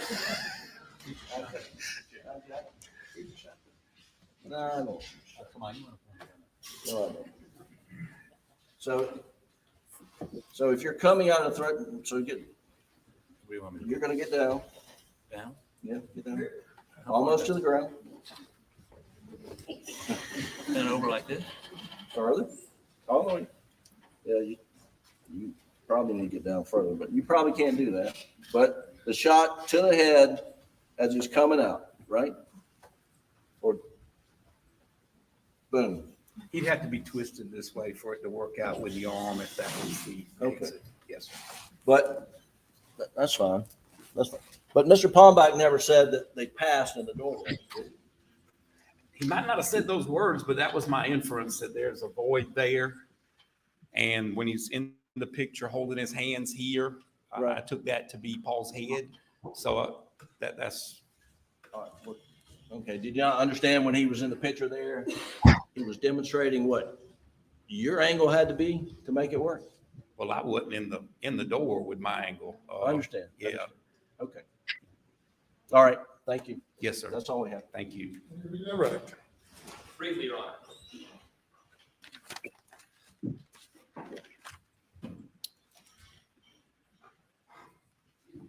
All right.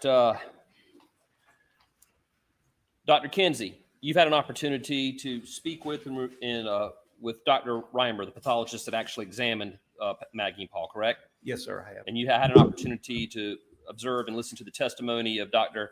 I think it's Eisenstadt, who was the pathologist that did not examine Maggie and Paul, correct? Yes, sir, I have. You've also had an opportunity to go to the crime scene and observe the feed room, observe the areas where both Maggie and Paul were murdered, correct? That is correct. You've had an opportunity to observe all the brain matter and tissue and the defects in the doors and the wood and everything and get a complete context for what happened that night, correct? Yes, sir. That is correct. Is Dr. Reamer or Dr. Eisenstadt's conclusions about the trauma to the bodies, which one of them is more consistent with what happened at the crime scene as you observed with your expert background? Well, I'll start by saying I don't know either one of them from a can of paint. This was my first time ever meeting Dr. Reamer, but my opinions are consistent with hers. I vary a little bit on the distance, but like I said, I'm not going to argue with a pathologist. I'm not that kind of doctor. Real quick, you differ with her a little bit on the distance of what? Of the fatal shot to Paul's shoulder, I believe it was a little bit closer, and I can't account for that lack of stippling. But other than that, her opinions and my opinions are fairly consistent. But that would not change, that difference of opinion would not change your conclusions either way. No, sir, they would not. For the sake of this redirect, let's assume for a moment that the angle of impact and the direction that the defense posed were accurate. Are there other variables that the defense expert didn't account for that could change the height of the shooter? Well, as I demonstrated, positioning, distance, height, the way you're holding the weapon that could place those cartridge cases there. It's nothing uniform about it. As I said, it's static and dynamic. So the shooter is running around and the victim is moving, correct? Yes, sir. It's chaotic. Yes, sir. It's crazy. Yes, sir. I would imagine it was. There's no way to know, unless you were there, how the gun was being shouldered, where it was being held, the angle. There's no way to know that. I have no way of knowing that.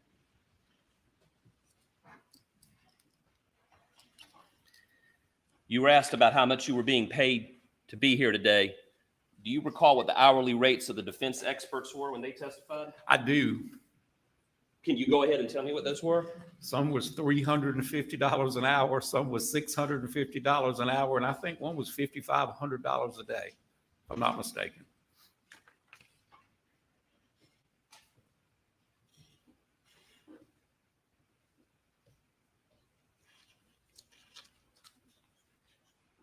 Oh.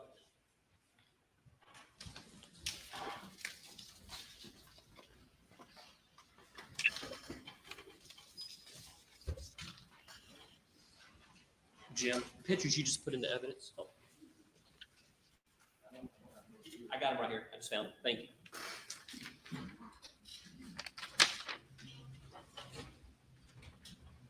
Okay, I'm showing you what's marked as State's Exhibit 197. Do you know when that picture was taken? I have no idea. Okay, sir. I'm showing you what's been marked as Defendant's Exhibit 196. Do you know when that picture was taken? I have no idea. No, sir. Is there anything about the defects of that photo that stand out to you other than just concrete defects? They're not very uniform, but no, sir. Other than that, Does that photo tell you anything? it tells me nothing. No, sir.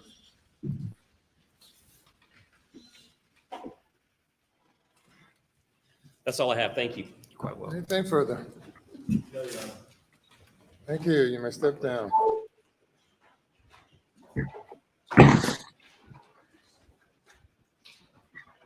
Any further witnesses by the state? Your Honor, in the rebuttal case, the state rests. Ladies and gentlemen, the state has rested. Going to have you go to the jury room for a break. Please do not discuss the case. I didn't realize you guys could hear me. Hold on a second. Let me get my pad. I'm officially in my room. Oh, I'm so tired. Let me get the stand. Oh, sorry. Got to get the stand up where it needs to be. All right.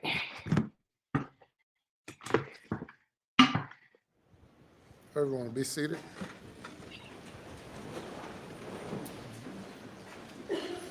Any comments you want to make, Mr. Harpootlian or Mr. Griffin, about Sir rebuttal? Sorry.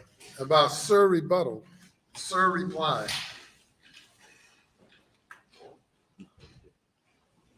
No, thank you. No. So we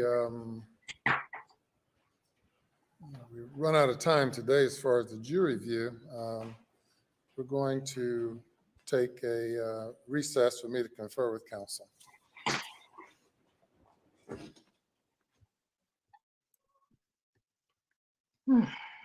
Okay. So I hope everybody is doing well. I am trying to get plugged up now, so we have some lights.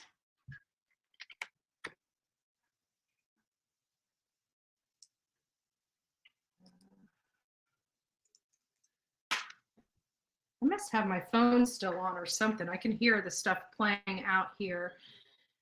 So give me just a second. Let me find.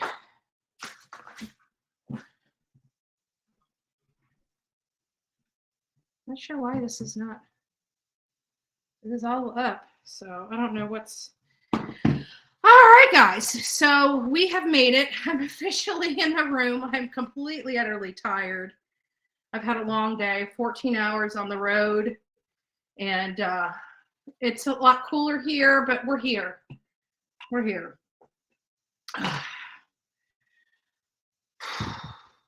Wow.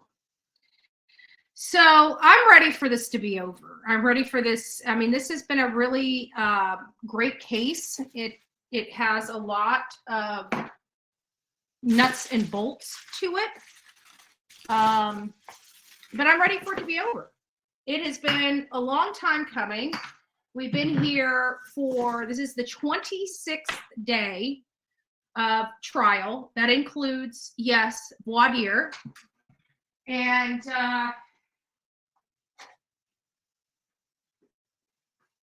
so we're definitely winding to the end. Mr. Hartpoulian wanted the jury to go out and look at the Moselle property. I really don't think it's going to make a hill of beans one way or another, whether they go out there and look at it. But, you know, if it could possibly sway the jury to change their opinion about whether Alec did it, then it would have been worth it. So I see, why this thing's not lighting. A little better. Can you guys see me okay in here? We got this little, like, I almost want to take the lampshade off of that. It's at the desk. Just buffering just a little. Let's see if I can change this over to the Wi-Fi here at the hotel. Might work, might not. I'm not sure.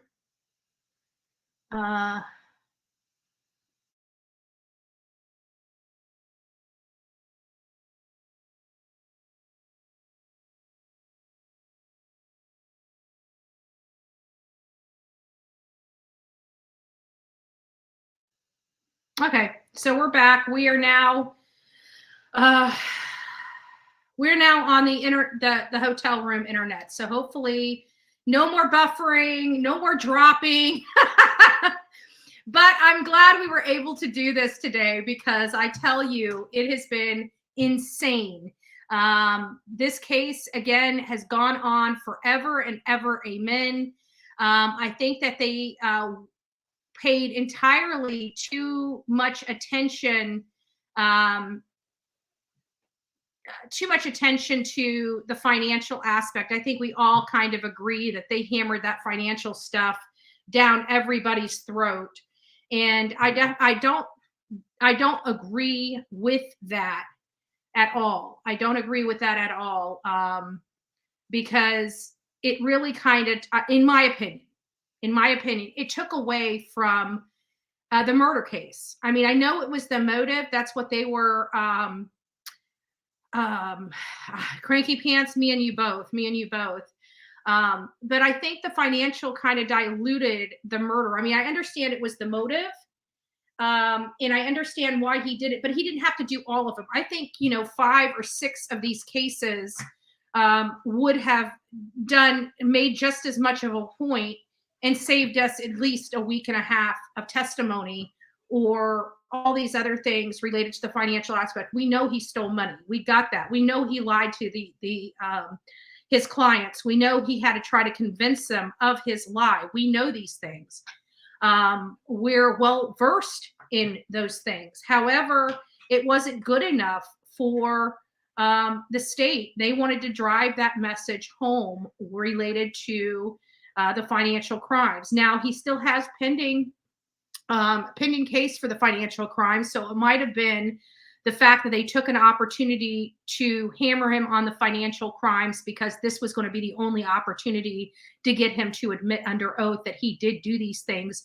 So it buttons up their case for the financial aspect later down the road. I think that he took this opportunity to kind of double dip, if you will, because it went right to the heart of motive, and he had the argument on his side to be able to dive this deep into the financial aspect of this case. And I think he took that as a strategy, as a strategic strategy related to this case and his ability to get to these things and get to the heart of the matter. I think he was being proactive in this end, that he was foreseeing that there could be some problems with this case, and he had an opportunity to at least nail him on the financial stuff, and he took that. I still think that they have proffered enough information to confirm that Alec Murdaugh was most likely the person that was there. He admitted under oath himself that nobody else was out there, that his dogs weren't acting funny as if somebody else was out there, that he was only out there minutes before they were gunned down, but he didn't do it. So those things don't really make sense. I like the testimony from the experts. Again, it comes back to what I was talking about in the car, where we have the state, and they give you the good, the bad, and the ugly.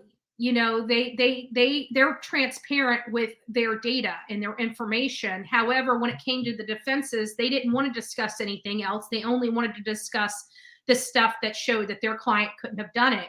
They didn't want to say, well, there is a possibility of this, like where the state did. The state said, this could go right to help the defense's case. However, this is the information that they need to know. And I really think that, that shows a different level of integrity when you have somebody that proffers all the information, not just some, but all. But just think of how much more impactful that one expert witness for the defense would have been if they could have said, well, here's this size person, here's this size person, here's this size person. The reason why I believe it's the 5'2" person that committed these crimes is because of this variable, this variable, this variable, this variable, eliminating the other ones. He didn't do that. He just never put the other ones on there.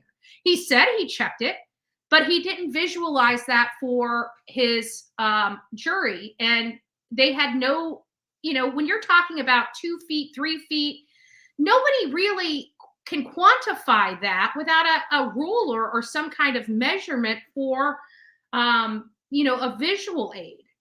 And so when you're saying that it's 42 inches, what the hell is 42 inches? Excuse my language. But what the heck is 42 inches, right?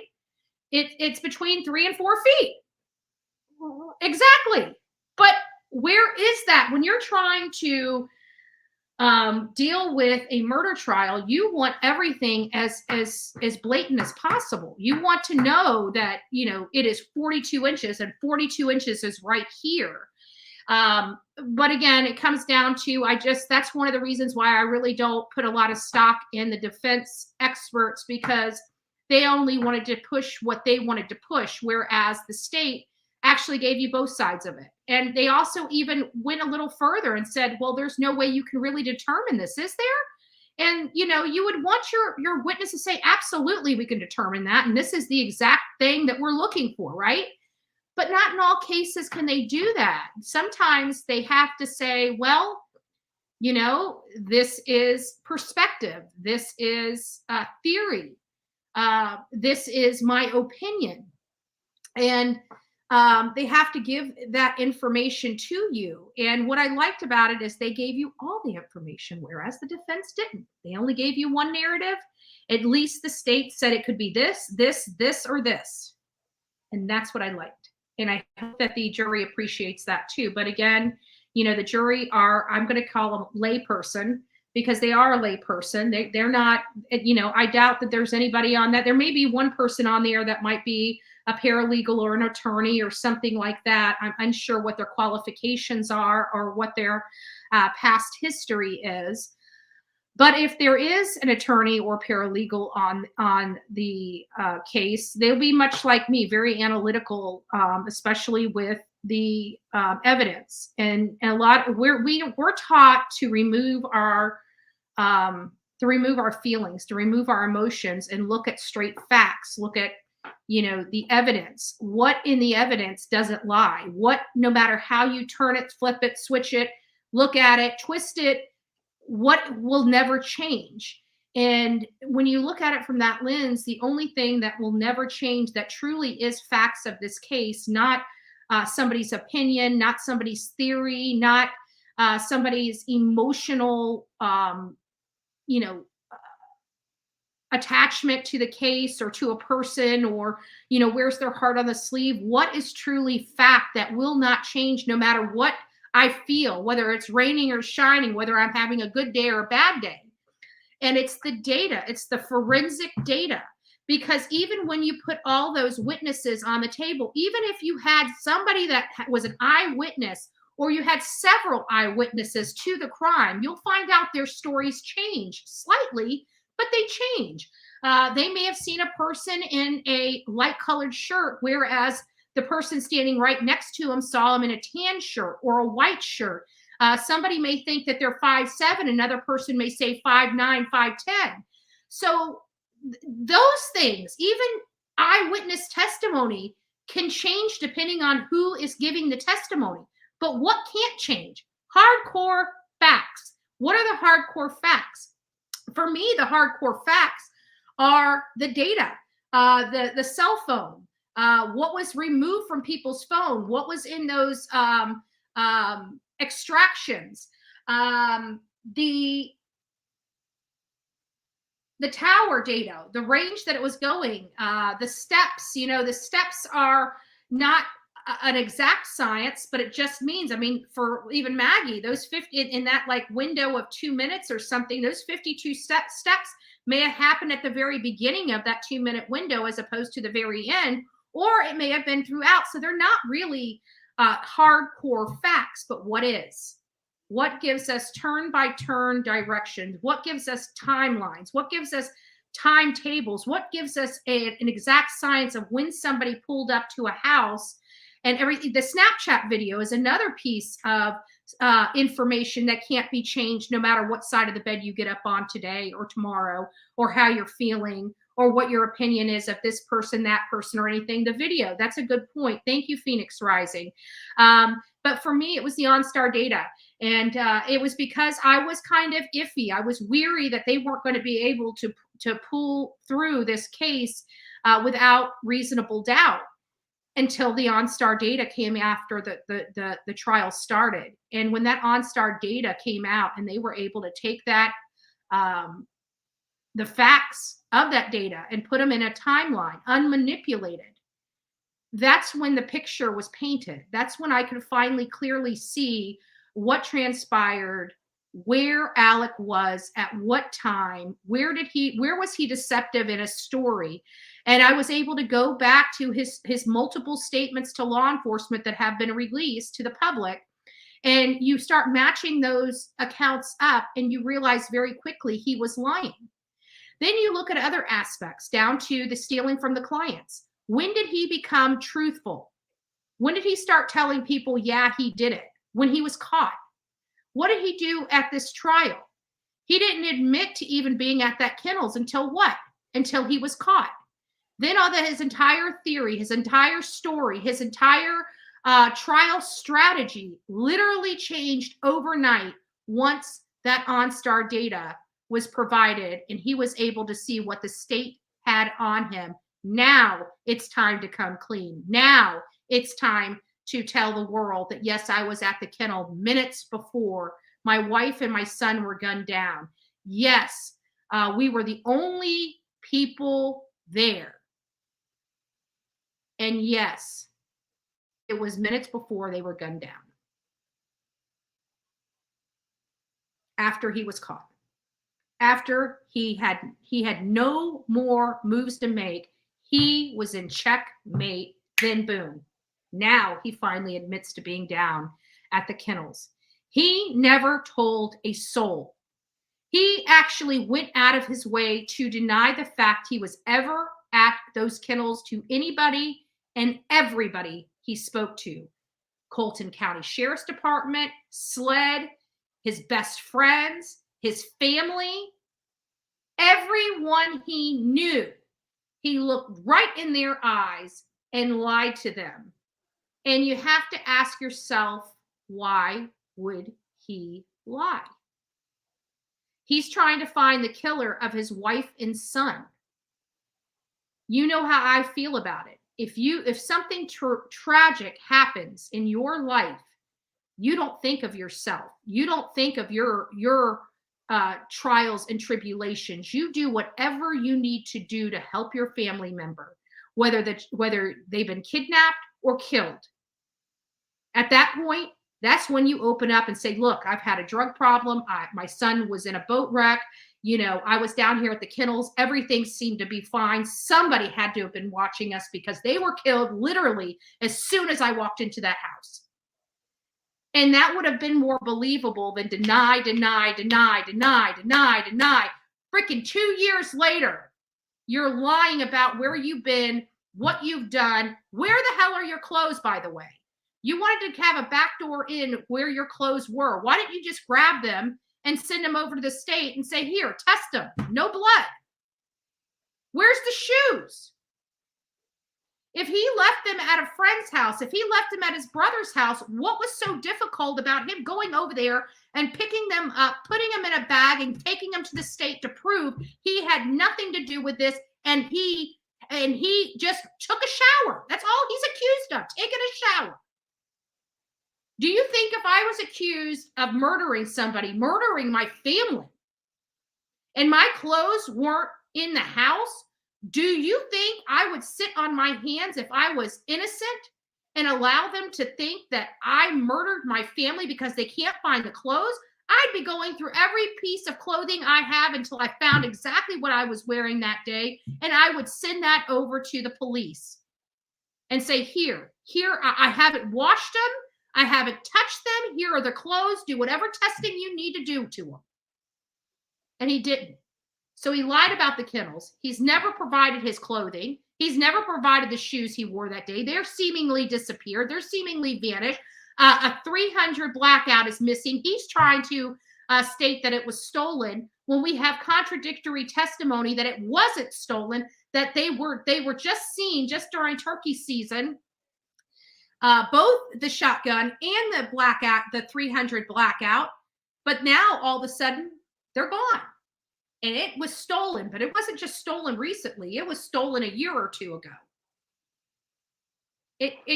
When you put it all together, to me, it doesn't make sense. Now, I realize that there are a few people in here that believe that he didn't do it. I don't even know how to connect with that or how to argue that side of things, because it's not a side that I believe. And if I can't believe it, I try to explain even the stuff that I don't understand, but this is the one that I can't, because I have such strong opinions on the evidence in the case that was provided by the state. Now, again, I'm not a jury. I can tell you that the better half of this entire group believes that this is going to be a hung jury. I saw Twitter post from even Jennifer Coffendorfer saying that this is the closest she's ever thought that something would be considered a hung jury. She's really worried about that. And that's coming from an FBI agent. So yeah, we all have a little bit to be concerned about here. We really do. Because of the state's case as well as the defense. Honestly, I don't think the defense really defended anything the state said. And that's another problem for me. But, like our audience agrees, is they don't believe the state really pled their case beyond a reasonable doubt. to even have a proper defense on. Now, this is anybody's game. You know, there's no right or wrong answers here because we don't know what the jury is going to ultimately deliberate. We don't know if their verdict's going to be not guilty or guilty. I can tell you that this was a case that was fought very hard and very tenaciously by both the state and the defense. The defense did what they could with what they had. It's a lot easier for the state to do this case unless, you know, Alec had unlimited resources, and that would be a totally different scenario, but he doesn't because he's broke. How's he paying for these attorneys? I heard people ask throughout this trial. He's had property. He had property. He's the only heir to all that property. Never mind what his potential settlement or stuff was from his dad. Because it's my understanding that his dad and his mom are no longer here. So him and his brothers and sisters, whoever the heirs are going to be it's going to be part of the estate. And because this happened, all these arrests happened after both his mom and dad passed away. His mom might still be alive, but I'm pretty sure that she passed away a few months after his father, but I could be wrong about that. But for whatever reason, his mom is alive. So we're hearing his mom is alive. So, you know, attorneys, they don't really they have wills, trusts, estates, but it's the trust. I'm pretty sure if his dad was a solicitor and a lawyer, everything's probably in a revocable trust somehow. It's just easier, cleaner, things pass, less taxes. You know, a person with a law degree would be doing things that lessen their tax burden, especially as they get elevated in age and things of that nature. It's more of an estate planning type of thing. Well, who do you go to for estate planning? A lawyer, right? You go to a lawyer for estate planning. Whenever I want my trust and stuff set up, you go to a lawyer. So that's what we are looking at here.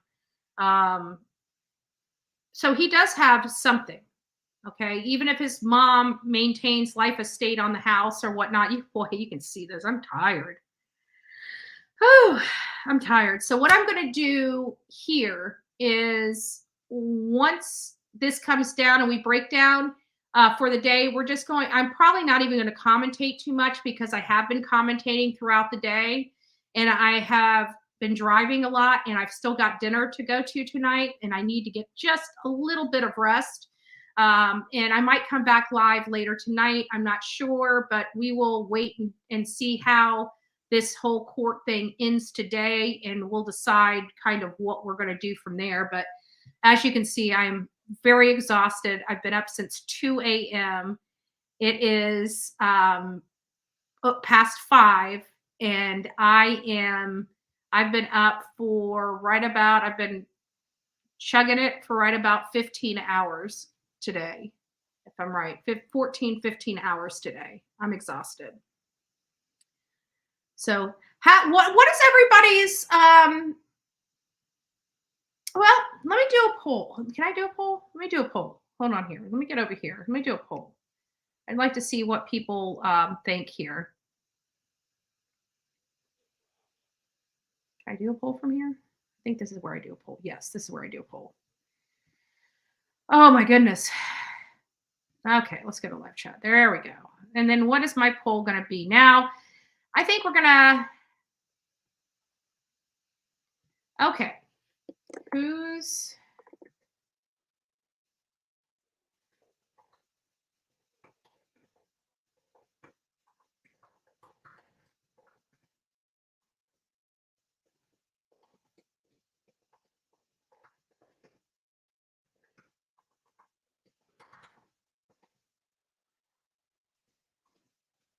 okay, get it ready.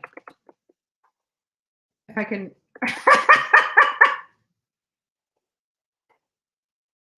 Okay. Hopefully I didn't screw that up. I am half asleep, so if I did screw it up, I'm sorry. So we threw a poll out there asking whether we believe, which side do we believe? Do we believe the state's theory, or do we believe the defense's theory of what transpired on June 7th?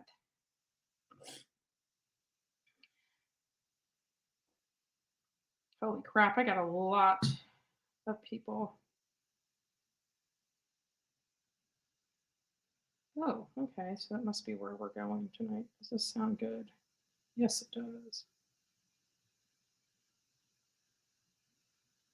Okay, Crime News, if you're still in here, Italian, anything, so I eat. I might as well throw that out there. I eat. I love everything. The only thing I even eat some Indian food, but tofu is the only thing I don't eat. I don't eat any of the vegan, vegetarian stuff, but Italian, sandwiches, soups, anything. I'm an eater. So either one of those are fine. All right, we're back. Let's see what they have to say.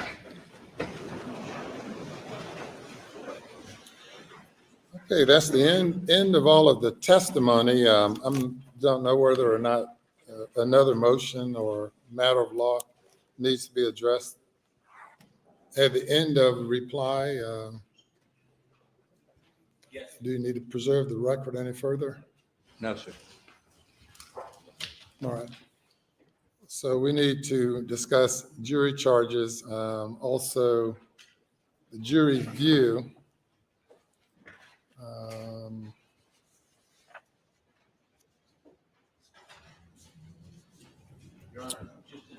Yes, sir.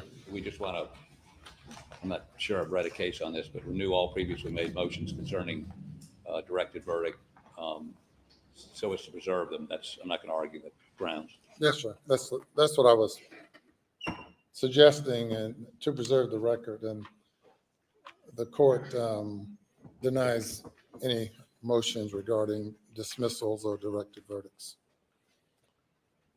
So we need to have the jury come. You bring the jury.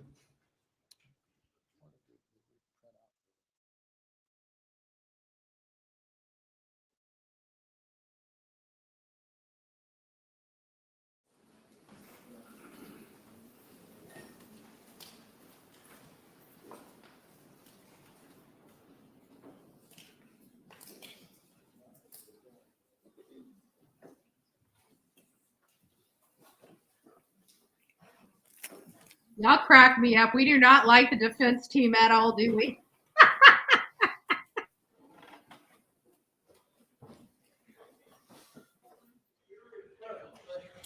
Okay, very good. Ladies and gentlemen, you have now heard all of the testimony and received all of the evidence in the case. And we are essentially done for the day. But when you return tomorrow morning, we're going to have an escort take you all to the subject property, Moselle, to have a jury view of the location. And I will be there as well to ensure things go as they should.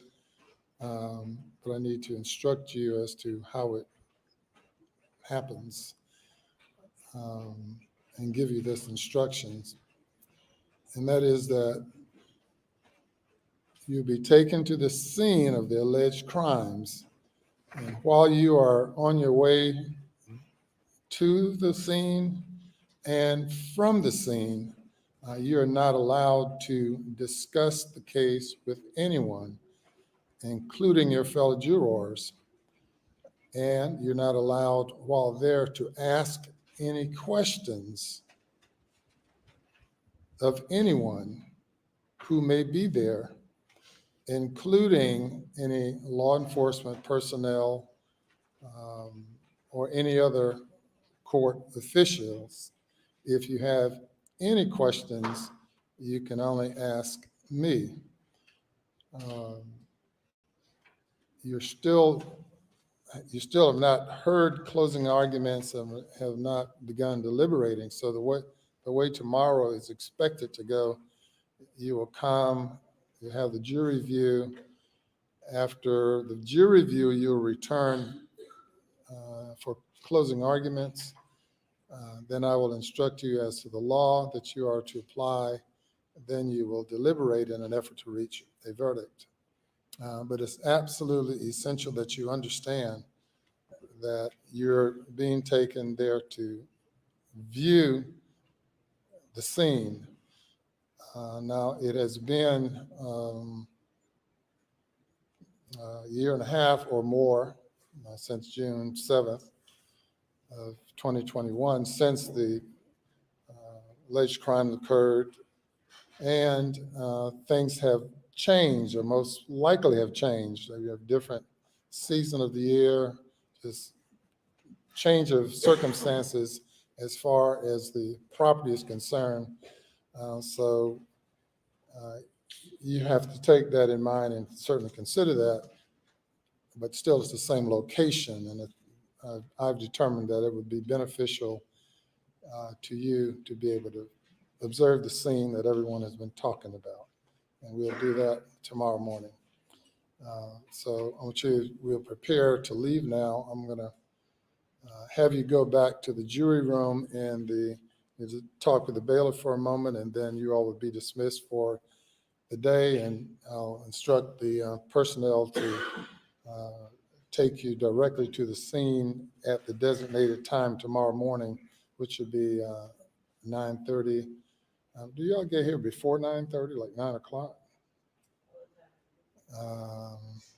So we'll say 9:30, but but you may leave before 9:30 since apparently you all get here pretty early. So we'll see how that works tomorrow morning. So if you'll go to the jury room now, and we'll prepare to dismiss for today, and we'll see you all after the view tomorrow morning. So if you go to the jury room.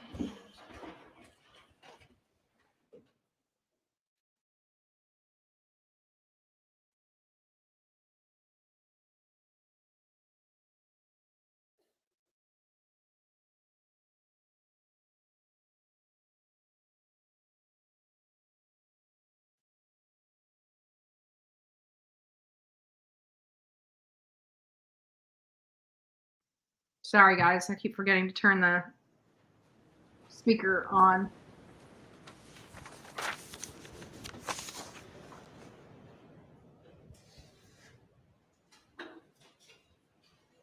Okay, as I stated, the scene will be secure, and the law enforcement will ensure that no one is there to distract or to interfere with the jury view.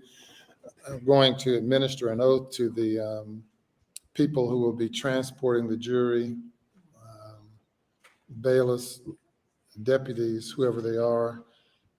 Danny Gregory, if y'all will come forward now. Danny Gregory, Reuben Carter, Bill Polk, and Taylor Flynn. All right, Phil, I'm going to give you all an oath. If y'all will come and stand, and I'll administer the oath to you.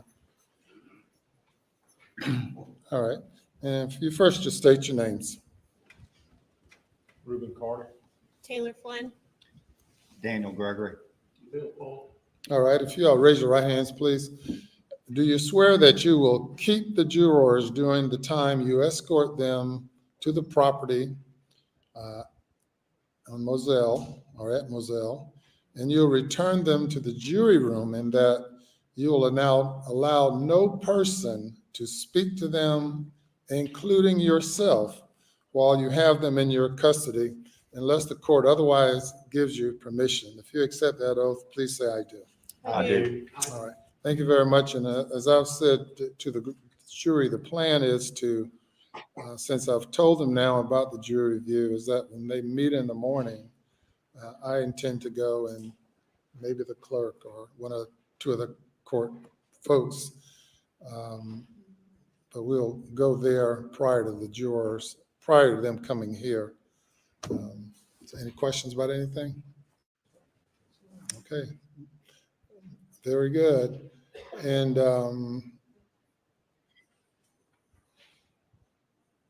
Mr. Pope, I need to speak to you for just a second. To you for a second. I think it was Mr. Pope, right?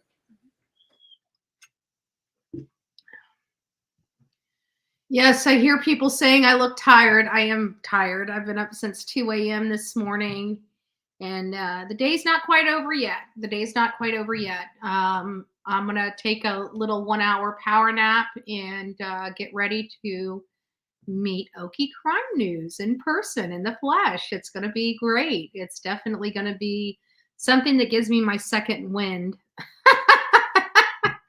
So, and then tomorrow, I think I'm going to potentially go to DC and just, peruse. Why not?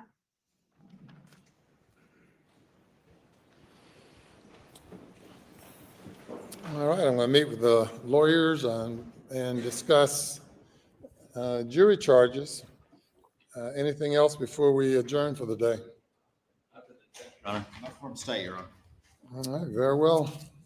We're in adjournment. Let's see. Now, I want to say adjourn to 9:30, but we'll have the jury view at 9:30. We need the court reporters. If you all stand by, we're going to adjourn until 10:30.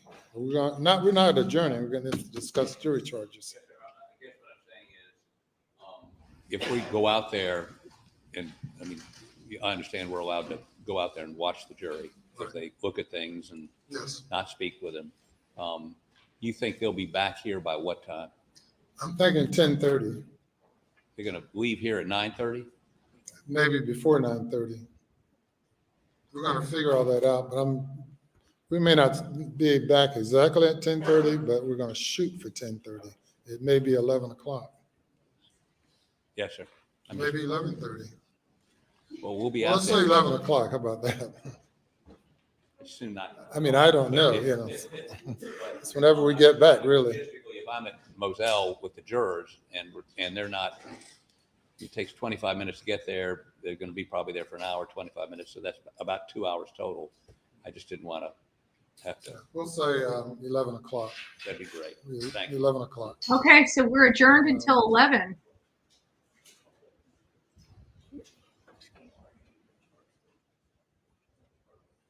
We'll be in adjournment until we, Arguing when they get back, arguing and charging tomorrow. yes, argue, charge, deliberation tomorrow. Right. Guys, we might hear something tomorrow. All right. Very good. And whether we deliberate will depend upon what time argument ends.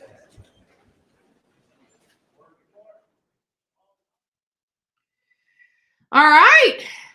Well, we'll just stay here for a few minutes to make sure nothing else is going to, yeah, we could all sleep in tomorrow, but we can't because we still have coffee club. We still have coffee club.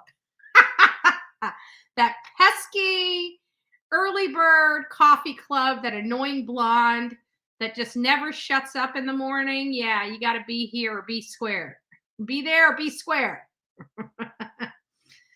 Oh my goodness. All right, guys. Well, listen, we've had a really long day today, a lot of driving, lots have been going on. Thanks for keeping me company. Thanks for staying in the chat too. I know it's been kind of up and down. We had some missed opportunities because our internet went down a few times. It drove me nuts when I was in Virginia and like I'm looking around and seeing cell towers everywhere and it was dropping. It dropped like 3 back to back, like literally within an hour. It dropped 3 times.